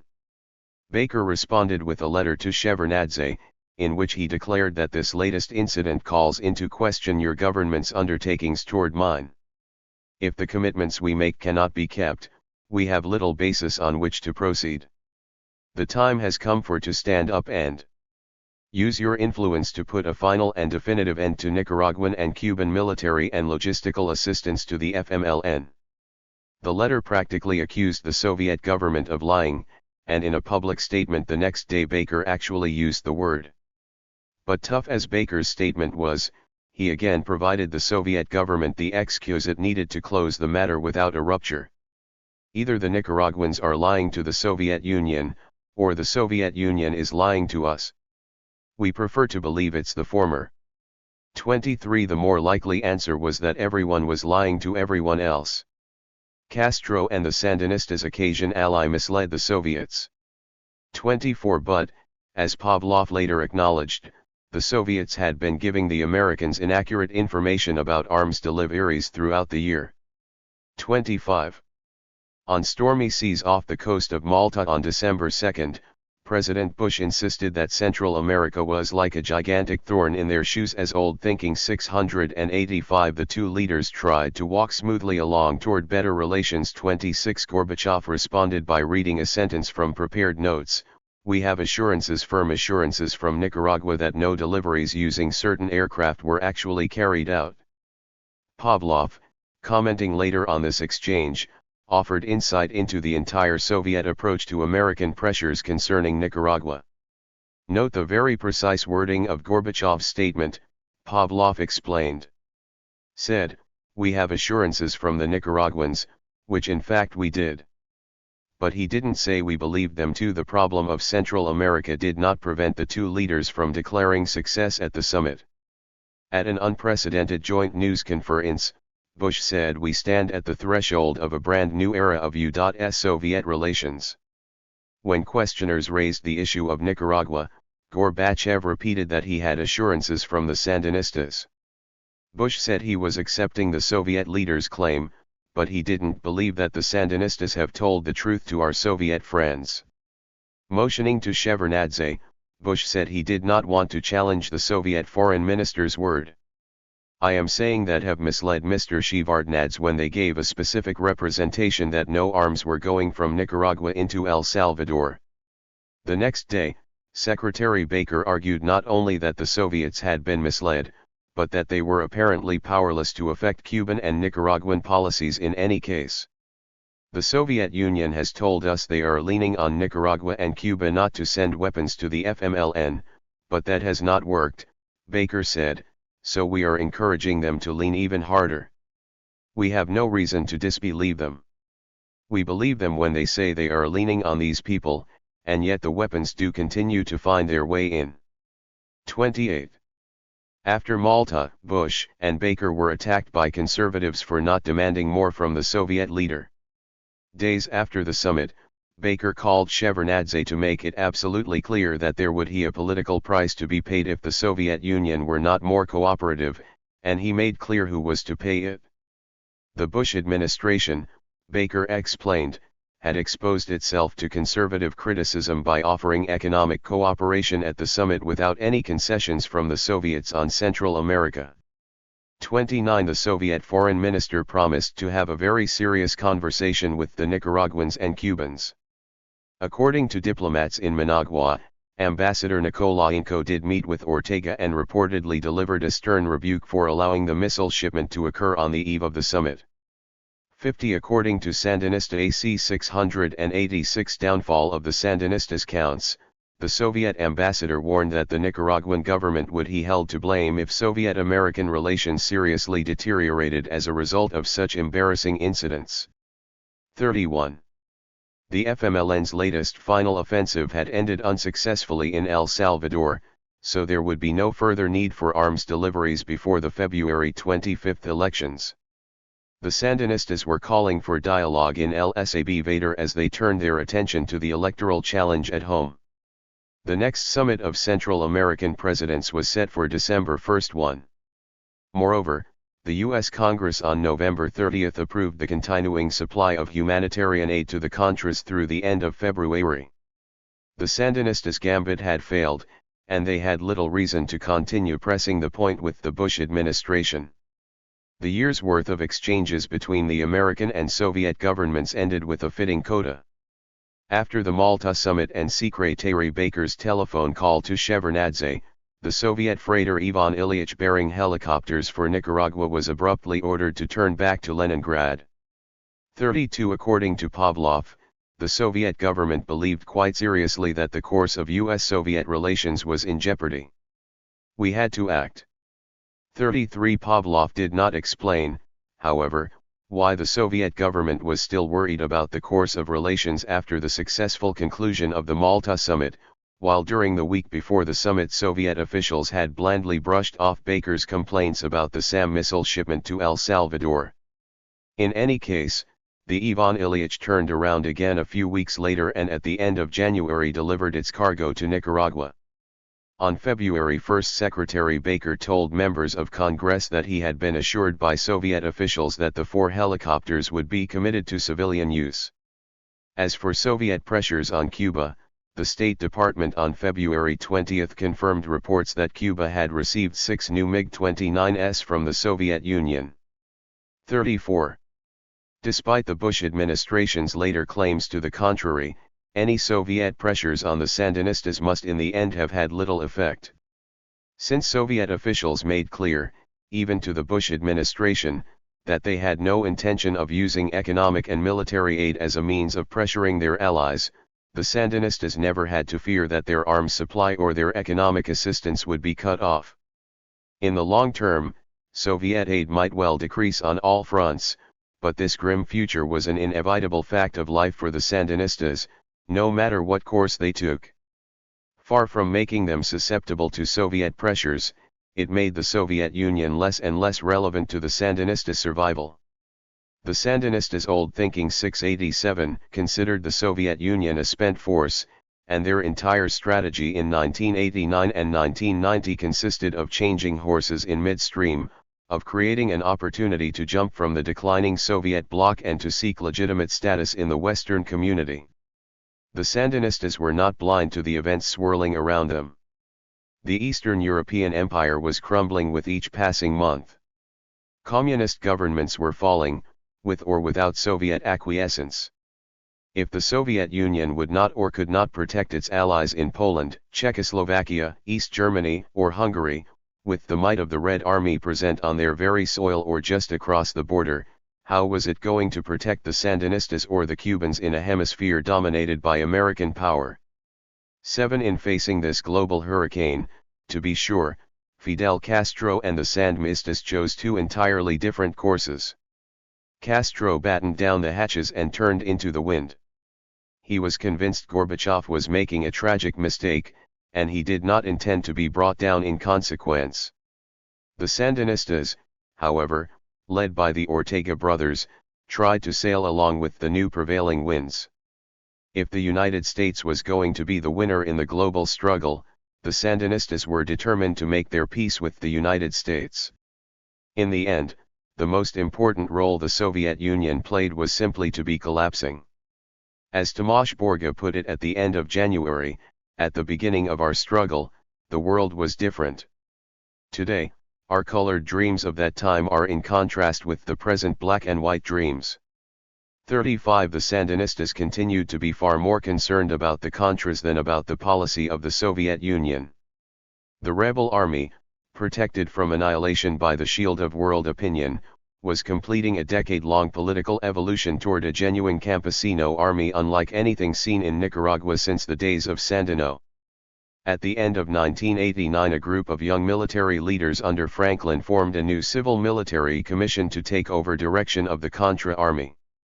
Composed exclusively of commanders, with only Aristides Sanchez as a civilian advisor, the new leadership had cast off Enrique Bermudez and Adolfo Calero, while the other members of the old Contra Directorate Alfredo Cesar, Alfonso Rabello, Azucena Ferri, and Pedro Joaquin Chamorro had long since returned to Managua politics. 6 For the first time in its history, the Contra movement was openly led by fighters who had made their way up through the ranks.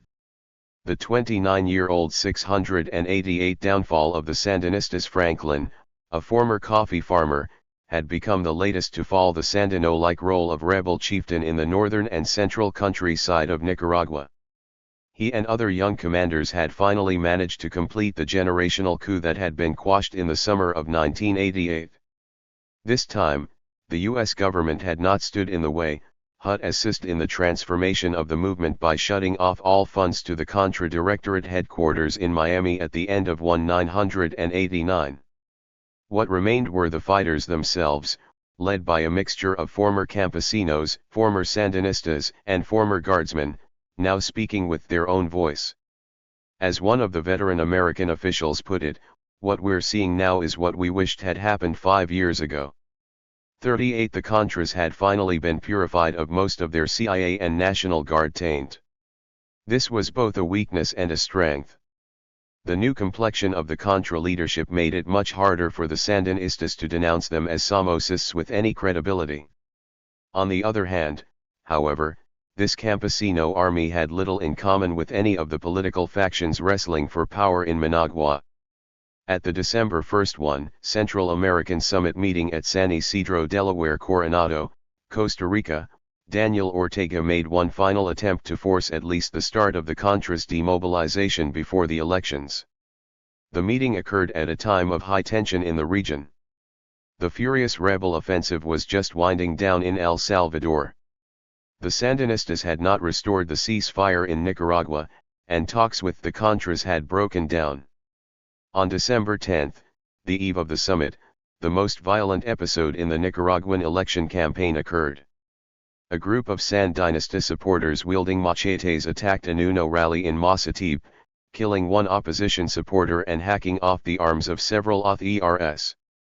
39 The opposition demonstrators responded by going on a rampage, unhindered by the Sandinista police, and attacking the homes of local Sandinista leaders. As the summit opened at San Isidro de Coronado, Costa Rica, President Arias lamented that his peace process had regressed like never before. 40. Despite the tensions, the 5 Central American presidents managed to find common ground for agreement in what had almost become a ritual of symbolic trades.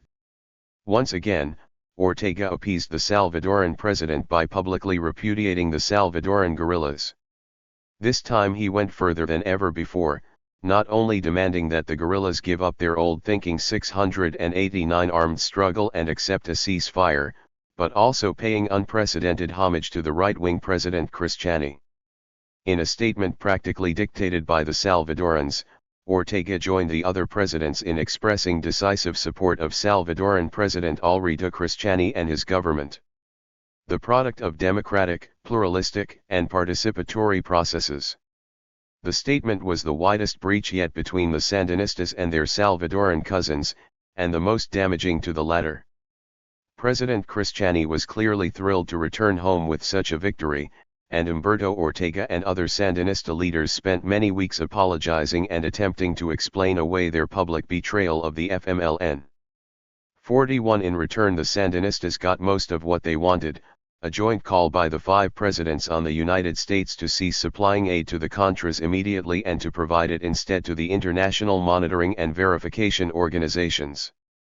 The Sandinistas had also wanted to set a new deadline for demobilization of the Contras, perhaps in January. But the other presidents were not about to force a confrontation with the Contras now that the elections were so near, and least of all was the Honduran government prepared to do so.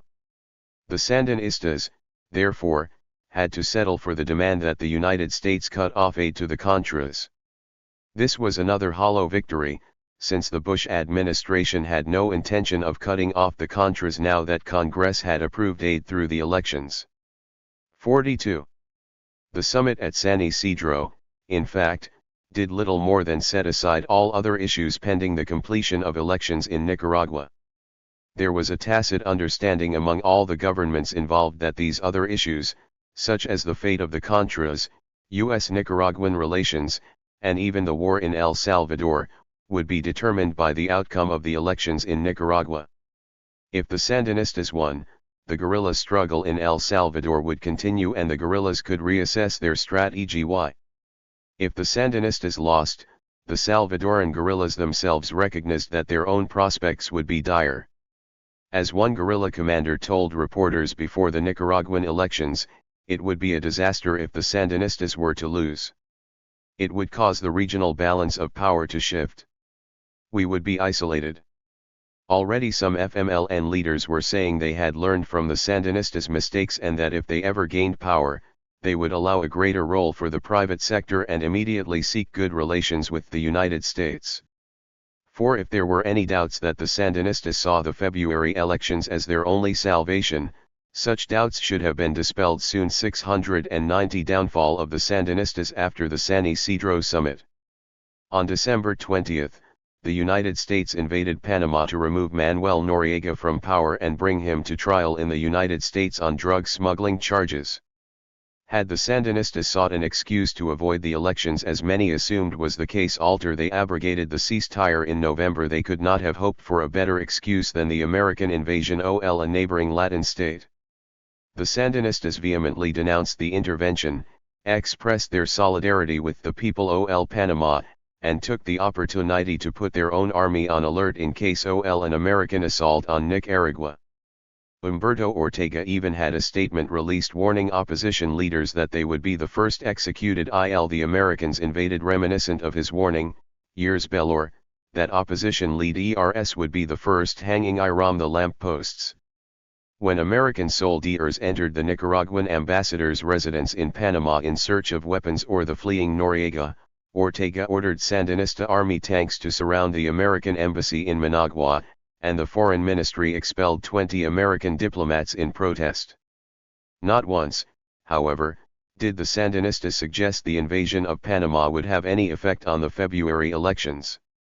On the contrary, within a week of the invasion, Daniel Ortega embarked on his formal campaign, a campaign he and his COL leagues confidently expected to win. The Sandinistas prepared themselves for the challenge of the 1990 electoral contest more thoroughly and conscientiously than for any other event in their history. In the early 1980s they had underestimated the threat posed by the Contras and had been slow to repair their DCN in meeting it. In the mid-1980s they had overlooked the signs that their economic measures were failing badly, and were costing them heavily in rural Nicaragua. It took several more years of deepening crisis to prompt the Sandinistas to shift their policy. In the months leading up to the February 1990 vote, however, the Sandinistas neither underestimated the dangers nor failed to act swiftly and skillfully to meet them. The vanguard Sandinista front, which to many observers seemed suited only for guerrilla war, adopted the style of Western political parties as if born to it. For men who had long spoken with contempt of the bourgeois democratic process, the Ortega brothers and their advisers proved in many ways more adept in that system than in their own. The Sandinistas devised an elaborate campaign, drawing fully on the latest Western advice and technology. They put their vast party organization to work, making it a more effective election machine than anything seen in Nicaraguan history. They hired foreign consultants. They devised campaign themes to make the most of their strengths and to soften their sharp edges. In the parlance of political advertising, the Sandinistas. 691.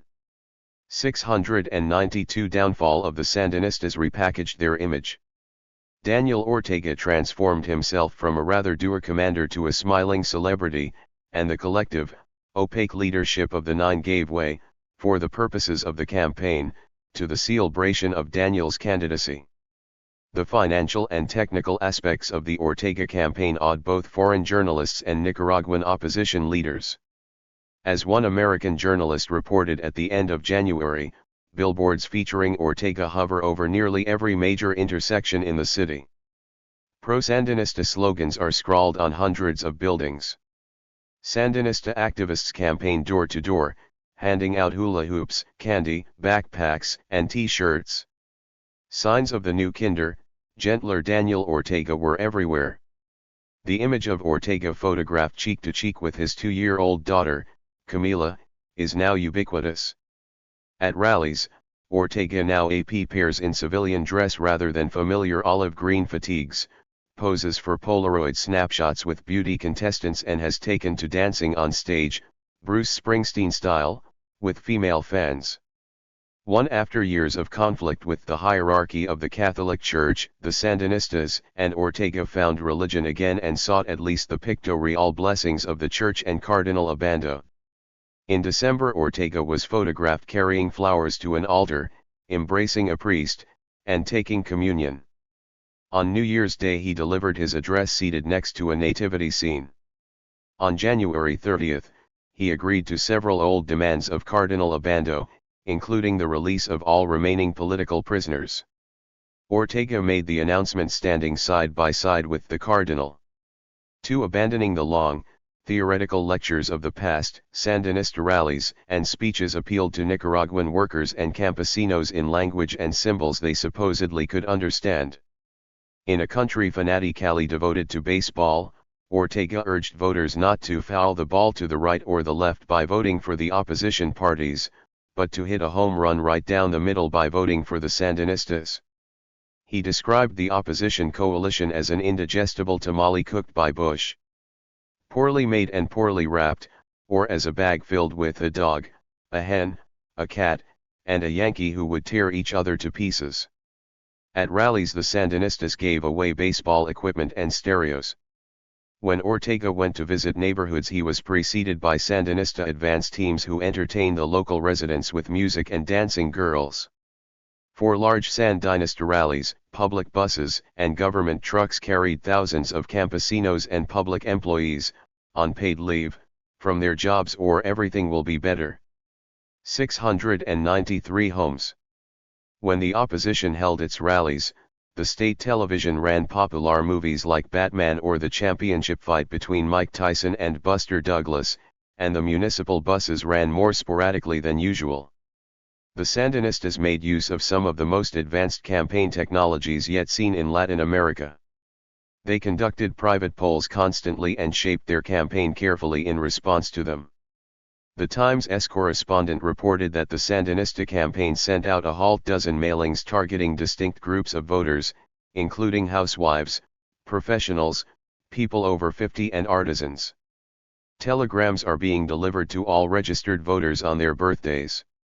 A computerized telephone system is dialing numbers all over the country with a recorded message from Ortega reminding voters to check box No. 5. The government-run television was peppered with sights and sounds of the Sandinista campaign, a smiling Ortega kissing babies, white doves, children in Sandinista t-shirts swaying to reggae rhythms and party followers chanting the party's campaign slogan. Fidel Castro and Cuban officials had warned the Sandinistas from the beginning that the US-backed opposition would have all the money and the latest campaign technology. One Cuban official had told Miguel Díaz Cotto, "You can't beat the gringos at their own game. The opposition will have the best US campaign advisors behind it. They will clobber you." For the Sandinistas had taken these warnings to heart. They, too, hired American advisors and acquired the necessary technology, and they were proud of their American-style campaign. It's a populist, medi-image campaign that has worked on all levels, one party spokesman told reporters. It was put together by research, the way it's done in the US or France. Castro had warned Daniel Ortega that elections were a risky business. If you get into the game, you should be prepared to lose. But Ortega had responded, "We will win, Comandante. If we do things right, we will win." 5. In all tangible respects, the Sandinistas had done things right. They spent lavishly on the elections. To foreign observers the Sandinista campaign appeared to enjoy nearly unlimited resources. 6. By February the Sandinistas were publicly claiming to have spent $7 million on their campaign. That figure did not include such costs to the government as the use of public buses and military trucks for transportation of supporters to and from rallies, the use of state-owned media for promoting Ortega's candidacy and attacking the opposition, and the use of public employees. 694 Downfall of the Sandinistas and government buildings for campaign work. The Sandinistas had no reason to spare expense on the campaign. Compared to the cost of fighting the Contras or the suffering caused by continued international financial isolation, the price of the election was insignificant and well worth it. The Sandinistas' campaign was not all glitter. Ortega and his advisors did not try to evade the obvious issues of the 1990 election, including even the most prominent and damaging one, the Sandinistas' dismal handling of the economy. The economic conditions in Nicaragua had improved in some respects since the end of 1988, but in ways that tended to make the government less rather than more popular with the Nicaraguan people. The hyperinflation of 1988 had been brought more or less under control in 1989, from an annual rate of over 30,000%. Inflation had dropped to about 1,500%. This first and necessary step back towards a sounder economy had required large layoffs of government employees, to cut government spending, and was accompanied by a sharp recession, resulting in the loss of still more jobs outside the public sector. Industrial production in Nicaragua fell by 20% or more in 1989. Consumers and workers were angry, salaries were frozen while the price of goods continued to rise. To bring inflation under control, the Sandinistas had been forced to harm their strongest supporters, the urban workers and public sector employees of Managua and other large Pacific Coast cities. To increase production and exports, the government had to help their bitterest enemies, the small urban entrepreneurs, market vendors, and independent growers. More than many incumbent parties in other countries would have, the Sandinistas accepted a measure of responsibility for the failed economy, admitted past mistakes, and promised to do better in the future. The acknowledgement of error became almost a campaign theme for Ortega, although at large rallies his frank admissions elicited confused responses from the Sandinista party faithful. Accustomed to shouting in unison, "Sandinista Directorate, give us your orders," they did not quite know what to answer when Ortega asked, "Is the government's work perfect? Tell me the truth, yes or no. Are there mistakes or are there no mistakes?" "There are mistakes," Ortega insisted. "Of course there are mistakes. There are failures, and there are mistakes. We will not deceive ourselves. We know that everything is not all right. We have problems, there are mistakes, there are failures. Aside from the war, aside from the aggression." 7. The Sandinistas' campaign slogan, "Everything will be better." 695. Everything will be better, was among other things an acknowledgement of past mistakes. Everything would be better, the Sandinistas argued implicitly, because the Sandinistas themselves had changed. Many foreign observers considered that campaign slogan, which was painted on almost every wall in every city in the country, to be a vague and vacuous theme. The Sandinistas, however, could not exactly ignore the dismal condition the country was in. And their promise was not really vacuous. The Sandinistas offered sound explanations about why everything would be better. The elections by themselves would solve most of Nicaragua's problems. Once the Sandinistas gained the legitimacy of an electoral victory, the war against the Contras would end, and this, along with the end of Nicaragua's diplomatic and economic isolation, would open the way to national recovery. 8. Everything would be better, above all, because the Sandinistas would have made their peace with the Americans. The Sandinistas promised to seek excellent relations with the United States, or at least an appropriate relationship of mutual benefit in the diplomatic and commercial areas. They argued that the Bush administration was prepared to normalize relations with Nicaragua. As Humberto Ortega explained, a central goal of the campaign was to convince the Nicaraguan people to appreciate how we Sandinistas are able to establish a solid, respectful relationship with the United States that is beneficial to the people of Nicaragua. 0. The editors of La Prensa sneered that after 10 years of unnecessary distancing of relations between the two countries, the Sandinistas were now making improved relations their great electoral offer. 10. Rapprochement with the United States meant peace in Nicaragua, and peace provided the answer to one of the most damaging popular complaints against the government, the draft. The Sandinistas refused to match Chamorro's very popular pledge to eliminate the military draft altogether after the elections, but Humberto Ortega and senior military officials assured Nicaraguans that, with the end of the war, military service would no longer mean death and maiming for Nicaraguan youths. On the contrary, one official explained, our youths and their families should realize that military service is good for them. Will mean that they will have better opportunities to study, it would give them the skills and discipline to prepare for their future professional life. 11. The Sandinistas promised not only a change in their relations with the United States, but also a change in their relations with the non-revolutionary and even counter-revolutionary elements of Nicaraguan society. 696 Downfall of the Sandinistas. Everything would be better because of the new social pact the Sandinistas were inaugurating even before the February vote. The Ortega campaign openly appealed to sectors of Nicaraguan society they had in the past attacked as enemies of the revolution. The ticket represents all social sectors, Ortega declared, and all economic sectors of Nicaragua.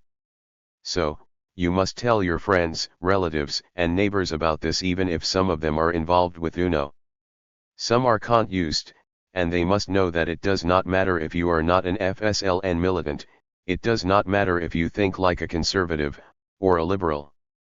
12 Sandinista officials appealed to the middle class, the vendors, and the small independent producers not just with slogans but with economic incentives. The Sandinistas even courted Somocistas, knowing well that many of the campesinos and small landholders of northern Nicaragua were old Somoza supporters. Ortega expressed his sympathy for those people who were Somadists out of need, not because in their hearts they felt anything for Somoza. We have many people working for us who once served for Somoza, but they are the poor people.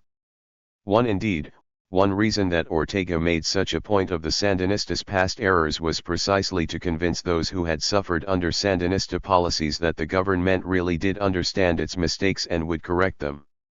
Throughout the campaign the Sandinistas made a point of promising, once again, that there would be no more confiscations of land after the elections.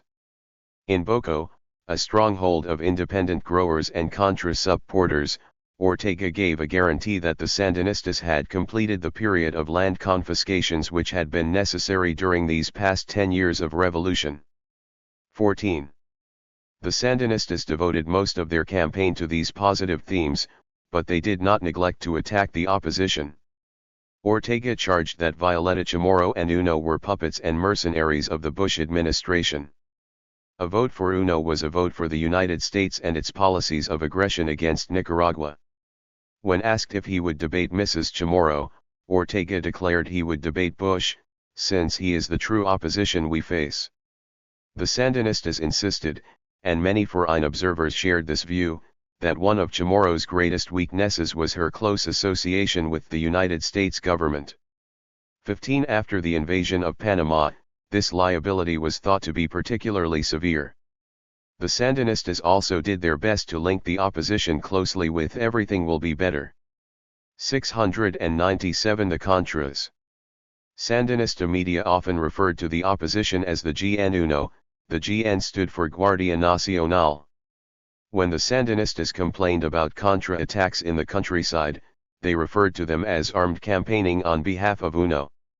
After every attack, and especially after the well-publicized ambush on October 21, the Sandinistas repeatedly called on UNO candidates to denounce and repudiate the Contras.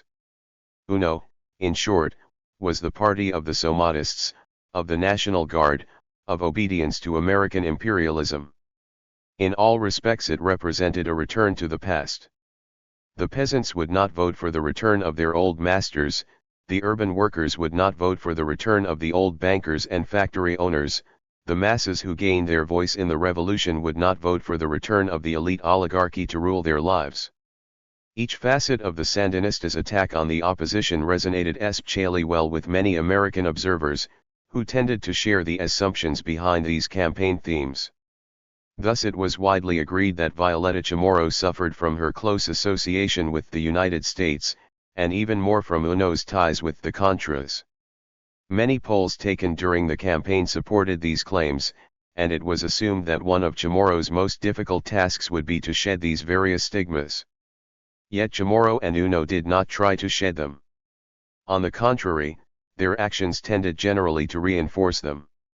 Chamorro went out of her way to appear to be President Bush's preferred candidate and the one whom Bush would reward with financial aid and a lifting of the trade embargo. As one of her first acts in the campaign, she flew to Washington to be photographed with Bush and to obtain assurances from him that the United States would help Nicaragua if she won. She and other UNO leaders refused to respond to Sandinista criticisms on this point, not even to assert the kind of independent nationalism that most American observers would have expected. Chamorro's only effort to avoid the label of America's puppet was to flaunt, as well, the support of Carlos Andrés Pérez and President Arias. After meeting with Bush, she toured Europe to show that her access to all Western capitals, and to Western capital, was better than Ortega's. Chamorro and her advisers believed their close association with the United States was more beneficial than harmful, and for the same reason that the Sandinistas believed it important to promise 698 downfall of the Sandinistas better relations with the United States. As the editors of La Prensa put it, the popularity. 39 The inevitability of a Sandinista electoral triumph appeared even more irrefutable when a second American poll was released on February 20, just 5 days before the vote. The prestigious Washington Post/ABC News survey showed Ortega leading Chamorro by 16 points, 48-32. Senior Bush officials like National Security Advisor Brent Scowcroft were convinced that the Sandinistas are going to win. The only question is how brazen they will be. 42 days later, Secretary Baker testified again before Congress and reiterated the Bush administration's conditions for better relations with the Sandinistas. "If you're going to assume there is a Sandinista victory," Baker explained, "it's very important before we talk about normalizing relations that we see a sustained period of good behavior in terms of subverting their neighbors. I.e. government of the 708 downfall of the Sandinistas. United States must be satisfied that there will continue to be open political space in Nicaragua." 41 The next day, a distinguished group of former American officials, led by McGeorge Bundy and Sol Leanowitz, called for full normalization of relations with Nicaragua if the elections were fair, including the establishment of full diplomatic relations, support for the resettlement of the Contras, a lifting of the trade embargo, and help in obtaining international financial aid for Nicaragua.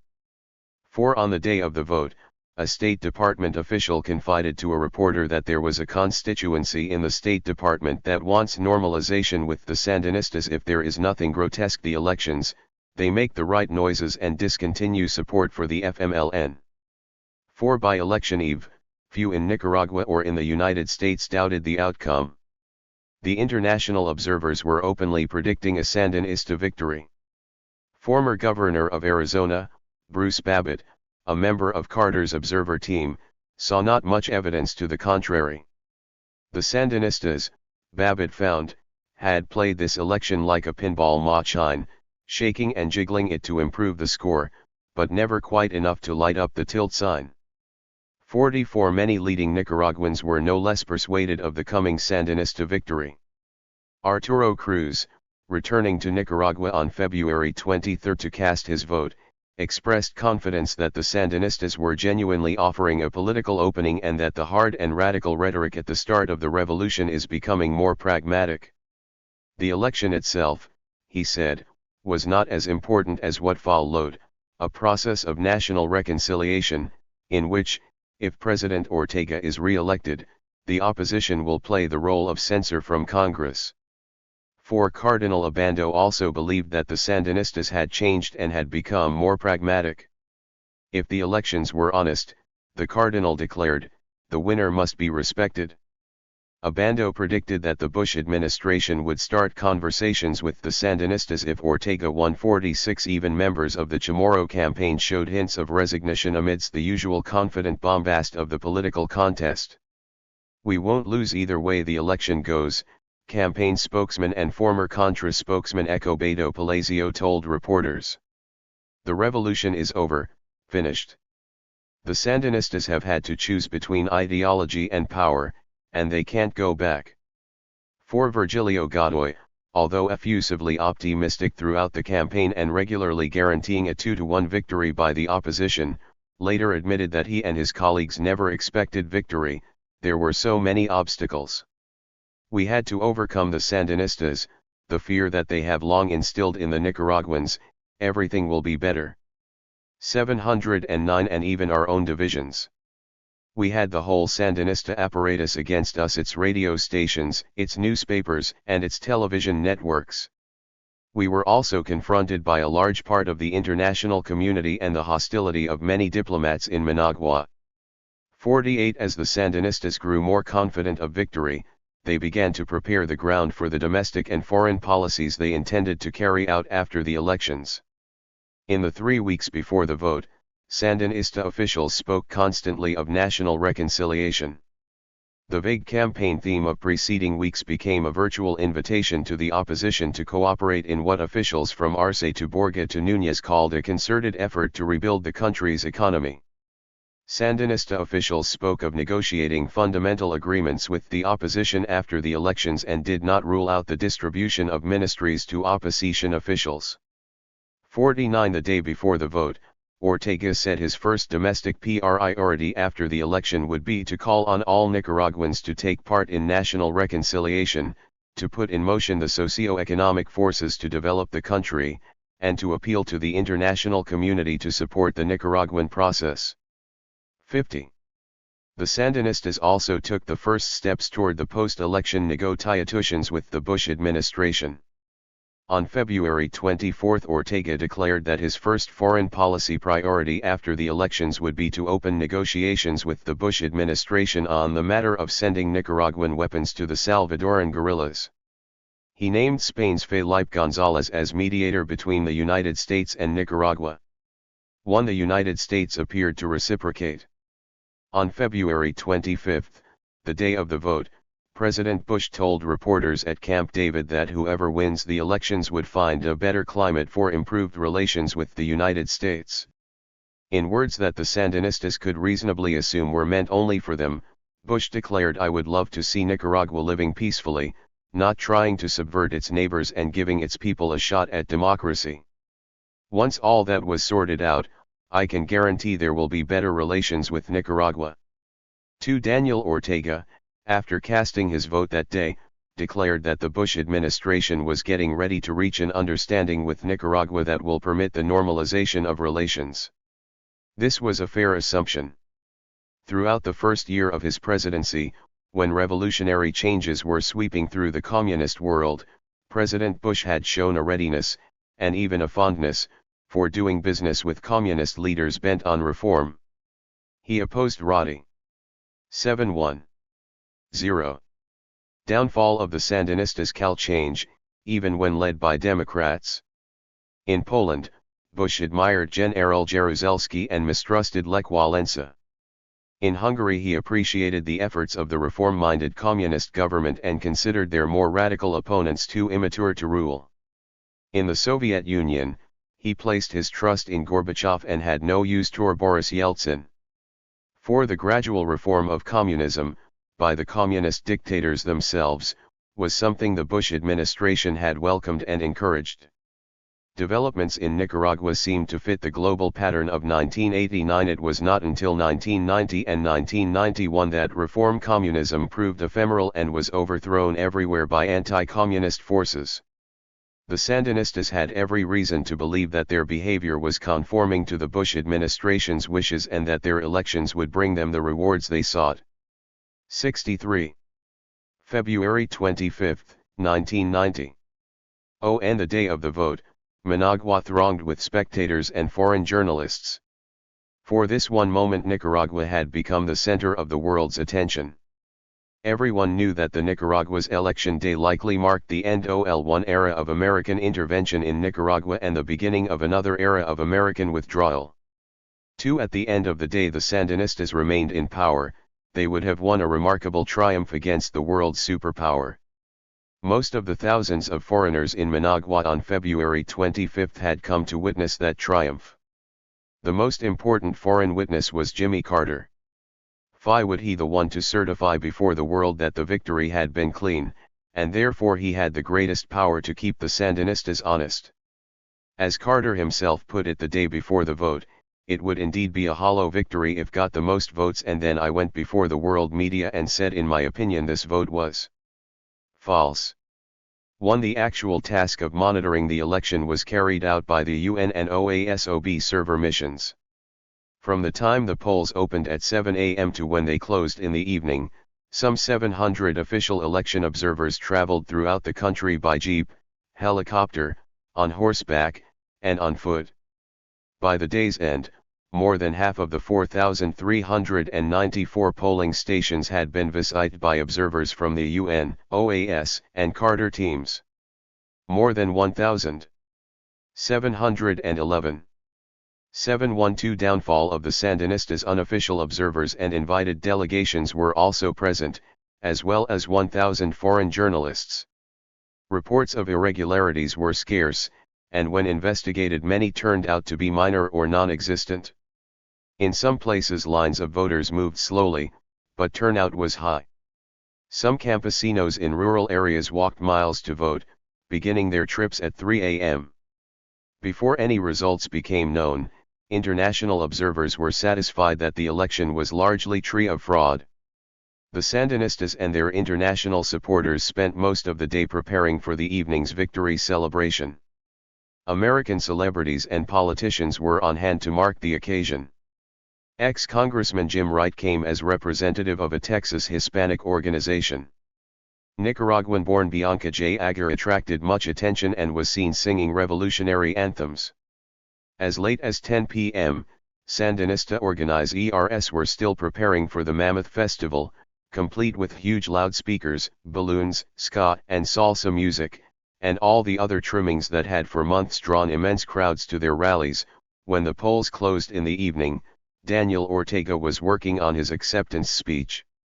The Supreme Electoral Council had been scheduled to announce returns at 10 p.m., and the journalists waited expectantly for information about whatever small percentage of the vote had been counted. No word came, however, and another hour passed without an appearance by the Electoral Council's chairman. On Sandinista-controlled radio stations, the political commentary that had droned on throughout the day was suddenly replaced by continuous music. Preparations for the celebrations continued, but rumors began spreading. The Sandinista Directorate was understood to be meeting in secret. At the opposition headquarters, Chamorro's supporters who had spent the day out among the people sensed the possibility of an upset. The silence from the Sandinistas confirmed their suspicions. In both government and opposition circles, there were whispers that something astonishing was occurring. In fact, senior Sandinista officials knew by 10 p.m. that their year-long strategy had turned into a disaster. At 9 p.m. the UN observers' quick count of less than 10% of the vote showed Violeta Chamorro winning a broad and decisive victory throughout the country. The Sandinistas' own figures showed a closer margin, but they knew their defeat was almost certain. The Sandinista Directorate had called an emergency February 25, 1990 713 meeting to discuss their predicament.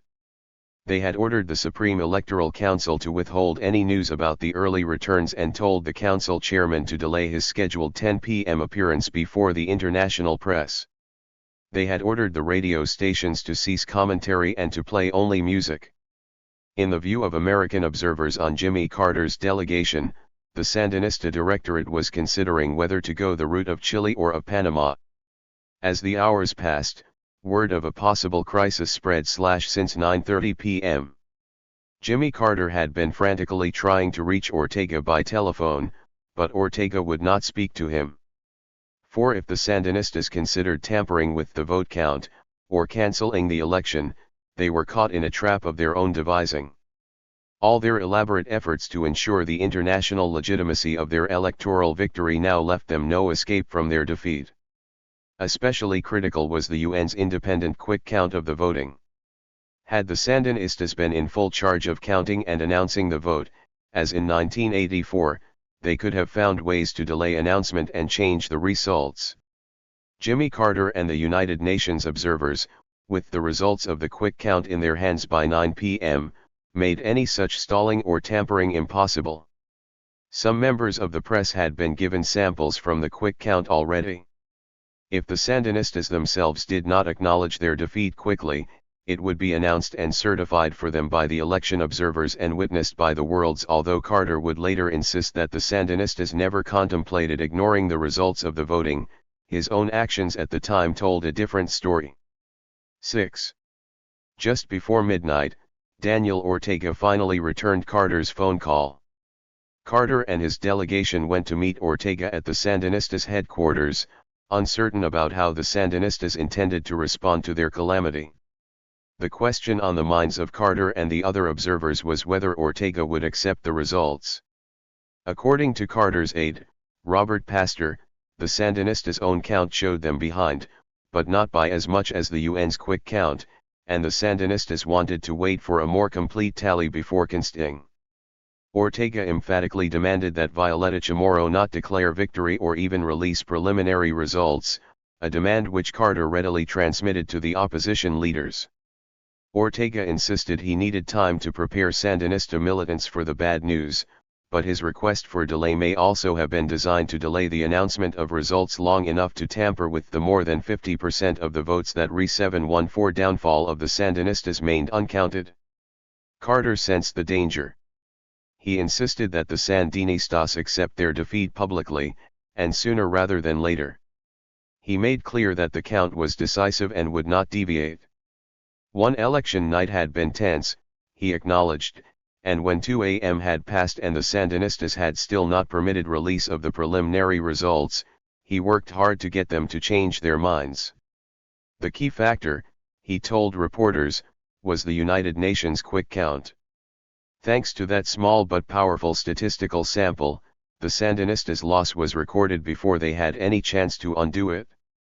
8 at 2 a.m. the Supreme Electoral Council chairman, Mariano Fielos, finally appeared before the international press and began reading aloud the results of the first 6% of the vote from samples across the country.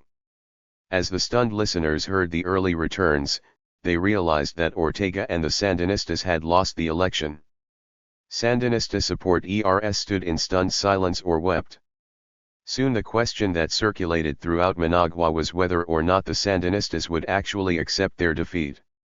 As morning approached, and as the returns made clear the size of the Sandinistas' defeat, Ortega made no statement conceding the election. Violeta Chamorro, under instructions from Jimmy Carter, did not want to claim victory before Ortega's concession speech. Her advisers worried, however, that if she did not claim her victory soon, it might be taken away from her. The Sandinistas had only a brief time to decide how to respond to the disastrous electoral outcome. They could annul the elections, as Noriega had done, or they could simply refuse to recognize Chamorro's election and continue governing by decree and by force. But the cost of either course promised to be oppressively heavy. The same reasons the Sandinistas had held elections in the first place, to escape international isolation, economic catastrophe, and the grinding war against the Contras, must have played a part in their ultimate decision to respect the catastrophic rules of those elections. What future lay before the Sandinistas if they went the way of Noriega and tried to rule without any domestic or international legitimacy? They would become international pariahs, shunned in Europe and most of Latin America. The chances were good that the Soviet Union might cut them off entirely, but even if the Soviets maintained current aid levels, the Sandinistas had already determined that these were insufficient to keep the economy from hitting bottom. In the United States, meanwhile, the Bush administration would have little choice but to assume a posture of unremitting hostility to the Sandinistas. February 25, 1990. The United States had just invaded Panama to remove Noriega. If the Sandinistas ignored their own elections, the Bush administration would at the very least have to seek renewed aid for the Contras, whose ranks were likely to be bolstered by a fresh crop of elite politicians, including, perhaps, the unseated President Chamorro. If they tried to undo the reshoots of February 25, the prospects for the Sandinistas' future were clear: war, poverty, and isolation. It was not in the nature of Humberto Ortega or his brother Daniel to take such a bloody and perhaps suicidal course. The Sandinistas were not the Khmer Rouge, willing to wipe out their country in order to rule it. Rather, they sought to make the best of the situation, to salvage what they could from the disaster. And for Humberto Ortega, there was something well worth salvaging: the Sandinista army. No sooner were the election results known than Ortega began negotiations with Chamorro's advisors to preserve the army and his position as its leader. But Chamorro's victory itself, he had decided, could not be undone. At 6 a.m. on February 26, therefore, Daniel Ortega emerged to concede defeat to Chamorro. The victory of UNO's candidate, and the electoral defeat of the Sandinistas, was official. Shocked as most observers were by the election results, the full magnitude of the Sandinistas' loss did not become clear until results were released to the world over the coming days. The Sandinistas had not only lost the election, they had been buried under a landslide. The more than 90% of registered voters who cast their ballots had given Chamorro 55% to Ortega's 41%. Even more surprising than the margin of victory was the breadth of support for Chamorro and the opposition. The Sandinistas won only one of 9 administrative regions across Nicaragua. 9 Chamorro beat them handily in rural and urban areas alike. In rural provinces she won by margins of TWOTO1 or more, but she also did surprisingly well in urban areas long considered to be Sandinista strongholds. 10 in Masaya, the so-called cradle of the revolution, UNO won by 10%. 11 Chamorro even won in areas with high concentrations of Sandinista soldiers, assumed by both sides to be fervent supporters of the revolution. 12. The Sandinistas were more stunned than anyone as they read through the returns and discovered which groups had apparently turned against the revolution.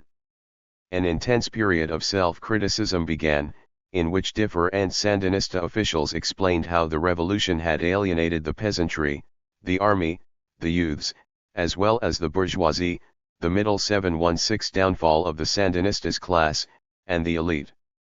They considered the faults of the revolution's domestic policies to have been certain sectarian positions and outright impositions on the Nicaraguan people. 13 Daniel Ortega admitted a great deal of rigidity in our methods, and a lack of communication between government officials and the population regarding our economic policies. 14 Sandinista theorists focused particularly on the arrogance of the revolution, which had taken popular support for granted without working to earn it, which had insisted that only the revolution's leaders knew the proper way to run the country, and which had grown distant from the very people the revolution was meant to serve. The breach was of such magnitude that the illusion of belief was created, a phenomenon among the rank-and-file and Sandinist leadership, that election victory was certain. This certainty that the people had internalized the campaign issues of the FSLN and would vote for them inherently expresses and did express a certain arrogance in our language, a form which the people rejected. 15 The theorists, trained to make rational analyses of social behavior, did not shield their eyes from the crushing rejection of the revolution by the campesinos of northern and central Nicaragua. In the regions of Boco and Chontales, where the Jorge Salazar forces had roamed and fought for more than 6 years, Chamorro and the opposition defeated the Sandinistas 68% to 28%. In Matagalpa and Jinotega, where Suicida and Tigrelo had reigned as warlords, the margins were 58% to 37%. 16 Daniel Ortega himself blamed the revolution for not knowing how to work with the peasant populations in the border areas. Nicaragua's youth, it was soon widely understood, had voted against Daniel Ortega because he had not, like Chamorro, promised an end to the draft even though he had promised an end to the war. Sandinista observers also realized that the campaign's implicit and sometimes explicit theme that everything would be better because the Sandinistas were going to repair relations with the Bush administration had backfired. The Nicaraguan people understood perfectly well that if the answer was better relations with the United States, then a Chamorro government was far more likely to achieve that goal. The Sandinistas accepted the reasons for their defeat more soberly than their defenders in the United States. Liberal critics of the Reagan and Bush administrations, who had portrayed the election as a referendum on American intervention, had to restate the election's meaning almost overnight. The common argument of American leftists after the February 25, 1997 1-7 election was that American policy under Reagan and Bush had bludgeoned the Nicaraguan people into submission. Although they supported the Sandinistas with their hearts, Nicaraguans voted them from power in order to bring an end to the war and the American economic embargo. There was little doubt that the Nicaraguans who voted against the Sandinistas hoped thereby to end the war and put an end to economic hardship. The idea that they supported the Sandinistas in their hearts, however, was a fantasy that the Sandinistas themselves no longer believed. There is no escaping the reality that the majority of the Nicaraguan people wanted the Sandinistas out. The stunningly inaccurate pre-election polls had revealed that what foreigners had long heard from Nicaraguans about their government was probably always suspect. Many critics of Reagan's policies had tended to believe that the only opponents of the Sandinistas were on the payroll of the CIA, and indeed that without American meddling there might have been little or no popular opposition to the Sandinista revolutionaries who did, after all, embed the best of everything that 3.5 million people might dream of. The election decisively proved the fallacy of this judgment.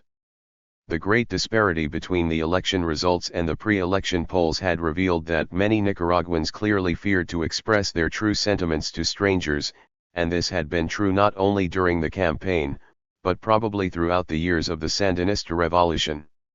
And as one journalist in Managua put it, the implication that many interviewees lied to pollsters shattered another myth, that the Sandinistas were not associated with widespread repression. It turned out that the most important role of the foreign observers may have been to guarantee the secrecy of the vote in Nicaragua.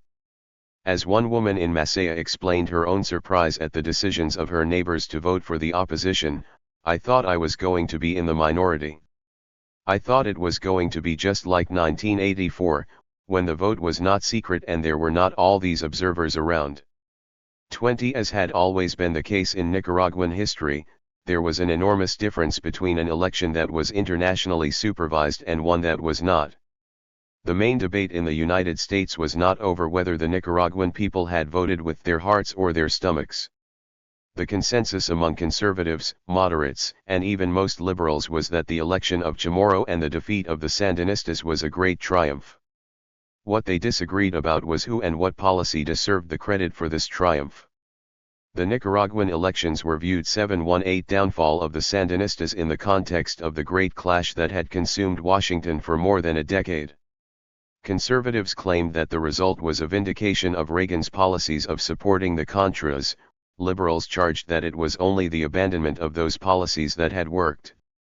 Conservatives praised Reagan, liberals praised Arias, and the Bush administration, with some justification, praised itself. On February 27, Assistant Secretary Aronson called reporters to his office to explain in detail how the Bush administration had turned lemons into lemonade in Nicaragua. 21. Conclusions. Power, diplomacy, democracy.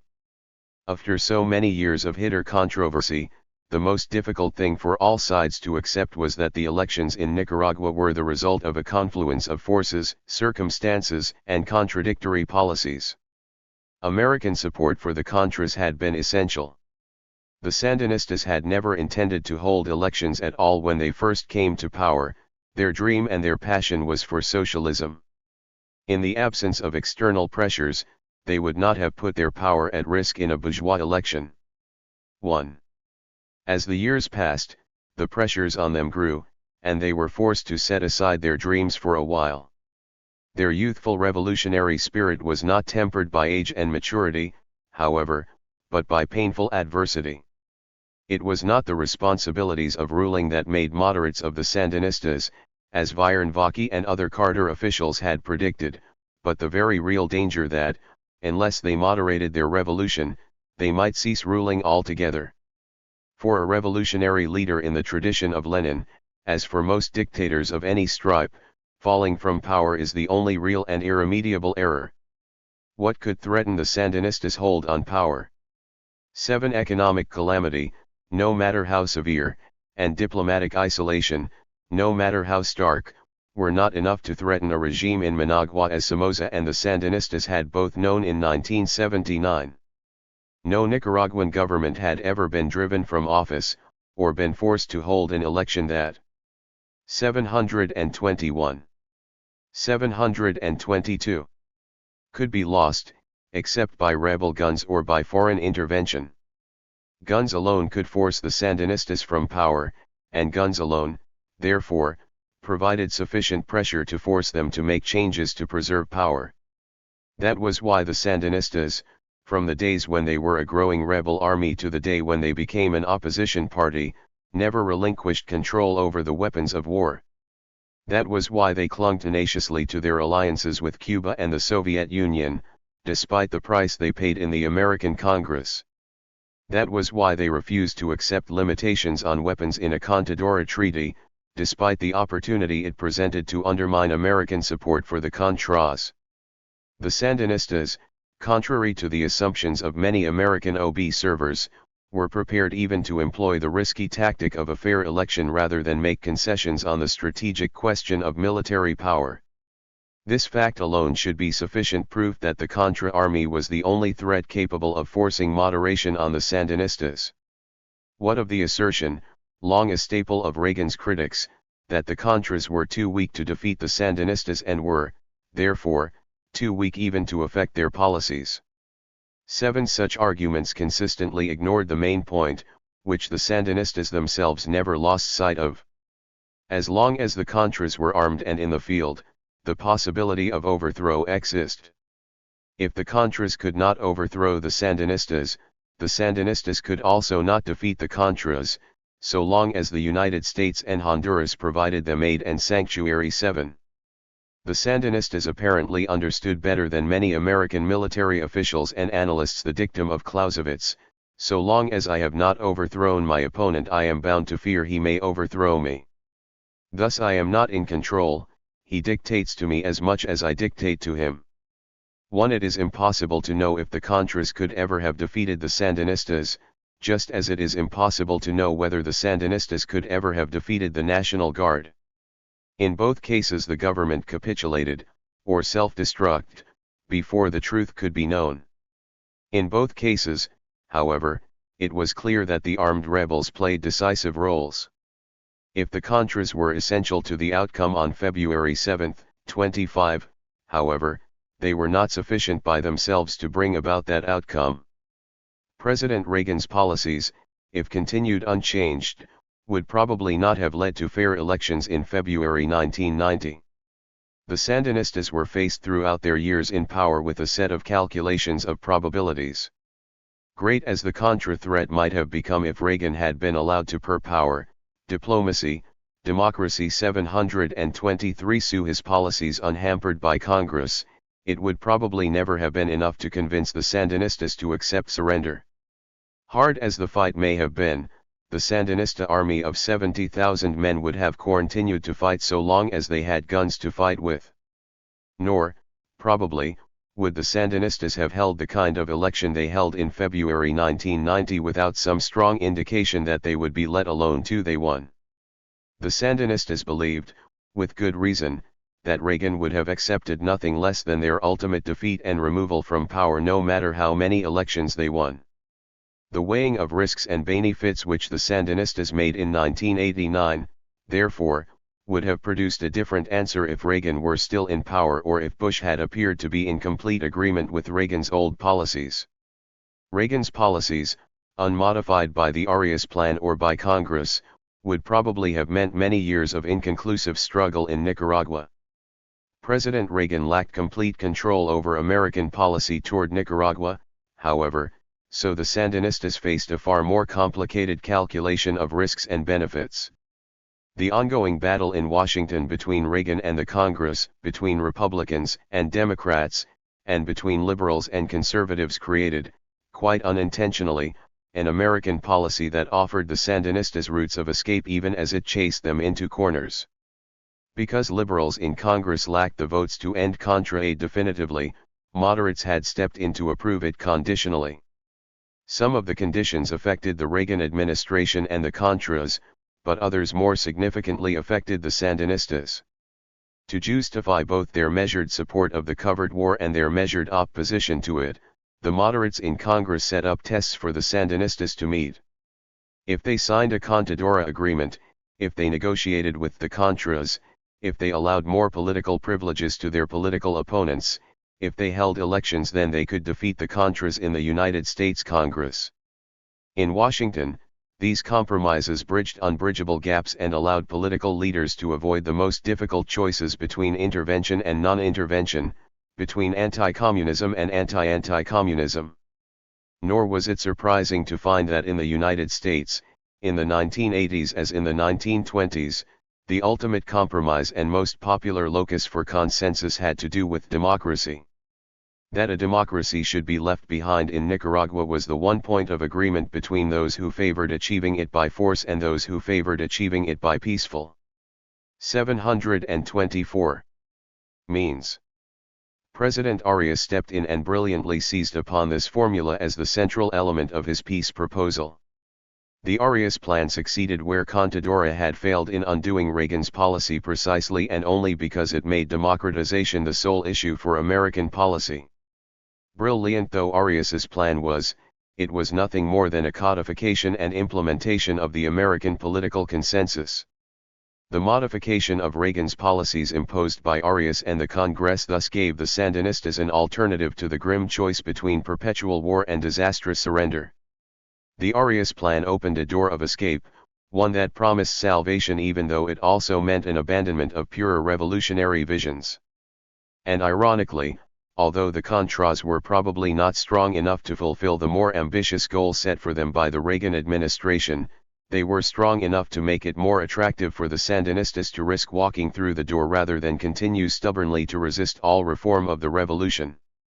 It was ironic that Arias and liberal members of Congress, who had always claimed that the Contras were useless and even counterproductive, consistently used the threat of renewed Contra aid to convince the Sandinistas to do what was necessary to satisfy the American consensus. Gradually, as their situation worsened, the Sandinistas came to see the benefits of such a course. Here the other elements of pressure also played a critical role. Not just the Contra war, but the devastated economy, the diplomatic isolation, and the rapidly decreasing strength of the Soviet Union all combined to convince the Sandinistas that the risk of holding the election demanded by Arias and the United States was better than the risk of not holding an election. The Soviet Union did not put any serious pressure on the Sandinistas to hold elections, as Bush officials claimed, but it did not have to. By their obvious collapse as a superpower, the Soviets did all the persuading the Sandinistas needed. The Bush administration played a critical part in the events that led to the Sandinistas' defeat, although not the one for which it later took credit. Neither cooperation with the Soviet Union, nor endorsement of the Arias plan, nor assiduous diplomacy in Europe convinced the Sandinistas to go through with the elections. By making clear that it wanted no further part in Nicaragua's affairs, that it sought the first politically safe opportunity to rid itself of the Contras and, above all, that it was perfectly prepared to allow the Sandinistas to survive unharmed after a fair election, the Bush administration provided the final inducement to the San power, diplomacy, democracy 725 Dinistas. This had not been a ploy or a trick. Bush officials did not hope, as Reagan officials would have, that the Sandinistas would fail to meet the test on February 25. Such a ploy would not have worked. The evident sincerity of Bush's desire to be rid of the Nicaraguan mess convinced the Sandinistas that the risk of the elections was worth taking. Here the Soviets did play an important part. They were the heroes of the message from Bush and Baker that fair elections would lead to normalization of relations with the United States. In retrospect, it is possible to count and measure all the forces and decisions that contributed to the Sandinistas' defeat at the polls on February 25. One is tempted to see in this complex array of pressures and counter-pressures a coherent strategy on the part of someone, whether Arias, or Baker, or perhaps Alfredo Caesar. Some few individuals, notably Arias and Bernard Aronson, claim to have known all along that the Sandinistas would lose the election. The final outcome, however, was the result of a terrible and almost inexplicable miscalculation by the Sandinistas. One thing is certain, if the Sandinistas had believed they would lose a fair election on February 25, they would not have held a fair election. They were prepared to continue the policy of democratization, one Soviet foreign ministry official frankly recalls, only as long as it did not interfere with the task of retaining power in their hands. To all the Sandinistas' actions since the early 1980s, all their hardline policies and all their moderate reforms, had aimed at one goal, the preservation of power. In this, the Sandinistas were no more nor less worthy of condemnation or praise than any of Nicaragua's rulers since Zelaya.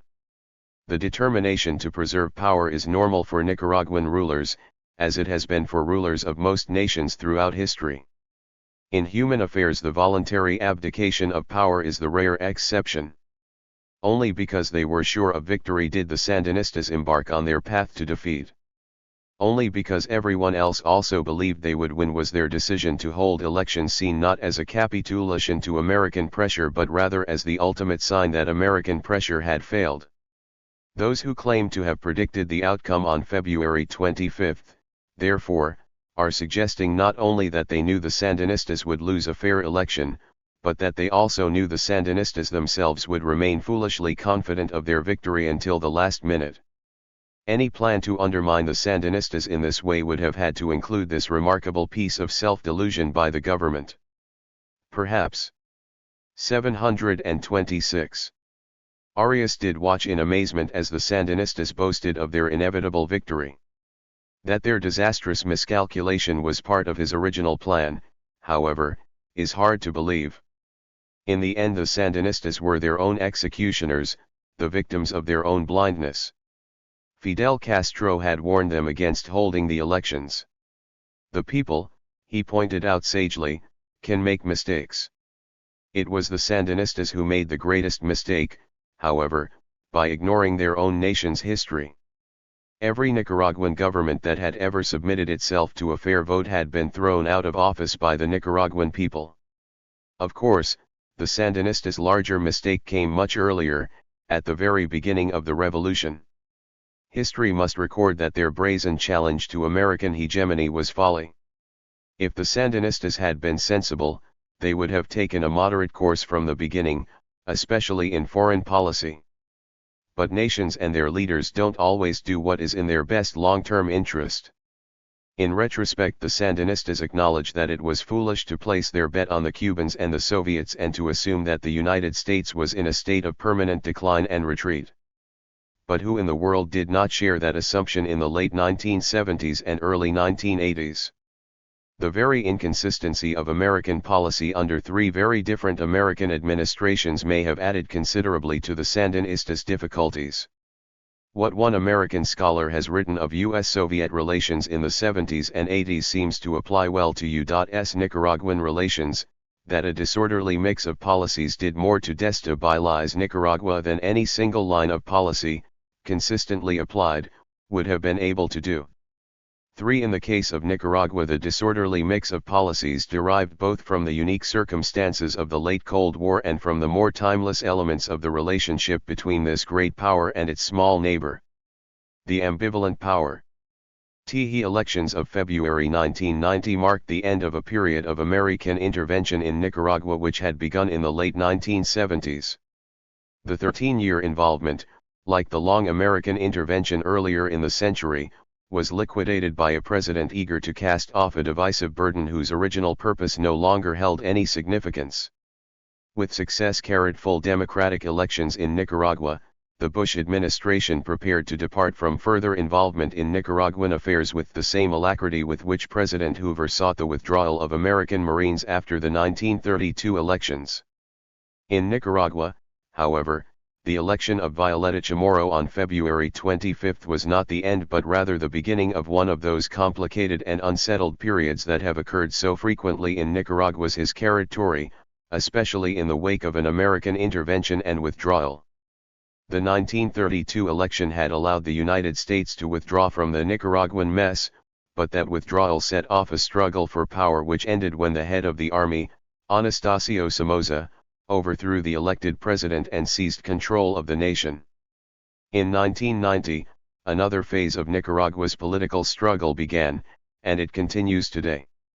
After the election, the social pact planned by Humberto Ortega was enacted even though the Sandinistas had lost the election. An agreement between Violeta Chamorro's top advisors, Antonio Lacayo and Alfredo 727, 728, Caesar, and Humberto Ortega created a new governing coalition. It was in many ways a fulfillment of the original Tercerista vision, although now the Sandinistas were not exactly hegemonic. The more conservative politicians within the UNO coalition were, of course, excluded from the new power arrangements. Vice President Godoy was stripped of his few powers, and the UNO coalition which dominated the new assembly went into opposition against the Chamorro-Sandinista alliance. The other excluded group was the rebel army. The Contras' new leadership was disdained by Chamorro's government as a hunch of Indians. A week after the February 1990 elections, the Contras were told by American officials to lay down their arms and return to Nicaragua. The rebels were reluctant. Not only did they fear reprisals from the still intact Sandinista army, but they also did not trust the new Chamorro government. As one Contra told the Americans, the white oligarchs in power in Managua had never shown the smallest interest in the cause of a bunch of Indians. Nevertheless, the Contras ultimately complied and laid down their weapons. The most important consequence of the deal struck between Lacayo, Caesar, and Humberto Ortega was that Ortega retained command of the National Army, just as he had once threatened to do during the campaign. The consequences of that fateful decision, which the Bush administration reluctantly accepted, have yet to be seen.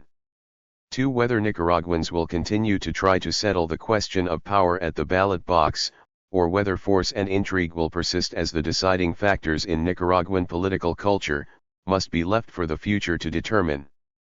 Most American observers believe that in the post-communist, post-Cold War era whatever happens in Nicaragua will be a matter of indifference to the United States. They are mistaken.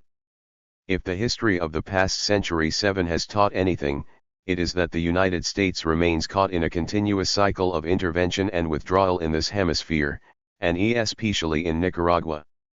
The reasons for this are complex and fall outside the usual paradigms by which analysts explain and interpret American foreign policy.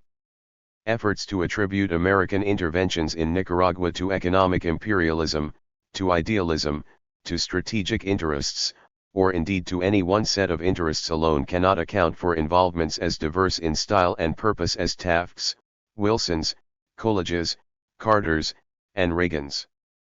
The latest American intervention conducted under Reagan began as a 729 product of the Cold War and American anxieties about Soviet encroachment in the Western Hemisphere. But the equally decisive intervention that came before, under Carter, was about something else entirely. It was a response to American feelings of guilt about and responsibility for the birth and continuance of the Somoza dynasty. What could be more different than these motives for intervention, and yet how similar were the results? In both cases the leadership of the Country changed hands as a direct consequence of American disapproval and of its superior power. José Santos Zelaya, Emiliano Chamorro, José María Moncada, and Anastasio Somoza Garcia would have had no difficulty in recognizing the America that conducted these policies toward Nicaragua from 1977 to 1990. They were the policies of a great power exercising its will, however harshly or mildly, to enforce certain principles of behavior in both the external and internal affairs of a small, troublesome neighbor. Nothing could be more natural than such behavior by a great power, and Nicaraguans from the Somozas to the Sandinistas have seen American hegemony as the natural, if not necessarily desirable, state of affairs. Yet this impulse to hegemony is only half the story of American policy toward Nicaragua. For every exercise of the great power's prerogative, there has been an equally strong recoiling from the use of power. While the United States cannot escape behaving as the hegemonic great power, it is also a great power with a democratic conscience, a strong anti-imperialist streak, and an unwillingness to adopt the role of policeman anywhere for more than a brief time. American policy toward Nicaragua has been shaped by the tension between the impulse to exercise moral, economic, strategic, and philosophical hegemony and the equally powerful impulse to reject both the responsibilities and the moral costs of such a role. Often these two conflicting tendencies have been blended into one inherently contradictory policy, from Henry Stimson's intervention as a means of withdrawal in the 1920s, to Jimmy Carter's non-interventionist undermining of Somoza in the 1970s, to the bifurcated policy of aggression and conciliation pursued jointly by Ronald Reagan and the Democrat-controlled Congress in the 1980s. The most common characteristic of American policy throughout this century has been neither intervention nor non-intervention, but rather a virtually simultaneous intervention and withdrawal. Americans have been unprepared to make a full and continuous commitment to Nicaragua's political development, yet they have been equally incapable of remaining aloof. 730. The frequent American attempt to implant democratic institutions in Nicaragua and elsewhere in the hemisphere has been partly a product of this American ambivalence about power and its use. American administrations have intervened in this hemisphere for any number of reasons, but the only outcome of intervention deemed legitimate by the conscience of the American people has been one that leaves elected government behind. The violation of another nation's sovereignty, though it may have been deemed necessary for the protection of American interests, has only been justified in American eyes by the restoration or establishment of the only kind of sovereignty recognized by the American creed, the sovereignty of the people. The implantation of democracy has usually aimed at another goal, as well. Every administration forced to intervene in Nicaragua has hoped that the installation of democracy would by itself do away with any need for further intervention, since a functioning democracy, by its very nature, is most likely to conform to the American order in the hemisphere. Democratic governments are least likely to challenge American strategic, economic, political, or philosophical hegemony because they are most likely to benefit from it. For the United States to steer a country like Nicaragua along a steady course toward democracy, however, would seem to require something other than spasmodic interventions followed by hasty withdrawals. Perhaps it might be best for both countries if Nicaraguans were left to themselves to develop more effective and equitable means of sharing and transferring power.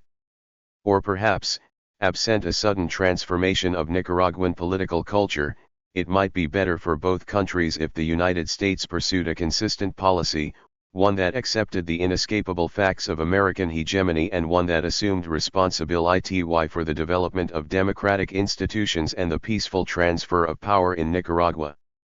The more the United States assumed such a role, the less it would have to use its power. A steady, low level of involvement, making subtle use of American influence, would probably obviate the need for the kinds of forceful interventions that have caused so much controversy over the years. After all, the exercise of only a little American influence would probably have prevented the first Somoza from upsetting the nascent electoral system established in the late 1920s. Not much more would have been necessary to manage the transition from the Somoza dictatorship to a more moderate, democratic government in 1979. 731. In the 1990s, a steady involvement by the United States could help forestall developments that may eventually threaten Nicaragua's peace again. A realistic appraisal of the American people, however, leaves little room to hope for such a consistent application of American influence.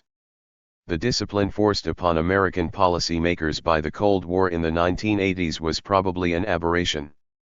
The ambivalence in the American soul has made such steady intervention almost impossible to sustain. Americans have preferred to view themselves as a people who stay out of the affairs of others, except when emergencies arise. They have been reluctant to acknowledge their own insistence on maintaining hegemony and their enjoyment of its fruits. Their foreign policy in the future, therefore, is likely to be one neither of consistent intervention, nor of consistent non-intervention. If the past is any guide, the only consistency in American policy in this hemisphere will be the endless cycle of intervention and withdrawal.